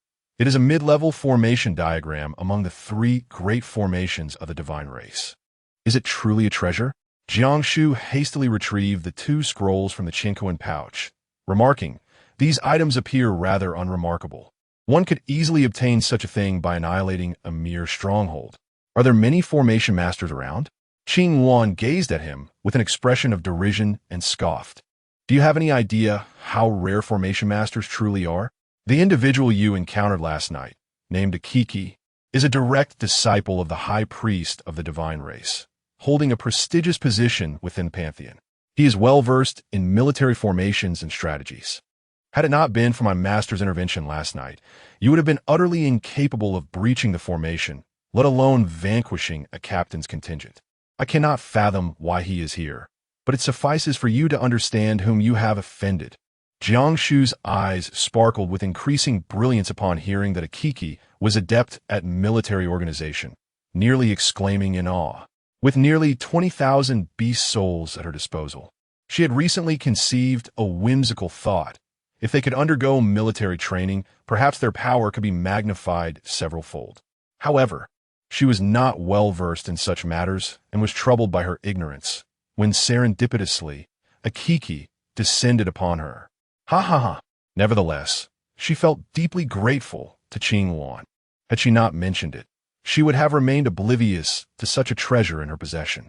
Consequently, she became more affectionate towards Qing Wan. Little Qing, I had no idea you possessed such knowledge. How impressive. Taken aback by Jiang Shu's sudden flattery, Qing Wan couldn't help but smile quietly, her lips curving in delight. Upon observing, Jiang Shu realized that the strategy of comforting a bow was indeed effective. He stepped closer, holding the grand yellow scripture, and inquired, Little Qing, since you possess such remarkable skills, you must have studied this as well, right? Are you versed in formations? Qing Wan's face flushed slightly as she shook her head and replied, You overestimate me. Formation masters are exclusively from the lineage of the high priests. To become a formation master, one must first join the celestial teaching of the high priests. Only the direct disciples of the high priests have the opportunity to learn the grand yellow scripture. You ought to consult a Kiki. Jiang Shu was so elated that she was nearly on the verge of leaping with joy. At present, a cookie was her sole pet, entirely under her control of life and death. Mastering the formation was certainly within the realm of possibility. Her strength had progressed significantly. However, Qing Wan felt something was amiss and suddenly slapped her forehead, exclaiming, Wasn't this supposed to be an exchange of information? I have already shared so much. As Jiang Shuxin's heart stirred, she retrieved a cup of milk tea from her Qingquan pouch, deftly inserted a straw, and handed it to Qing Wan, saying, Sip while you listen. The reason I safeguard this community and confine them here is that they are all my adversaries. I am merely seeking vengeance.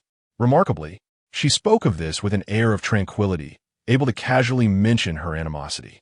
Qing Wan, holding the still-cool milk tea, tentatively took a sip, her cerulean eyes widening in astonishment as she gazed at the beverage in her hand. How can something this delicious exist? Upon hearing Jiang Shu's words, she became somewhat distracted, contemplating, so, it seems that even among your humankind, there can be irreconcilable conflicts. We in the divine race experience this as well. She trailed off momentarily. Then, with a shake of her head, remarked, You truly are quite ruthless. But I find it appealing. Unbeknownst to her, the way she referred to Jiang Shuxin had subtly shifted from your esteemed self to I, as she gradually laid aside her murderous intent. Upon entering her home, she extracted a photocopier from her Qingquan pouch and proceeded to make several copies of the Da Huang scriptures before delving into her sea of consciousness. Within this realm, over 20,000 beast souls lay in serene slumber. Jiang Shu called out Akuchi's name twice, and before her appeared a golden spirit beast, for which a luminous orb was summoned. Within the orb stood a thin, elderly man, leaning on a cane, his eyes closed and utterly still. It was indeed the same figure she had encountered at the bottom of Swan Lake. He was none other than Akuchi, the esteemed disciple of the high priest of the Qingming beast clan. Jiang Shu awakened him and returned his storage ring, intending to employ courtesy before conflict. I was previously unaware that you were the renowned Akiki, and I sincerely apologize for any offense caused. From a moment Akiki's soul was bound by the contract, he was acutely aware of the fate that awaited him. Although he retained 70% of his former strength and clarity of mind, as a soul companion, he was utterly powerless to resist his master's will. Jiang Shu's treatment of him left him momentarily astounded. As an old servant devoted to his master, he insisted that any commands be freely expressed, without the need for such formalities. As Jiang Shu listened to him refer to himself as an old man and observe his frail demeanor, she could not help but assert a commanding presence reminiscent of a shrewd employer. She patted Akiki's shoulder and said, What do you mean by old man? You are still young, and the days ahead are abundant. I shall bestow upon you a new name. From now on, you shall be known as Aku. How does that sound? Upon uttering these words, she felt a twinge of awkwardness, but pressed on with determination. This name is vibrant and full of life. I am counting on you to lead my mighty army of 1,000,000. I entrust you with their training, and together we shall conquer the world. I shall appoint you as the high priest. How does that strike you? Though she was uncertain of what a high priest entailed, she believed in envisioning grand prospects. Aku's expression transformed from one of solemnity to one of joy, and the vacant gleam in his eyes sparkled with newfound vigor. "Old man. No, Aku shall devote himself wholeheartedly to serve my master." Jiang Shu was quite pleased, as she observed that the time had nearly arrived. She retrieved the great yellow Bible from her storage ring and said, "This belongs to you, and I am certainly obliged to return it. However, I must confess that I have only grasped a mere semblance of its contents and would like to seek your guidance." Chapter 54. The human array master emerges. Aku was astounded, showering praises upon her. "My master, your brilliance is unparalleled. To comprehend the Bible without any guidance is truly remarkable. I in my old age have toiled for hundreds of years merely to grasp the rudiments. It seems evident that you are the chosen one. I shall adhere to the path of destiny and wholeheartedly assist you." She had not understood a single word, merely feigning comprehension. Fortunately, the outcome proved successful. Aki was patient, teaching her bit by bit, yet the day passed without her learning much. Jiang Shu felt a surge of anxiety. Time was slipping away far too quickly. Suddenly, an idea struck her. Why not try the Qingquan pouch? Without hesitation, she brought Aki into the pouch, and to her delight, there was no sign of rejection. Elated, Jiang Shu proceeded to place all her soul pets into the Qingquan pouch. This decision granted her an astonishing 600-fold increase in time. Whether it was studying array formations or training her soul pets, her efforts yielded remarkable results with minimal exertion. It was simply exhilarating. Jiang Shu commenced an arduous journey of relentless study, while subtle transformations quietly unfolded within the workers' new village. After Jiang Rushue was taken away by Jiang Shaotian, Jiang Zhanghe sought out his sister, Jiang Yuji, who also resided in the workers' new village. To outsiders, Jiang Shaotian was perceived as a protege of Jiang Yuji, obedient to her every command. Given her status as the aunt of Jiang Rushue, it was expected that she would intervene and secure Jiang Rushue's release. However, to everyone's astonishment, Jiang Yuji refused to meet with him. In a fit of rage, Jiang Zhanghe armed himself with a knife and stormed into Wang Hohat's home, brutally attacking the community leader. It was rumored that the scene was exceedingly gruesome. Ultimately, the residents of Workers' New Village were swayed by the benefits Jiang Zhanghe provided, betraying Jiang Shu. As the chairman of the Jiang Group, he wielded undeniable influence even in such turbulent times. With Wang Hohat's demise, her faction swiftly turned to Jiang Zhanghe's side. In a remarkably short period, Jiang Zhanghe amassed a force capable of contending with Jiang Shaotian. The two factions engaged in fierce battles within the community, unimpeded by the threat of the Qingming beast, fighting from dawn until dusk, and even rising at night to resume hostilities. Both sides suffered casualties, yet their animosity only intensified, with neither party willing to concede an inch. Grateful for Qingwan's guidance, Jiang Shu welcomed her into her home, offering her a cup of her favorite milk tea every day. No longer having to endure the relentless winds and scorching sun atop the third building, Qingwan was nearly moved to tears and even lent a hand in caring for old Mei. Most days, Qingwan and Ab busied themselves with the happenings of the community, eagerly chattering about the latest tragedies, who had passed away and what had been stolen. These two creatures, solely through their curiosity for gossip, managed to recognize the faces of almost all the residents in the neighborhood. Within the confines of the Qingquan pouch, Jiang Shu diligently practiced day and night. A year slipped by in what felt like an instant, and her mastery of the formation had finally progressed to a modest achievement. When she emerged from the pouch and glanced at the calendar, she was astonished to find that only 6 days had elapsed. Fatigue was her only companion. However, there was cause for celebration. Her bond with Ab had finally reached 50%, granting her the ability to summon the golden light of the earth. That night, chaos reigned as the Qingming beasts rampaged, resulting in significant human casualties. The power supply had long since faltered, providing only 2 hours of electricity each day, barely sustaining the lives of those who remained. In Jiang Shuqian's universe, an abundance of generators and fuel resides within his space, ensuring that life remains unaffected. Air conditioning and television remain operational throughout the day. At this moment, The only building still illuminated in the entire community is the 6th floor of Building 2.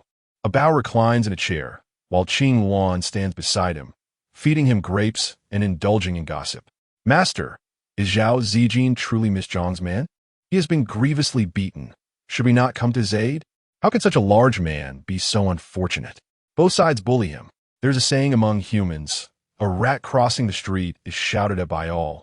Is that not a fitting description of him? With a grape poised in his mouth, a Bao lightly hums, I shall offer him a leg of lamb tomorrow, and soon enough, someone will come to confront him. How dare he covet my shoe, Bao? Let him face the consequences. Upon hearing these words, Jiang Shu could not help but laugh. It seemed that amidst the chaos of the community, these two had been quite involved.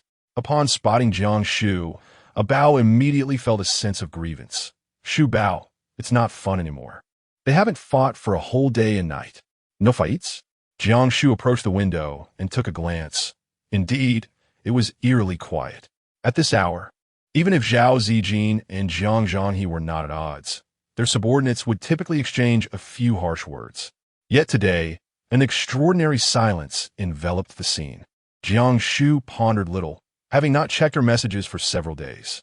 She retrieved her phone and noticed several unfamiliar missed calls, along with 2 text messages. One of them, received 2 hours ago, read, Jiang Shu, you possess a heart of stone. I have humbly beseeched you, yet you turned a blind eye to my plight. You shall pay for this. No one will escape unscathed. Jiang Shu cast a fleeting glance, utterly dismissing the matter at hand. What waves could Zhao Zijin possibly create? No matter how much he flailed, she stretched languidly, her gaze drifting towards the window, her heart aflame with the desire to validate her accomplishments. Little Qing, are you aware of any secret strongholds? She inquired. As a seasoned formation master, I am eager to showcase my skills. Qing had never anticipated that Jiang Shu could truly master the esoteric techniques of the Celestial Beast Clan's Jietian sect, particularly as a mere human. One could only wonder how the high priest would react upon learning of this. A mixture of anticipation and skepticism washed over her as she pondered. There are over a dozen secret strongholds belonging to the divine race. I'm only aware of 6. Come, let me guide you there. Jiang Shu finally persevered until he could wield the golden light of the earth. Yet he still struggled with his mastery. As he journeyed, he moved in fits and starts. And after half an hour, he finally achieved perfect control. However, he found the path becoming increasingly familiar. In the distance, he beheld the well-known man Tsang River Base. Jiang Shu's expression grew solemn. Qing Yuan, are you certain that the secret lair of the Qingming beast resides there? It is said that the commander of the Mankangjiang base is one of the 10 great saints of humanity, possessing formidable strength, making it improbable for him to remain oblivious. Qing Yuan scoffed lightly. There is no mistake. I have personally participated in these secret bases, or else how would I possess such knowledge? Although I have fallen out with them now, these locations remain unchanged.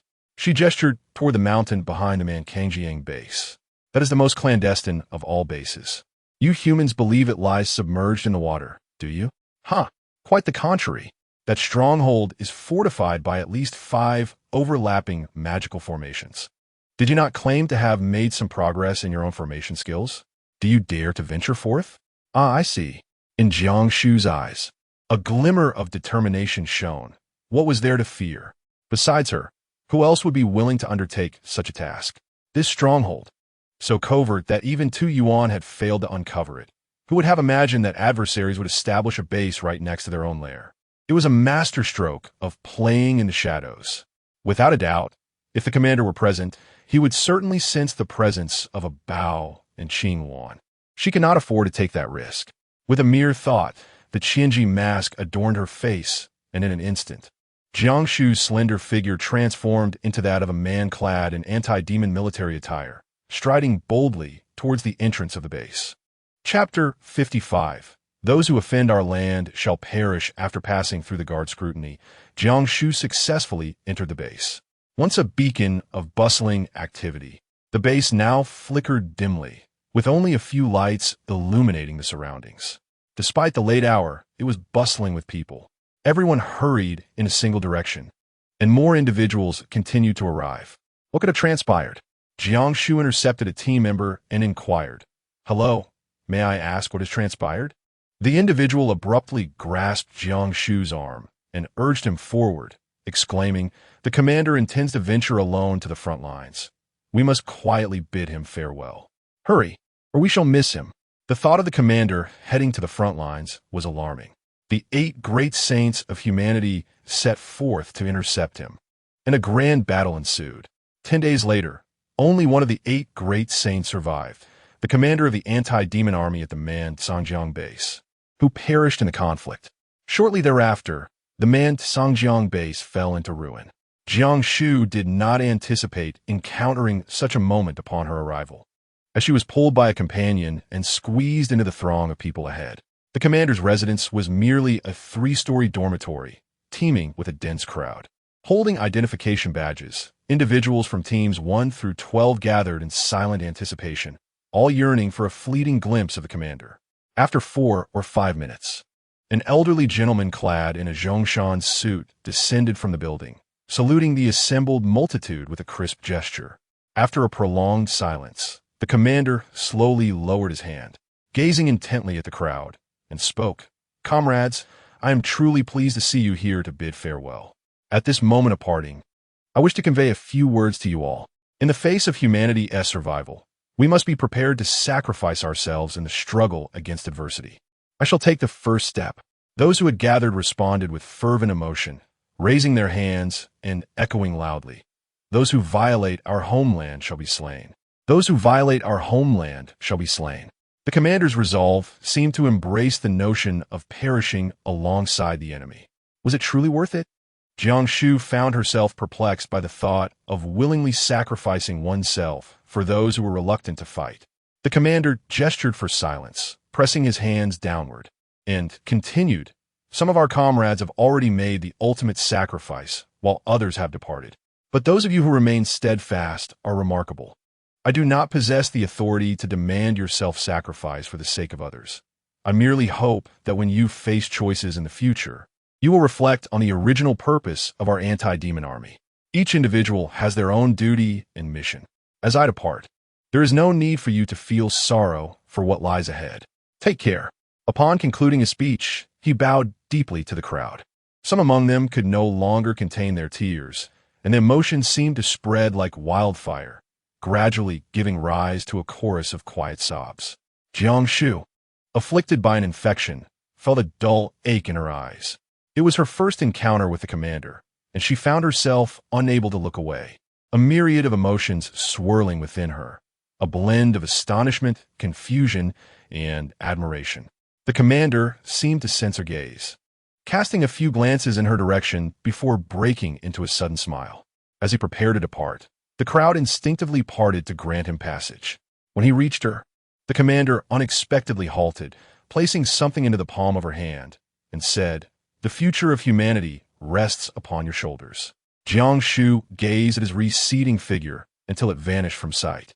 She opened her palm to reveal a token marked 0001, a symbol exclusive to the commander. What could this possibly signify? For a fleeting moment, she almost believed that the commander had seen through her disguise. Yet, upon reflection, she dismissed the notion as improbable. His words had been directed at the assembly, devoid of any flaw. Could it be that she was merely the fortunate recipient of a spontaneous gift from a randomly chosen audience member? Was she truly that lucky one? Unable to unravel this mystery, she decided to cast it aside and slipped away quietly while others remained enveloped in their sorrow. 10 minutes later, Jiang Shu concealed herself in a small grove. Across from her lay Tu Yuan's office, its windows aglow with flickering candlelight, casting a vivid outline of Tu Yuan's face upon the glass. He occasionally furrowed his brow, only to later appear enlightened as he continued to scribble and sketch. The night had deepened significantly, and he showed no inclination to rest. So be it. Jiang Shu let out a faint sigh and turned to leave. As long as Tu Yuan remained, her plans for the evening would unfold seamlessly. Among the 3 logistics dormitories, the central one belonged to her, and, at that moment, a figure was seen tidying up the room, illuminated by the flickering candlelight. Jiang Shu was somewhat taken aback. Zhou Qin must be feeling quite fearful and yearning for her. Isn't she? Jiang Shu let out a soft sigh as she navigated around the candlelit room and slipped into the forest behind her. Having departed from the confines of the base, she soon arrived at the location described by Qing Wan, where a vast chasm lay nestled between two mountains. A chilling wind swept through the darkness, leading into an unknown abyss. The surrounding mountains stretched endlessly, obscured from view. Jiang Shu closed her eyes, a complex beam of white light emanating from her forehead, rippling outward like water towards the distance. After a few moments, she opened her eyes and gazed toward the southwest. 50 meters away, she beheld a prominent hillock, its lush green vegetation swaying momentarily before transforming into a transparent dome of light. Within this dome, landscapes of mountains, rivers, lakes, seas, deserts, and grasslands continuously shifted. An illusionary formation. No wonder even one of the 8 great saints, the commander, failed to detect this stronghold. In the great yellow scriptures, illusionary formations are classified among the more advanced arrays. Without encountering an equally skilled or superior array master, one would be utterly oblivious to their presence. This implies that there is at least one mid-level array master here, akin to a cookie. Jiang Shu's eyes brightened. If the contract were to become a soul pet, it would indeed be akin to adding wings to a tiger. She suppressed the joy swelling within her and meticulously studied the luminous barrier before her. It was immense, larger than the surrounding mountain peaks. This indicated that the stronghold harbored a considerable number of Qingming beasts, and it was likely that they had infiltrated through that very fissure. Jiang Shu's eyes flickered as a cold smile crept across her face. Within this illusionary array, it was uncertain how many offensive and defensive formations were layered upon one another. If she were to dismantle them one by one, it would undoubtedly be a time-consuming endeavor. However, if she were to directly establish a larger and more formidable formation to ensnare them all, and subsequently shatter their formations from within with sheer force, would that not be far simpler? The most powerful entrapment formation in the Great Yellow Scriptures is known as the 10-sided ambush array, which encircles the enemy within a sealed space from all directions, up, down, east, west, south, and north. It could not be more perfect. Without hesitation, she resolved to act. Jiang Shu extended her fingers into the void, golden mental energy coalescing into a pure essence, intricately delineating a complex formation. Layer upon layer, first, second, third. The convoluted pathways, memorized in her mind no fewer than 1,000 times, were sketched beneath her fingertips, as she harnessed her mental force to weave the lines into the grand array. Within mere minutes, beads of sweat, akin to mung beans, cascaded down her forehead. At last, the 4th layer was complete. With a resounding boom, the grand array erupted in a dazzling crimson light that soared into the heavens. The 10-sided ambush array, activate. Jiang Shu directed the grand formation, instantly enveloping the white light shield within. Chapter 56. The 10-sided ambush array, a vertical beam of golden light, surged forth as Jiang Shu brandished the Deluo Tian sword and plunged into the grand array. A bow. With that call, a bow stood steadfastly at Jiang Shu's side. Jiang Shu presented the sword to him, gesturing towards the white light barrier below. Shatter it. The crimson light that had surged into the sky moments earlier must have attracted the attention of the entire Sanjiang base, leaving her with little time. Only the formidable Abeo could break through. However, Abeo declined to take the sword, stating, "Keep it for Shubao's protection. I have my own methods." As he spoke, his hands swiftly formed seals before him, and his flowing white hair danced as if caught in an unseen wind. The pure energy between his fingers transformed into numerous golden small swords. Come fort. With a flick of his hand into the void, the golden small swords multiplied into countless numbers, densely filling the entire space. Responding to an unseen summons, they surged towards the white light barrier. The sound of piercing air echoed incessantly, each sword striking the barrier producing a sharp clang. After expending 100 flying swords, the white light barrier shattered with a thunderous crash. Yet, the remaining flying swords numbered well over 10,000. Following the destruction of the white barrier, layers of blue, green, and red light emerged, 5 layers in total. Yet they too could not withstand the onslaught of the myriad flying swords, which shattered them with a resounding force. Jiang Shu attentively observed as the final layer of the violet barrier shattered, revealing a vertical beam of golden light, and in an instant, the figure vanished from its original position. Within the barrier, over 10,000 Qingming beasts stood in trepidation, gazing upward at the myriad of flying swords, their formation impeccably aligned, fully prepared for battle. At a glance, Jiang Shu spotted the crimson-haired Qingming beast standing at the forefront, brandishing a sword that shimmered with golden light. Still by the side of the beast, with a fierce swing, she brought down the Luo Tian sword. After several encounters, she had discerned that in any moderately sized troop, the crimson-haired Qingming beast was invariably the leader. To capture the thief, one must first seize the king. Eliminating it was paramount. How audacious, these insignificant ants, daring to offend the divine clan. Enraged, the crimson-haired beast raised its spear to intercept as Jiang Shu swung her sword. With a sharp sound, the sword struck as if cleaving through decayed wood. The spear barely withstood the force before it shattered cleanly. The sword met no resistance and struck directly upon the beast's head, producing a sound akin to slicing through a ripe watermelon. Jiang Shu was aware of the sword's formidable nature, yet he was unprepared for its astonishing sharpness. It was truly a divine weapon. At that moment, the torrential rain of swords had descended, leaving the Qingming beast with no refuge, and in an instant, it was severed by more than half. Most of them desperately attempted to flee, only to discover in terror that they were ensnared by the great formation, utterly unable to escape. Jiang Shu wielded her longsword, her formidable mental prowess searching through the throngs of fleeing individuals, endeavoring to identify the array master. However, after a thorough scan, she found no suspicious figures. Could it be that they were not present here? Growing impatient, she called out, "Aku, come forth." In an instant, a multitude of soul pets, far surpassing the number of the Qingming beasts, emerged, arrayed in the formation of the 10-sided ambush. From the southeast, northwest, and all 6 cardinal directions, troops were assembled. The battle cry echoed thunderously. Since discovering that soul pets could enter the universe of the heavenly dry, Jiang Shu had brought all her soul pets inside. Calculating the time ratio of 600 to 1 with the outside world, these soul pets had been trained by Aku for several years. In conjunction with the 10-sided ambush formation, their might was extraordinary, leaving only a scant few as stragglers. Jiang Shu paid them no mind. Fuqianju, activate.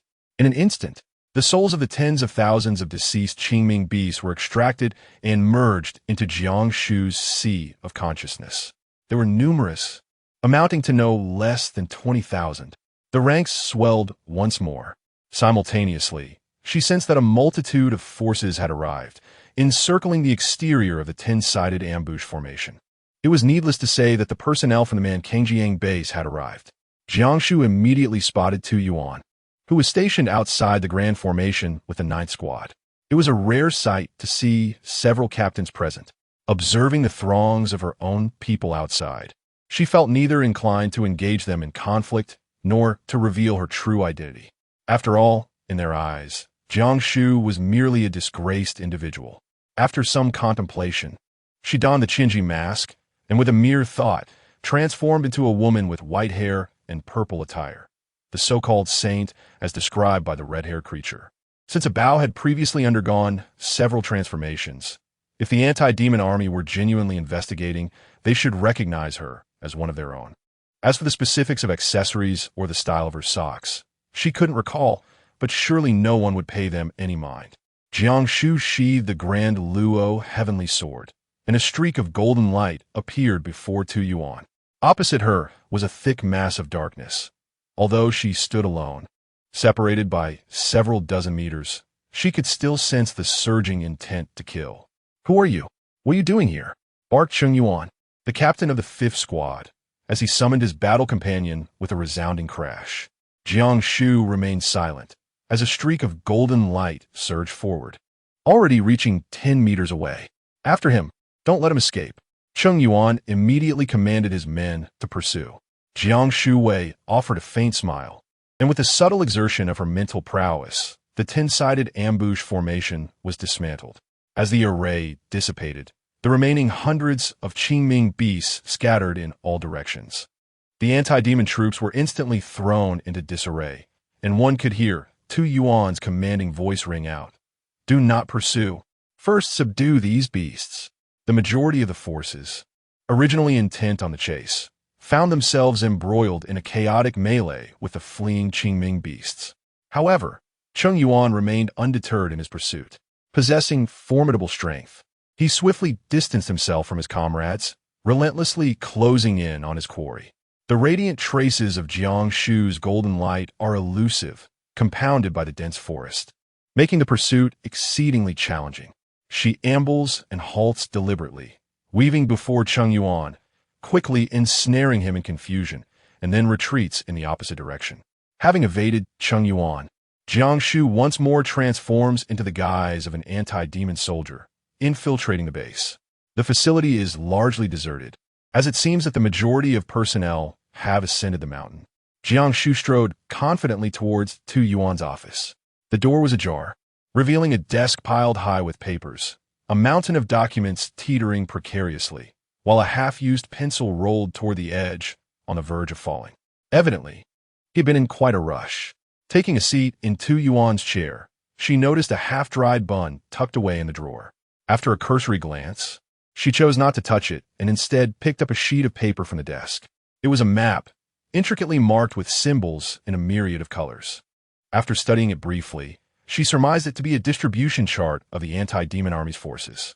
A quick glance revealed that there were over 20 bases nationwide, and Mankangjiang base was hardly the largest among them. Jiang Shu exhibited a distinct disinterest, and, just as she intended to rise, her gaze fell upon a substantial stack of documents from which a dark yellow corner protruded, resembling an envelope. Upon extracting it, she confirmed it to be an envelope, its front adorned with a prominent black seal, a mark she recognized as belonging to classified information of the highest order. A document of utmost secrecy? Holding the envelope in her hand, she found herself at a loss, uncertain whether to unveil its contents. After a moment's contemplation, she resolved to proceed. After all, no one would know it was her, and she was tight-lipped enough not to disclose what she had seen. She wouldn't betray Tu Yuan. Therefore, she could look. Chapter 57. A family letter. Upon opening the envelope, she discovered a single thin sheet of paper. Utilizing the faint light from outside, she strained to decipher the words inscribed upon it. My son, by the time you receive this letter, your father has resolved to head to the capital to engage in battle. There are countless words I wish to express, yet I know not where to begin. Thus, I shall refrain. If possible, please take good care of your mother. In this life, our moments together are few and far between, and I am deeply ashamed. I shall exert all my efforts to provide you with a glimmer of hope. The Zhao and Wang families seem to harbor treasonous intentions. Furthermore, due to the Vulture clan's actions during the season of hibernation, they pose a threat to beast tamers. Be sure to devise strategies to counter them. This is a battle for the survival of our human race. I fight for a greater cause, for the welfare of future generations. The separation of life and death should not bring sorrow. As she clutched the delicate sheet of paper, Jiang Shu felt its weight, as if it bore the burden of the world. This was, indeed, a familial letter. It appeared that Tu Yuan's father held a rank at least that of a commander, akin to the leader of the Mankangjiang base, poised to confront the formidable Qingming beast clan in the capital. Likewise, he seemed to embrace the resolve of one prepared for death. A profound sense of helplessness washed over her. The scale of such conflict was beyond her and Tu Yuan's capacity to engage. She then retrieved several hundred copies of the Great Yellow Bible from her Chinquan pouch, placing them upon Tu Yuan's desk. Each formation was clearly annotated, ensuring they would not be obscure or difficult to comprehend. Should any members of the anti-demon army master these formations, it would provide an additional layer of assurance for both combat and defense in the future. This was her intention for coming here. Exiting the office, she carefully closed the door behind her. Upon leaving the Mankangjiang base, the sky was beginning to lighten with the first hints of dawn. Another night had slipped away. I have seen it. That red light. Is it the 10-sided ambush formation? You have managed to learn the 10-sided ambush formation? You do not comprehend the formidable reputation this formation holds among the divine beings in the past. Qing Wan spoke with great enthusiasm, yet Jiang Shu found little desire to listen, responding absently a couple of times before hastening towards the workers' new village. She could not articulate the reason for her discomfort. Perhaps it stemmed from the command token or the letter from Tu Yuan. In any case, her heart felt heavy and constricted. Upon returning to her residence, the dim light of dawn had yet to brighten significantly, and all was eerily quiet. Jiang Shu had expended too much mental energy. She placed Mei Bo's breakfast on the dining table and collapsed into bed. Her slumber, however, was troubled. As dreams unfolded before her, visions of her childhood, a time when her father was still alive and Madame Yun had not yet departed, capturing the blissful moments of their family of three. In her dream, she found herself alongside Gu Qingyuan, perched on the Wngdian tree in Qingyuan. He tenderly massaged her forehead, swollen from a blow dealt by Jiang Rushu, assuring her, "Jiang Shu, do not worry. When I grow up, I shall offer my life to protect you. No one shall bully you." She strained to discern Gu Qingyuan's features, yet they remained elusive. In a moment of confusion, it felt as if someone were genuinely caressing her forehead. Upon opening her eyes, she was met with the enchanting visage of a Bao. He spread his palm before Jiang Shu, revealing his perspiring hand. "Shu Bao, have you been fighting? You're drenched in sweat." Jiang Shu wiped her forehead, and indeed found it damp. She spoke irritably of Bao. "How many times must I remind you? Do not disturb me while I am asleep. My temper is quite volatile, and I cannot restrain myself. Furthermore, there exists a distinction between genders. You are male, and I am female." A Bao, leaning to one side, fell on her bed, looking pitiful as he replied, "So what? Why can Xiao Bao sleep beside you while you do not allow me to?" Jiang Shu, filled with exasperation, reiterated, "It is a dog. A dog. How can you compare it to a dog?" Just as he spoke, Qing Wan gently knocked on the door from outside, softly calling, "Master. Master."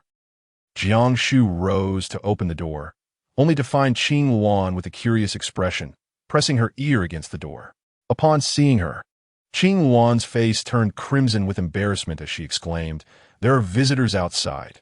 The master intends to go out and eliminate them all. I came to inquire about your thoughts." Not a single word of warning had been uttered. She proceeded to the living room, standing before the 100-inch television, watching as dozens of individuals, armed with tools, stealthily ascended to the 6th floor and took refuge in the adjacent house.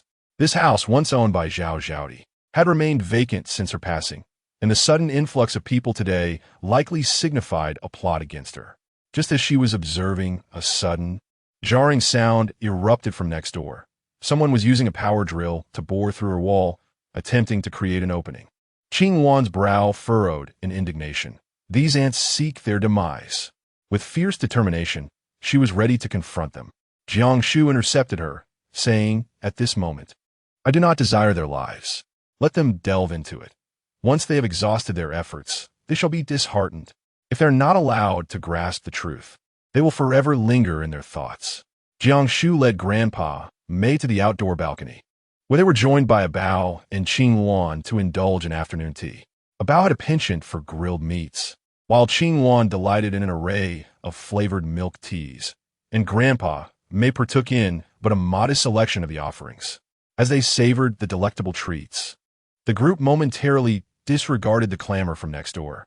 In the adjacent unit, Zhang Xiaotian and Jiang Zhanghe, accompanied by their respective cohorts, were drilling holes into the wall. The surface was already marred by numerous holes of varying sizes, each revealing the dark gray metal beneath the lime and concrete of Zhao Zhaodi's wall. This metal bore the same hue as the one framing Jiang Shu's entrance.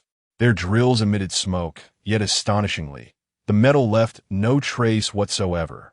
Jiang Zhanghe forcefully struck the curved drill in his hand.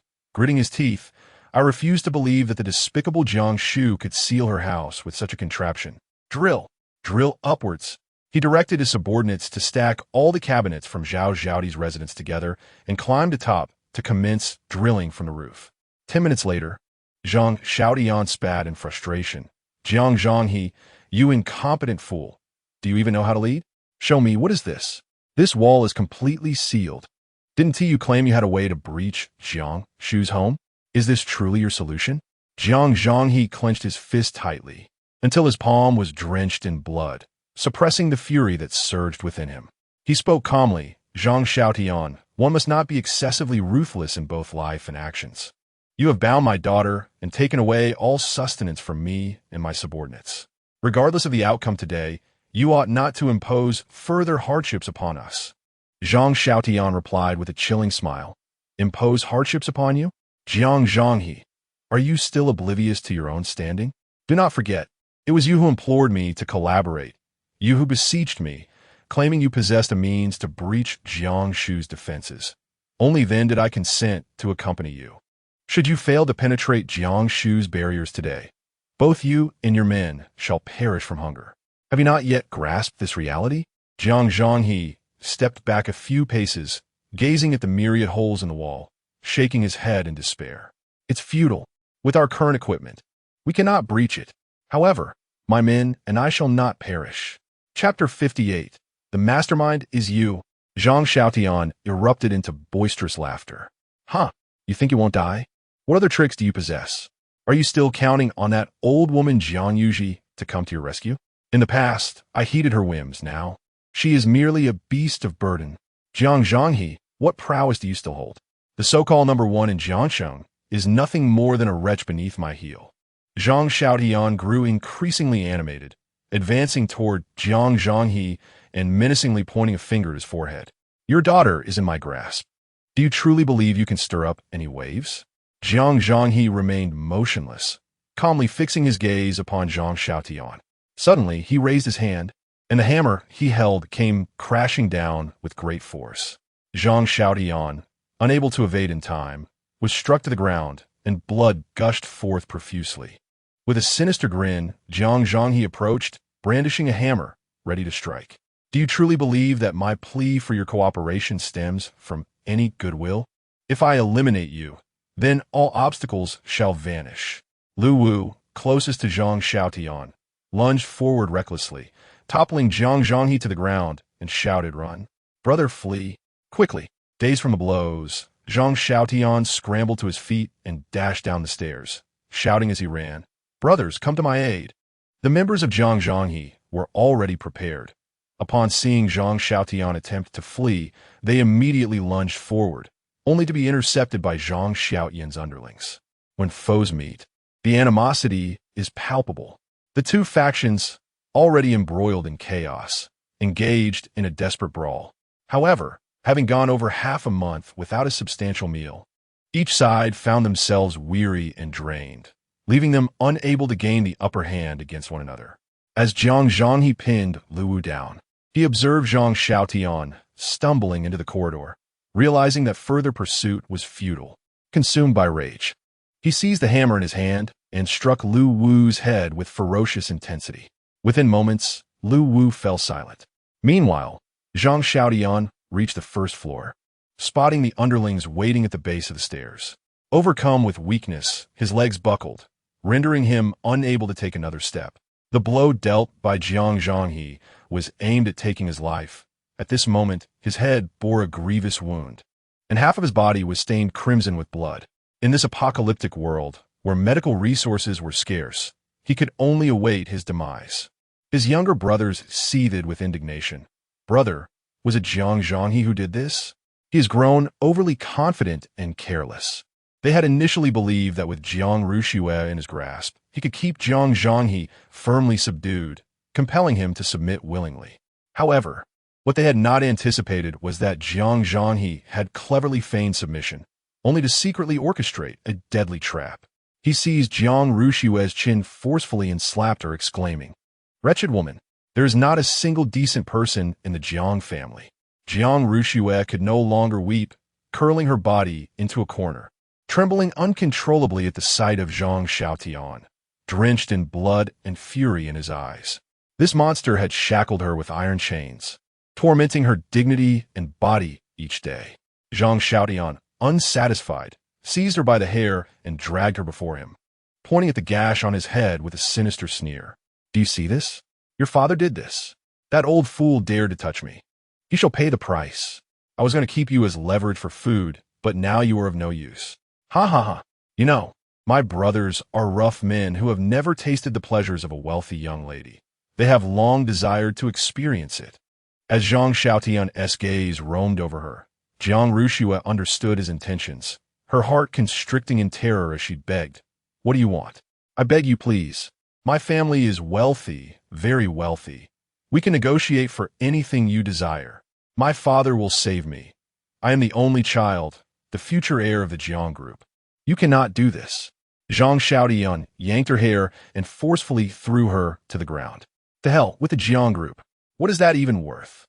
Brothers, this woman belongs to you. Take her away and teach her a lesson." A group of thugs who had been waiting nearby grinned wickedly as they dragged Jiang Shu into a room, where soon the air was filled with her screams. At that moment, one of the thugs rushed in. "Boss, we caught a woman who sneaked in from another neighborhood. She's a university student. What should we do?" Jiang Shu, with a simple bandage wrapped around his head, felt a sharp pain that made his heart race. Irritated, he replied, "Do whatever you like, just don't bother me. Get out." After finishing her afternoon tea and hearing the sounds of struggle next door dissipate, Jiang Shu decided to step outside for a closer look. And a trail of blood marked the path from the entrance to the staircase. Just a few steps in, she encountered Jiang Zhanghe. His appearance could only be described as utterly disheveled. Once, Jiang Zhanghe was a paragon of elegance. Every piece of his attire, from his socks to his ties, meticulously tailored by the finest luxury brands. He was always impeccably dressed, exuding opulence. Yet at this moment, he donned a laborer's work uniform. His gold-rimmed glasses were broken. His face smeared with blood, and his eyes, hollowed by hunger, sank deeply into their sockets. The once meticulously styled hair now lay unkempt and filthy against his grimy visage. Jiang Shu beamed with a radiant smile. "Uncle, what a coincidence! The old Jiang residence has been entrusted to you. How is it that you have pursued me all the way here? By the way, I heard that Jiang Shu was taken by Jiang Shu. Is she all right?" Jiang Zhanghe's face was clouded with despair as she fixed her gaze upon Jiang Shu, who had transformed completely from the person she once knew. Following the onset of the apocalypse, the Jiang Corporation had collapsed overnight, leaving everyone struggling for survival, with the singular exception of her, who seemed to thrive amidst the chaos. Numerous rumors circulated within the community regarding Jiang Shu, such as her ability to indulge in 3 distinct meals daily, each more exquisite than the last, and her effortless elimination of several individuals, including Jiang Shu. Furthermore, it was whispered that she was accompanied by a formidable white-haired eccentric. He had conducted inquiries into the neighborhood and discovered that its residents were embroiled in factional conflicts, incited by unseen forces. It was as if a colossal hand was subtly manipulating the actions of all involved. Jiang Shu had also explicitly stated that the current state of the workers' new village was orchestrated by a clandestine puppet master. Jiang Zhanghe, not one to be easily deceived, immediately comprehended the underlying truth upon encountering Jiang Shu's smiling visage. A grim smile escaped his lips as he uttered, "Jiang Shu, it is you, the one orchestrating events from the shadows. Am I correct? But why? Why have you chosen this path?" Chapter 59. The Forsaken Jiang Shu. Why? Jiang Shu continues to smile, yet her gaze is turned icy. "You are my dear second uncle, the only blood relative I possess in this world, and you are the least deserving to inquire about the reasons. Do you truly remain unaware? Among the residents of this community, who has ever treated me with any semblance of respect?" Jiang Zhanghe fixed his gaze upon Jiang Shu with an intensity reminiscent of their first encounter. "What a heart of stone you possess," since he had already unraveled her secret. Jiang Shu felt no need for further concealment. Meeting his eyes, she offered a faint smile. "How can I possibly compare to my esteemed uncle?" With the knowledge that her uncle was already aware, she continued, "Allow me to share a detail you might not yet know. This is a safe house I commissioned, entirely reinforced with specialized military-grade materials. Given the dilapidated tools you possess, breaching it is beyond your capabilities. By the way, constructing this haven cost 50 million, of which I have only contributed 5 million. The balance will be charged to you. Dear uncle, do not forget, Jiang Zhanghe was so infuriated that darkness clouded his vision, nearly causing him to faint. So the fortress he had labored to breach was, in fact, funded by his own purse? Jiang Shu continued, "If any workers come to demand their dues, Uncle must not be stingy." Jiang Zhanghe leaned against the wall, steadying his trembling form.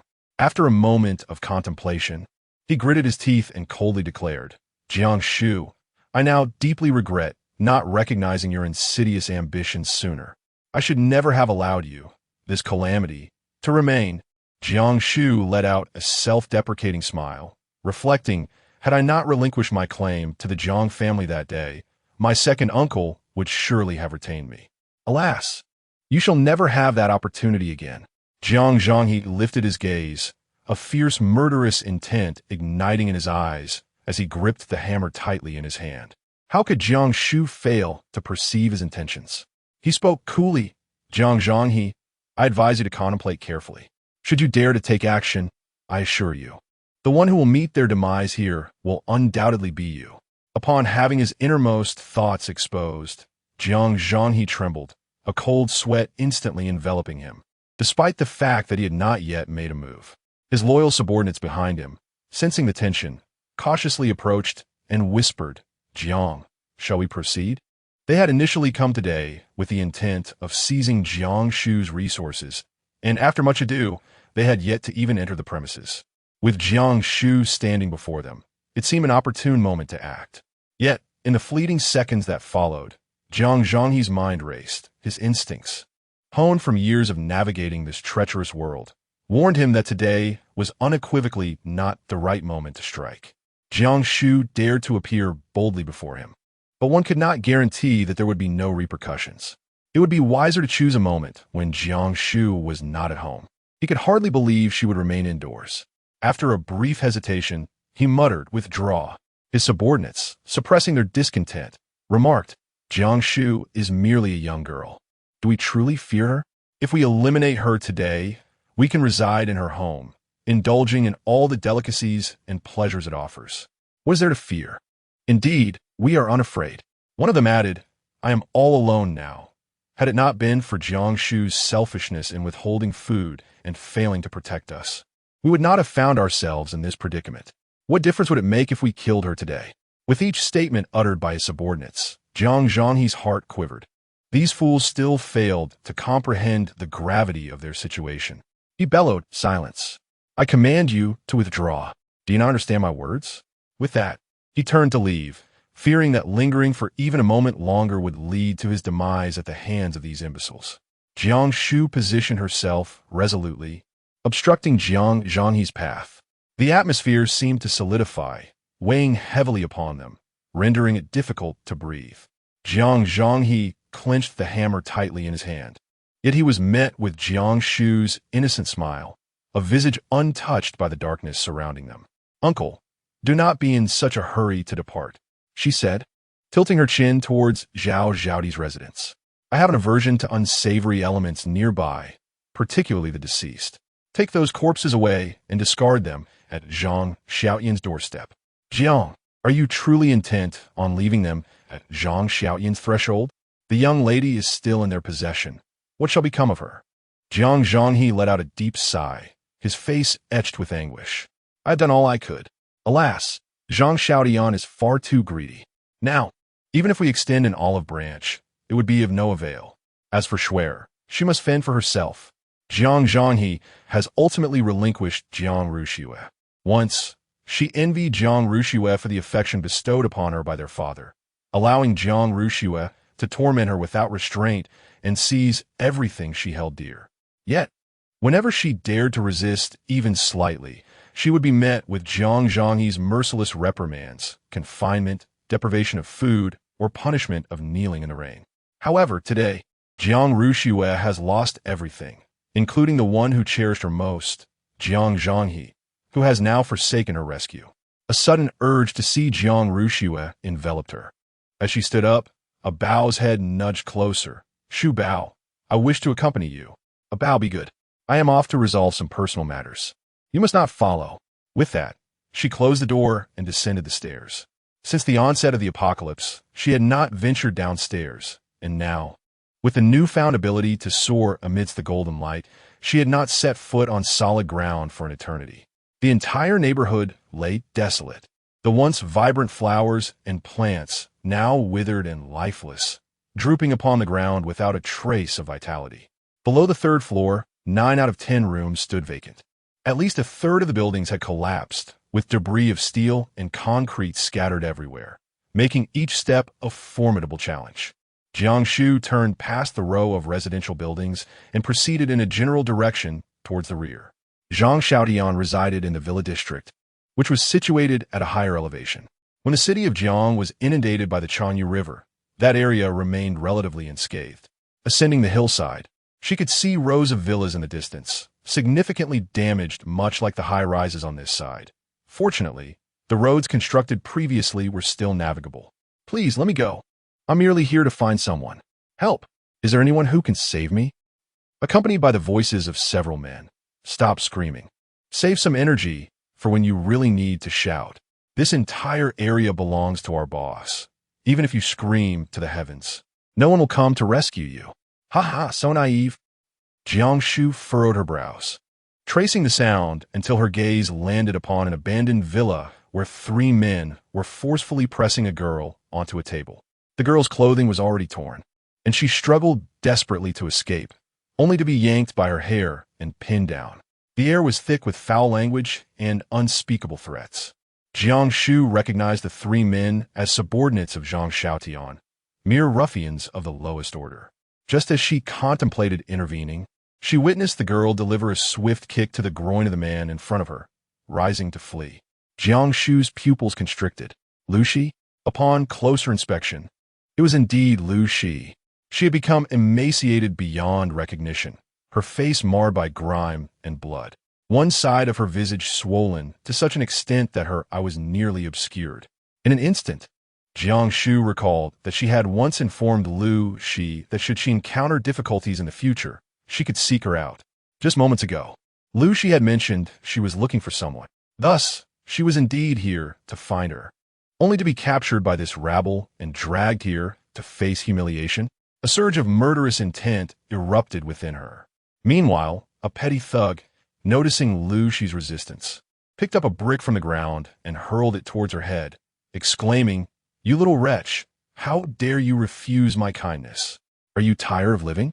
Just as his hand was raised, it was seized by another hand, as Jiang Shu expressionlessly positioned herself in front of Lu Shi. Upon recognizing Jiang Shu, the thug broke into a lewd grin. "Oh look, another beauty has arrived. My friends are truly fortunate. What is this? Are you here to serve me on her behalf? Come on." Jiang Shu emitted a cold snort, her fingers snapping with a decisive crack, resulting in the brutal fracture of the man's hand, causing the brick he held to clatter to the ground. With a swift motion, she seized the brick and brought it crashing down upon his head.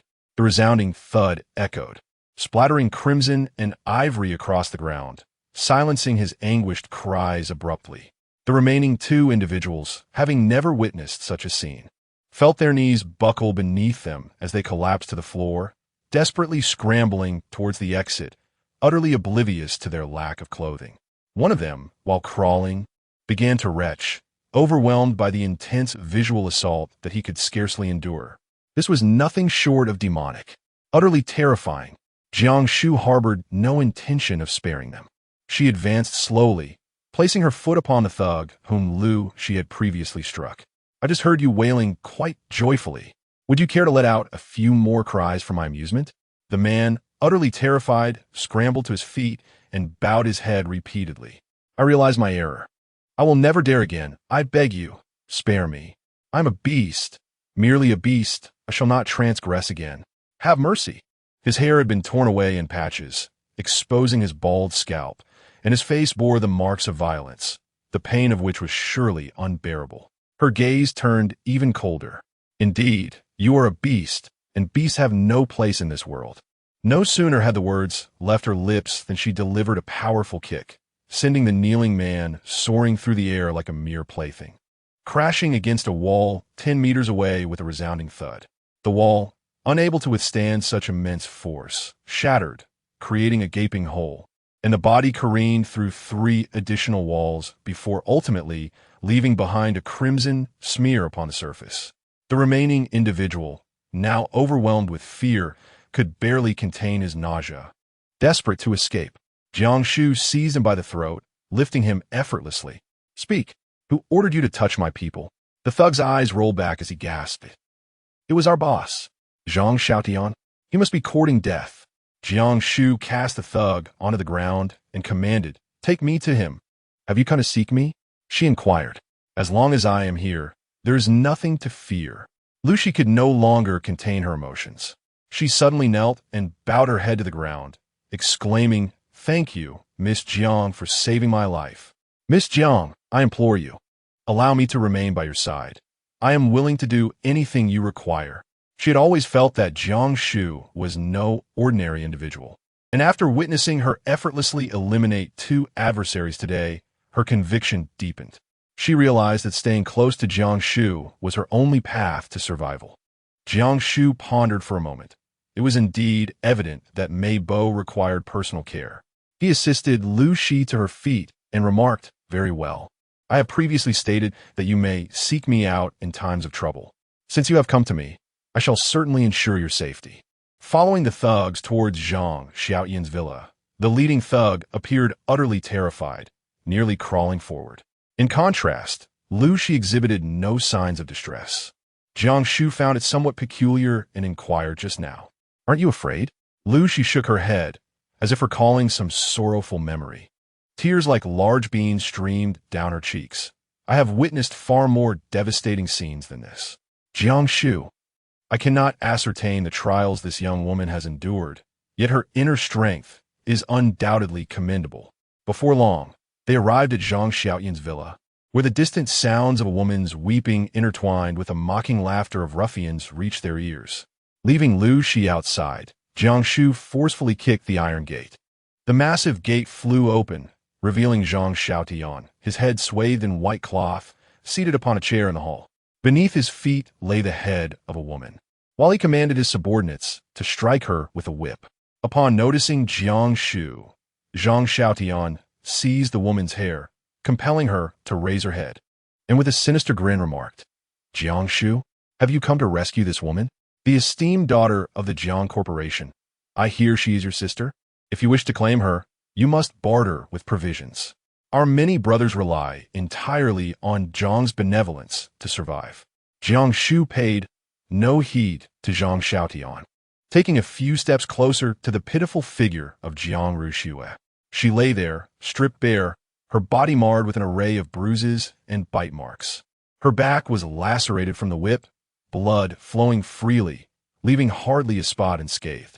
It was evident that Zhang Xiaoyan had suffered a significant loss.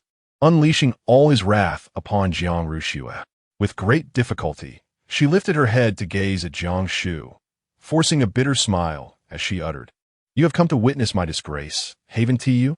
Jiang Shu smiled with pity and replied, "Yes and no. Jiang Zhanghe's plan has failed. He has abandoned you, which is why I came to see how you were faring." Upon hearing these words, Jiang Ruxue suddenly began to struggle violently, her mind unraveling as she cried out in a frenzy, "Impossible! You are lying, you are deceiving me.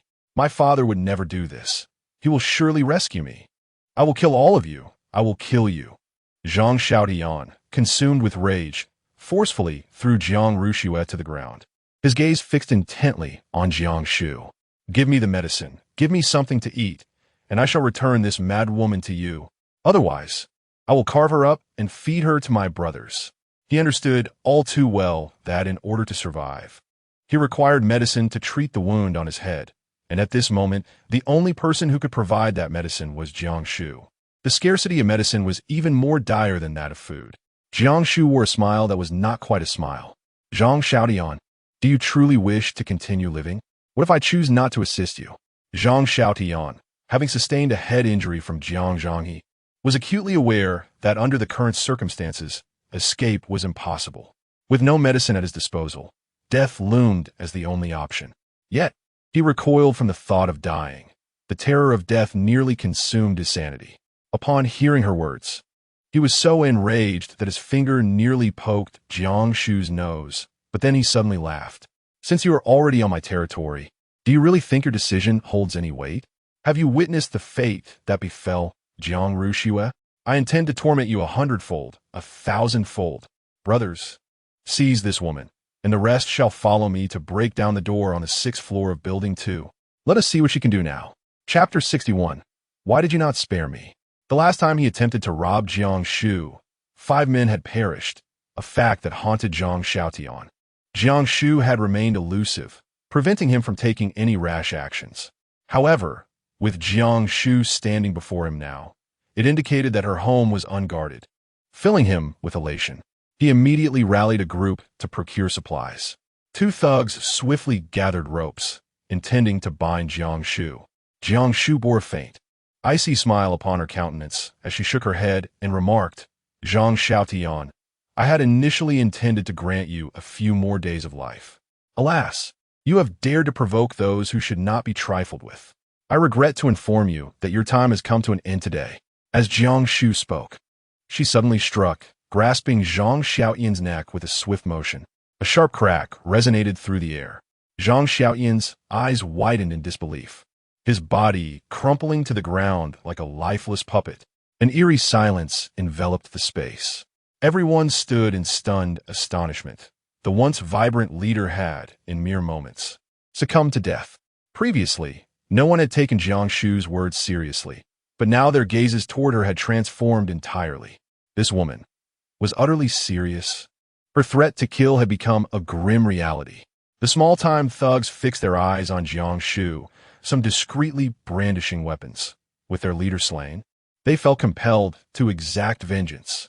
After all, escape was futile, and she showed no inclination to pursue. Pointing to Lu Shi, who stood at the doorway, she declared, I am not one to indulge in senseless slaughter, nor am I a saint. Jiang Shu harmed my people, and he deserved his fate. If any of you wish to challenge me, you are welcome to try. It was then that the crowd noticed Lu Shi. Jiang Shu's ability to reach this point implied that her 3 brothers were most likely dead, causing their faces to pale in terror. Several individuals hastily discarded their weapons. Jiang Shu did not wish to indiscriminately take innocent lives. As he turned to leave, he had barely taken a step when someone suddenly grasped the hem of his trousers. Jiang Shu clutched her trousers tightly, her eyes filled with a pleading gaze. Jiang Shu, please take me with you. Despite the dire situation they found themselves in, Jiang Shu still maintained her pride before her, unwilling to bow her head. Jiang Shu let out a mocking smile. Jiang Shu, are you asking for my assistance? If one seeks a favor, one must embody the demeanor of a supplicant. Your approach leaves me quite perplexed. Jiang Shu bit her lip with unwavering determination, fully aware that this was her final opportunity. With Jiang Shu deceased, these unruly ruffians, akin to ferocious beasts, would only become more formidable without restraint. Suppressing her deep-seated resentment, she implored with a tremor in her voice, Jiang Shu, I beseech you, I implore you, take me away. Jiang Shu knelt down. Observing Jiang Shu's stubborn and unwilling expression, she spoke slowly. Since childhood, you have always suppressed me, never allowing me to surpass you. Whatever I possess, you covet. Even a scoundrel like Zhao Zijing was not spared from your grasp. Now, how does it feel to be in my position? Jiang Shu lowered her head, her body trembling slightly, her disheveled hair obscuring her expression. Jiang Shu let out a light chuckle and rose to her feet. However, it is futile for you to plead with me. I may save anyone, but I shall never extend my hand to rescue you or Zhao Zijing. Furthermore, allow me to remind you that your current predicament is largely due to my efforts. Do you truly believe I would come to your aid? Jiang Shu paused momentarily, clinging desperately to Jiang Shu's leg. I was wrong in the past. I was young and naive. I am your cousin. You would kill Jiang Shu for a stranger. So why not spare me? Spare you? With a swift kick, Jiang Shu sent Jiang Shu sprawling to the ground, her eyes ablaze with fury. Indeed, I am your cousin. Why did you not spare me? Why did you not show me mercy?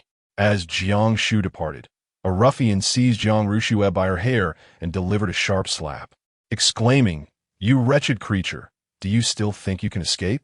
The taste of a wealthy heiress is simply delightful. Ha ha ha. Suddenly, the sound of high heels echoed from the staircase, and a woman with short hair descended slowly. The henchman immediately adopted a respectful demeanor. Greetings, elder sister.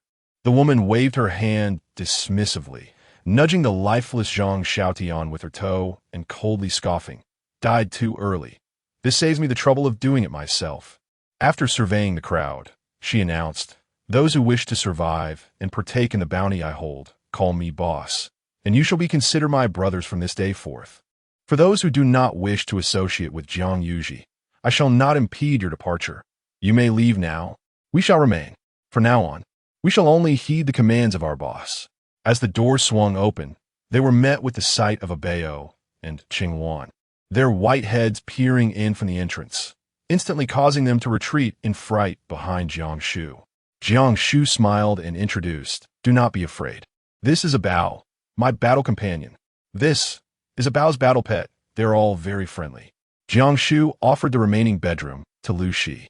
After she finished her shower and tended to the wounds on her face, Jiang Shu retrieved an assortment of clothing and food from her Qiankuan bag. Lu Shi, clearly deprived of nourishment for an extended period, gazed at the century egg and lean meat congee before her with sparkling eyes, devouring it ravenously. For half a month, she had not consumed a single grain of rice, let alone any meat. Jiang Shu observed her hasty consumption of food and remarked, do take your time. I have plenty here, an abundance of everything. You are famished to such an extent. Start with some thin porridge to ease your stomach and allow your body to adjust before indulging in anything else. Unable to restrain his curiosity, he inquired, did I not send you a red envelope and suggest stocking up on provisions? How could you find yourself in such a state of hunger? As a bowl of porridge was consumed, Lu Shi's complexion visibly improved. Upon hearing his words, her eyes brimmed with tears as she confessed, I did indeed stockpile a considerable amount of food, but following the upheaval caused by the Qingming beast, there's been a severe shortage everywhere. My mother and younger brother came looking for me. My mother, fearing that my brother would go hungry in the future and disapproving of my perceived wastefulness, seized an opportunity to drive me out of our home. As Lu Shi recounted this, her demeanor remained remarkably composed, her expression so numb that it betrayed no hint of joy or sorrow. In a moment of silence, Jiang Shu found herself at a loss for words. Gently, she placed a reassuring hand upon the girl's shoulder, for she understood the profound pain of betrayal and abandonment by one as close as kin. Lu Shi continued, many lives have been lost in our community, and those who remain lack sustenance, resorting to cannibalism. While I evade the relentless pursuit of the Qingming beast, I must also guard against being captured by others. Eventually, intruders forcibly broke into our home, seizing all our food and my brother and mother. I could no longer endure this existence, which is why I sought your assistance, Miss Jiang.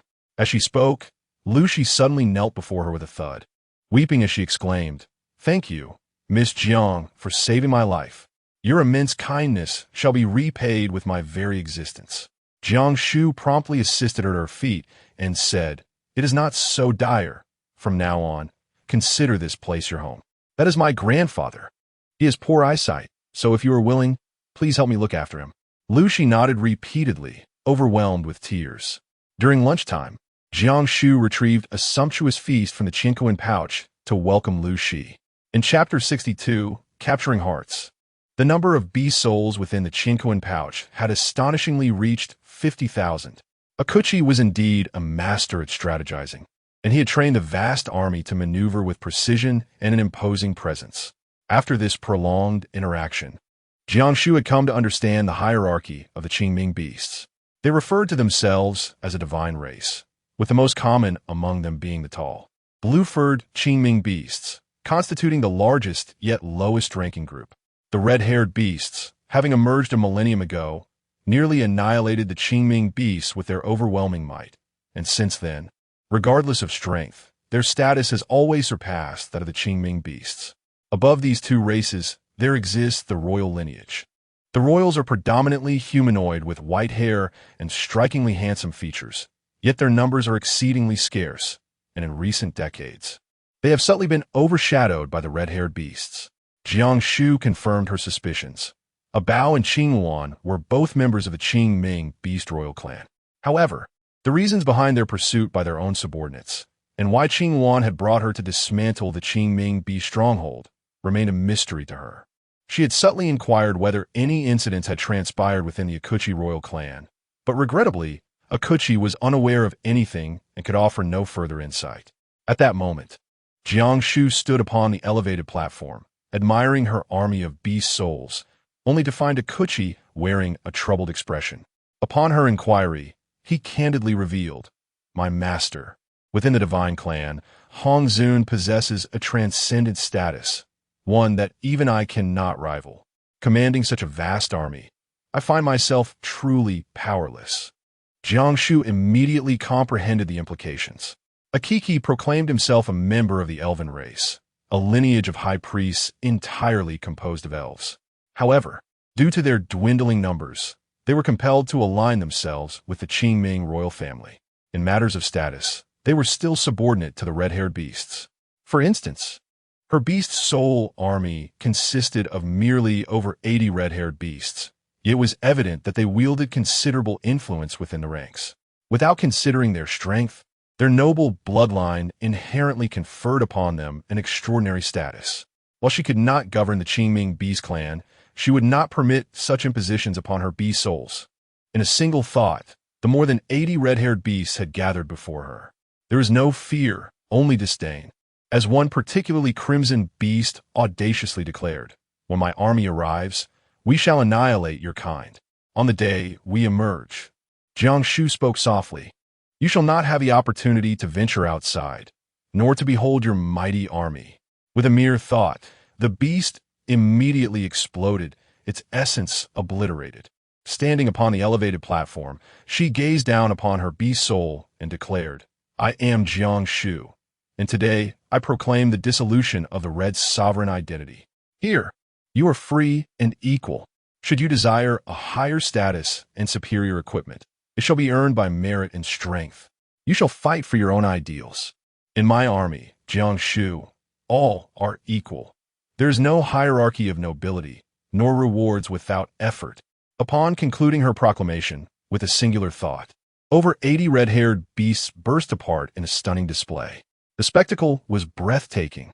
The Red Sovereign, who had suppressed them for millennia, was thus eradicated. Someone called out, "Fight for our master!" Instantly, a chorus of voices echoed in response. "Fight for our master! Fight for our master!" Akuchi sighed deeply and bowed profoundly to Jiang Shu, saying, "The long-cherished wish of the Qing-Ming Beast clan and my Elven clan has come to fruition in this manner. I, Akuchi, vow to serve my master unto death. Congratulations on capturing the hearts of the army. From henceforth, you shall be invincible." Jiang Shu was momentarily taken aback. She had not anticipated that her unintentional actions would yield such an outcome. Were not these principles the very tenets upheld by humanity? Did these savage beasts truly believe they could transform this land into their own unruly domain? Having calmed the spirits of the troops, Jiang Shu finally withdrew from the Chinkoan pouch, only to find Bao gazing at her with a puzzled expression. "Shu Bao, what did you say to them?" In a moment of confusion, Jiang Shu could not articulate her thoughts and asked, "What is it?" Bao gestured towards her head and then towards her heart, struggling to express herself, finally uttering, "It feels a bit different." The bond between a battle pet and its master is inherently profound. Having recently experienced a moment of deep reflection, it was likely that Bao had come to some realization as well. Jiang Shu, however, paid it little mind and comforted Bao, encouraging her to sleep. After 2 days of tranquil living, Jiang Shu was taken aback when Jiang Yuji, who had been elusive since Zhang Xiaoyan's demise, suddenly made an appearance. Swiftly and decisively, she consolidated Zhang Xiaoyan's former subordinates, emerging as a formidable new force. Rumors circulated that she had stockpiled a considerable amount of provisions, and the residents of the community, who had long been on the brink of starvation, flocked to her side, significantly bolstering her ranks. At this juncture, it seemed that Jiang Zhanghe and Jiang Yuji had reached some tacit understanding, entering into a state of peace. Bao and Qing Wan were almost daily engrossed in the latest gossip, and Jiang Shu was well informed about the events unfolding in the neighborhood. Yet she had grown indifferent. Ultimately, these individuals were destined to perish, and she no longer cared about their squabbles or conflicts. The vast disparity in power rendered their myriad strategies against her futile. She devoted herself entirely to the pursuit of collecting beast souls and researching formations. With Lu Shi in her home, the young girl, meticulous and astute, mastered the intricacies of the safe house's mechanisms within a mere day.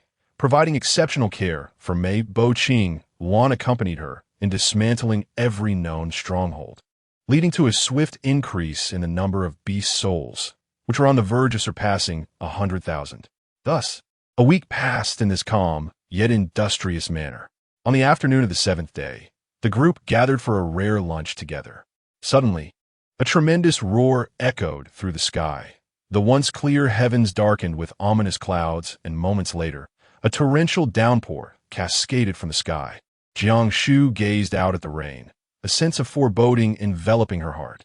In her previous life, the 8 great saints of humanity had united with the formidable Qingming Beast Clan to engage in a fierce battle that lasted for 10 days and nights, resulting in their complete demise. The elite warriors of the Qingming Beast Clan were nearly extinguished as well, and the ill-fated Qingming Beast Army launched an all-out assault. Calculating from the night, she bid farewell to the commander. The time had now aligned perfectly. The Qingming Beast Clan was poised to initiate a comprehensive plunder of the human realm. Adjacent to the expansive Tsang River, Jiang City stood as the first line of defense. Suddenly, a deep, thunderous explosion reverberated, causing the building to tremble violently, gradually settling after a few minutes.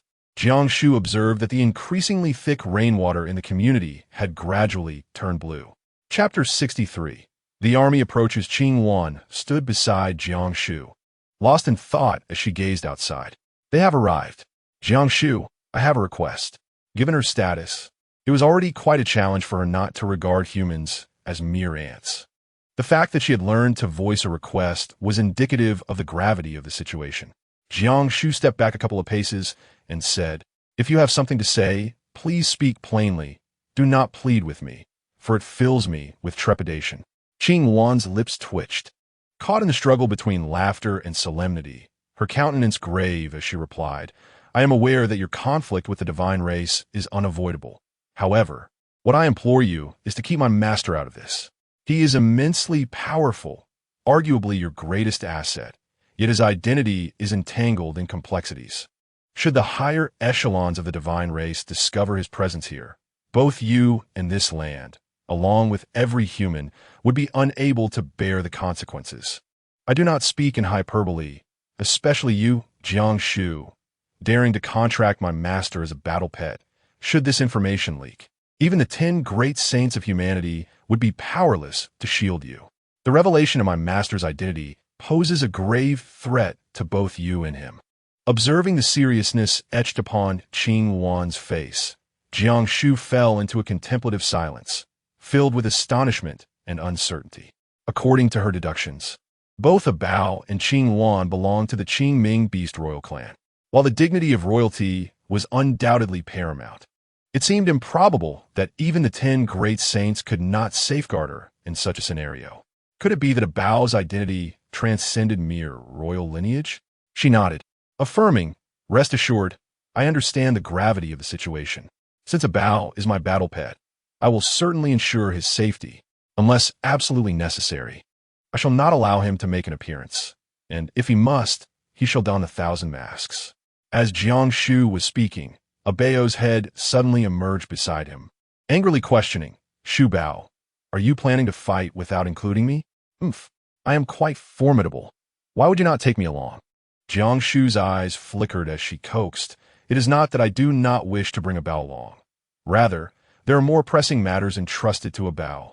With so much food and countless bee souls within our Qiankuan bag, it is imperative that Bao keeps a vigilant watch over them. What will they do in your absence?" After pondering for a moment, Bao reluctantly replied, "Then I shall begrudgingly take on the task of watching over Shu Bao." The rain poured down with relentless ferocity, as if the heavens had torn open a gaping chasm, enveloping the ground in a shroud of silvery mist. Even as darkness fell, there was no indication of respite. Soon, the first floor of the workers' village was submerged, the pale blue water level steadily rising.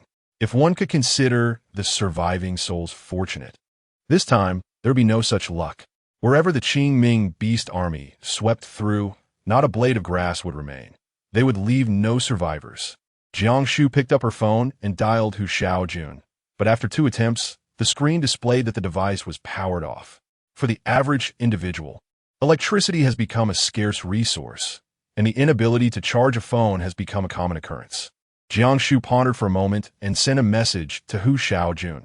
The Qingming beast army is sweeping through, leaving no survivors.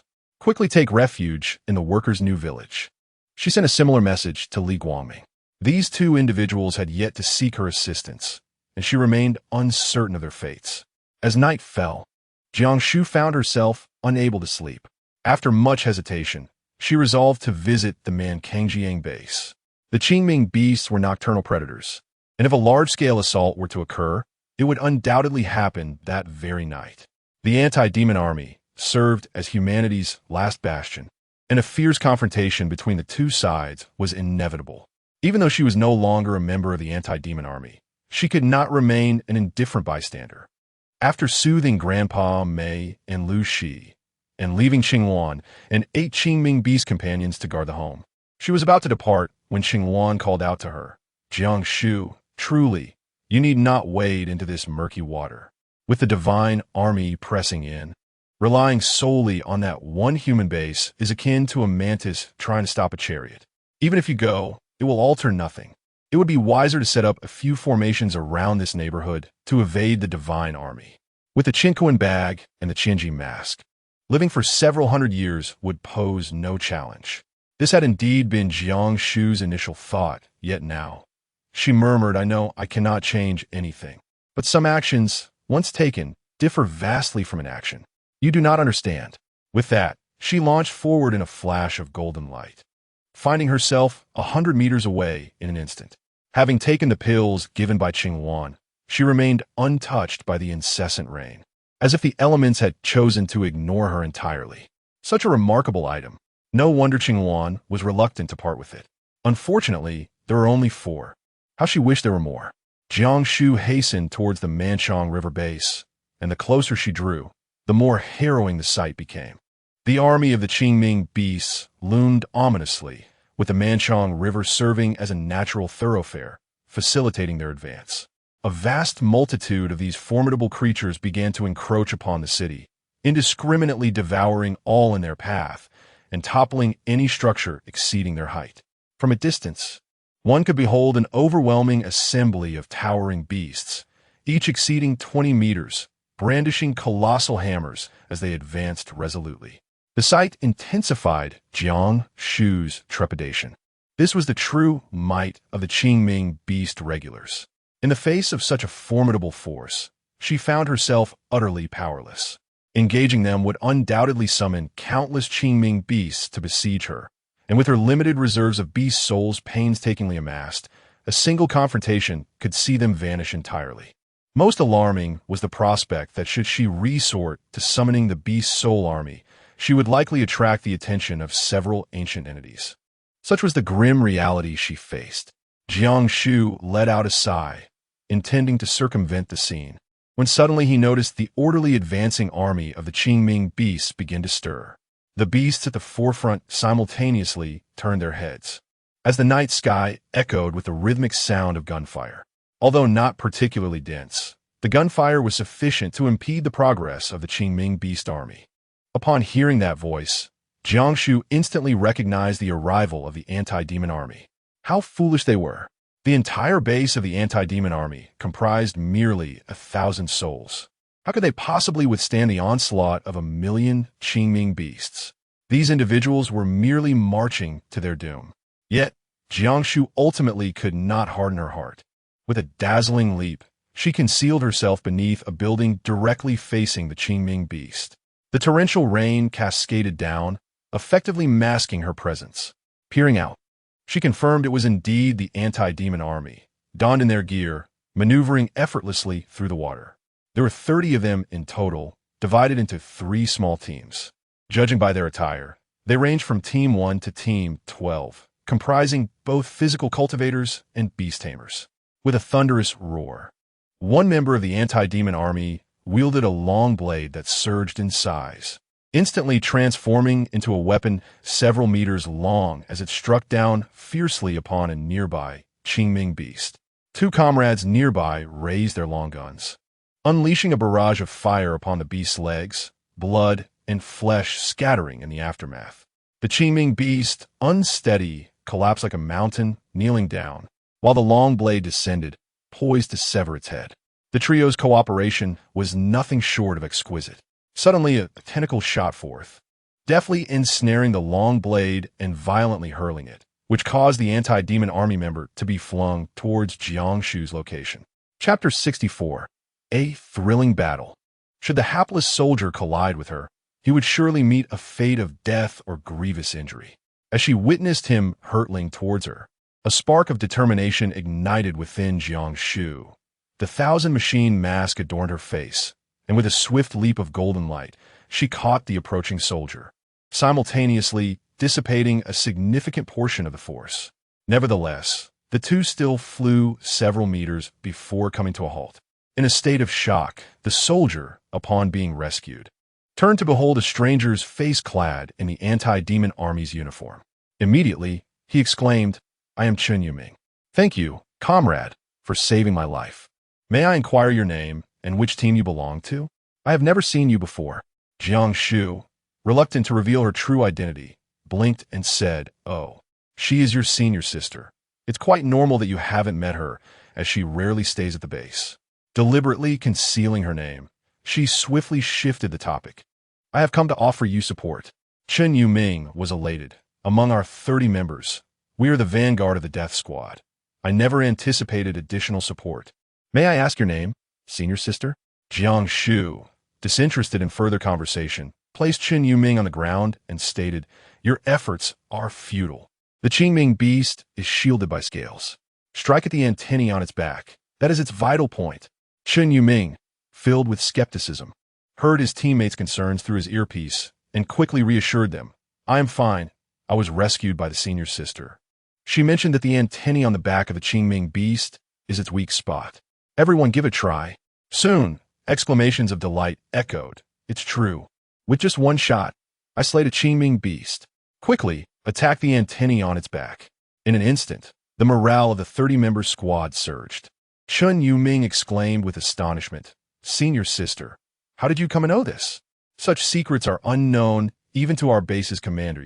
Jiang Shu, unwilling to engage in further trivialities, declared resolutely, "Enough of the idle chatter. Strike."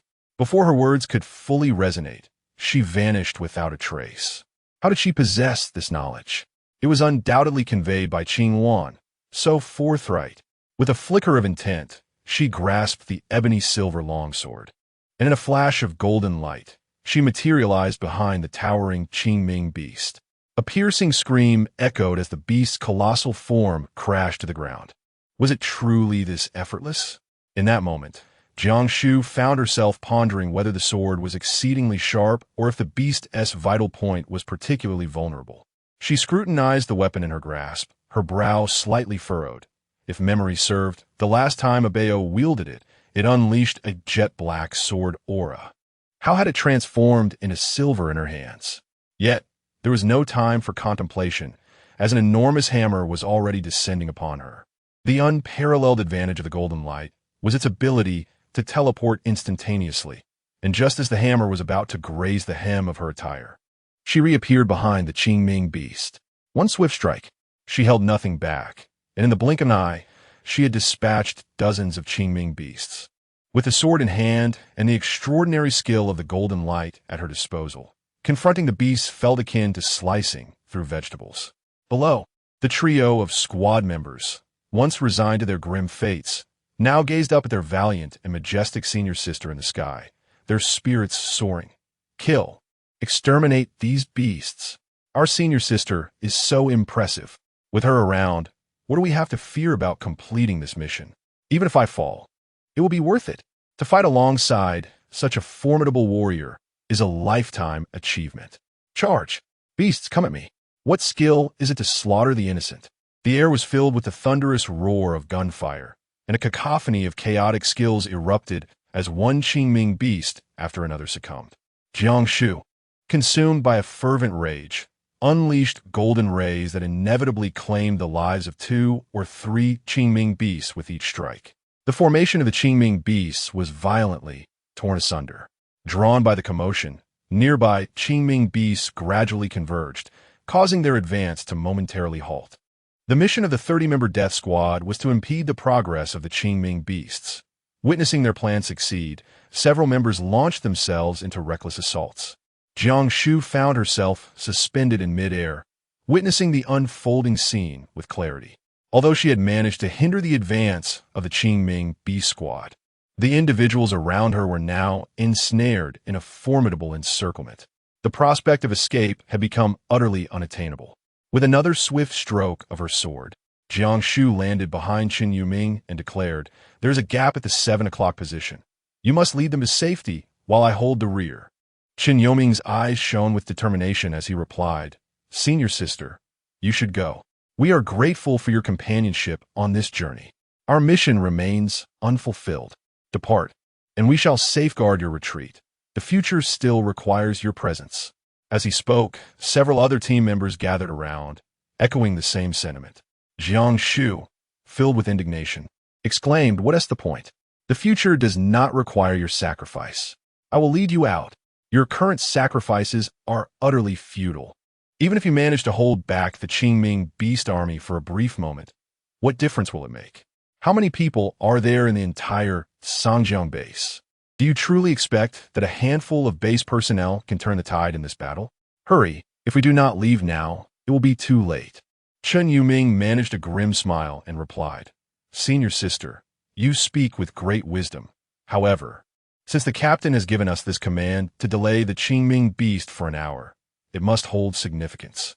Even if it costs us our lives, we must fulfill our duty." The others immediately echoed his sentiment. "Indeed, we cannot retreat. Even if it means death, it must be meaningful. To hell with it. Let us fight. If these beasts wish to advance, they shall have to step over our corpses." Jiang Shu let out a sigh, pondering the absurdity of 30 individuals dragging on for an hour. It was nearly impossible. Within merely 20 minutes, only 18 remained, with 2 already incapacitated. Yet she gritted her teeth, gripping her long sword tightly. Was it not just 40 minutes? If they could not hold on, then she would take charge. With her sword raised horizontally, she stood tall before the few remaining. "Very well. Let us engage in a vigorous battle. After 40 minutes, those still alive shall charge forth with me. Take care." As her words echoed, she had already vanished from her spot.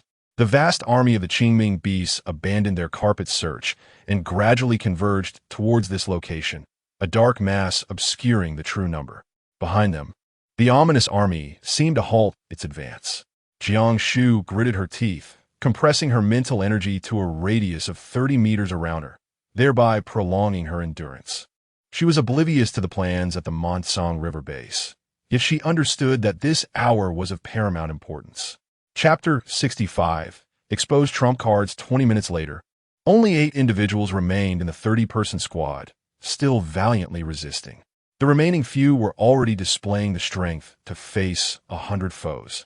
But against the relentless onslaught of the Qingming beasts, they found themselves increasingly strained. Jiang Shu could no longer recall the number of Qingming beasts he had vanquished. The corpses behind him had accumulated, surpassing the height of the tallest building. 9 individuals stood back to back, forming a circle, and within a radius of 10 meters around them, not a single Qingming beast dared to approach. Beyond that 10-meter boundary, a dense mass of them remained, shrouded in darkness. Their numbers unknown. Jiang Shu wiped the sweat from her brow, feeling dizzy and disoriented. The frequent use of the earthly golden light had evidently taken its toll on her strength. "No, the time has not yet come."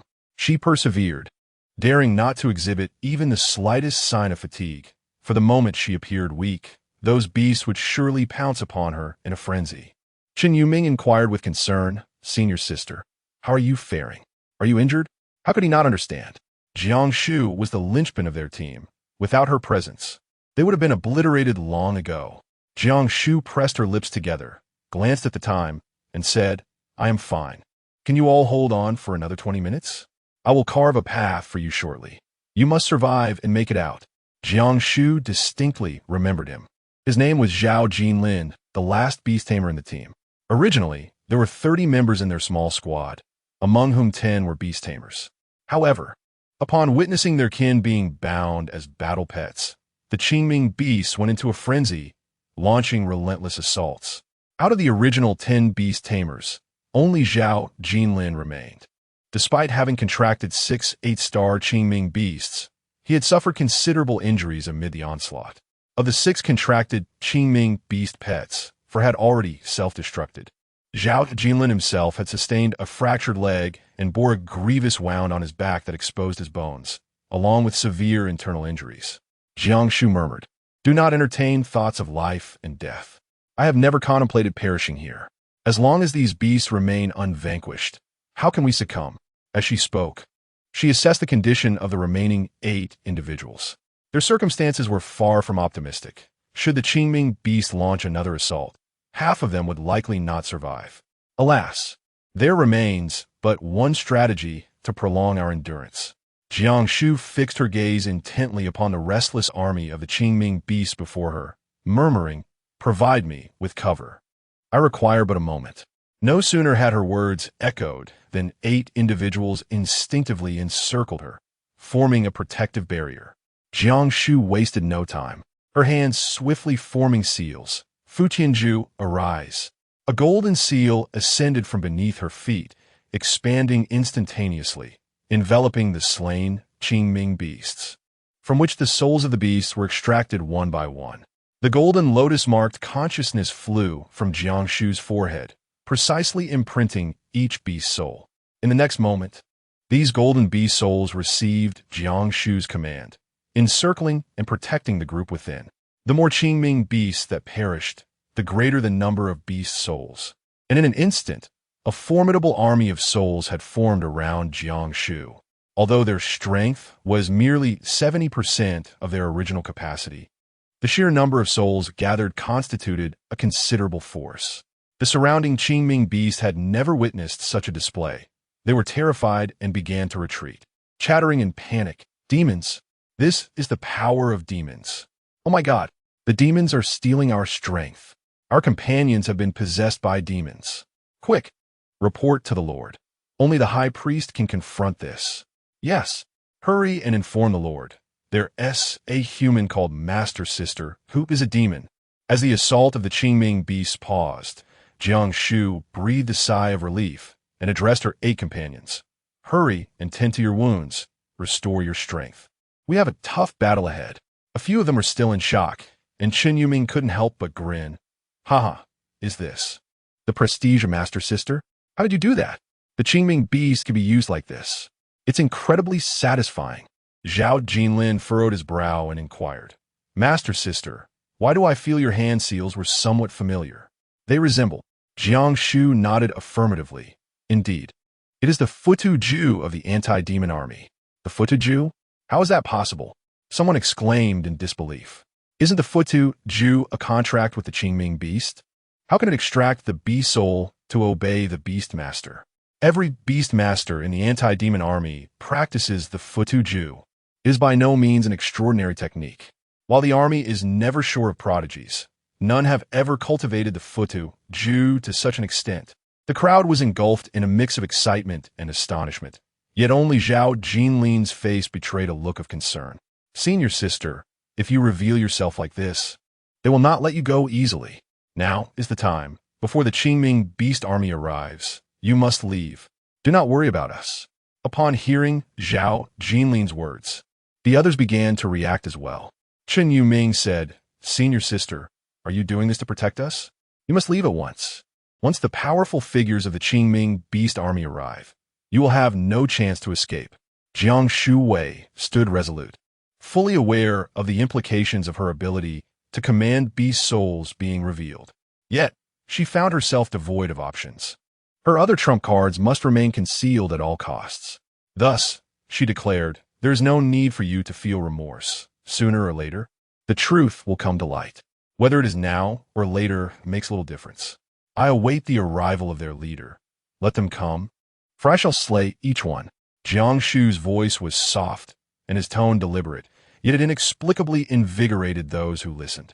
Chen Yuming let out a hearty laugh. Indeed, we need not fear his arrival, but rather the absence of it.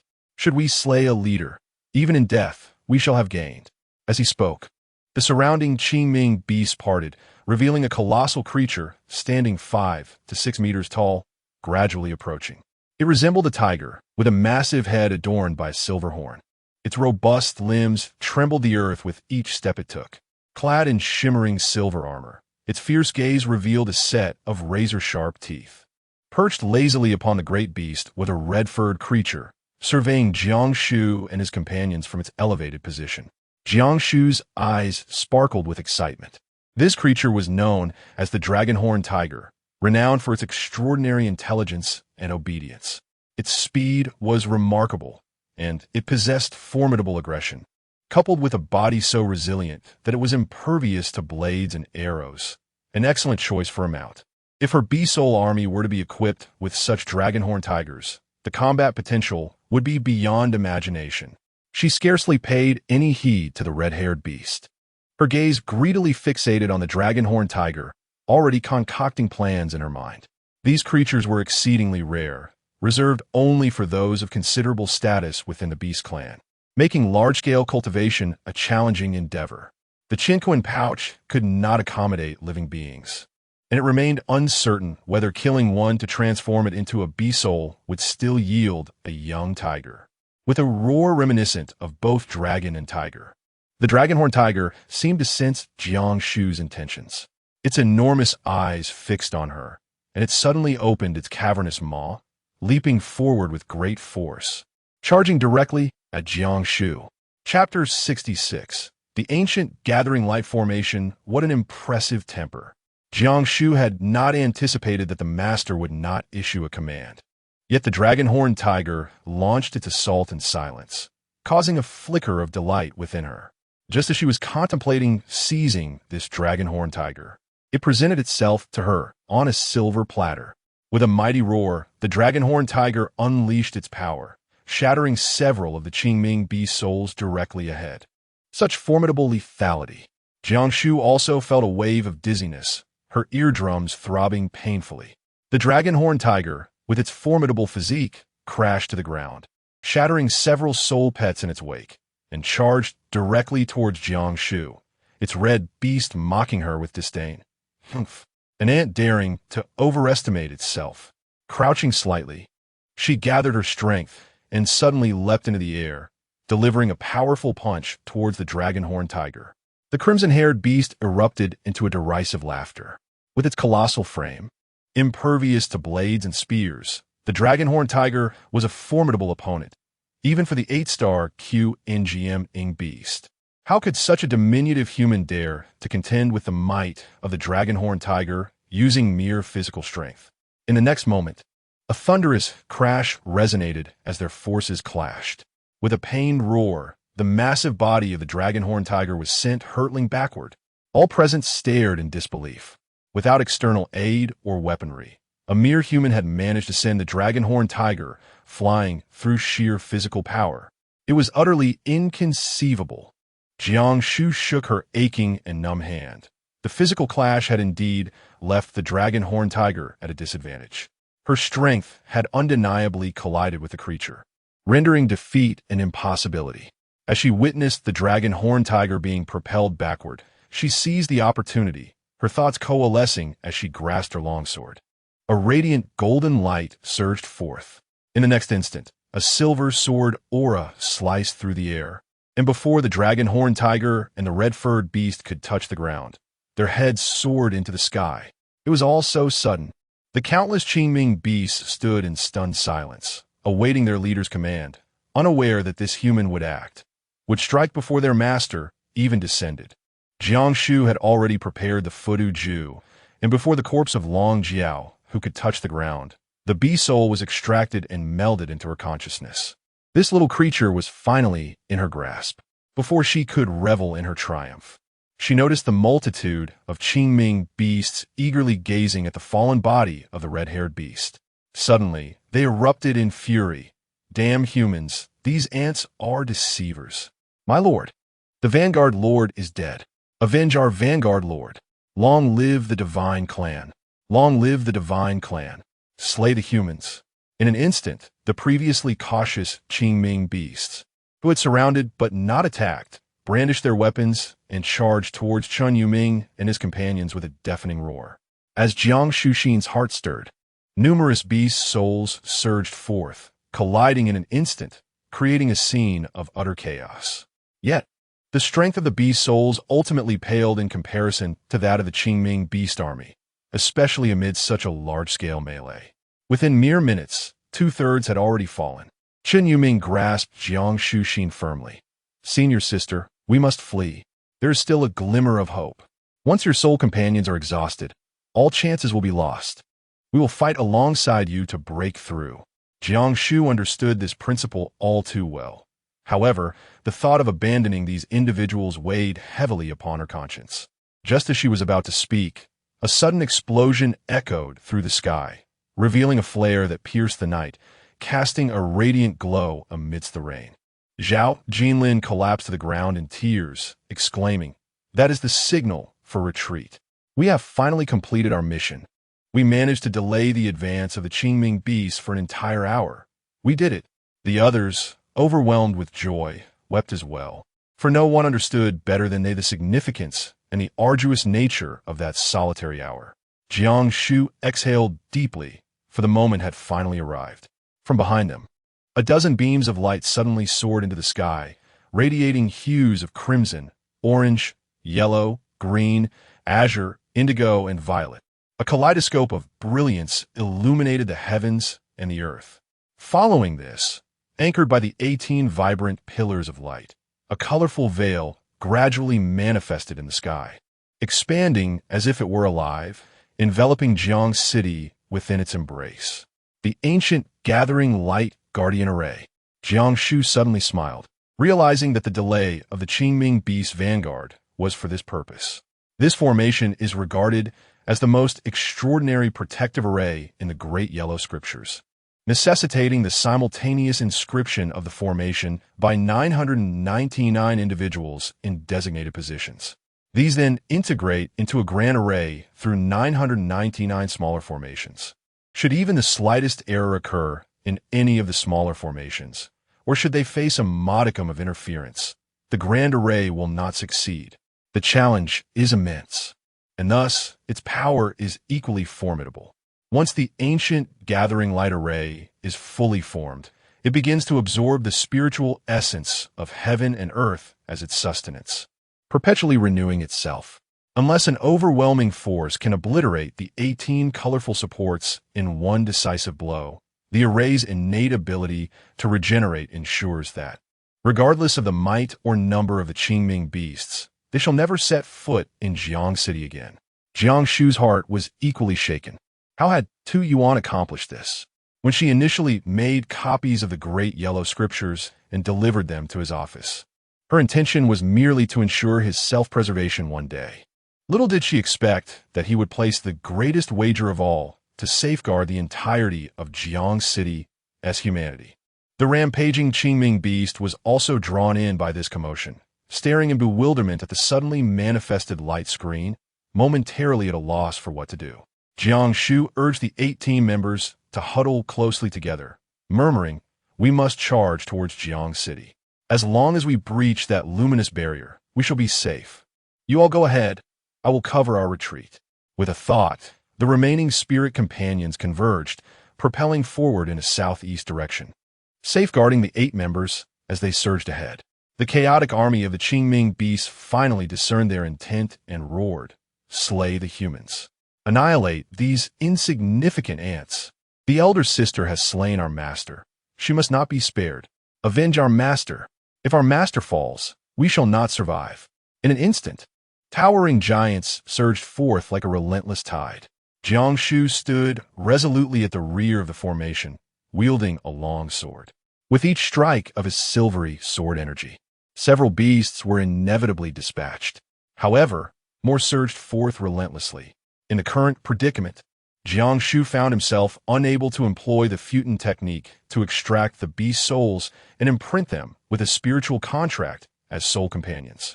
The shimmering barrier loomed 2,000 meters away, then 1,000 meters. Zhao Jinlin, already grievously wounded, chose a valiant demise to avoid burdening his comrades, sacrificing his remaining battle companion in a fierce explosion that carved a path 300 meters wide. Chen Yuming continued to struggle, each defense against the onslaught resulting in violent coughs of blood, his shirt drenched in crimson. Their soul companions lay decimated, leaving only 4 teammates standing. Jiang Shu had never felt so powerless. She glanced back. The distance of 800 meters seemed insurmountable. If only she could summon a vertical ray of golden light, but she found herself utterly unable to do so. Moreover, she could not carry 4 individuals with her. With a surge of determination, she summoned the recently bound dragon-horned tiger spirit, which appeared with an imposing presence. Jiang Shu addressed the 4 companions. Climb aboard. Chapter 67. The arrival of the Saintess. No one moved. The 4 were acutely aware that a single dragon-horned tiger could not rescue 5 people. There would be no one left behind. None could escape. They quickly exchanged glances, reaching a silent consensus. Chen Yuming forced a smile and declared, "All right, we shall leave together. Senior sister, you go first." With that, he was the first to leap onto the dragon-horned tiger, prompting the others to follow suit. Upon witnessing this, Jiang Shu unleashed another surge of sword energy, vanquishing the 2 beasts that charged at him. Swiftly, he leaped onto the dragon-horned tiger, aiming for the luminous barrier ahead. Given the speed of the dragon-horned tiger, a single landing followed by a powerful leap would suffice to safely enter the gathering formation. The predicament, however, lay in the choice of landing spot. With so many Azure Ming beasts besieging him, whether he would have the opportunity to leap again after touching down remained an uncertain fate. In her heart, Jiang Shu was calculating that when the dragon-horned tiger was about to descend, she would leap down to clear the path for the Qingming beasts. In this dire moment, she still had a bow by her side, ensuring that she would not perish here. The dragon-horned tiger soared high, gliding over the multitude of Qingming beasts, and was on the verge of landing amidst them. Suddenly, Chen Yuming rose to his feet, brandishing a long knife, and jumped out. Following him, the other 3 also leaped into the fray. "Senior sister, we will pave the way for you. You must survive and escape. We willingly face death, senior sister. The future depends on you." With a resounding boom, an immense energy erupted, and a swarm of Qingming beasts collapsed in its wake, only to be followed by another thunderous explosion. It was unclear who had detonated the grenade on their person, but flames shot skyward, obliterating all Qingming beasts within a 5-meter radius. The scorching waves of heat rendered Jiang Shu unable to open her eyes, and she witnessed blood splattering and flesh flying through the air, indistinguishable between human and beast. Among the 4, only one continued to fight desperately against the onslaught of Qingming beasts. Yet in a mere moment, both of his arms were shattered. Jiang Shu recalled that his name was Li Zhou, and he was merely 20 years old. As the dragon-horned tiger landed safely, without a moment's hesitation, Jiang Shu seized Li Zhou's garment and lifted him up. With a powerful leap from the dragon-horned tiger, they plunged into the luminous barrier. Behind them, a cacophony of crackling sounds erupted as the Qingming beast assaults struck the barrier, instantly dissipating and neutralizing upon impact. They had finally emerged. Jiang Shu rode the dragon-horned tiger to the ground, where she spotted a large contingent rapidly approaching. Upon closer inspection, it was the reinforcements from the demon-slaying army. Leading the charge was the tall and familiar figure of Tu Yuan. She sighed softly, placing Li Zhou gently on the ground. "You are safe now." With that, she mounted the dragon-horned tiger and departed. She had no desire to confront Tu Yuan. Tu Yuan and his troops hurriedly arrived, only to witness the retreating silhouette of the dragon-horned tiger, which soon vanished from sight. He quickly helped the injured Li Zhou to his feet, observing the broken arms and numerous wounds that marred his body. His clothes and hair were singed, bearing the acrid scent of specially crafted grenades. It was evident that their demise had been nothing short of horrific. Tu Yuan's hand pressed heavily on Li Zhou's shoulder, a multitude of words caught in his throat. After a moment of silence, he declared, "Everyone in Jiang City will remember your sacrifice today. Without your delay, our success would have been unattainable. Li Zhou, you're all heroes." Behind Tu Yuan, the entire Ninth Squad had assembled, their eyes glistening with unshed tears. Upon hearing his words, they saluted in unison, the highest tribute from warriors. Realizing that he was the sole survivor, Li Zhou's eyes too brimmed with tears as he spoke. "Captain Tu, it was the senior sister. The highest honor should be bestowed upon her. Without her, we would have never completed our mission." Tu Yuan furrowed his brow. "Senior sister? Is she the one who left just now? What's her name?" Li Zhou was momentarily taken aback. He had only heard Chun Yuming and the others refer to her as senior sister and had no knowledge of her actual name. Thus, he replied, "She calls herself senior sister. I do not know her name. She is formidable, stronger than any genius I have encountered at the base." He then recounted Jiang Shu's tale in brief, his voice heavy with sorrow as he lamented, "They are all gone, and I am the only one left. We went together. How could they leave me behind?" Suddenly, a powerful aura erupted from Tu Yuan, his presence swelling as his fists clenched with a resounding crack. He bellowed, "Brothers of the Ninth Squad, follow me into battle. If these beasts wish to tread upon our land, they must first seek our permission. For the sake of their fallen comrades," he cried, "kill, kill, kill." A chorus of agreement surged from the ranks, 300 strong, their voices echoing the might of 1,000 troops as they surged forth under Tu Yuan's lead. The sounds of gunfire, the roars of battle pets, and the explosions of grenades reverberated through the air. Tu Yuan struck down foes with each punch, akin to a bulldozer, leaving a trail of fallen Qingming beasts in his wake. Amidst the chaos, he deftly commanded his troops, ensuring they did not stray beyond 500 meters of the formation. As the Qingming beasts retreated, they pursued relentlessly. When the beasts attacked, they swiftly defended. This cycle continued for an entire day and night, ultimately depleting the entire vanguard of the Qingming beasts. In the distance, the Qingming beast army respectfully knelt upon the ground, including the noble-blooded red-haired beasts, who dutifully bowed, not daring to exhibit the slightest defiance. "Hail the Saintess! Long live the Divine Clan!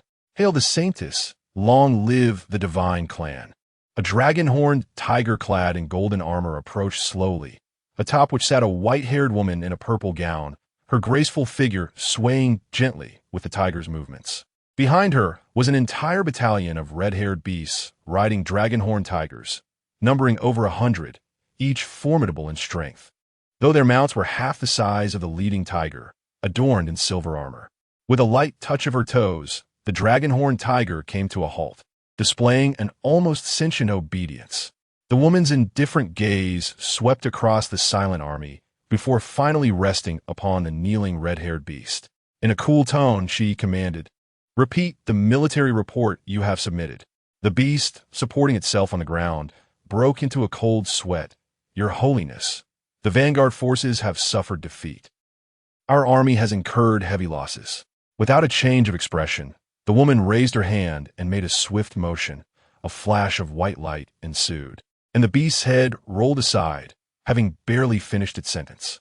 With her lips slightly parted, she coolly remarked, "Take him away, and bring forth one who can articulate." Two figures promptly stepped forward, dragging away the dismembered red-haired beast, not uttering a word throughout the process. The woman remained seated upon the dragon-horned tiger. Observing the demon-fighting army engaged with the Qingming beasts, her interest piqued by the valiant and formidable Tu Yuan. After a prolonged gaze, a flicker of change appeared on her stern visage as she pointed at Tu Yuan, stating that human possesses some intrigue. Investigate him. Chapter 68.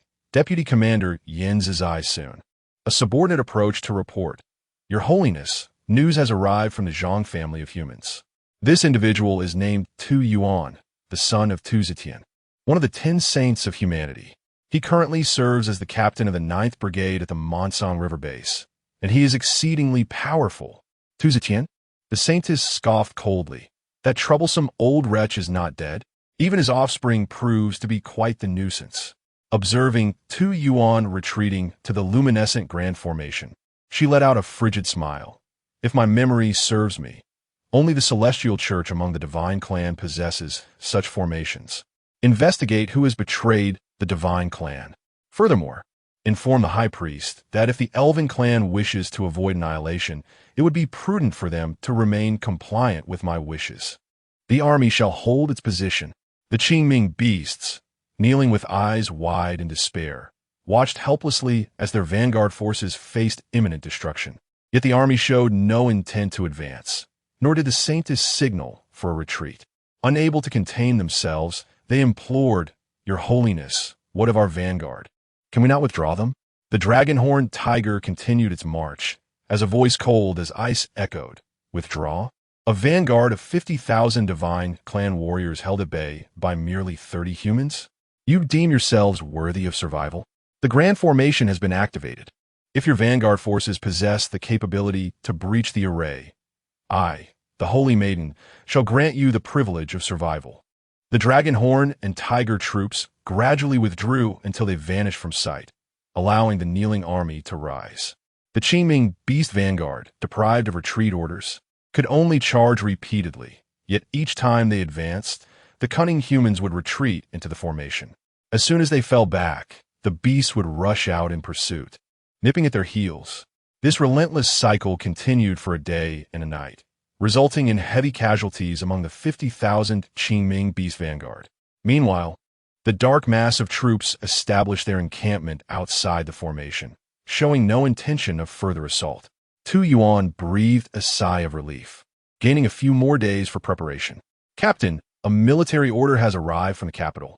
Fearing delay, the messenger promptly delivered it to him. Tu Yuan, preoccupied with the blisters on his feet, paused slightly at the news. His hand slipped, the sharp needle piercing the sole of his foot. He seemed oblivious to the pain and inquired, "Is one of the documents a report?" Zhou Qin glanced at it and swiftly replied, "Yes. It states that all 8 of the holy beings have perished, including our commander." "Oh," Tu Yuan responded quietly, taking the other document and turning away swiftly. "You may return to your duties." Zhou Qin held back her emotions, but could not refrain from saying, "Captain, try not to be too sorrowful. With the commander gone, we must rely on you now." Tears streamed down her cheeks as she spoke. Tu Yuan offered no response, waving her off as he quickly focused on the text before him. Suddenly, a hand reached out, clasping his shoulder, followed by a heavy figure plopping down beside him. "Old Tu, what has transpired?" "We've safeguarded Jiang City. The Zhang family in the capital surely wouldn't dare punish you, would they? Damn it. I should storm the capital right now and deal with that old curmudgeon. Not to worry, I am officially the deputy captain. We are brothers in arms, sharing both fortune and adversity." Without lifting his gaze, Tu Yuan handed the document over. The individual, known as Yin Zizai, was a free spirit, bearing a mere title within the anti-demon army while wandering the world. Upon reading, his smile instantly vanished. "Old Tu, what does this mean? What is meant by requiring the anti-demon army base to report the names and strengths of all beast tamers? Is this another scheme from that old Zhang? I tell you, that man is no good. With 8 of the 10 holy beings deployed to the front lines, why aren't the Zhangs and the Suns joining the fray? If all 8 holy beings have perished, then the strongest among us would be the Zhangs." And as Yin Zizai's words trailed off, he suddenly seemed to recall something, swiftly changing the subject. "Old Tu, where's your father? Your father is indeed my idol, strong and handsome.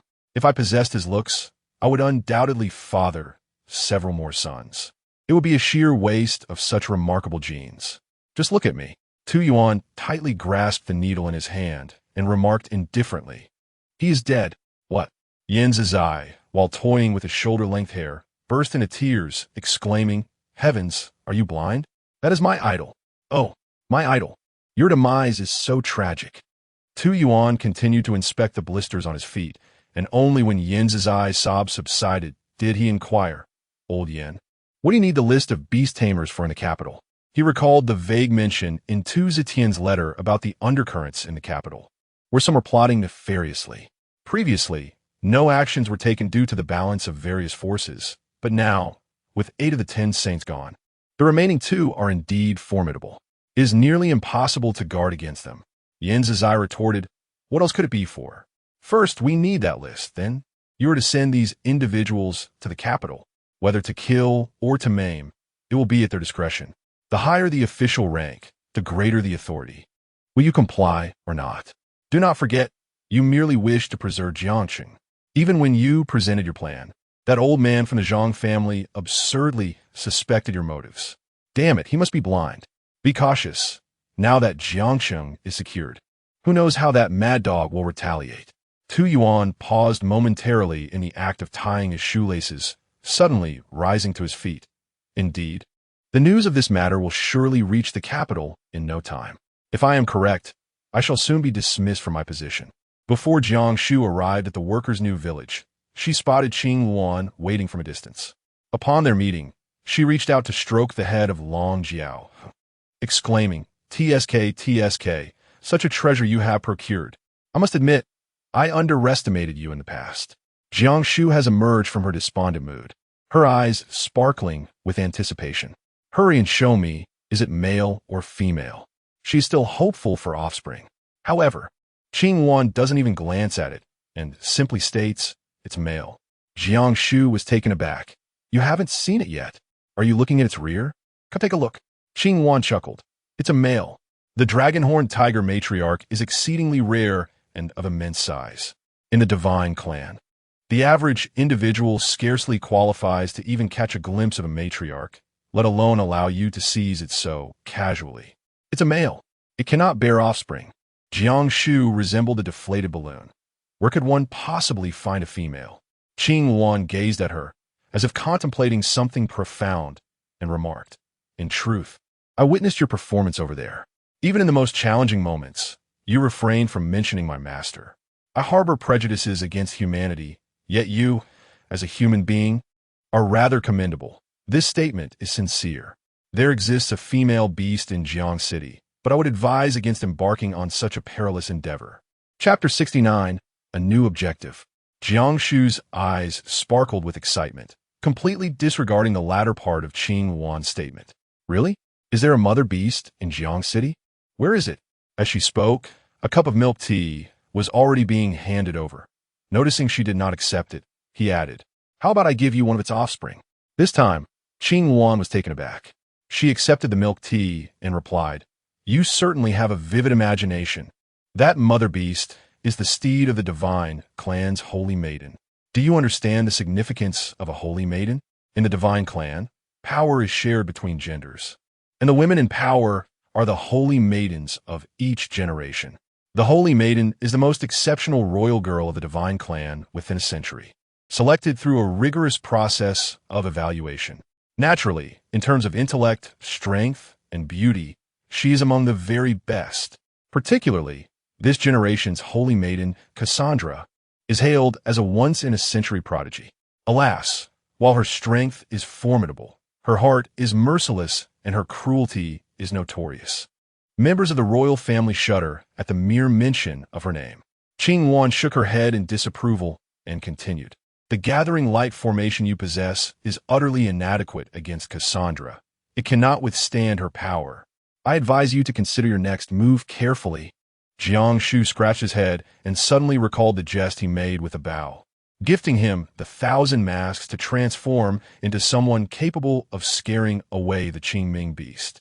To his astonishment, he had morphed into a saintess. How intriguing. Indeed, they had effortlessly amassed nearly 10,000 soul pets, all thanks to the saintess's esteemed presence. As she took a few steps, a sense of impatience washed over her. The dragon-horned tiger mother beast was a prize she was determined to claim. Yet this saintess proved to be quite a formidable obstacle. Upon entering, she was enveloped in an unprecedented sense of tranquility and relaxation. Lu Shi had thoughtfully prepared a selection of delicacies, and while she dined, he had also drawn a bath for her. After a night of fierce battles, Jiang Shu felt both famished and fatigued, expressing her heartfelt gratitude to Lu Shi. Grandfather Mei's eyesight is not in good condition. Please tend to him. There is no need to worry about me. Lu Shi, whose wounds had already healed, hurriedly replied upon hearing this. Miss Jiang, without you, I would have perished long ago. There is little else I can do. I am more than willing to take care of your needs, though I fear I may not do so adequately." As he spoke, he picked up the garments Jiang Shu had just removed and began washing them. Unable to persuade him otherwise, she acquiesced to his kindness. After finishing her meal, she handed her phone to Lu Shi, saying, "Hu Xiaojun has yet to send any news. I shall be busy tomorrow and won't have time to check. If you receive any updates, please do inform me." Lu Shi happily accepted the phone, exclaiming, "Miss Jiang, you have finally allowed me to contribute. Otherwise, I often feel quite useless." Jiang Shu. Within the universe bag, the dragonhorn tiger stood proudly on a high platform. Its chest held high as it basked in the fervent gazes of countless soul pets. These 50,000 soul pets, once mere members of the peripheral forces in life, had never encountered such a rare steed. They craned their necks in eager curiosity. A Bao sat astride the dragonhorn tiger, embracing its neck while playfully toying with its long horns and reaching to stroke its whiskers. The dragonhorn tiger remained utterly still, yet its eyes rolled repeatedly in exasperation. Jiang Shu was well aware of the fierce temperament of the dragonhorn tiger. During their initial encounter, she merely revealed a hint of her intentions. Yet this creature dared to launch a direct attack, carrying the leader of the Qingming beast vanguard without so much as a greeting. The result? The red-haired beast met its demise, and it perished alongside it. And now, it merely rolled its eyes? It was rather too lenient towards a Bao. A Bao, in a fit of anger, approached Jiang Shu to argue. "Shu Bao, why won't you let me go out? When I make my move, those little creatures won't stand a chance." Given a Bao's current state, there was no way to provide an elaborate explanation. He wouldn't comprehend it anyway. Therefore, she coaxed him, saying, "It is precisely because you are so formidable that you cannot go out." A Bao, surprisingly compliant this time, asked, "Do you like the gift I sent you?" She pointed to the dragonhorn tiger standing to one side and added, "If you behave well, I shall present you with an even larger and more magnificent gift in a few days." Upon hearing that it was a present meant for him, a Bao was delighted and climbed back onto the dragonhorn tiger. Akiki, overhearing this, nearly strained his back in surprise and cautioned, "Master, if the divine beings were to discover that you have brought the dragonhorn tiger here, they would surely pursue you to the ends of the earth. We should seek a prudent course and avoid further risks." He dared not speak too plainly. Should Jiang Shu meet with any misfortune, he and the 50,000 soul pets would certainly face dire consequences, their spirits irretrievably lost. Jiang Shu waved his hand, gazing at his formidable team, and declared, "My ambition is to assemble a legion of dragonhorn tigers, granting each of you the chance to ride these magnificent beasts. Today marks merely a modest beginning. I shall strive relentlessly, and you too must exert yourselves doubly. What? We too may have the opportunity to possess dragonhorn tigers?" In the past, such a notion would have been utterly inconceivable. Instantly, the team erupted with enthusiasm, joyous cries ringing out as their admiration and faith in Jiang Shu surged like a tidal wave. Akiki, trembling as he gripped his cane, exclaimed, "Master, let us disregard what I just said." Jiang Shu let out a hearty laugh, reassuring Aki, "Rest assured, as long as you follow my lead diligently, there will surely be a share for you." After calming a Bao for a while, she withdrew into the Chincoin bag and indulged in a delightful slumber. This sleep lasted until nightfall. The first thing Jiang Shu did upon rising was to ponder how to retrieve the dragonhorn and tiger matriarch beast from Sanus. A direct approach would undoubtedly fail. However, leveraging the versatile simulation abilities of the Qinning mask might present a glimmer of hope. Yet, for this endeavor to succeed, meticulous planning and ample time were essential. The alignment of auspicious timing, favorable circumstances, and human resources was indispensable. Unable to devise a solution in a fleeting moment, she decided to set aside her thoughts, rose to her feet, and opened the door, only to find Lu Shi and Mei Bo engrossed in watching television. Jiang Shu also took a seat and glanced at the news. On the television, a middle-aged man in his 50s was weeping profusely, while a beautiful host beside him continuously offered her consolation. "Whatever you choose to do, whatever decisions you make, we stand by you and understand your plight." Meanwhile, An elderly gentleman, appearing to be in his 60s and wearing glasses, remained silent. Jiang Shu rose from her seat to seek sustenance from the refrigerator, choosing not to delve further into the matter at hand. In her previous life, she was merely an ordinary demon-fighting soldier, never having ascended to the rank of beast tamer, and remained oblivious to the machinations of the upper echelons. Following the demise of the 8 great saints, the demon-fighting army was disbanded, and she ultimately fell victim to the treachery of Jiang Rushue and Zhao Zijing after its dissolution. She vaguely recalled that in her past existence, there was no grand gathering formation. Perhaps, in this new iteration of her life, numerous events had shifted due to her deviations. As Qing Wan sauntered over, Jiang Shu shared a few grapes from her hand, inquiring, "Have there been any peculiar occurrences in the neighborhood these past few days?" Chapter 70. A provocation renewed. Qing Wan scoffed lightly. "I had thought you had forsaken any concern for the lives of these individuals. They are watching you day and night. I overheard their schemes, waiting for your absence to seize properties and resources." Jiang Shu meticulously peeled the skin off the grapes and remarked, "I never intended to concern myself with their fate. Once the great array is broken, they are destined for demise. Until then, I am indifferent to their antics." Just as she placed a grape in her mouth, she heard a rustling sound emanating from Zhao Zhaodi's residence next door. Qing Wan scoffed. "How audacious of them to come at this hour. I'll go and slay them." "Wait," Jiang Shu called out to Qing Wan. Upon glancing at the surveillance monitor, she observed 12 individuals stealthily infiltrating the neighboring house, several of whom were familiar faces, all associates of Jiang Zhanghe.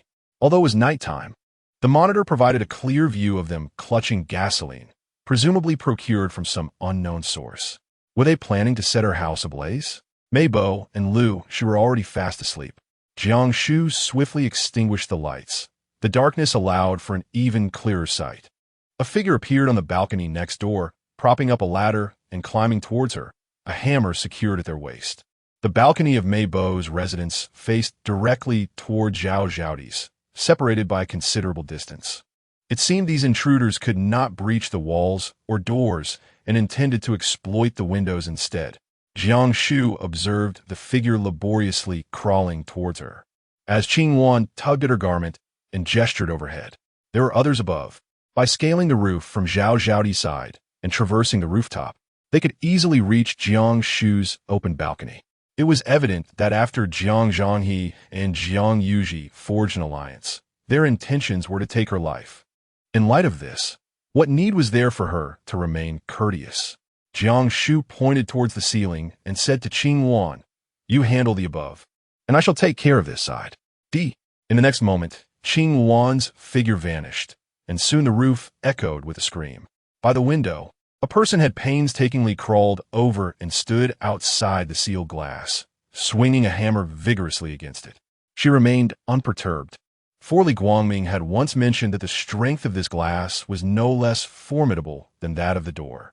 Jiang Shu approached, opened the window, and inquired, "How is it? Is it impossible to break through?" As the words left her lips, she suddenly realized, locking eyes with Jiang Shu's face, and was instantly struck with terror. You, weren't you supposed to be away?"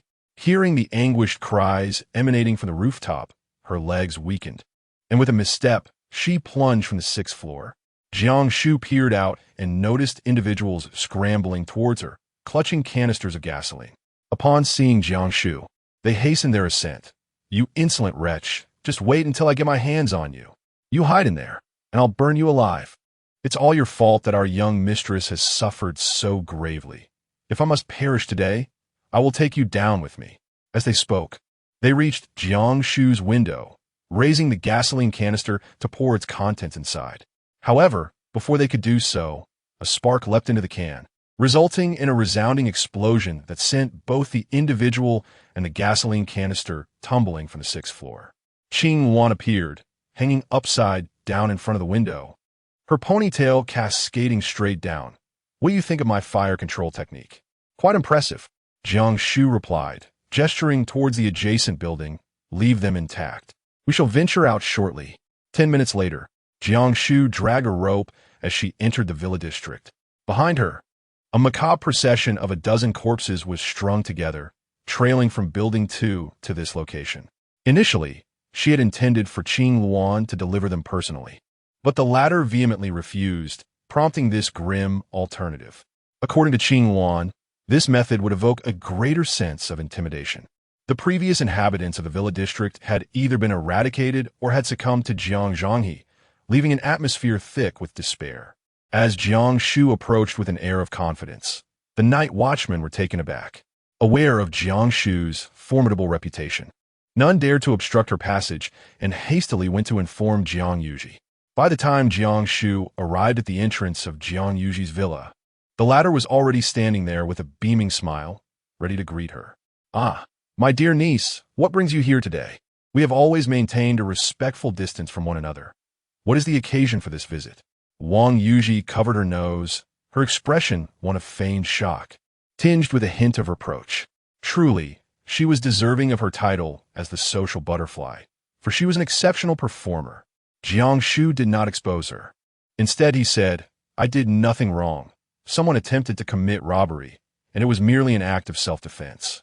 Jiang Yuji shivered slightly, then laughed heartily, saying, "My dear niece, you truly possess a talent for jesting. I do not know a single one of these people. You must have come to the wrong place. It is quite late, and I am of a timid disposition. You have truly startled me. Since you are unharmed, I implore you to cease frightening others here. Just consider the many lives that rest in your hands. Had this been in the past, it would have warranted several death sentences for you." Jiang Shu. TSK. She truly cannot match Wang Yuji in verbal sparring. With just a few words, all the blame is shifted onto her, and she ends up owing Wang Yuji a favor. If she cannot argue her case, then it is better to remain silent. With a flick of Jiang Shu's hand, a dozen corpses bound together were abruptly hurled onto Jiang Yuji. These unfortunate souls, having met their demise in various horrific manners, some crushed, others burned, and a few suffocated by Qing Luan, were dragged along in a disordered manner, causing a gruesome spectacle. The sight was now so nightmarish that merely glancing at it could induce terror. Despite Jiang Yuji's eloquence, she was still a woman, and in an instant, fear rendered her legs weak, causing her to collapse to the ground in a wretched scream. Those around her, some cried out in horror, while others retched, and in an instant, they all fled in terror. Jiang Yuji found herself surrounded by a multitude of corpses. Unable to escape, her cries of despair echoing in the stillness. As her lamentations reached a crescendo, Jiang Shu finally spoke. "Jiang Yuji, how unfortunate it is that I do not fall for your theatrics. If you truly feel wronged, summon Jiang Zhanghe to bear witness. For this scheme was devised by both of you, and the repercussions should not rest solely upon your shoulders, should they?" Observing the sudden pallor that washed over Jiang Yuji's face, Jiang Shu clapped her hands and turned away, relishing the opportunity to sow discord between them. Jiang Rushue. At the slightest commotion, Jiang Zhanghe could no longer remain still. However, she harbored no intention of ending their lives just yet. The most merciless blade in this world is forged from the betrayal of those closest to oneself. How could they not experience this? Jiang Shu paused and declared, "From now on, for every one of your people that comes, one shall perish. Let them come in whatever numbers they wish." Chapter 71. To leave no stone unturned. Jiang Yuji screamed as she emerged from the heap of corpses, and upon seeing Jiang Rushue cowering in the corner, she was instantly filled with rage. "What are you staring at? Do you have no conscience at all? Someone, seize that wretched girl and bring her to me." Jiang Yuji is the aunt of Jiang Rushue. However, in recent years, Jiang Rushue has grown increasingly close to Zhao Zhaodi. Furthermore, Jiang Yuji has been eyeing the assets of the Jiang group with keen interest, leading to a long-standing rivalry between the two families that has reached a boiling point. Jiang Rushue was forcibly pulled from the corner and pressed to her knees on the ground. With a resentful glare, she coldly mocked Jiang Yuji. "Conscience? Your conscience has long been devoured by dogs. You consider yourself quite formidable, don't you? Ha! I thought you could do something about Jiang Shu, but in the end, you are merely a paper tiger. Jiang Yuji, without a man, you are nothing." Having been captured and tormented by Zhang Xiaotian, Jiang Rushue's own aunt, Jiang Yuji, had turned a blind eye, and her heart had long since grown cold. With a resounding slap, Jiang Yuji struck Jiang Rushue's face. "Is this how you speak to your elders? If it weren't for my mercy, you would have already been ravaged by those men. What a young lady of wealth. Merely a worn-out shoe." These words pierced Jiang Rushue's heart, sending her into a frenzy. In a wild burst of strength, she broke free from Jiang Yuji's subordinate's grasp and drew a dagger from her sleeve, thrusting it towards Jiang Yuji's face. "I will kill you. It's all your fault. You have harmed me. It's all of you." The two were too close, and before Jiang Yuji could react, she had already been struck twice in the face, blood streaming down. Without waiting for Jiang Yuji's subordinates to seize her, Jiang Rushue forcefully pushed Jiang Yuji aside and fled. From that day forth, she carried a knife with her at all times. Upon encountering anyone who had caused her harm, she could not restrain her urge to attack ferociously. To avoid trouble, Jiang Zhanghe had kept her confined at home. However, this evening, with most of the manpower diverted to deal with Jiang Shu, Jiang Rushue seized the opportunity to escape. Jiang Yuji writhed in agony on the ground, her bloodied hands causing her to scream. "What are you waiting for? Move!" More than 20 individuals, armed with clubs, surged towards Jiang Zhanghe's residence, striking at anyone in their path and smashing anything in their way. Jiang Zhanghe had long anticipated that Jiang Shu was not the type to endure grievances in silence. Regardless of whether their scheme succeeded or failed, Jiang Shu would undoubtedly seek trouble with Jiang Yuji. He deliberately left home early, so that if Jiang Yuji caused a commotion afterward, he could easily feign ignorance by claiming he had been absent. However, he did not foresee that Jiang Yuji would come knocking at his door with a group of people. The individuals of Jiang Zhanghe were outnumbered and caught off guard. With their leader absent, it took mere minutes for Jiang Yuji to storm into Jiang Zhanghe's residence. Search for that wretched girl, Jiang Rushue.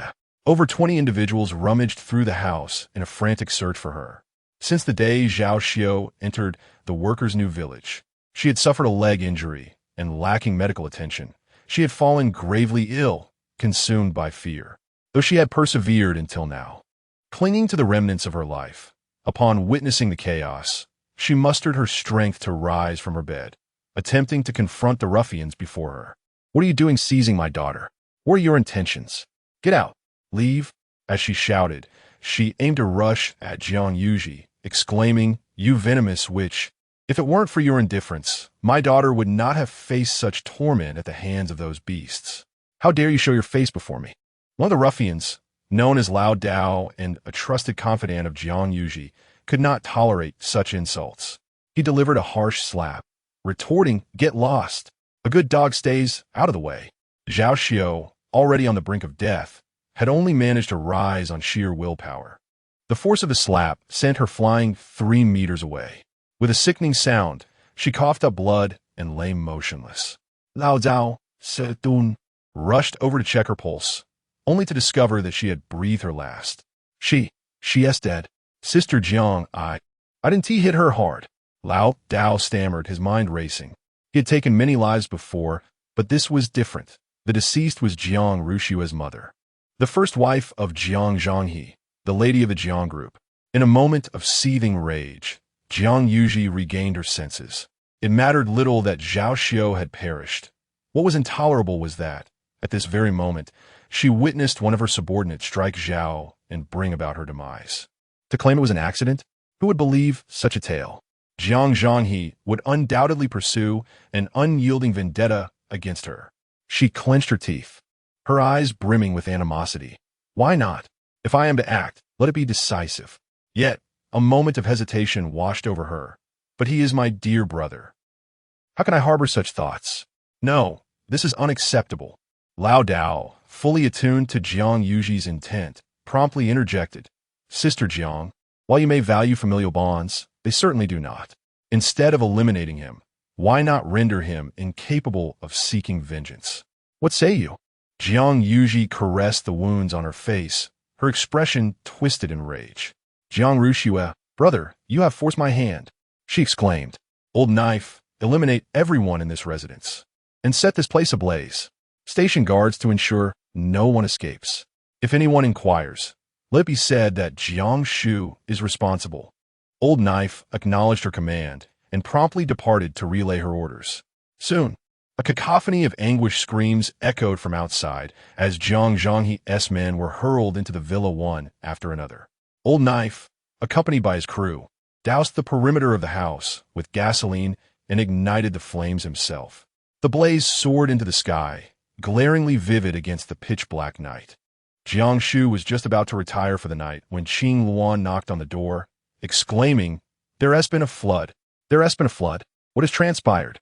Let's go and investigate." Jiang Shu stretched lazily, utterly disinterested. What could possibly happen? Sibling rivalry, the obliteration of evidence. Anything could unfold. But what does it concern us? They will quarrel amongst themselves while we rest in peace. The following morning, as Jiang Shu was washing her face and brushing her teeth, Lu Shi rushed in with her phone in hand. "Miss Jiang, we have a lead on Li Guangming." She opened Jiang Shu's phone and continued. "I have been trying to reach him, and just now, I received a call. This number claims to have Mr. Li Guangming and demands goods in exchange for him. He is asking for 500 kilograms of rice, 200 kilograms of meat, and—" Lu Shi could not continue, exclaiming in frustration, This is utterly absurd. How can we possibly have such quantities?" Lu Shi declared, "I promised him that as long as Mr. Li Guangming is unharmed, we would provide whatever supplies he requires." Jiang Shu was quite pleased with her approach, and just as she was speaking, a message notification chimed in. Lu Shi glanced at it and exclaimed joyfully, "The address has arrived, Xingfu Village. It's right next door." "Next door?" Jiang Shu furrowed her brow, hung up the towel, and said, "Let us see who possesses such a hearty appetite." Chapter 72. Happiness Village. Adjacent to the workers' new village lies Happiness Village, a community that has flourished over generations. Due to the presence of Jiang Shu's 6 azure beasts, other azure beasts instinctively steer clear of this area. Consequently, the inhabitants of this village surpass those in other locales. Though merely separated by a wall from the workers' new village, Jiang Shu was not particularly familiar with this place. Accompanied by Lu Shi, she ventured through the main gate and walked for 500 meters until they reached the village entrance. The white walls and black tiles of the various houses stood closely together, forming a substantial yet somewhat dilapidated settlement, with debris strewn about. However, the central pathway was meticulously maintained, a notable improvement over the workers' new village. As they strolled further, Jiang Shu keenly observed that several households had red lanterns hanging at their doorsteps, while curious eyes peered at her and Lu Shi through the windows. Did the presence of lanterns signify the existence of living souls? Following the guidance of her phone, Lu Shi led them on a winding route, ultimately bringing Jiang Shu to the rear of the village, to a particular household. Behind them, a few daring villagers began to approach, intrigued by their presence. The front gate stood wide open, revealing a persimmon tree adorned with several bright red fruits. In the courtyard, 7 or 8 individuals awaited her arrival. Upon recognizing the person in the center, Jiang Shu paused momentarily, then set down the burlap sack in her hand and broke into a smile. Zhao Zijin. She had been so preoccupied with her own affairs that she had overlooked him for far too long, unaware of when he had escaped from the workers' new village. At this moment, he stood amidst a group of 7 or 8 individuals, exuding an air of defiance. Having not seen him for over half a month, Jiang Shu noted that he had gained some weight. Previously gaunt and emaciated, he now appeared considerably healthier. It seemed that his escape from the workers' new village had led to a more comfortable existence. Upon spotting Jiang Shu, Zhao Zijin swiftly grabbed a hooded figure and pulled them before him, guarding himself with great caution, evidently fearful of Jiang Shu. With a swift motion, he pressed a knife against the person's neck, casting furtive glances towards the burlap sack beside Jiang Shu. "Jiang Shu, where are the items I requested? You think I will be satisfied with such meager supplies? That is unacceptable. If you cannot produce them, do not blame me for resorting to violence before your very eyes." Jiang Shu chuckled. "I was wondering who had such a voracious appetite, demanding 500 pounds of rice right off the bat. So it's you, Zhao Zijing. It's been quite a while. You seem to be doing well. Not only have you thrived, but you've also grown bolder." As the hood was pulled away, Li Guangming's face was revealed. His cheeks were sunken, and his countenance bore the marks of fresh and old wounds, clearly indicating he had endured considerable hardship. Upon seeing Jiang Shu, he appeared somewhat embarrassed. "Miss Jiang, I apologize. I fled from home and was rescued by the villagers. It's all my fault for carelessly letting slip some words, which led to being caught by these treacherous scoundrels. I know I am not worth 500 pounds of rice. I do not wish to implicate you or the villagers. Just let me die." Before he could finish his plea, a young man with a tiger tattoo beside Zhao Zijing landed a punch on his abdomen, exclaiming, "Stop your nonsense. If I demand it, she must provide. If you can't deliver, then just perish." Jiang Shu, with her hands clasped behind her, spoke calmly. "I am not a mere child of 3. I must ascertain who is threatening me and whether the person captured is indeed one of my own, correct? If this is the case, then we can proceed to discuss the matter, can we not?" "Discuss?" The young man with a tiger-like demeanor retorted fiercely. "You have quite the audacity. What do you wish to discuss with me? At this moment, even if you were to strip bare and lay yourself before me, I would not spare you a glance. All I desire is sustenance. Surely you can provide that, cannot you?" His gaze bore down on Zhao Zijing with menace. "Did you not claim that this young lady consumes 3 meals a day, each replete with meat, and even indulges in seafood and abalone? She could trade something for this individual, as you suggested, correct? Yet what is this shabby sack you present? Are you attempting to deceive me?"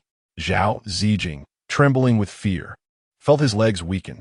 He raised his hand, a sharp dagger drawing a crimson line across Li Guangming's throat, declaring, "Not a single morsel less, otherwise I shall take his life."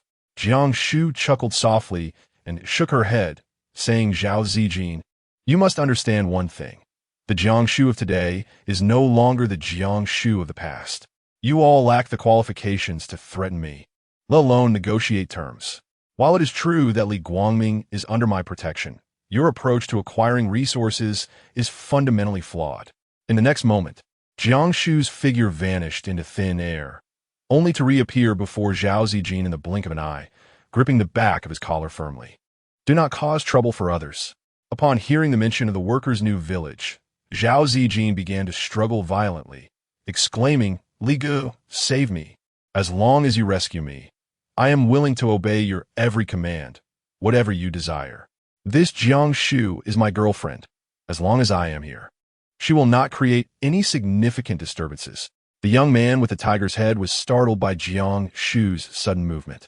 Hearing Zhao Zijing's words, he ultimately could not abandon him and fixed his gaze on Jiang Shu, declaring, "Let him go. If you release him and provide me with 100 jin of rice, I will allow you and your people to leave." Jiang Shu smiled faintly, her mind stirring as a bundle of ropes appeared in her hand. "I have stated, you are not in a position to negotiate," she declared, hoping for their mutual trust. With a flick of her wrist, the ropes seemed to possess a will of their own, swiftly binding the 2 individuals securely. The remaining 5 or 6 people panicked, rushing forward to aid Jiang Shu, only to find themselves ensnared as well, forming a chain. Perfect, the workers' new village is in need of manpower. Once the bindings were secured, villagers approached from a distance. Some tended to Li Guangming's injuries, while others expressed their gratitude to Jiang Shu. "Indeed, we were prepared to fight them to the death. You are truly a benevolent savior, having saved our lives," one villager exclaimed. "This Zhao Zijing is particularly nefarious. He has long coveted our family's precious daughter. If it weren't for everyone's bravery yesterday, she would have been taken by him. He also stole our emergency provisions and even harmed my father. You are remarkable, young lady, and we are all grateful to you." Another added, "Times are tough for everyone. I have a package of biscuits here as a small token of appreciation. Please accept it to help you through. And here is a steamed bun for you as well. Individuals like you, who act with such valor, are truly rare." As the villagers expressed their thanks, a chorus of gratitude filled the air, and soon, Jiang Shu's hands and pockets were filled with an abundance of food. Though she did not lack for such provisions, her heart swelled with warmth, contrasting sharply with the coldness of the world just beyond the wall separating the workers' new village. "I still have some grain stored at home. Thank you for saving my friend. Here are some provisions as my token of gratitude. You must accept them." Chapter 73. The village head's invitation, Jiang Shu carried with her but a modest collection of goods, 2 or 3 bags of flour and several bags of rice. As she presented them to the villagers, their eyes sparkled with longing. Yet, they merely observed, devoid of any inclination to compete for the offerings. One must understand how extravagant it is to have the luxury of rice and flour in these times. Just then, an elderly man, leaning on a cane, approached her and said, "Young lady, you have rendered us a considerable service, yet I do not even know your name. I am Li Juzheng, the village chief." Jiang Shu did not hesitate to introduce herself, saying, "My name is Jiang Shu, and I reside in Building 2 of the neighboring community. I am grateful to you for rescuing my friend." Noticing Jiang Shu's confusion, she continued, "Years ago, a landslide obliterated our village's original site, leaving us homeless. It was your grandfather who provided us with this land, allowing our entire village to survive. Look around. This whole village, including our farmland, was allocated to us by your grandfather to be able to assist you. Our benefactor is a blessing for us." Upon hearing this, the villagers expressed their gratitude towards Jiang Shu. That was a matter from 50 or 60 years ago, and it was surprising that the entire village still remembered such a great kindness. While she also benefited from her grandfather's generosity, the workers in the new village were a different story. Instantly, her fondness for the villagers grew considerably, and she wished to provide them with some supplies. But they resolutely declined her offer.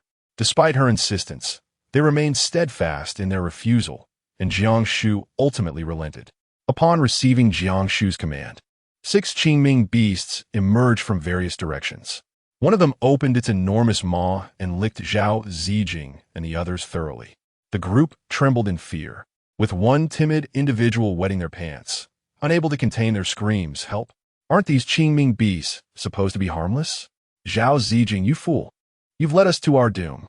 Don't eat me, I'm not tasty. Save me. I don't want to die here." Li Guangming could scarcely have imagined that one day he would find refuge in the safe house he had constructed, weeping at the door. "Miss Jiang, you are truly a great person. You have saved my life.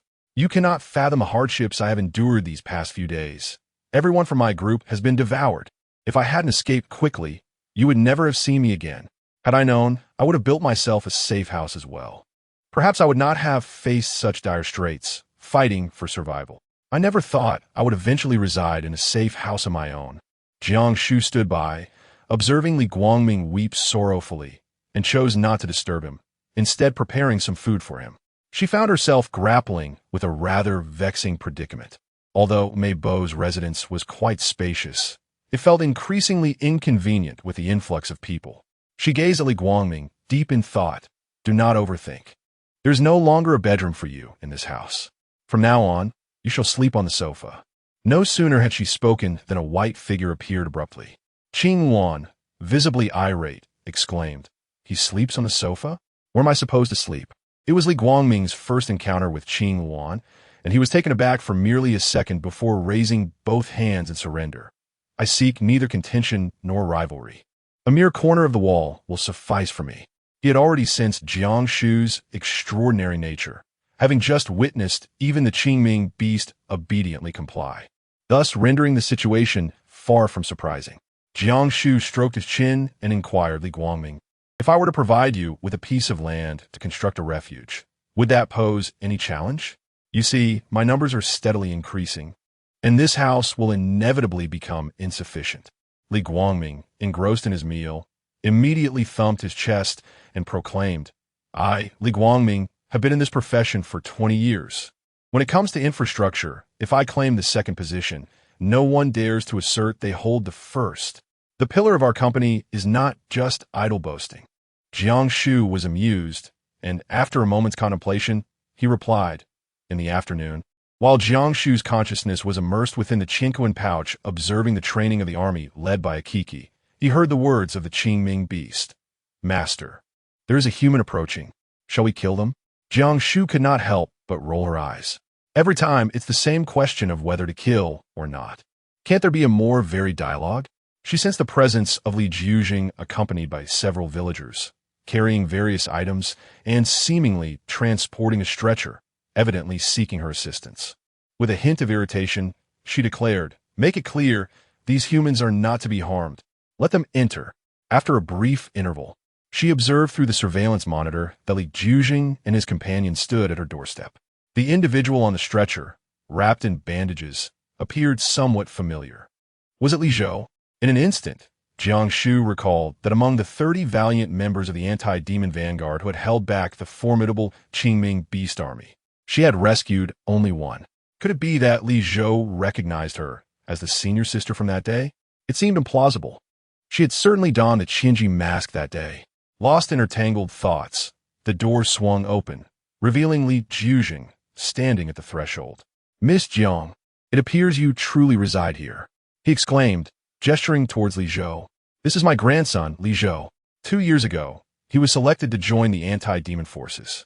He insists that you are also a comrade in arms, and that you aided us in apprehending the bandits, and he is determined to express his gratitude to you.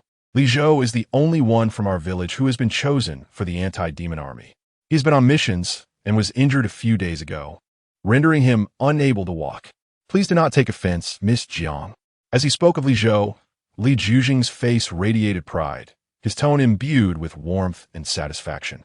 Jiang Shu mused upon the remarkable coincidence that the person she had so casually rescued was none other than the grandson of Li Juzhing. She stepped aside to allow several individuals to enter her abode and remarked, "It truly pains me that Li Zhou, in such a grievous condition, has come to visit me. I did indeed join the anti-demon army, but I was subsequently expelled. Now, I find myself confined to my home, and this small act of assistance requires no gratitude." The villagers, however, displayed no intention of entering, instead placing their offerings at Jiang Shu's threshold: soybeans, grains, sweet potatoes, and various other provisions, clearly gathered collectively by the villagers. Li Juzhing spoke, "Miss Jiang, these are but a few items we have assembled from our village. We are accustomed to foraging for food in our fields, and while we have some reserves at home, your situation is quite different." He glanced into Jiang Shu's home, observing the makeshift bedding of Li Guangming in the corner. Inside, with so many mouths to feed in such a limited space, it must be quite burdensome. "Miss Jiang, why not consider relocating to our village? We have ample vacant houses, and surely it would be more beneficial than your current circumstances. Move." Jiang Shu was momentarily at a loss for words to decline the offer. It would be inconvenient for so many people to intrude upon you. It is best to refrain from such a move."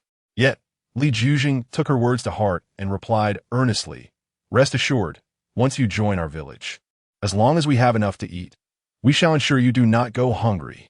Li Zhou added, "Moreover, the anti-demon army is set to disband, and it would be advantageous for us to look out for one another in the future. I came today not only to see if you require anything, but also to discuss matters with you. After the disbandment, we will be divided into smaller units, each responsible for the safety of their respective areas. I have already applied to become a protector, overseeing our village. If you are willing, I can assist you in applying to become the protector of your territory as well, and we can work together." Jiang Shu's expression changed as she interrupted Li Zhou, saying calmly, "No need. I am not interested in the guardian role." In her previous life, she had applied to be a guardian in the workers' new village, dedicating herself to their protection. But what was the outcome? This time around, such thoughts were out of the question.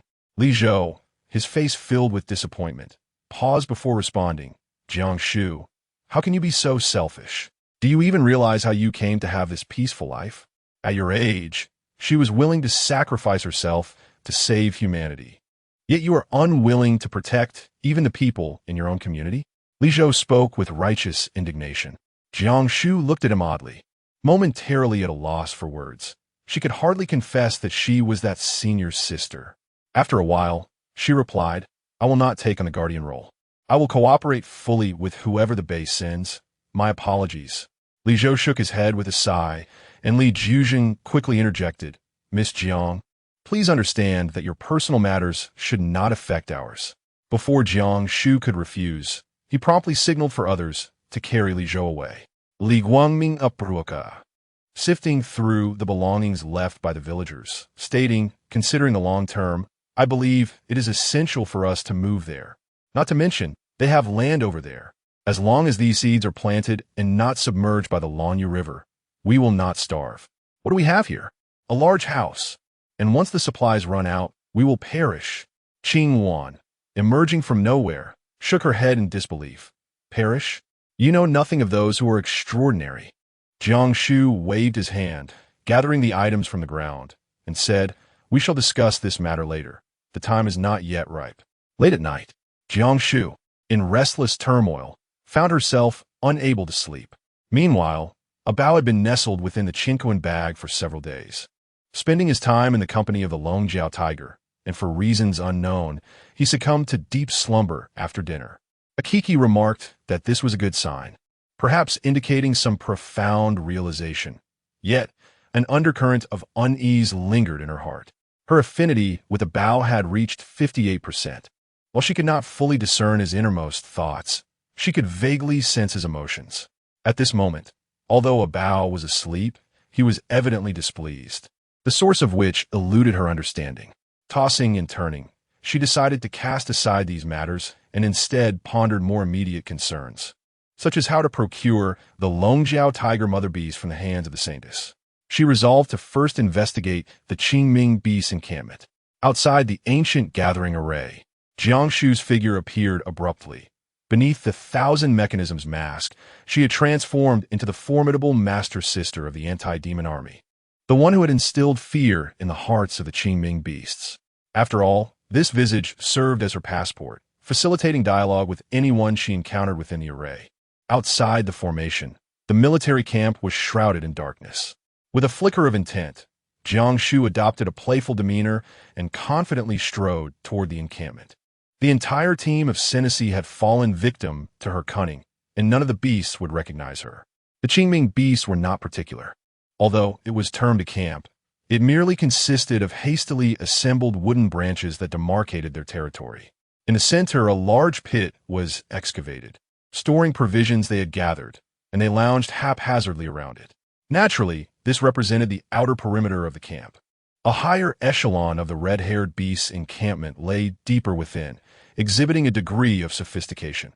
After all, the red-haired beasts possessed human forms, and large tents, possibly sourced from unknown origins, were neatly arranged, each measuring at least 40 to 50 square meters.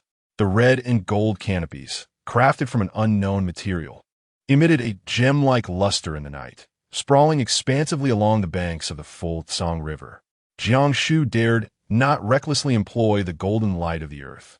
After 2 consecutive hours of wandering, she still had not discerned the whereabouts of the Saintess Cassia, let alone the dragon-horned tiger beast.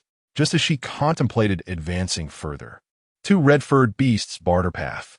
One of them regarded her with open disdain, exclaiming, "Wretched black slave, is this truly a place for you? You seek your demise." With that, a whip sliced through the air toward Jiang Shu, threatening to leave her severely wounded if struck.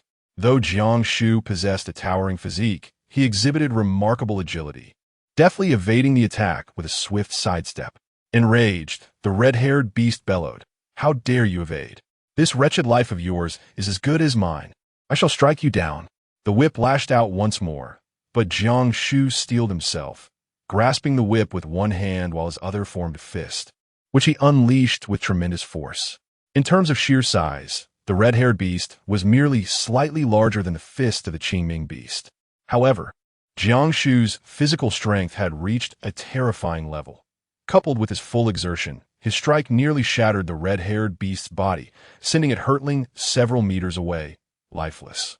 The other red-haired beast stood in stunned silence, for within the beast hierarchy, the Qingming beast was regarded as the most despicable of slaves, a mere chattel to be disposed of at will.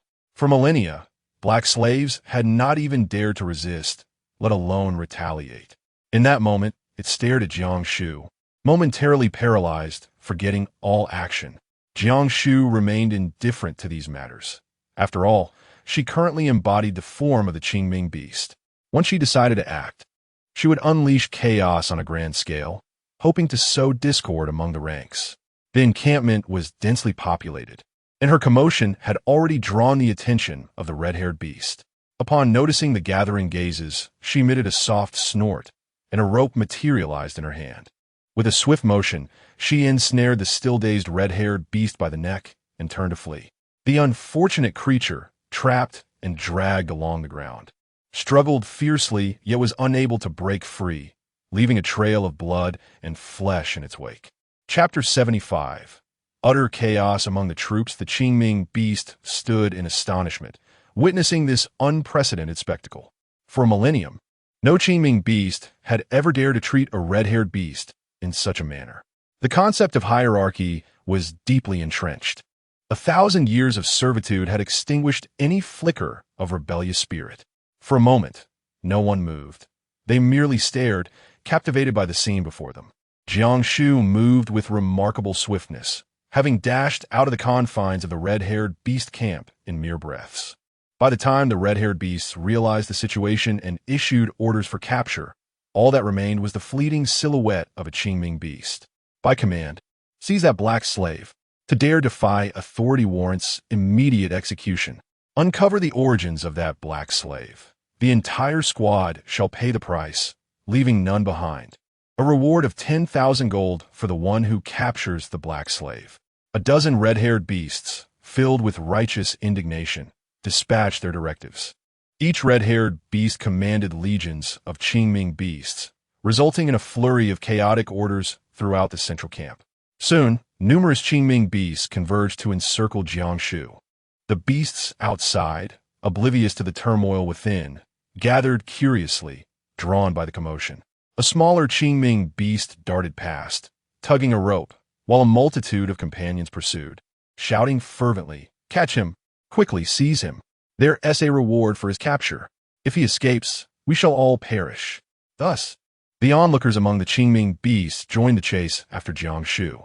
However, her prowess far surpassed that of 99% of the Qingming beasts, rendering them incapable of catching her. She forged ahead, with a dark throng of Qingming beasts brandishing weapons and clamoring behind her, yet they posed no real threat. Observing the chaos in the central command, Jiang Shu turned and charged towards the left army camp. The sentinels, bewildered by the unfolding events, found themselves overwhelmed as the throng from the central camp burst through the gates. Jiang Shu sprinted ahead, fervently shouting, "Enemy attack! Enemy attack! Charge forth! Slay them!" The azure beasts of the left army, from a distance, beheld countless allies rushing towards them. Upon hearing such cries, they were bewildered, unsure of the circumstances, and instinctively grasped their weapons to surge forth. Instantly, a chaotic melee erupted among the azure beasts of both armies. With the flames of battle ignited, they cast aside any memory of the initial cause for conflict. A blow received demanded a strike in return. Jiang Shu stationed himself before the tent of the red-haired beasts, and upon spotting anyone emerging to issue commands, he promptly ensnared them with ropes. In just a matter of minutes, he had captured over a dozen, resembling a string of rice dumplings, and dragged them towards the right army's encampment. The numerous red-haired beasts, unlike the tough-skinned and robust Qingming beasts, were already battered nearly to death by Jiang Shu's onslaught. Thus, as they were dragged, each one fell with a thud, their bodies becoming a gruesome mess of blood and flesh. Jiang Shu harbored an intense loathing for the red-haired beasts. As she found herself within the confines of the right army's camp, a surge of determination coursed through her. With her sword in hand, she swiftly enacted her vengeance. Alas! A dozen or so esteemed red-haired beasts met their untimely demise, their bodies severed from their heads. In a fit of rage, she callously kicked the dismembered remains into the right army's encampment. The young Qingming beasts, who had been curiously peering at the spectacle, were suddenly taken aback as they witnessed something descending from the heavens. Upon discerning that it was the noble red-haired beasts, they were left utterly astounded. With so many red-haired beasts slain within the right army's camp, who would believe that the culprit bore no relation to them? The consequences were dire. Each individual could face scrutiny, or worse, be condemned to share the same fate. In an instant, chaos erupted within the right army's encampment. With Jiang Shu's commotion, the entire Qingming beast army fell into disarray, rendering any further military commands utterly futile. She stealthily infiltrated the midst of the fierce battle, seizing the opportunity to slay a few of the red-haired beasts desperately attempting to quell the uprising. Chaos escalated. At this juncture, only the intervention of Saintess Cassia could quell this turmoil. As Jiang Shu dispatched the crimson-haired beasts, he remained vigilant, concealing his presence while observing the heart of the encampment. There he beheld the most opulent and grandiose tents of the entire army, arranged in a row of 5. Crafted from an unknown material that shimmered in various shades of purple, shifting with the light. The adornments atop the tents were magnificent, featuring large rubies and emeralds, each row glistening splendidly, creating a breathtaking spectacle. It was evident that this was the residence of the esteemed Saintess Cassia, whose affinity for purple and penchant for luxury made her identity unmistakable. With Cassia residing here, it was highly likely that the dragon-horned tiger mother beast was also within the confines of these tents. However, surrounding Cassia's tent were clusters of crimson-haired beast tents, arranged in a chaotic yet orderly manner, akin to stars encircling the moon. Jiang Shu was certain that this was undoubtedly the manifestation of some kind of formation. Given Cassia's elevated status, how could she possibly not have a formation master by her side? Jiang Shu was acutely aware that if she did not maintain her composure, she would have no opportunity to approach. As she pondered this, a sudden wave of terrifying pressure emanated from the purple tent, toppling several nearby colorful tents and sending the ferocious Qingming beast crashing to the ground. Those in close proximity spat blood and collapsed, unconscious. In the next moment, a colossal golden figure, towering over several dozen feet, abruptly materialized. With flowing hair and a sword in hand, the vivid visage of Cassia appeared before her.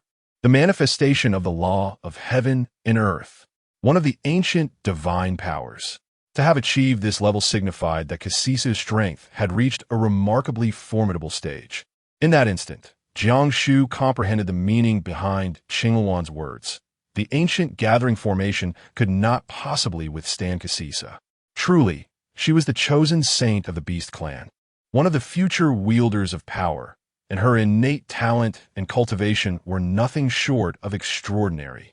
Jiang Shu decisively abandoned the intention to investigate further, retracting his presence. At that moment, the central army and the left flank were embroiled in fierce combat, while the red-haired beast surged forward with a sizable escort to search the right flank. Tensions escalated as both sides were on the verge of conflict. Cease at once. A colossal manifestation of law materialized, and a thunderous roar echoed through the heavens.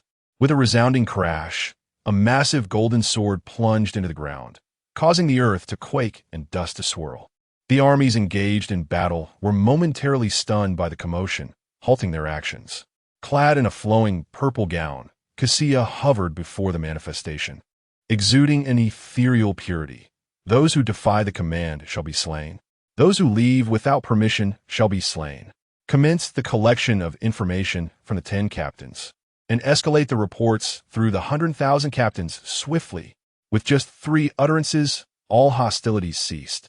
The Qingming beasts relinquished their weapons, gathering in a lively discussion as they began to illustrate their thoughts. Jiang Shu understood that it would not be long before the truth unfolded. If she delayed any further, her situation would become dire. Seizing the fleeting opportunity for movement, she hastily departed. Just as she reached the edge of the camp, she suddenly felt a piercing gaze fixated upon her, followed by the voice of Cassia. That's the little black beast. Halt! Chapter 76, The Wild Master Sister. To your little black beast, just because you command me to stop, shall I comply? I shall not. If you have the courage, come and capture me. With that declaration, she leaped forth in a flash of golden light, already several hundred meters away. A terrifying pressure swept over her. Jiang Shu dared not linger for a moment longer.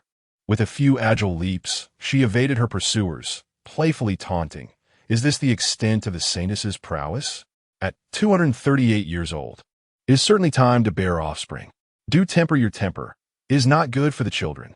Her jest echoed across the entire army.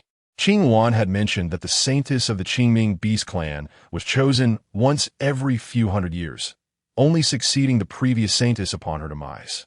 When Cassia ascended to the role, It was due to the previous saintess having lived an unusually long life. At that time, she was already 200 years old and particularly sensitive about her age.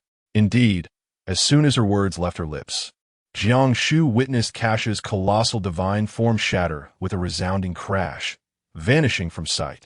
Enraged, a voice filled with murderous intent rang out. "All troops, heed my command. Search for that wretched slave. Spare no effort, even if it takes us to the heavens or the earth. Bring her to me. Search." Jiang Shu harbored no fear of their arrival. Rather, she dreaded their absence. Once liberated from Kasha's constraint, she focused her mind and transformed into the guise of an anti-demon soldier, wandering freely. As she had anticipated, the Qingming beasts dispatched for the hunt operated in squads, each consisting of 30 to 50 members. They meticulously scoured the grass, the woods, and every conceivable hiding place. Jiang Shu appeared and vanished like a specter, wielding the unparalleled sharpness of the Luo Tian sword. With a silent strike, he dispatched an entire squadron, effortlessly extracting the beast souls using the Futon technique. After toiling through the night, the count of beast souls surged by nearly 5,000. This figure, however, held no significance against the formidable army of 1,000,000 Qingming beasts, which remained utterly oblivious to the loss. Jiang Shu found the pace too slow and, in a moment of inspiration, devised a trap using formations. With a single setup, she could ensnare hundreds or even thousands of beast souls. By employing multiple formations, she could amass nearly 10,000 souls in a single day. After 3 days, her collection of beast souls reached an astonishing figure of 100,000. Beginning on the following day, anti-demon troops emerged, dividing into small squads and engaging in several skirmishes of varying magnitude. Both sides sustained injuries. Jiang Shu felt a surge of joy. The inclusion of the anti-demon army rendered the situation plausible. Otherwise, the sudden disappearance of nearly 10,000 troops in a single day would have been inexplicably strange. In this scenario, the saintess would perceive the anti-demon army as overwhelmingly powerful, sparing her from any suspicion. On the third day, just as Jiang Shu had gathered a batch of beast souls and was contemplating the creation of traps, she suddenly sensed a gaze fixed upon her. It was eerily silent. She could not discern whether the individual had been present all along or had merely appeared during her musings. Turning around, she beheld a rotund man scrutinizing her. His hair, of medium length, framed his face, and his ensemble, a gray robe paired with casual trousers and an incongruous t-shirt, was both odd and somewhat eye-catching.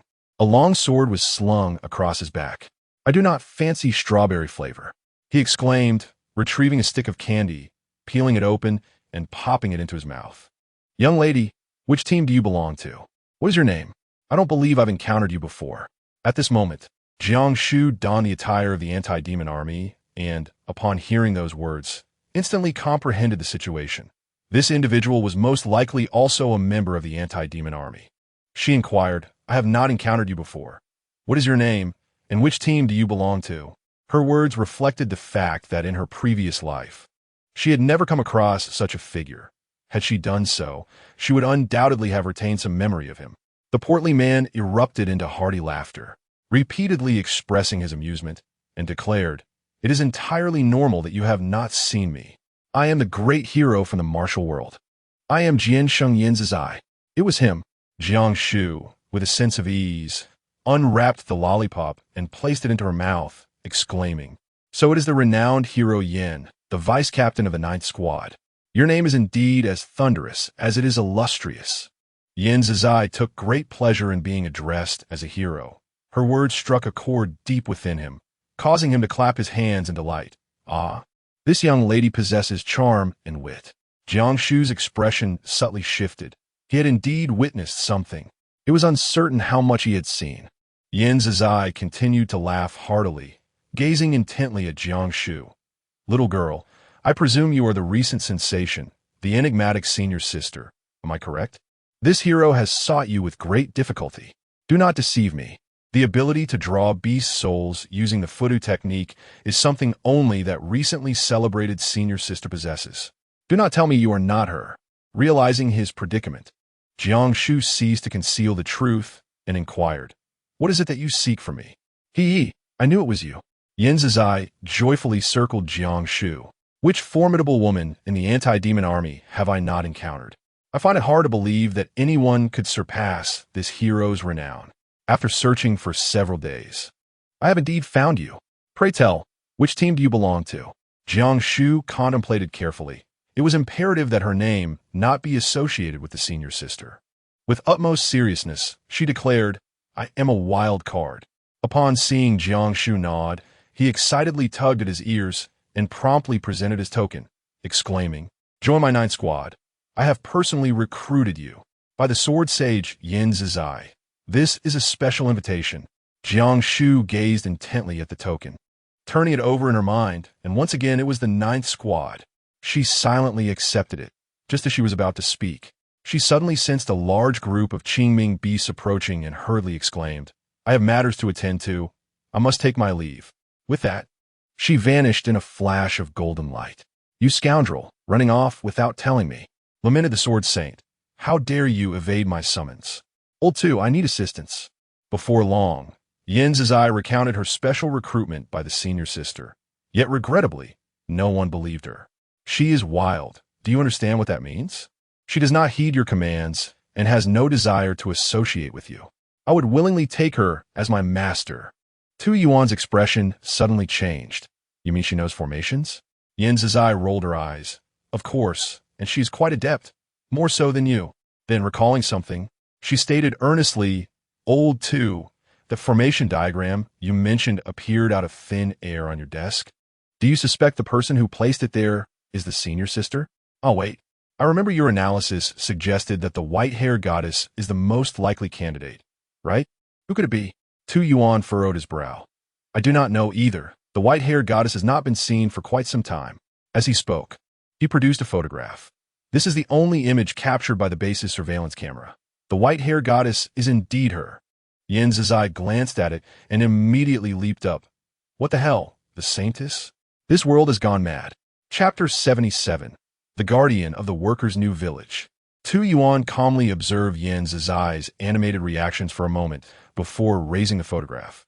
"Do you recognize her?" Yin Zizai, at a loss for words to express her tumultuous emotions, jumped closer. "This hero has traversed the Jianghu. Is there anything I do not know?" "Old 2, please do not imply that this fierce woman knows me. I would not dare to claim acquaintance with her. That woman is a ruthless exterminator. Those uncultured beasts tremble in her presence. You can only imagine her ferocity. Did you not hear that she is a once-in-a-thousand-years genius among the Beast clan? I am a genius as well, and I merely thought to pay her a visit." Tu Yuan could not help but chuckle. "After all these years, it is the first time I have seen you react as if you have encountered your nemesis. Did you engage her?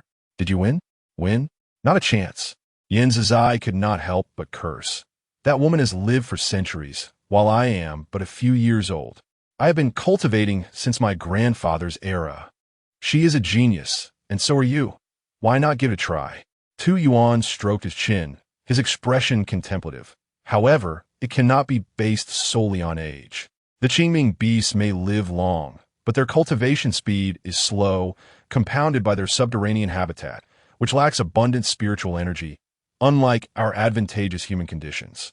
If you cannot win, then so be it. There is no shame in that." As Yin Zizai prepared to leap once more, Tu Yuan restrained him and said sternly, "Hold your excitement for a moment. Let us analyze the situation. According to your assertion, this individual is the saintess. However, the true saintess would never save humanity nor deliver the formation diagram to my desk. This implies that there are 2 saintesses?" Yin Zizai rolled his eyes in disdain. "You expect that this woman would save lives and even provide you with a formation diagram? Dream on. She would rather crush you." He continued, "It's not that there are 2 saintesses. What if someone is skilled in disguise? Or perhaps enjoys cosplay? Disguise?" Tu Yuan's gaze darkened as he slowly replied, "To change one's appearance. A member of the anti-demon army adept in disguise. Do you know who it is?" Yin Zizai exclaimed with excitement, "Quick, tell me. Who is it? I had no idea we had such talent in our team." Tu Yuan lowered his head and then shook it slowly. "I do not know who it is." At that moment, A squad of Qingming beasts approached from a distance, and the two quickly concealed themselves, seamlessly coordinating their flanking attack. Swiftly taking down the squad, Yin Zizai stretched lazily. After all these years, I still work best with you, old Tuesday. This hero no longer wishes to fight solo. By the way, how can you scatter all our troops like this? What will you do when the higher-ups come looking for you? Your old man isn't here to protect you now. Tu Yuan replied, when the soldiers arrive, we shall deal with them then. For now, my only desire is to neutralize the enemy's strength to the greatest extent possible. Old Yin, lead me to that senior sister. I wish to persuade her to collaborate with us. Meanwhile, Caxisha seethed with rage, realizing she had been deceived, but unable to admit that her impulsiveness had led to such a significant loss. She could only grit her teeth and swallow the bitter defeat. In the room, the tables and chairs had been reduced to dust, and Caxisha remained unsatisfied, wishing to overturn the entire tent. Useless. They are nothing but a bunch of worthless fools, losing 60,000 troops and not capturing a single slave. What purpose do they serve? Nearby, the silver-haired saint envoy cautiously spoke. Saintess, we have received word from the high priest, inquiring why we have yet to breach Jiang City. Caxisha, still furious, sneered, as if I am unaware of that old fool's intentions. Beinuo, do you believe that if I take Jiang City today, he won't come tomorrow? The situation remains uncertain, and all armies are waiting and watching. Why should we be in a hurry? Once others breach the capital, we can leisurely converge with them. Just tell him that our forces are thwarted by the ancient formation, and I am powerless to break it. Beinuo lowered his head and nodded, hastily sending the message. The Qingming beast army lingered outside the formation, while fewer remained within, and gradually, a sense of humanity returned along the path. After several days of recovery, one could occasionally see one or two figures searching the ruins, hoping to find something to eat amidst the rubble. In many densely populated areas, there are occurrences of the anti-demon army. Jiang Shu recalled that Li Zhou had mentioned the demon resistance army would disband and transform into guardians scattered across various districts. Given the scale of the workers' new village, it was likely that some would be assigned here as well. The atmosphere felt rather peculiar. She had been away for 3 whole days, and typically, after such an absence, everyone would gather around her with warm enthusiasm. At this moment, Qing Luan dangled from the beam, appearing indifferent to the situation. Upon a slight perception, she sensed the death of the 6-headed Qingming beast battle pets bound by contract. The others, Mei Bo, Lu Shi, and Li Guangming, displayed expressions of sorrow, sighing heavily. What troubles you all? Jiang Shu teased as she settled down at the tea table. Gulme, let's enjoy some tea. What transpired during my absence? Lu Shi abruptly grasped Jiang Shu's sleeve. Miss Jiang, a formidable member of the Demon Resistance Army, has arrived in the community. All the survivors have flocked to him. He declared that this neighborhood now falls under his jurisdiction and demanded that everyone submit their supplies for his centralized distribution. What are we to do? I sense that this officer bears a considerable displeasure towards us. Li Guangming interjected angrily. What do you mean you sense? It is blatantly obvious. They demanded that we open our doors for inspection, but we refused. They issued an ultimatum. If we do not comply by this afternoon, they will demolish this building. With the strength of the Demon Resistance Army, my safe house cannot withstand such pressure. They are nothing but a band of robbers. Jiang Shu savored the exquisite pu'er tea, pouring a cup for each person while relishing the flavors and listening to their conversation. Once both had finished speaking, she inquired, "What is the name of the commander who has arrived?" Lu Shi replied, "I have inquired. The commander of the anti-demon army mentioned that their captain is named Gao Lin, and he is quite formidable." Gao Lin? The vice-captain of the 3rd Squad, Gao Lin? Jiang Shuduan's hand paused slightly as she served tea, a smile gracing her lips. How fortuitous it was for Gao Lin to appear here. One could only suspect that he had come under the guise of a protector, harboring personal vendettas instead. Chapter 78. A Clash Once More. Jiang Shu contemplated for a moment and decided to clarify the situation. I harbor certain personal grievances with Captain Gao, and it is entirely natural for him to seek revenge at this opportunity. However, there is no need for concern with my presence. He will not stir up any significant turmoil. Should anyone demand entry, you need not pay them any mind. Speaking of Gao Lin, had he not emerged on his own, she might have almost forgotten him. On that occasion, she had spared Gao Lin's life. Subsequently, his sister, Gao Lu, approached Zhao Zijing, colluding to attempt to eliminate her, only to be thwarted by a Bao's counterattack. She had intended to settle accounts with Gao Lin, but regrettably, she had been preoccupied with various matters. Little did she expect that Gao Lin would resurface, and even go so far as to slay his 6 battle pets. These 6 battle pets, possessing commendable strength, were typically employed for guarding duties. However, against the advanced weaponry of the anti-demon army squad, they stood little chance. This enmity must be remembered. Jiang Shu sipped her tea and opened the phone that she had handed her, revealing several missed calls and a few text messages. Do you think hiding in that turtle shell will keep you safe? As long as I desire it. None of you will survive. Jiang Shu, I shall slowly settle the score for my sister. Prepare to embrace your doom. The community group chat was still active, and everyone was jubilant about Gao Lin's sudden arrival, chatting animatedly. The commander of the anti-demon army is here. We are saved. He mentioned that he would break down Jiang Shu's door this afternoon to distribute food to us. Ha! Finally a formidable presence. I wonder how Jiang Shu will hide in her house now. I want to witness her demise. We are finally going to have food. I've awaited this day with great anticipation. Evil will be met with its own kind. Let's see how Jiang Shu remains arrogant now. She could hardly be bothered with such remarks, scrolling further up to discover something intriguing. Several photographs caught her eye, likely taken right after Gao Lin had dispatched her battle pet. Gao Lin, wearing sunglasses and clad in the anti-demon army uniform, stood confidently among more than 20 subordinates. Beside him, Zhao Zijing wore a smug expression, chest puffed out, while Jiang Zhonghe appeared in awe. Jiang Yuji stood beside Gao Lin, her delicate figure almost pressed against him. Just a few photographs have garnered countless accolades. Captain Gao is wise and formidable. The 6 beasts that have besieged us for so long have finally perished.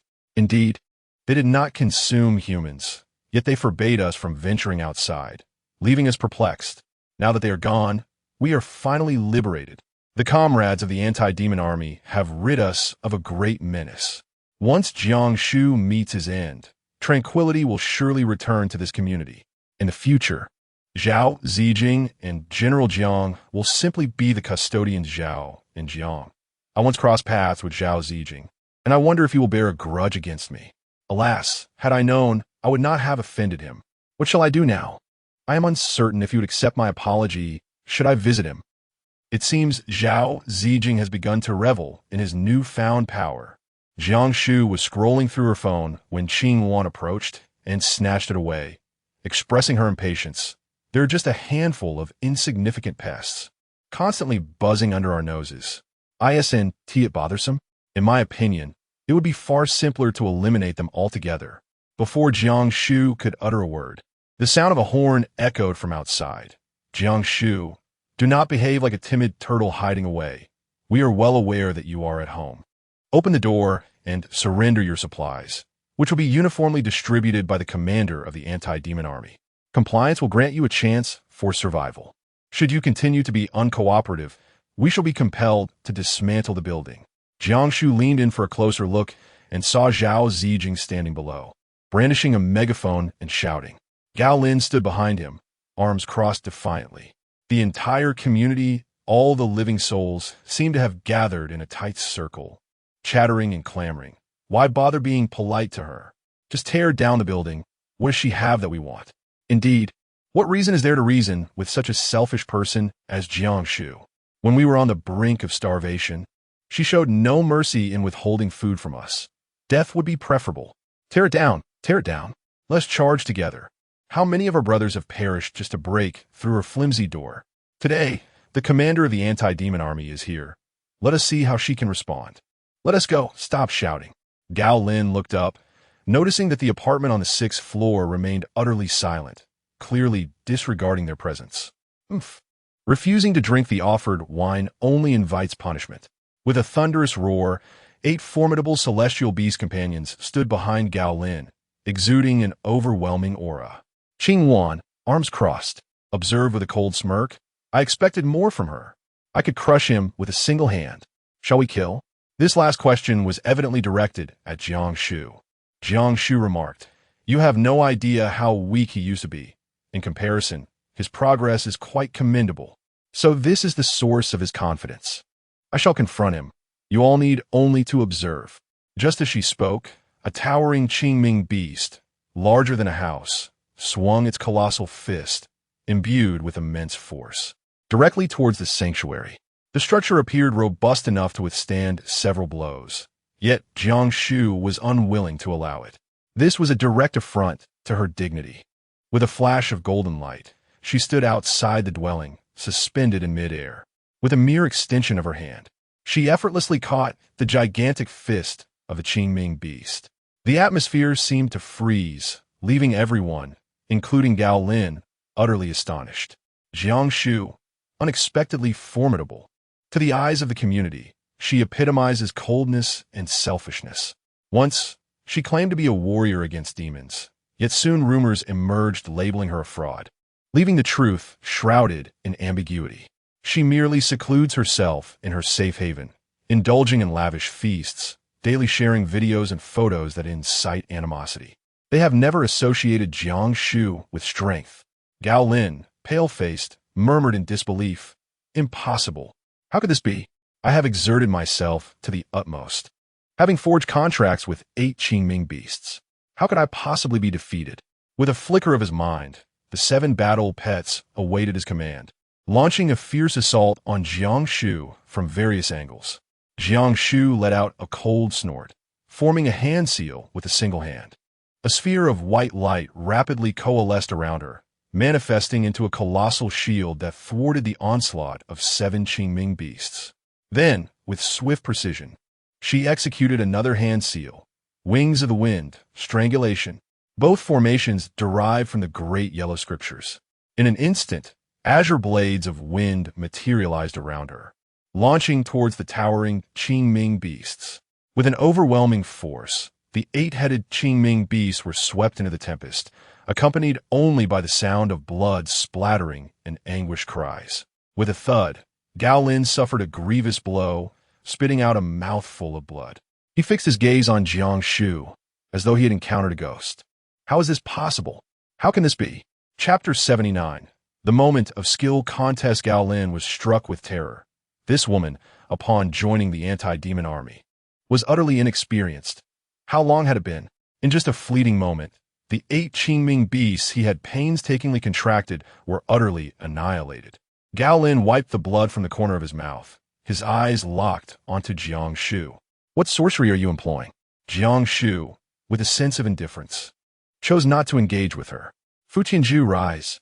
8 ethereal spirits of the Qingming beasts were summoned and stood in a line behind Jiang Shu. She cast a cold gaze upon Gao Lin and his dozen or so subordinates. Although she was not inclined to harm those from the anti-demon army, these individuals were indeed scoundrels. The menacing aura emanating from Jiang Shu was palpable, and a female team member named Kong Min pointed an accusing finger at her, exclaiming, "You, Jiang Shu, we are comrades from the same base. Do you truly wish to kill us? We merely asked you to surrender the supplies without any ill intent. Do you believe I won't report this to the base immediately? You'll have no recourse then. By all means, give it a try." Jiang Shu retorted with a cold snort. With a mere thought, her summoned beasts let out a deafening roar, their long tendrils extending toward Kong Min.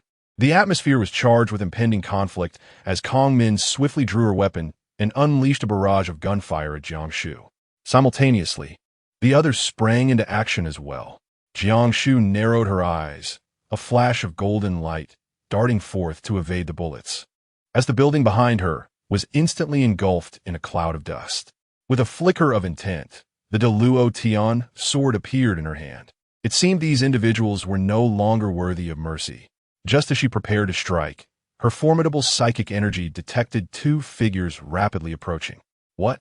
In an instant, both the Deluo Tian sword and her 8 soul companions vanished, and Jiang Shu's figure plummeted from the 6th floor like a kite severed from its string. Kong Min, believing she had injured Jiang Shu, was filled with elation. Snatching a teammate's staff, she leapt forward, intent on delivering a fatal blow. Umph. I thought I was facing a formidable opponent, but you're merely a paper tiger. No matter how impressive your act, you cannot stand against us. D. In your next life, may you be born into better circumstances, and do not oppose us. With all her strength, she swung the staff down upon Jiang Shu's head. But suddenly a surge of overpowering force struck her. Before she could react, both she and the staff were sent flying. A voice, laced with fury, rang out. Umph. Gao Lin, did you come here as a guardian, merely to bully the weak? Jiang Shu, seated on the ground, curved her lips into a smile. Tu Yuan and Yin Zizai had arrived. She immediately feigned distress, clutching her chest, attempting to rise, but failing. A powerful hand cradled her. Are you all right? This was their first encounter since Tu Yuan had expelled her prior to the apocalypse. His hand radiated warmth, and Jiang Shu felt her heart racing, steadying her breath. She replied, not dead yet. As she spoke, she coughed up a mouthful of blood.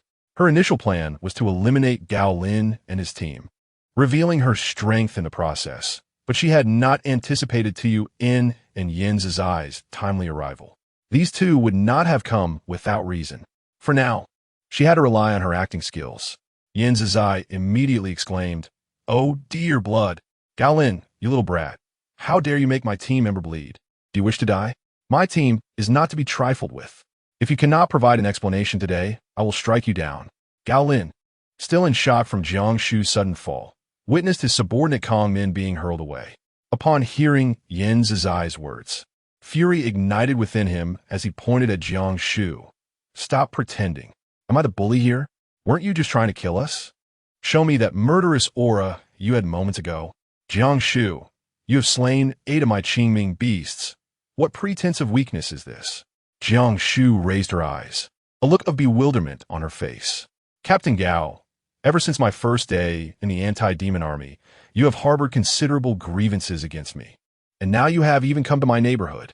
With so many of you threatening to demolish my home, am I not entitled to resist? You accuse me of slaying your 8-headed Qingming beasts. Yet where is your evidence? Fearing Tu Yuan's suspicion, she categorized Gao Lin's remarks as a reasonable act of defiance. Gao Lin, pointing at his subordinates and the onlookers, was so incensed that his face contorted with rage. Jiang Shu, with all these witnesses to your slaying of my battle pet, you dare ask me for evidence? Is it necessary for me to present anything? Stop pretending. Do you believe I? Tu Yuan turned, casting an oppressive gaze upon Gao Lin. What do you intend to do, Gao Lin? Are you aware of the responsibilities of a protector? Your blatant corruption. Before Tu Yuan could finish her statement, Gao Lin interrupted with a cold laugh. Indeed, I am the protector here, and everyone in this vicinity should heed my commands. Is there something wrong with me disciplining Jiang Shu for refusing to comply with orders and returning resources for unified distribution?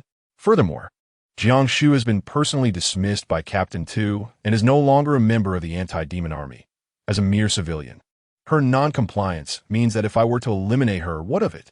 I would like to inquire of Captain Tu what her intentions are. Today's events will certainly be reported to the capital, and I will request that Elder Zhang personally adjudicate this matter. Yin Zai could no longer contain himself and began to curse. You dare to report this to the capital? Who doesn't know that the Gao family is merely a lapdog for Elder Zhang in the capital? If you wish to threaten old Tu, say it plainly instead of dancing around the issue. Gao Lin, unable to hold back his anger, engaged in a heated exchange with Yin Zai. Jiang Shu quietly observed Tu Yuan. It had been a long time since they last met. He had grown darker and thinner, his eyes sunken deep, a testament to countless sleepless nights. Noticing his gaze upon her, she hastily inquired, "Have you come here for a specific purpose today?" "Not particularly," he replied. "I merely heard that Gao Lin applied to become a guardian here, and I wanted to see if he has caused you any trouble." Tu Yuan lowered his head, rendering his expression unreadable. After a brief pause, he added, "It seems that everyone around you is rather unfriendly. If you wish to relocate elsewhere, I can assist you." For reasons unbeknownst to her, a flicker of joy danced in Jiang Shu's heart as she shook her head. "My grandfather has grown accustomed to this place. I do not wish to trouble him by moving elsewhere. I can handle these people, so there is no need for you to worry. I can also deal with Gao Lin. Tu Yuan nodded, as if he had something further to express. Hesitating for a moment, he asked, during your time at the base, did you encounter anyone unusual? I once encountered someone skilled in disguise who impersonated both myself and the Beast Clan Saintess. I am eager to find that individual. Chapter 80. It turns out she has entered the demon cave. A sudden pang of anxiety struck Jiang Shu as she realized that Tu Yuan's visit heralded trouble. She was uncertain how he had discerned any clues or how much he truly knew. Meeting Tu Yuan's probing gaze, she responded with unwavering composure. Surely, you do not suspect me? Do you truly believe I could disguise myself as you or that so-called saintess? What could possibly lead you to doubt my integrity? Tu Yuan, taken aback by her barrage of questions, exhibited a visibly awkward demeanor. I do not suspect you. I merely have this instinct that suggests a connection, even though it seems implausible.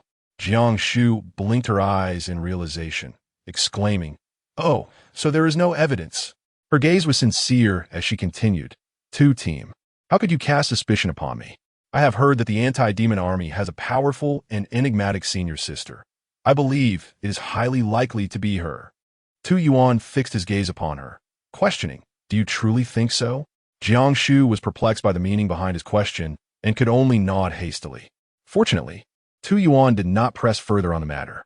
Casting a glance around, he inquired, "Is there anything to eat?"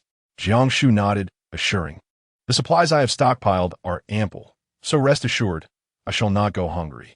Tu Yuan appeared momentarily at a loss for words. After a brief silence, he remarked, "The number of survivors in your community exceeds my expectations. Should you find yourselves in need of resources, do not hesitate to inform me." As he spoke, he produced a radio communication device and handed it directly to Jiang Shu, adding, "In the event you encounter insurmountable challenges, you may also reach out to me." Jiang Shu gazed at the palm-sized wireless communication device in her hand, adorned with a small deer sticker, clearly the very set she had surrendered upon her expulsion. That little deer was affixed by her own hand. Tu Yuan looked at her. Her fair, oval face remained as it had always been, plump and radiant like a peach, exuding a vibrant vitality. Her attire was clean and neat, and she emanated a fresh, pure fragrance. Despite enduring the apocalypse, she appeared unchanged, neither having starved nor sustained injuries. That was indeed commendable. He extended his hand as if to pat her head, but it ultimately rested on her shoulder as he said, "Since you can manage, I shall take my leave. Take care." As he spoke, he pulled away the agitated Yen Zizai, who was on the verge of a quarrel, stating, "We're leaving. There's nothing for us here." "Leave? How can you just leave? I haven't finished speaking yet." Yen Zizai instinctively turned to Jiang Shu, exclaiming, "I've seen this young lady before. Isn't she the one in the photo by your bedside? Finally, I get to meet her. I must say a few more words." Tu Yuan's face flushed crimson as he hurriedly interjected, "That's merely a group photo of Team 9. Everyone is in it." Before he could finish, Yen Zizai interrupted, "I'm not referring to that one. Don't you also have one in your wallet?" Tu Yuan swiftly covered his mouth, forcibly dragging him away. Jiang Shu struggled to comprehend the situation, yet there was no opportunity for further inquiry. As she witnessed Tu Yuan depart, her gaze, imbued with murderous intent, turned towards Captain Gao Lin. "Captain Gao, our accounts are far from settled." Faced with Jiang Shu's enigmatic smile, Gao Lin inexplicably shivered, a primal instinct urging him to flee this place. He nearly pleaded, "Tu Yuan, please, take me away. Allow me to leave. I request a transfer and a new guardian for this area. Now that you are here, it would be best to remain. Tu has no authority to interfere. Act wisely." Once assured that Tu Yuan and Yen Zizai had indeed left, Jiang Shu let out a cold laugh. With a mere thought, the 8-headed Qingming beast spirit reappeared. "Gao Lin, now that you have entered, there is no escape." Instantly, the 8-headed Qingming beast spirit dispersed, encircling the entire community. "Should you wish to exit, you shall meet your demise at the hands of your own battle pets." "What are you doing, Jiang Shu? We are the guardians of the anti-demon army. You intend to trap us here." Gao Lin scoffed. "You underestimate us. With just these few Qingming beasts, you think you can contain us? once we break free. Just these? Jiang Shu replied with a light chuckle. Who said that? In an instant, over 100 Qingming beast spirits materialized, 3 steps apart, 5 grouped together, sealing every possible escape route. Gao Lin's face turned ashen. He now realized there was still some rationale to be found with Tu Yuan, but with Jiang Shu, they were already sworn enemies. What was there to fear? Zhao Zijing, who had remained silent until now, saw Jiang Shu unleash such numerous soul pets and collapse to the ground, utterly defeated. It's you. It's truly you. So, the Qingming beasts surrounding the community were released by you. Jiang Shu, you conspire with those man-eating beasts. Upon Zhao Zijing's revelation, the crowd reacted, erupting in outrage. So was she. No wonder those Qingming beasts do not consume humans nor allow us to leave. She aims to starve us to death. Jiang Shu, you wretched being. What malice lies in your heart? What have we done to provoke your wrath? Commander, Jiang Shu is a traitor to humanity. She must be eliminated. Indeed, those terrifying giants heed her command. How can she be anything but a traitor? Kill her. Woe betide us. No wonder she lets us perish and hoards our provisions. It was her intent for our demise. Is this the act of a human? Oh heavens, save us. Amidst the cacophony of cries, Gao Lin's expression grew increasingly grim as he turned to Jiang Zhanghe beside him. Is it true what they say? Has Jiang Shu truly employed the Qingming beasts to trap everyone within the community? Jiang Zhanghe had long been aware of the matter and dared not to lie, stating, what they say is indeed true. Only 1/10 of the entire community fell victim to the jaws of the Qingming beast. The rest were ensnared by Jiang Shu's machinations, either perishing in mutual slaughter or succumbing to starvation. Kong Min and the remaining members of the anti-demon forces grew increasingly alarmed as they turned to Gao Lin. Captain Gao, it seems we have unwittingly entered a den of demons. What shall we do now? Perhaps we should unite to eliminate Jiang Shu and fight our way out. A wave of helplessness washed over Gao Lin as he closed his eyes, consumed by regret. He had believed that his enhanced strength would enable him to avenge his sister by vanquishing Jiang Shu, enduring countless hardships to become a guardian in this community. Little did he realize he had walked into a death trap.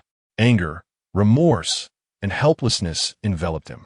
With a heavy sigh, he lamented, my battle pet has perished, and I bear severe injuries from the backlash. With just few, we cannot confront her head-on. Moreover, the multitude of Qingming beast souls lurks outside. We must feign submission and seek another opportunity. Having spoken, Gao Lin suddenly knelt upon the ground, declaring, Jiang Shu, the victor claims the throne while the vanquished are deemed outlaws. I am no match for you, and I concede. I, Gao Lin, along with my subordinates, am willing to heed your commands. Chapter 81. The Great Man Who Can Bend and Stretch. Seeking Mercy? Jiang Shu cast a cold gaze upon Gao Lin, who knelt upon the ground, his brow bowed in an expression of subservience. Observing this, Kong Min also chose to kneel, her voice tinged with defiance as she exclaimed, Jiang Shu, we have all knelt before you in supplication. What more do you desire? We are all members of the anti-demon army, united under the same banner. I never anticipated you would behave in such a manner, compelling us to plead before you. Her words incited a wave of indignation among the others present. Jiang Shu let out a cold laugh. I never asked you to beg me. You are free not to do so. Furthermore, her gaze turned icy as she swiftly delivered a resounding slap. With a sharp crack, Kong Min was sent flying several meters away. Jiang Shu leisurely remarked, when seeking assistance, one must possess the demeanor befitting a supplicant. The others immediately fell silent. Jiang Shu had no intention of sparing a few individuals. She harbored doubts about Gao Lin's genuine submission, believing it to be merely a pretext for a potential reversal of fortunes. As she regarded them, a different notion suddenly took shape in her mind. Since you have conceded defeat and knelt before me in supplication, to withhold forgiveness would render me in the wrong. She declared, very well, I shall reluctantly grant you a reprieve. There is no need for you to pledge your loyalty to me, as I have no use for you. Just refrain from troubling me. Upon hearing these words, Gao Lin let out a long sigh of relief.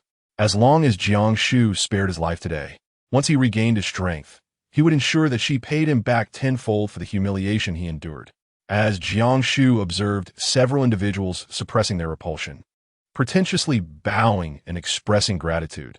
She couldn't help but tug at the corners of her mouth. What a magnificent embodiment of resilience and adaptability. Downstairs, the moment Jiang Shu departed, Gao Lin's countenance transformed, his gaze fixated on Zhao Zijing with palpable malice. "You clever little rascal, you've concealed yourself well. With so many of us here, you've led us all to ruin." Just moments ago, Zhao Zijing had basked in the admiration of those around Gao Lin. Now, he found himself kneeling on the ground with a thud.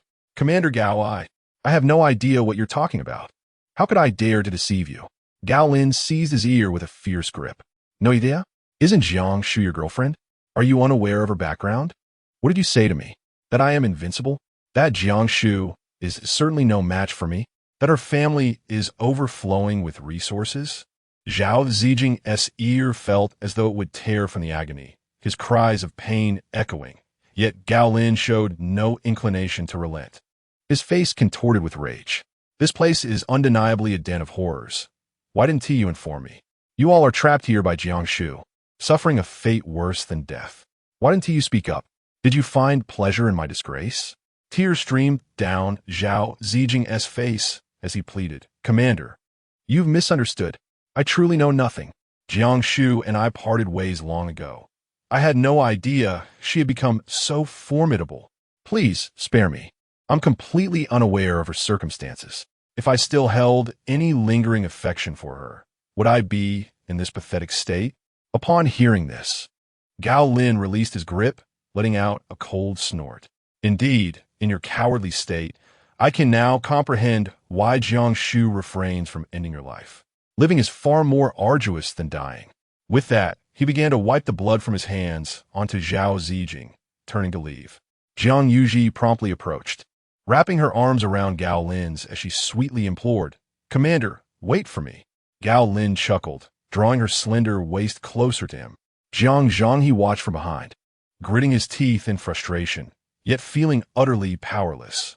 Jiang Yuji's advantages as a woman are vividly displayed, yet he finds himself utterly helpless. Observing this, Kong Min scoffed. "President Jiang, had her daughter not been sullied by those little beasts, our commander would have taken a liking to her as well. What a pity. Otherwise, you would have been the foremost figure before our commander, rather than enduring such a dismal situation." Jiang Zhanghe remained silent, and within just a few days, his hair had turned gray. In the wake of that devastating fire, Zhao Shu perished, leaving only 2 of his subordinates. Ultimately, succumbing to the pressure from Zhao Yuji's side, they betrayed him. Jiang Rushue, overwhelmed by stimuli, oscillates between moments of clarity and confusion. In his bouts of madness, he becomes estranged from all. Now, he finds himself a true solitary figure, yearning for vengeance, yet helplessly witnessing Zhao Yuji align herself with the formidable Gao Lin. He feels utterly powerless. The little girl who once crawled at his feet, seeking sustenance, has now evolved into an entity beyond his reach. When did this transformation begin? I inquire, why did you not seize such a splendid opportunity to eliminate them? They feign humility with their insincere kneeling. Surely, you do not take it to heart or allow your compassion to sway you. Jiang Shu, with a sense of helplessness, shrugged her shoulders and remarked, "I had no intention of sparing them. I originally intended to eliminate them. However, upon their kneeling before me, I was struck by the thought that perhaps they could serve a different purpose. So I decided to let them live for the time being. After all, they won't consume my rice, so why not let them continue to exist?" Qing Wan, intrigued, immediately approached and inquired, "What do you intend to do with them?" Jiang Shu smiled gently, shaking her finger. "It's a secret. I haven't formulated a plan yet." The space within her cosmic bag was boundless and vast. She carved out a portion to serve as a military camp, amassing a staggering 100,000 soul pets, a dark mass of them. Akiki was indeed the finest formation master, training this formidable legion under his command in various formations, their movements precise and disciplined, exuding an imposing aura. If unleashed, she was confident that these 100,000 soul pets could easily vanquish twice their number of Qingming beasts. However, this remained her trump card, one that she could not afford to reveal until the very last moment. Moreover, she could still gather more. After surveying the area, Jiang Shu proceeded to another section to see a bao. She had created a small paradise filled with a bao's favorite things: mountains, water, and a room arranged just like hers, complete with a kitchen overflowing with grilled meats. A bao lay quietly on the bed. According to the outside world, 5 or 6 days had passed, while within the cosmic bag, over a month had elapsed. Compared to a few days prior, he was now enveloped in a golden radiance, exuding an air of sanctity and nobility. With no one around, Jiang Shu took a seat, gazing at a bao in a daze, murmuring softly, "A bao. I have grown stronger now. No one can threaten me anymore. It seems I do not harbor as much hatred for them as I once did. Yet, I know I must continue to grow even more powerful. I plan to seize the dragon horn tiger mother beast. It's fortunate you are asleep, so I need not worry about your identity being exposed. Well then, I shall take my leave." As Jiang Shu departed, he failed to notice the tangible golden veil, which suddenly quivered, drawing in its entirety, much like a siphon, into the very essence of a bao's being. Chapter 82. The Mysterious Powerhouse That Breaks the Formation. Jiang Shu's consciousness emerged from the Qian Kuan bag, and after a moment of contemplation, she sought out Qing Wan. With Gao Lin present, even the safe house no longer felt secure. If she were to venture outside, she could only rely on Qing Wan for their protection. Fortunately, after merely 10 cups of milk tea, Qing Wan readily acquiesced. Before departing, Jiang Shu quietly took a glance at Gao Lin. Her initial intention was to first infiltrate the Kasha camp, ascertain the whereabouts of the Dragonhorn Mother Beast, and then capture Gao Lin and his companions as bait to hunt the beast. Of course, should Gao Lin exhibit any suspicious behavior or dubious intentions before her departure, she would not hesitate to eliminate him immediately. Since his arrival in the workers' new village, Gao Lin had been residing in Jiang Yuji's villa, meticulously guarded by both her personnel and his subordinates. The security was at its utmost level. However, for some unknown reason, there was not a soul in sight that night. In a flash of golden light, Jiang Shu's figure materialized atop the villa's second-floor eaves. Just as she was about to locate Gao Lin, she suddenly heard a delicate laugh emanating from the room behind her. "You rascal, I never expected you to play so extravagantly. Only I, the mistress, could satisfy your desires," followed by a man's delighted gasp. Jiang Shu was momentarily taken aback. Despite the altered tone, she instantly recognized the two individuals as Gao Lin and Jiang Yuji. Peering through the partially opened window, she was met with the sight of Zhao Yuji's fair body swaying, causing her eyes to ache. Inappropriate for children, indeed. These two. A tempest of thoughts raged within her mind. Gao Lin was not yet 30, while Jiang Yuji had already crossed into her 40s, a woman in the twilight of her youth. This was utterly shocking. Suddenly, she comprehended the reason behind the absence of any guards that night. Just as she was about to depart, a furtive figure climbed over the courtyard wall and landed in the yard. Though not particularly agile, it was evident that this person was accustomed to physical exertion. Jiang Shu suddenly became intrigued, concealing herself as she quietly observed the figure. The individual entered the courtyard, cautiously surveying the surroundings. Once assured that no one was present, he swiftly darted into the hall and ascended the staircase towards the second floor. It was evident that he was quite familiar with the layout of the place, his likely target being the two individuals engaged in a tumultuous affair upstairs. What audacity! Jiang Shuning concentrated intently on the sound around her. After a few minutes, a sharp ding resonated, followed by the unmistakable sound of metal striking the ground. This noise was all too familiar, the specially designed grenades of the anti-demon army. Instinctively, she turned and sought refuge beneath the eaves of another room, feeling the house shudder violently. With a thunderous crash, debris of furniture mingled with shards of reinforced concrete cascaded downwards. The opulent villa was reduced to ruins, half obliterated by the explosion. From within, Gao Lin's enraged voice erupted. Who the hell is tired of living?" The shadow had already darted away from the courtyard, and by the time Gao Lin hastily donned his clothes and pursued, it had vanished without a trace. From her elevated vantage point, Jiang Shu discerned the truth. The shadowy figure obscured its face, yet in its panic, it inadvertently revealed its identity. Indeed, it was Jiang Zhanghe. Truly, one who has dominated Jiang City for decades possesses both ruthlessness and audacity. Jiang Zhanghe was acutely aware that Jiang Yuji and Gao Lin had united. As a man who had fallen from power, he would undoubtedly be the first to become a victim under their command. At that moment, one would certainly be caught off guard. If his scheme succeeded, he could eliminate the two formidable leaders, Jiang Yuji and Gao Lin, who had joined forces.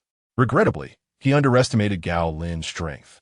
Even without his battle companion and devoid of any defenses, the physical prowess of the vice-captain of the anti-demon army was not something an ordinary person could rival. Jiang Shu did not anticipate that she would inadvertently witness such a captivating scene. Gao Lin had already sprinted off into the distance, while she glanced into the room. Now a mere ruin. Amidst the steel and concrete, a severed white arm lay buried. Jiang Yuji has passed away, never to return again. Jiang Zhanghe has once again turned his hand against his own sister. Jiang Shu let out a sigh of disappointment, losing interest in watching Gao Lin pursue accountability, and quietly departed. She made her way directly to Cassia's encampment, albeit via an alternative route. The camp faced the ancient gathering formation, where both defenses and the guards of the three armies were at their strongest. Exiting from the northernmost part of Jiang City allowed her to approach the rear of the encampment. She wondered if an opportunity might present itself. Although she had to traverse a longer distance, it was certainly worth the effort. Half an hour later, Jiang Shu found herself at the edge of the gathering formation, only to discover that the light barrier here had significantly weakened, as if it could shatter at a mere touch. This was abnormal. With a slight sense of awareness, she discerned a figure cloaked in black robes standing 200 meters ahead. The ground before him was adorned with dozens of formations, each radiating a kaleidoscope of colors. He was dismantling the formation. "Who are you? What are you doing?" Jiang Shu exclaimed angrily, her spirit igniting as she brandished the Deluo Tian sword. Leaping forward, the gleaming blade aimed fiercely at the figure. This location was too remote, had she not happened upon it by chance. The great formation protecting Jiang City could have been silently unraveled.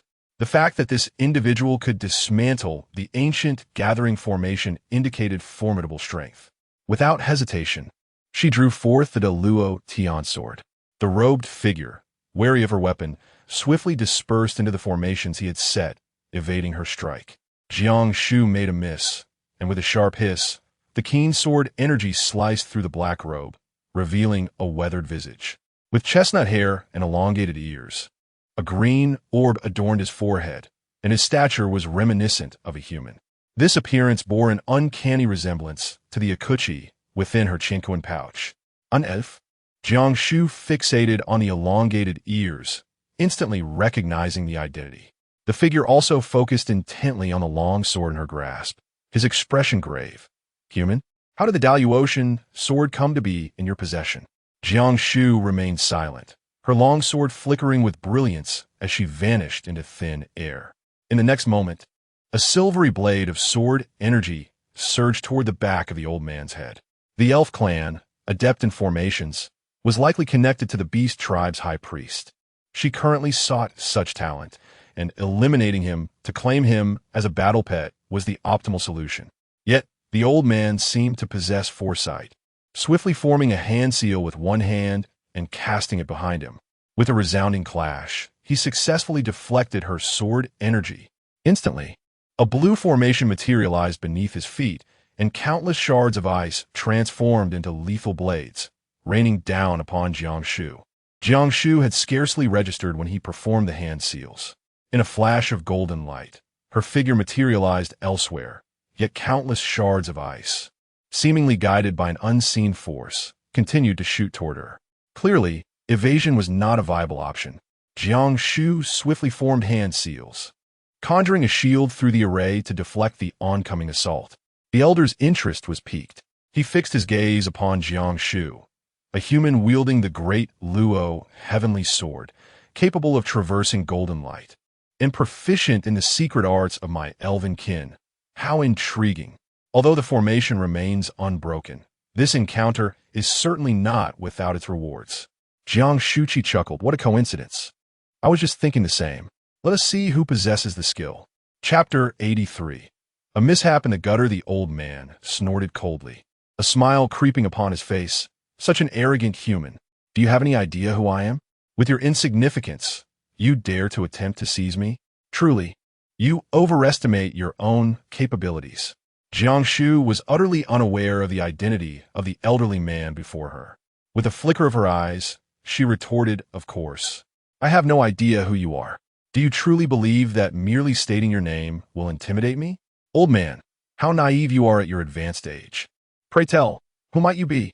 However, the old man was impervious to her provocation, and instead, he became irate. Despicable human. Once I capture you, I shall reveal my true identity. No sooner had he spoken than several fireballs, accompanied by waves of scorching heat, hurtled toward her. Jiang Shu was astounded. The old man's array techniques surpassed anyone she had ever encountered. She had not even witnessed how he cast the spells. It seemed as if he merely willed them into existence, effortlessly conjuring various formations.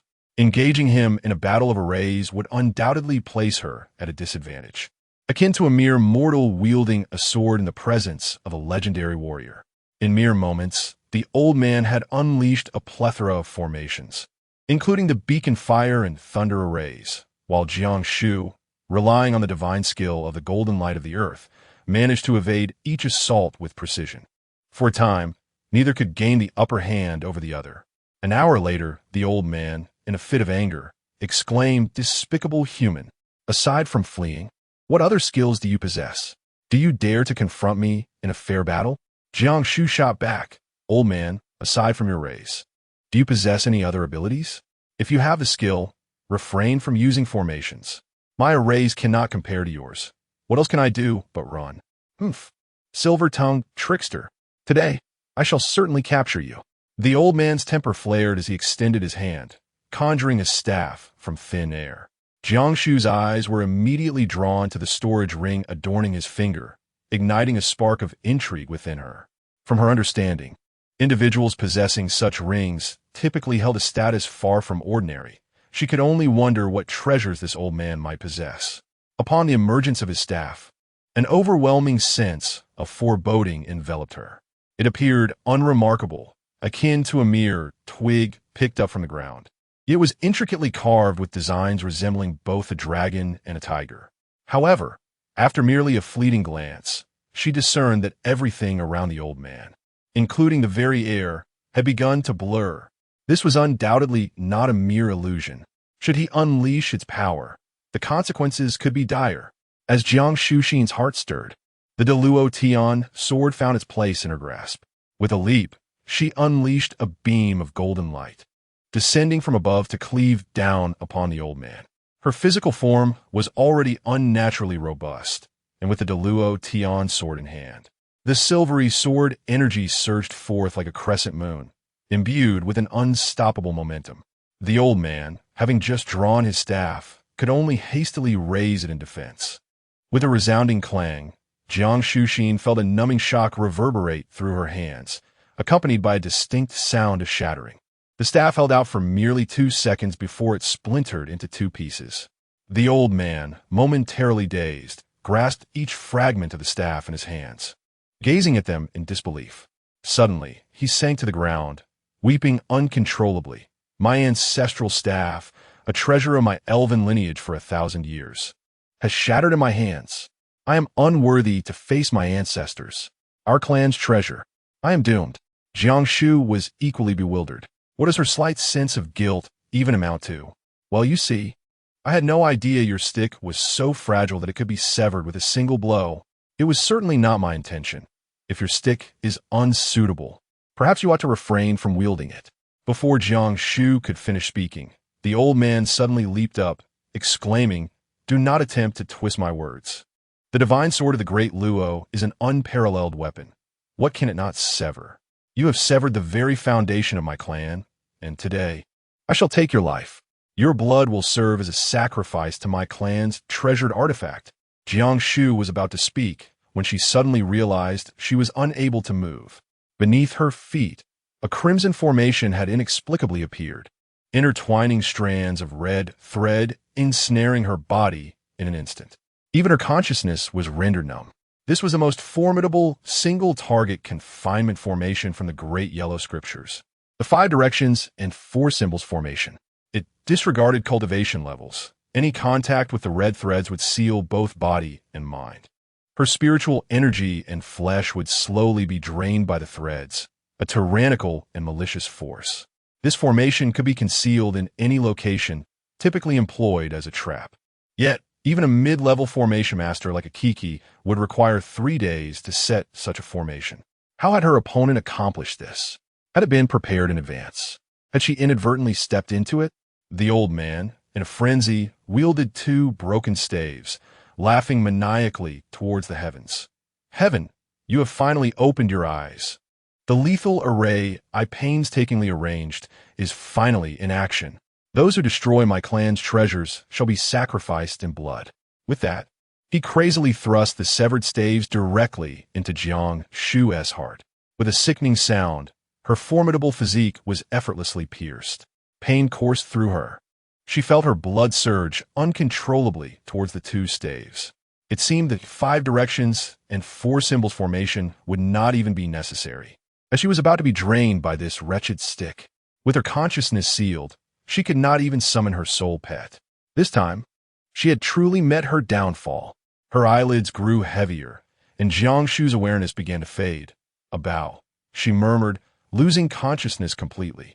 Golden lotus blossoms, one after another, surged towards the staves with her blood, transforming them into a resplendent gold within a few breaths. They trembled slightly, seemingly on the verge of merging. The old man, increasingly astonished, fixed his gaze on the golden lotus blossoms, his voice trembling. The bloodline of the undying clan. How is this possible? Who is this human? Before he could finish his words, a brilliant golden light suddenly radiated from Jiang Shu's forehead. The old man had yet to react when a hand seized his throat with a vice-like grip. The surrounding space became locked. A figure slowly emerged from the golden light. Hair white and billowing in the wind. A face exquisitely beautiful, imbued with an air of aloofness and a disdainful majesty.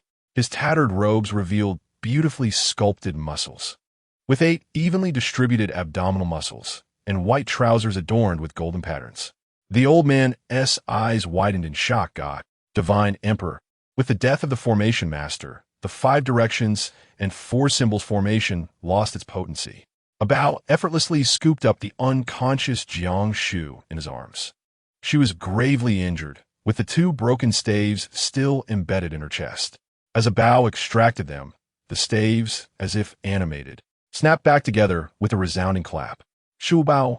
A bow began, momentarily taken aback, surprised at how smoothly the name rolled off his tongue. After a prolonged moment of stupor, he extended his slender fingers to touch a drop of Jiang Shu's blood, placing it upon his tongue for a taste. With a sigh, he remarked, "Indeed, it bears the same lineage as mine. So be it. It is the will of fate." Chapter 84. A remarkable soul pet. As he withdrew the 2 halves of the staff, the wound on Jiang Shu's chest began to heal at a visibly accelerated pace. After an indeterminate amount of time, her consciousness began to awaken, and she abruptly opened her eyes. The first sight that greeted her was the almost otherworldly handsome face of a Bao. Jiang Shu's memories lingered on the moment she had been deceived by the old man. Her heart pierced by a broken stick. Suddenly, she sprang up and embraced Abao's neck. "Abao, you are awake. Woo, am I dead? I am still so young. How could I have died?" In that embrace, she instantly sensed something amiss. The warmth, the silken touch. Unable to resist, she explored further and encountered firm muscles. She looked down, admiring Abao's exquisite abdominal muscles, unable to refrain from touching them again. TSK, this is far superior to those filthy men. If it were in the past, this physique alone could make one a superstar, earning me endless riches. It appears I'm not dead. Ha! Abao's pupils constricted, but he quickly regained his innocent clarity. Jiang Shu then beheld the lifeless body of the old man sprawled upon the ground. It was evident that Abao had arrived just in time to save her. The wounds on her body had completely vanished, and Jiang Shu presumed that Bao had bestowed upon her some miraculous elixir, not bothering to inquire further. She hastily invoked the Fuxingju, extracting the old man's soul and placing it within her Chinquan pouch, which evidently rendered him much more docile than in life. This sight left the cookie thoroughly astonished, his words faltering as he exclaimed, "Master, how? What did you bring him here? Do you realize who he is?" Jiang Shu shook his head, pondering aloud. Is he truly formidable? Almost immediately, he stifled a cough, feeling the absurdity of his own words. After all, he had nearly succumbed to the hands of this elderly man. How could he not be powerful? A cookie regarded Jiang Shu with newfound respect. "Master, his name is Nemushin. He is an elder of our elven clan and a trusted confidant of the high priest, one of the 10 foremost advanced array masters of the divine race. His presence here is nothing short of astonishing. The distinction between advanced array masters and those of us who are merely intermediate is akin to a chasm. Even if one cannot defeat him, he possesses an undeniable ability for self-preservation. Master, you are truly extraordinary. Aligning ourselves with you is undoubtedly the right choice." Jiang Shu felt a twinge of insecurity from Akuchi's praise. She couldn't fathom how Bao had managed to vanquish such an exceptional formation master. Was she in possession of a remarkably powerful battle companion? Jiang Shu led Nan Mutian aside, jestingly proclaiming, "Old man, you have lost. Look, you have fallen into my hands in the end. What a prestigious identity you possess. Elder of the elven race, confidant of the Grand Priest, one of the 10 esteemed array masters. Pray tell, why did you seek to dismantle the ancient Gathering Light array?" The commands of the master were absolute. The soul pet was forbidden from even entertaining the thought of refusal, lest it face immediate backlash. Yet, Nan Mutian remained resolutely silent, a trickle of blood streaming down from the corner of his mouth. Jiang Shu, with a sense of helplessness, remarked, "Old man, oh no, let me give you a name. How about Anan? You must understand that you are now a spirit companion. Nam Yushin has long since departed this world, and your once formidable identity holds no weight now. Look, among all, you are the most impressive. If you so wish, I could allow you to roam freely, ensuring it feels just as it did when you were alive." At last, a flicker of emotion crossed Nam Yushin's visage as he spoke. "Then I beseech you to safeguard my physical form, for if an opportunity arises one day, assist me in my resurrection. Should you agree, I shall acknowledge you as my master. Can one truly live again after death?" Jiang Shu was resolute in her disbelief. Yet there lingered the possibility that the other party possessed some arcane method. She was exceptionally skilled in weaving grand illusions, and without a moment's hesitation, she acquiesced. Upon witnessing Jiang Shu's agreement, Nan Wu Tian dutifully performed a greeting and addressed her as mistress, before stating, "I have come to dismantle the convergence array, as is my appointed task." Appointed? Jiang Shu instinctively thought of Kasha, the so-called saintess, as the one giving orders. It was entirely reasonable for her to send someone to breach the array, which impeded her vast army. However, Nan Wu Tian shook his head, clarifying, "No, I am acting under the command of the High Priestess, and the matter of dismantling the array must remain unknown to the saintess, which is why I chose a location far removed from the army." After speaking, he could not help but roll his eyes. Despite having selected such a distant position, he still encountered someone, an unusual individual, no less. Even with his meticulously arranged lethal defenses, it proved futile. Jiang Shu was utterly oblivious to Nan Wu Tian's intentions and inquired with curiosity, "Why must the saintess remain unaware? By breaking the formation, aren't you aiding her?" Nan Wu Tian replied, "To explain this, we must delve into the internal conflicts of the divine clan. Ever since the disappearance of the divine emperor, various factions have been stirring with ambition. The saintess and the high priestess have long been at odds, and now the saintess leads the charge while the factions eagerly await their share of the spoils." Upon hearing this, Jiang Shu instantly comprehended. Once the formation was breached, the saintess would inevitably have to advance, unbeknownst to the divine entities, which was indeed a clever strategy. No wonder she possessed such formidable power, yet remained inactive. This inadvertently granted humanity a fleeting respite yet it remained futile. Humanity's mightiest warriors, the 10 saints, had lost 8, leaving the remaining demon-fighting army at a disadvantage in both numbers and strength. A defeat was thus preordained. Jiang Shu felt a wave of melancholy and was contemplating going out when she inquired, "Do you know where the steed of the saintess is hidden?" Although she held little hope, she observed Namushan pondering before replying. The saintess's mount is a rare creature known as the dragon-horned tiger mother beast, which shares a deep connection with her. It typically resides in proximity to her dwelling. However, the saintess's abode is safeguarded by layers of advanced formations, making it quite difficult to approach. Oh, Jiang Shu nodded, and a bold idea began to take shape in her mind. She asked, "If I were to take you to the saintess's residence, do you believe you could dismantle the formations?" Upon the mention of formations, Namushan's demeanor brightened as he stroked his beard and declared, "No formation in this world poses a challenge for me." Then, suddenly realizing the implications, he exclaimed, "Wait, you intend to go there?" "No, the saintess's main tent is guarded by hundreds of thousands of troops." Jiang Shu patted him on the shoulder, interrupting his words. "Do not trouble yourself. Simply break the formation. Now, go out and refine your 5 directions and 4-symbol formation." Namo Tian followed Jiang Shu out of the Qiankuan pouch, and, upon seeing a Bao, his eyes flickered as he sidled away.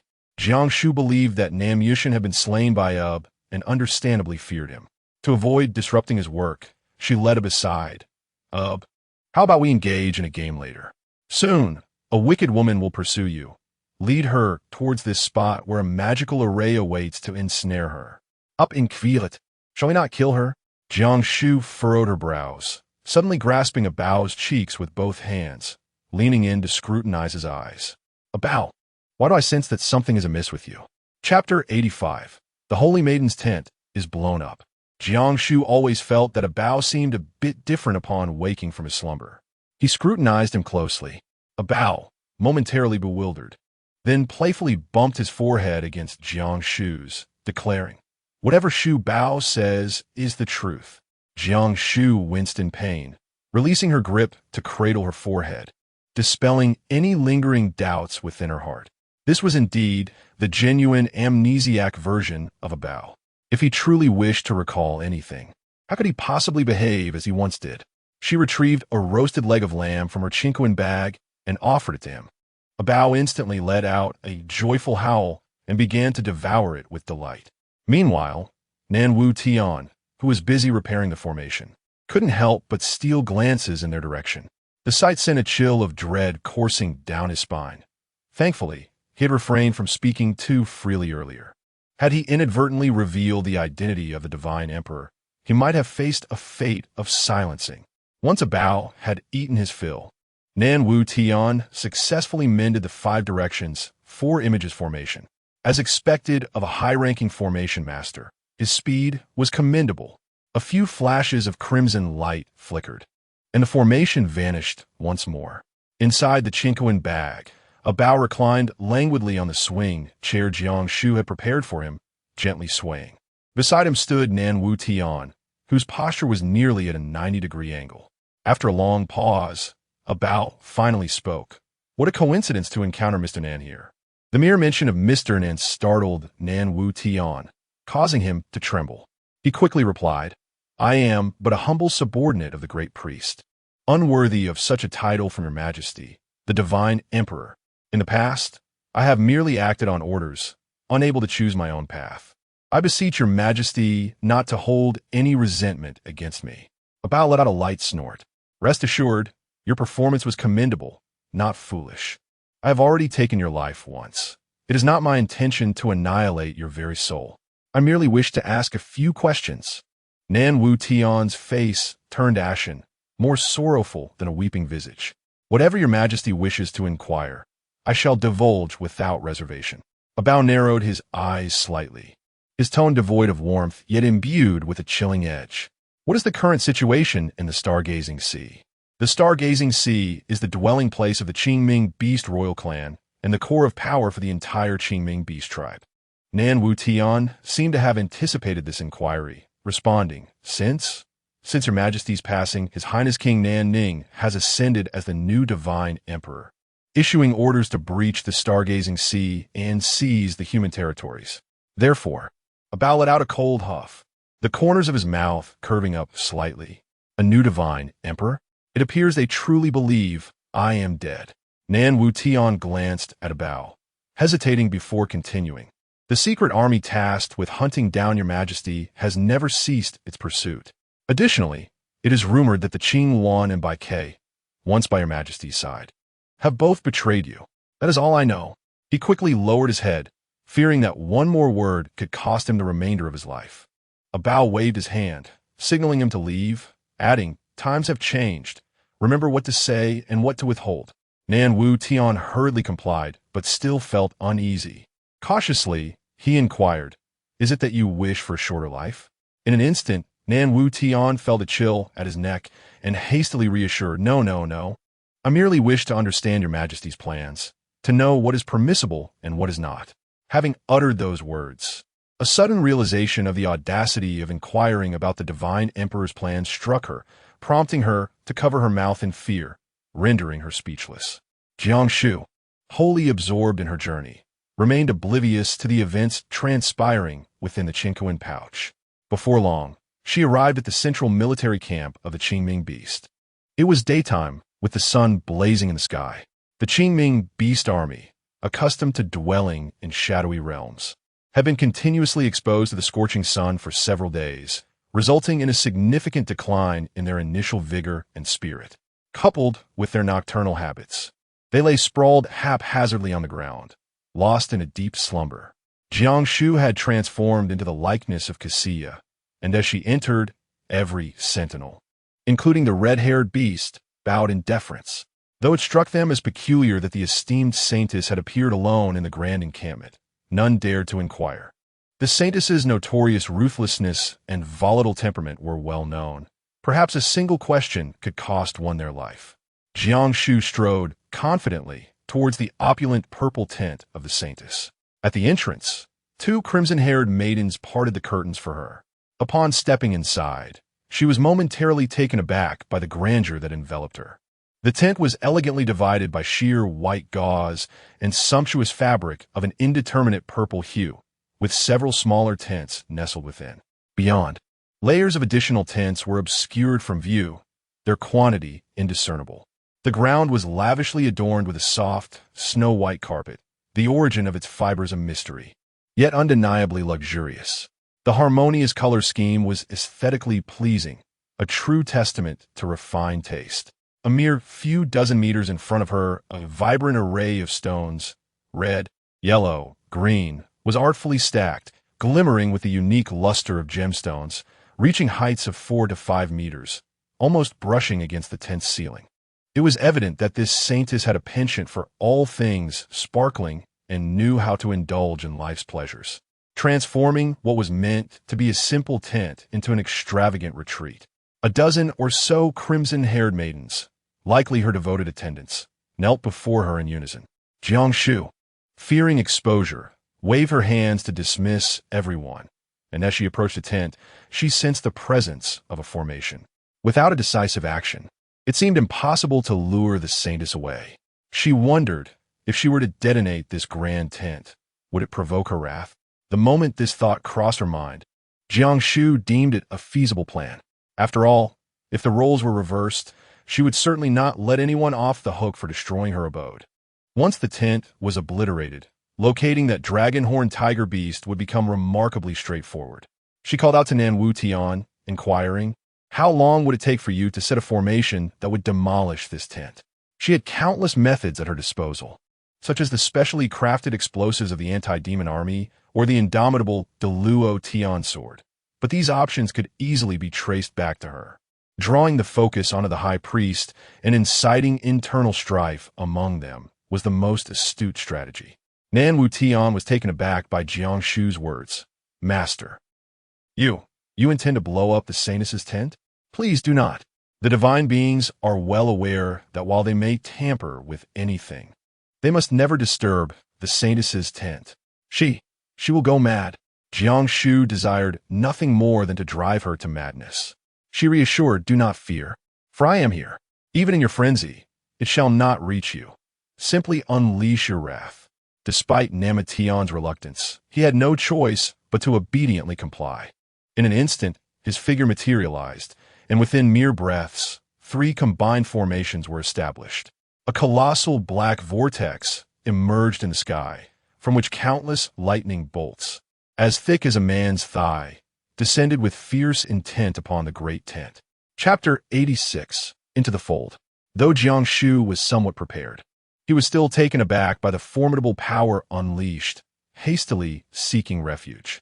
With a crack, countless bolts of lightning struck the top of the grand tent, instantly triggering several protective arrays, which, however, collapsed within mere seconds. After all, Nan Wutian was one of the top 10 advanced array masters, and when he made his move, he wielded the most potent force of thunder. Even with the reinforcement of an advanced array master, the protective formation, no matter how robust, was utterly shattered. With a thunderous roar, the earth trembled, and the spacious tent was nearly obliterated in an instant. This commotion roused the entire army, and the slumbering Qingming beasts rose, their eyes wide with astonishment as they beheld the saintess's tent being struck by lightning. Yet, that was a realm beyond their reach. They could only watch in silence, paralyzed by fear.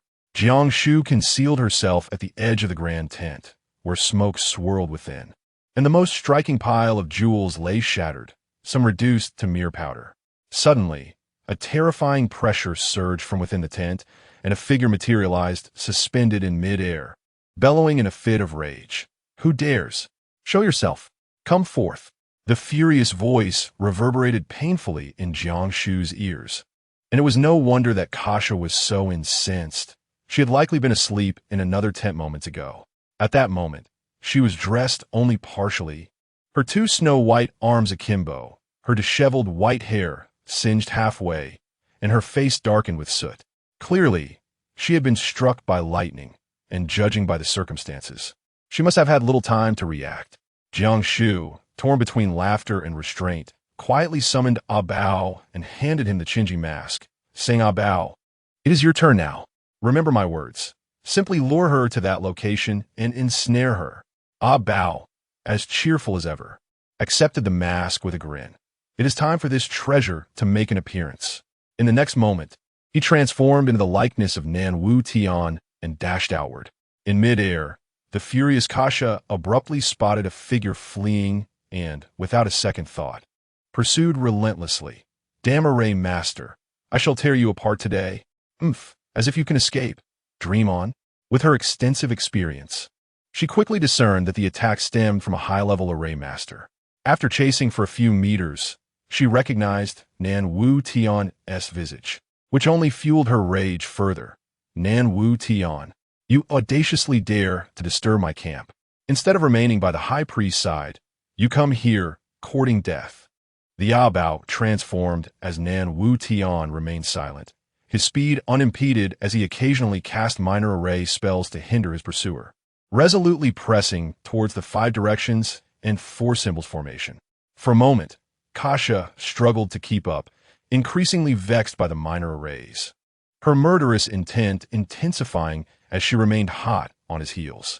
As Jiang Shu observed Kashi Sha rushing outside, she cast another glance into the open air. Outside the grand tent, a throng of red beasts encircled the area, while the ominous shadow of the Qingming beasts loomed behind, all peering cautiously inside. Yet none dared to step forth. Reassured, she summoned Nan Wutian, urging him to swiftly locate the dragon horn tiger mother beast. Harnessing her formidable mental prowess, she meticulously searched within the tent, and before long, she detected a potent spiritual energy emanating from the northwest corner. The dragon horn tiger, being a spiritual creature, would undoubtedly reside in a place brimming with spiritual power. Elated, Nan Wutian began dismantling the formations with fervor, determined to carve a bloody path toward the northwest corner. Overcome with emotion, he lamented, "Master, you have truly brought me to ruin. Why? Why must you assume my form? How am I to live henceforth?" As sorrow consumed him, tears streamed down his face. Witnessing an elder weep while laboring, Jiang Shu felt akin to a heartless, and scrupulous employer, and sought to console him, saying, "Nan, are you not merely afraid of the saintess? With me here, what do you have to fear from her? The high priest dispatched you to dismantle the formations. You have already incurred the saintess's ire.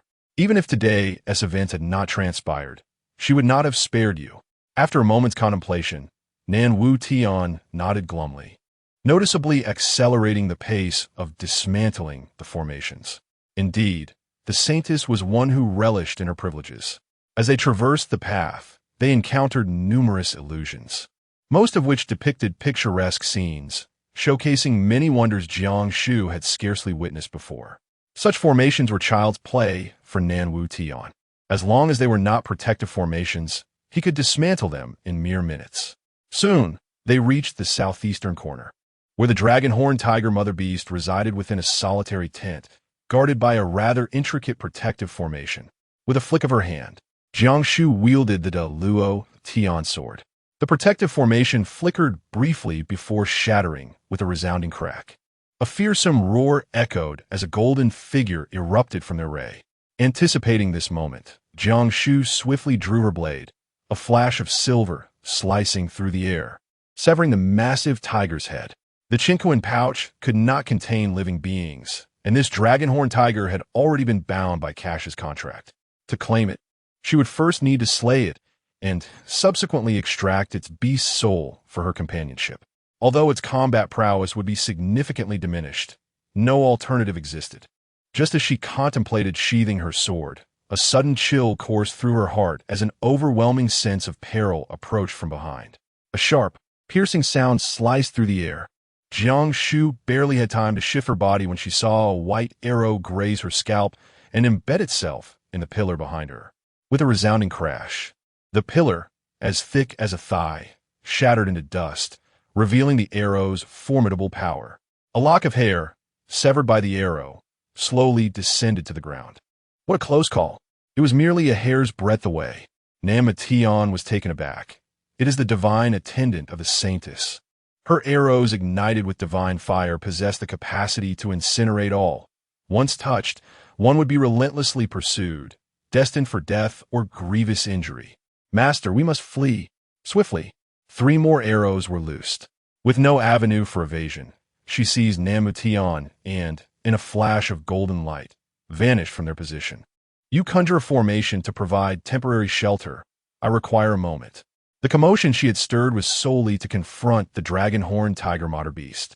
Now that the beast's soul lay before her, there was no reason to be deterred by a few arrows. Nan Tian gritted his teeth against divine fire. The formation cannot hold for long. Yet, despite the dire circumstances, the protective formation was indeed summoned. With no time to spare, Jiang Shu invoked the Fudo Tianju. She was unperturbed by the cold arrows. However, the incessant disturbances were quite vexing. Given her combat style, countering ranged attacks felt like a futile endeavor. With the formidable power of the Holy Maiden, it was unlikely that the 5 directions 4 symbols formation could contain her for long. The beast's soul of the dragon-horned tiger was extracted and merged into Jiang Shu's consciousness. Simultaneously, the 3-layered protective array of Nan Tian was corroded by divine fire. As a long sword, slicing through the air, hurtled towards his face. "Master, save me. Retrieve." With a flicker of her mind, Jiang Shu managed to draw him into her Qinquan pouch just before he was struck. The voice of a Bao echoed in her consciousness. Chapter 87. Success. Jiang Shu did not anticipate that Cassia would swiftly extricate herself from the confines of the 5 directions and 4 symbols formation. After discerning the intricacies within the Beast clan, she came to realize that a figure like Cassia held more significance in life than in death. Such is the nature of conflict, when 2 opposing sides remain alive. The struggle continues unabated, a relentless cycle of vengeance. Should one side perish, the other will undoubtedly seek retribution. Moreover, given Cassia's formidable prowess, any attempt by a Bao to eliminate her would inevitably expose his own vulnerabilities, a scenario Jiang Shu was keen to avoid. Jiang Shu hesitated not for a moment. "A Bao, we cannot take a life. Retreat. Hurry. Let us regroup at the gathering array." As Jiang Shu spoke, he deftly deflected the 2 arrows shot by the divine envoy Banuo, and with a flash of golden light, he materialized above the grand tent. Banuo, evidently receiving some form of command, swiftly positioned himself before Jiang Shu, declaring, "Do you think you can escape? Do you regard our divine camp as a mere playground? Everyone is to obey my orders. You must stop this human." The surrounding troops, hesitant to venture inside the tent despite the commotion, were momentarily taken aback upon witnessing a human appear before them, quickly erupting into frenzied shouts. To them, humans had always been akin to insignificant ants, merely existing to satiate their hunger. The audacity of an ant infiltrating the divine army and desecrating their esteemed holy maiden's camp was, without a doubt, a profound affront to their dignity. Amidst the cacophony of roars, countless Qingming beasts surged forward, intent on crushing Jiang Shu. As he hovered in midair, a deluge of weapons, stones, and even cooking pots, anything that could be lifted, rained down upon him like a torrential storm. What a spectacle! The combined might of several 100,000 troops, particularly the formidable Qingming beasts, unleashed a cataclysmic force capable of annihilation. Jiang Shu, devoid of any thought of resistance, turned and fled. Golden light blazed beneath her feet. Behind her, furious shouts echoed in waves. "Pursue! Capture her! Despicable humans! Kill her! A human! How dare she!" Kill! Countless Qingming beasts, with their long tendrils, sought to ensnare her, while innumerable orbs of light aimed to bring her down. The sound of arrows slicing through the air reached her ears, and Benno relentlessly pursued her. Although she relied on the divine skill of golden light to leap and dart like a fleeting shadow amidst the throng, a few fortunate souls managed to predict her movements by sheer happenstance. Having escaped from the camp, she was in disarray. Her garments were torn in several places by the light orbs of the Qingming beasts, and a significant portion of her hair had been singed. Fortunately, her physique was robust, and despite her predicament, she had not sustained any substantial injuries. Jiang Shu felt akin to a hapless soul who had inadvertently disturbed a nest of wasps, dashing forward until she finally stepped into the radiant array. Behind her, the sound of arrows clattering against the luminous barrier echoed, swiftly followed by a torrent of weapons and glowing orbs raining down. The colorful shield rippled momentarily before regaining its luster. Banuo, accompanied by his companions, pursued her to the periphery of the formation, where countless Qingming beasts roared in frustration, powerless to breach the barrier, resorting only to furiously battering against it. Turning her head, she spotted a Bao, who had already arrived, leisurely reclining on a stone, propped up on one hand, his attire impeccably clean, with his long white hair billowing gracefully in the wind, a picture of serene tranquility. She approached and plopped down beside him, playfully tousling his hair, laughing with delight. "Now, this is more like it. You make me appear quite foolish otherwise. Look what treasures I have acquired." With a flicker of her mind, a golden-horned mother beast materialized before her. Truly a rare specimen, it towered thrice Jiang Shu's height, exuding an aura of sacred majesty. Its coat shimmered in golden, silken fur, resembling a grand feline. Perhaps having gained sentience, it regarded Jiang Shu with a hint of disdain and a trace of resentment.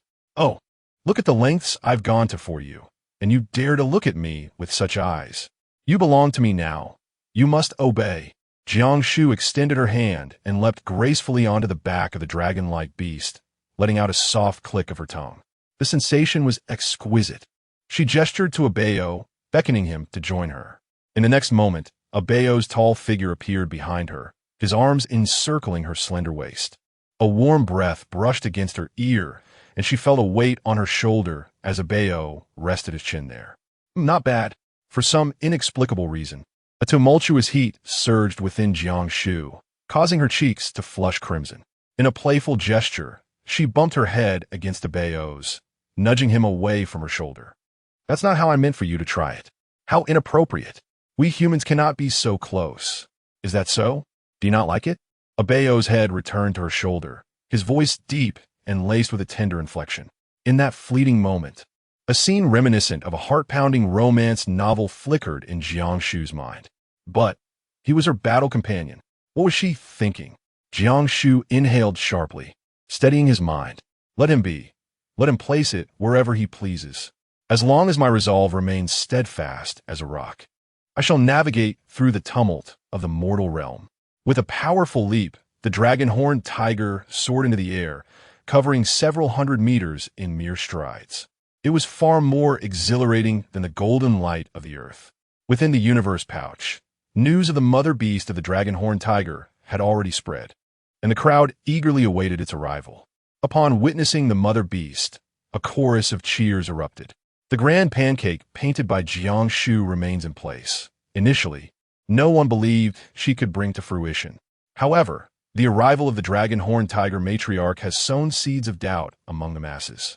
Perhaps this vast army, numbering in the tens of thousands, may indeed possess their own steeds.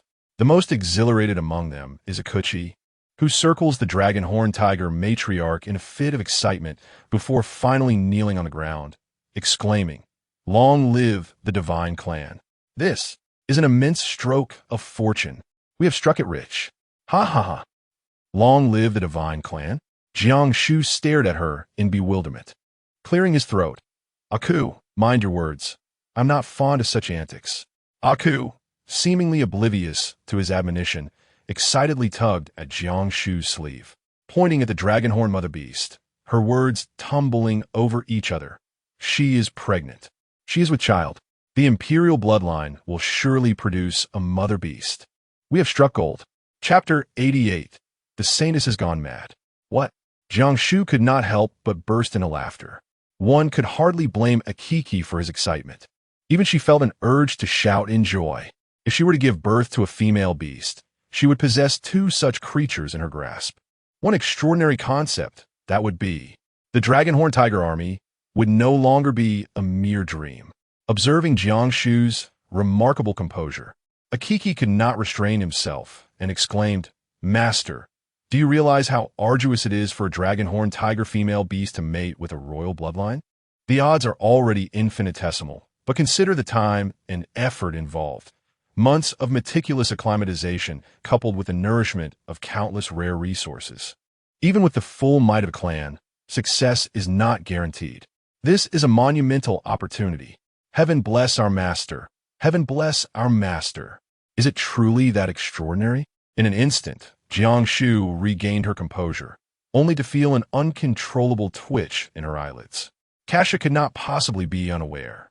It was highly likely that this was the culmination of her meticulous anticipation over the years. It was akin to nurturing a fruit tree with utmost care, diligently watering and tending to the soil day after day, fervently hoping for fruition, only to witness the impending victory snatched away, as if the very roots of the tree had been cruelly uprooted. It was no wonder that she felt a surge of madness. That saintess did not appear to possess a gentle temperament either.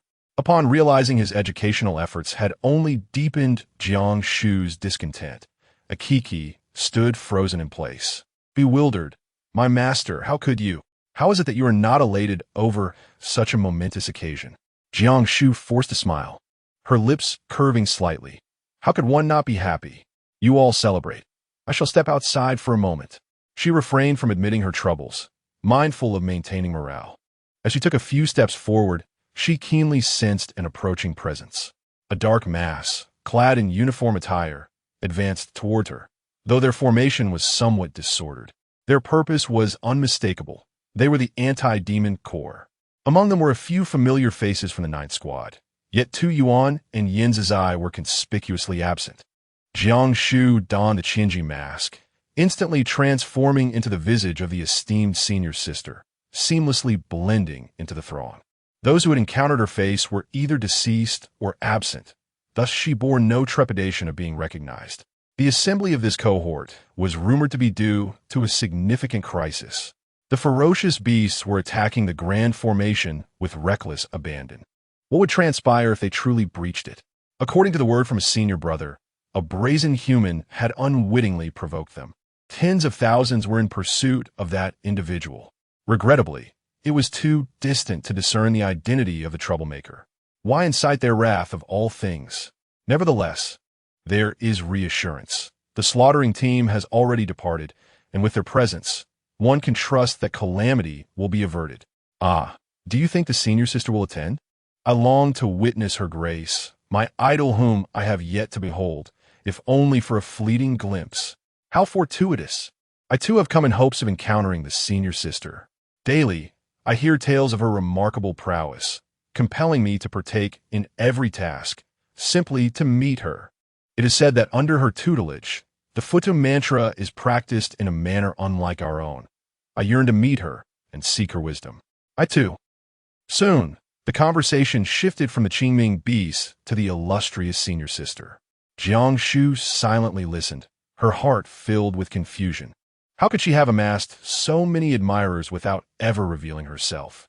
Who could have elevated her reputation to such extraordinary heights? In the distance, the sounds of a skirmish echoed, prompting the group to quicken their pace. From a distance, Jiang Shu beheld 2 Yuan engaged in combat with Kashi Sha, while the white-haired archer fiercely battled Yin Zizai. Additionally, several captains from the anti-demon army clashed with the crimson-haired beasts of the Qingming. Chaos reigned both in the skies and on the ground, as tens of thousands of Qingming beasts observed the fray from afar. Meanwhile, the anti-demon army cheered and rallied their comrades with fervent cries. Jiang Shu concealed herself within the crowd, observing silently. She had never witnessed 2 Yuan's true prowess, and upon seeing it, she was secretly astounded. How formidable! Kasha's colossal manifestation loomed in the air, each strike of her sword imbued with a cataclysmic force aimed directly at the grand formation. 2 Yuan stood above the array, relying solely on his physical strength to withstand each titanic blade. Surrounding him were 12 Qingming beasts, steadfastly guarding the formation. The Futu Sutra enabled the contract of 12 Qingming beasts, and he had indeed reached full capacity. Not only had he maximized his battle companions, but he had also refined his physical strength to its zenith. Truly, he was the foremost warrior of the entire army. With a resounding crash, he delivered a punch that struck the golden giant sword, causing it to veer slightly off course.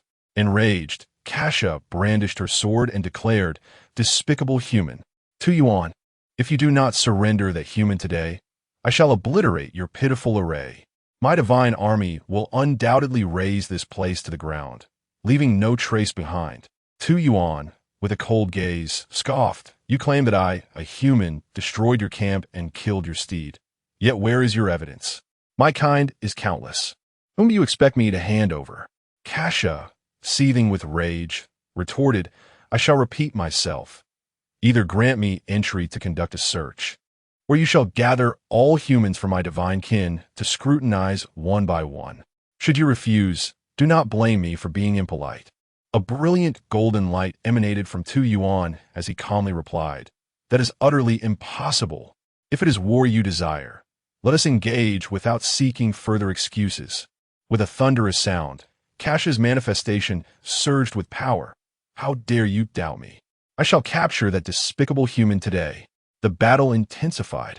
Cheers erupted around them, mingled with hushed discussions. Goodness, someone really infiltrated the Qingming beast camp, blowing up the tents and even slaying their steed. It seems to be true. I've seen that steed.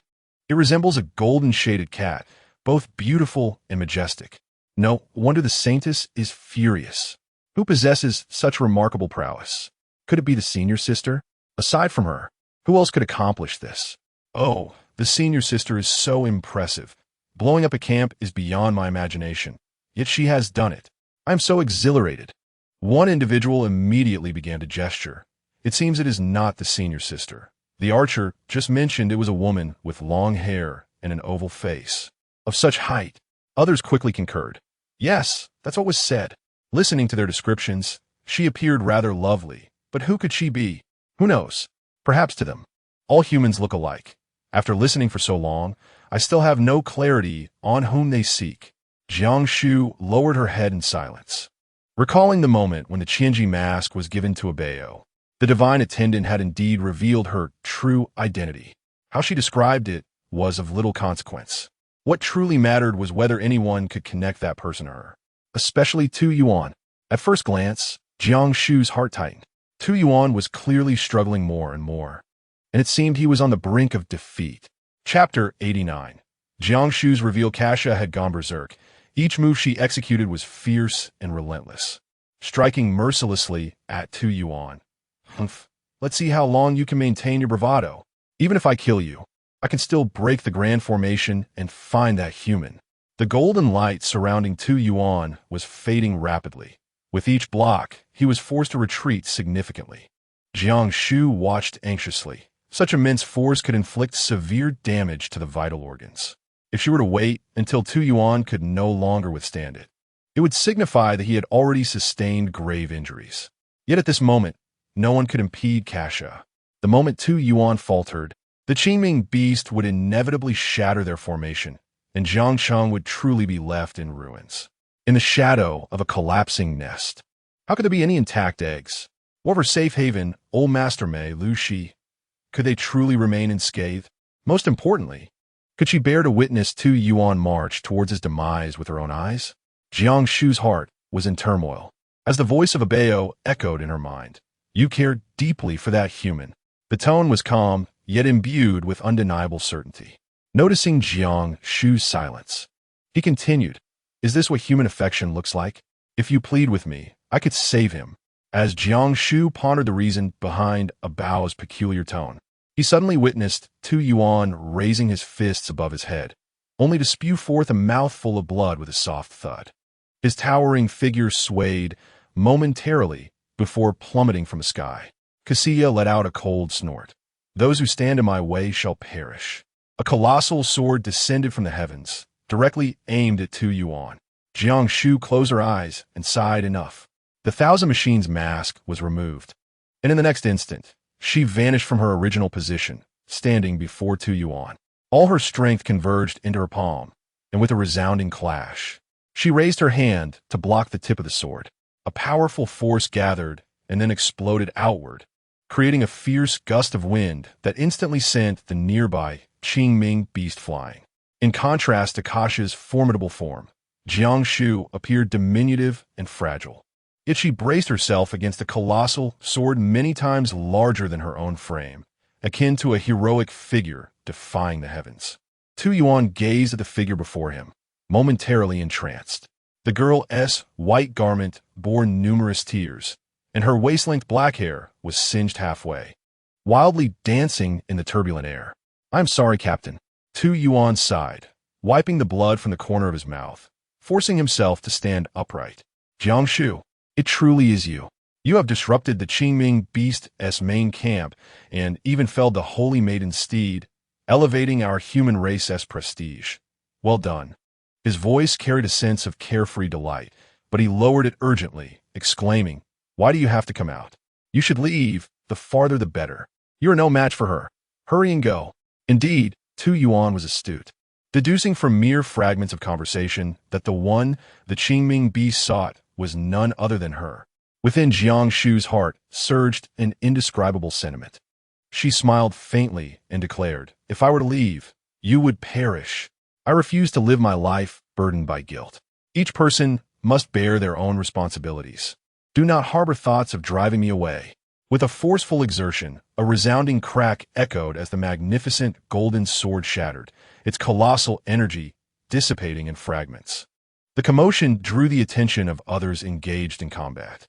Bainao, upon witnessing the spectacle, immediately pointed at Jiang Shu and exclaimed, Saintess, it is she. She is the one who exploded the camp and slayed the dragonhorn tiger. What? The crowd fell into stunned silence. Yan Zizai was the first to rush before Jiang Shu, scrutinizing her intently with astonishment before turning to Tu Yuan. Isn't this the member of our 9th team who was expelled? What? The one with such audacity is her? But wait, didn't she struggle against someone like Gao Lin? How could she possess such capability? As he trailed off, realization dawned upon him. For heaven's sake, we are all from the same team. When you wreak havoc in our military camp and explode the tents, why didn't you summon me, the great hero? Are you not aware that this is precisely what I relish doing? The onlookers from the anti-demon army erupted in disbelief. What? The Qingming beast has been searching for Jiang Shu? Is this for real? Jiang Shu? Is there truly such a figure in our base? Indeed, she is the one who took shortcuts and was assigned to logistics. But when did she acquire such strength?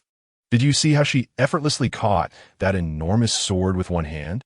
She must possess significant prowess. When did she become so formidable? How does Jiang Shu compare to the Master Sister in terms of strength?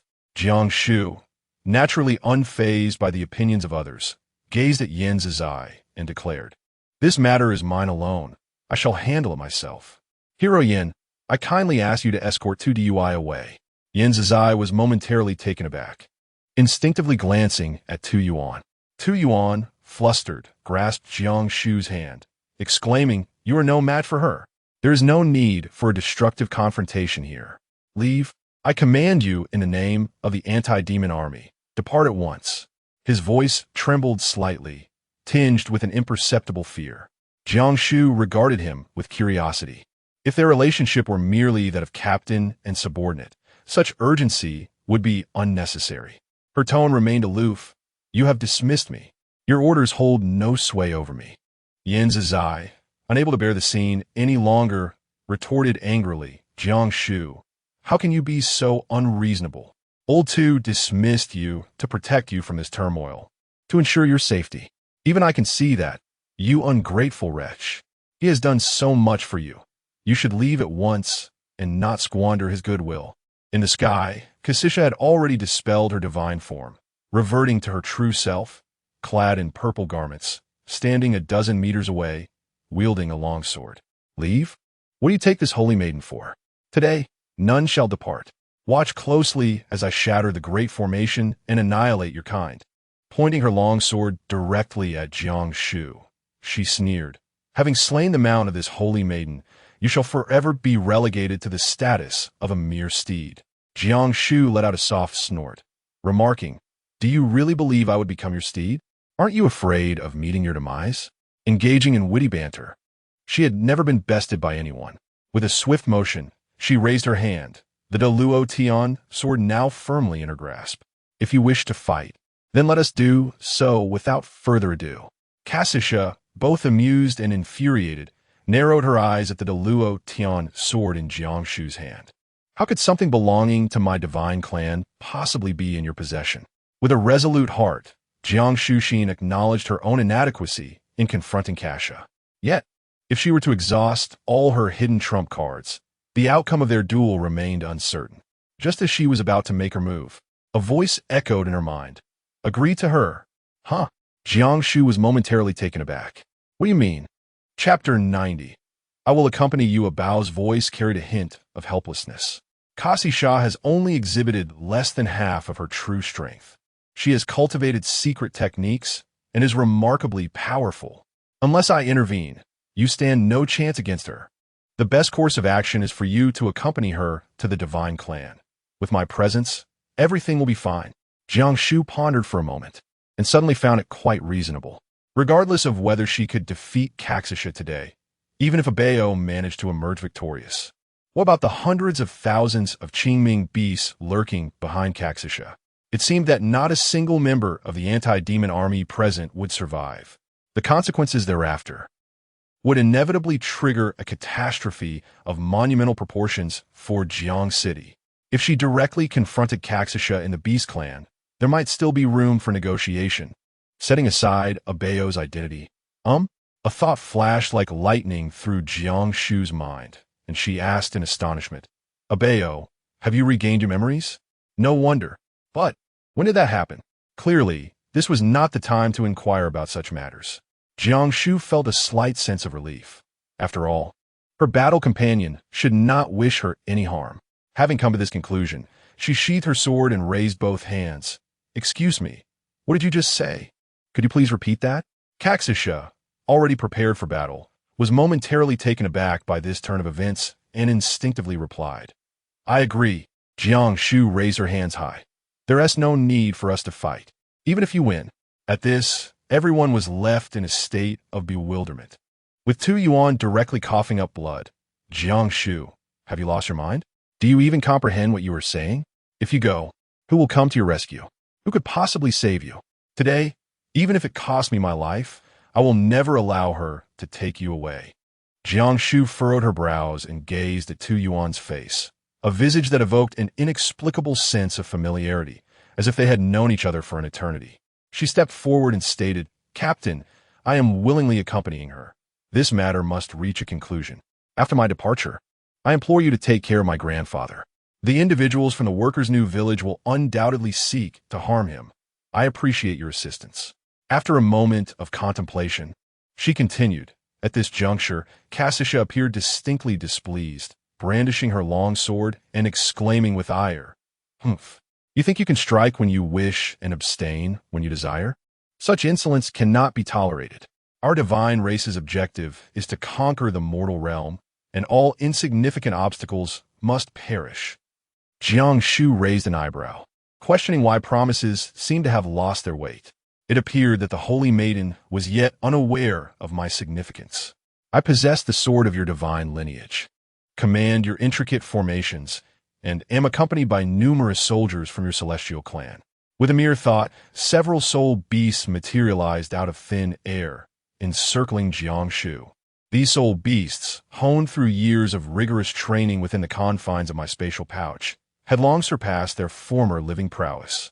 Coupled with daily battles, they radiated an aura of vitality, rivaling the ferocity of Kash's formidable army. Jiang Shu Dao remarked, "I possess numerous soul pets of this caliber. Should you insist on attacking, your 3 armies would undoubtedly suffer at least a 50% loss. What then shall you wield in battle? Surely, it cannot be that your highness, the holy maiden, would personally embark on a search? Is your ultimate objective not to capture me? If I were to deliver myself to you, how could you possibly refuse?" Kassisha was rendered speechless by his words, and with a cold smile, she replied, "What if this holy maiden is determined to kill you?" Jiang Shu took a step back, extending her hand. "Let us see if your highness the saintess possesses such abilities." Banu approached Kassisha, whispering something in her ear. After a moment, Kassisha turned her gaze towards the anti-demon army warriors within the formation.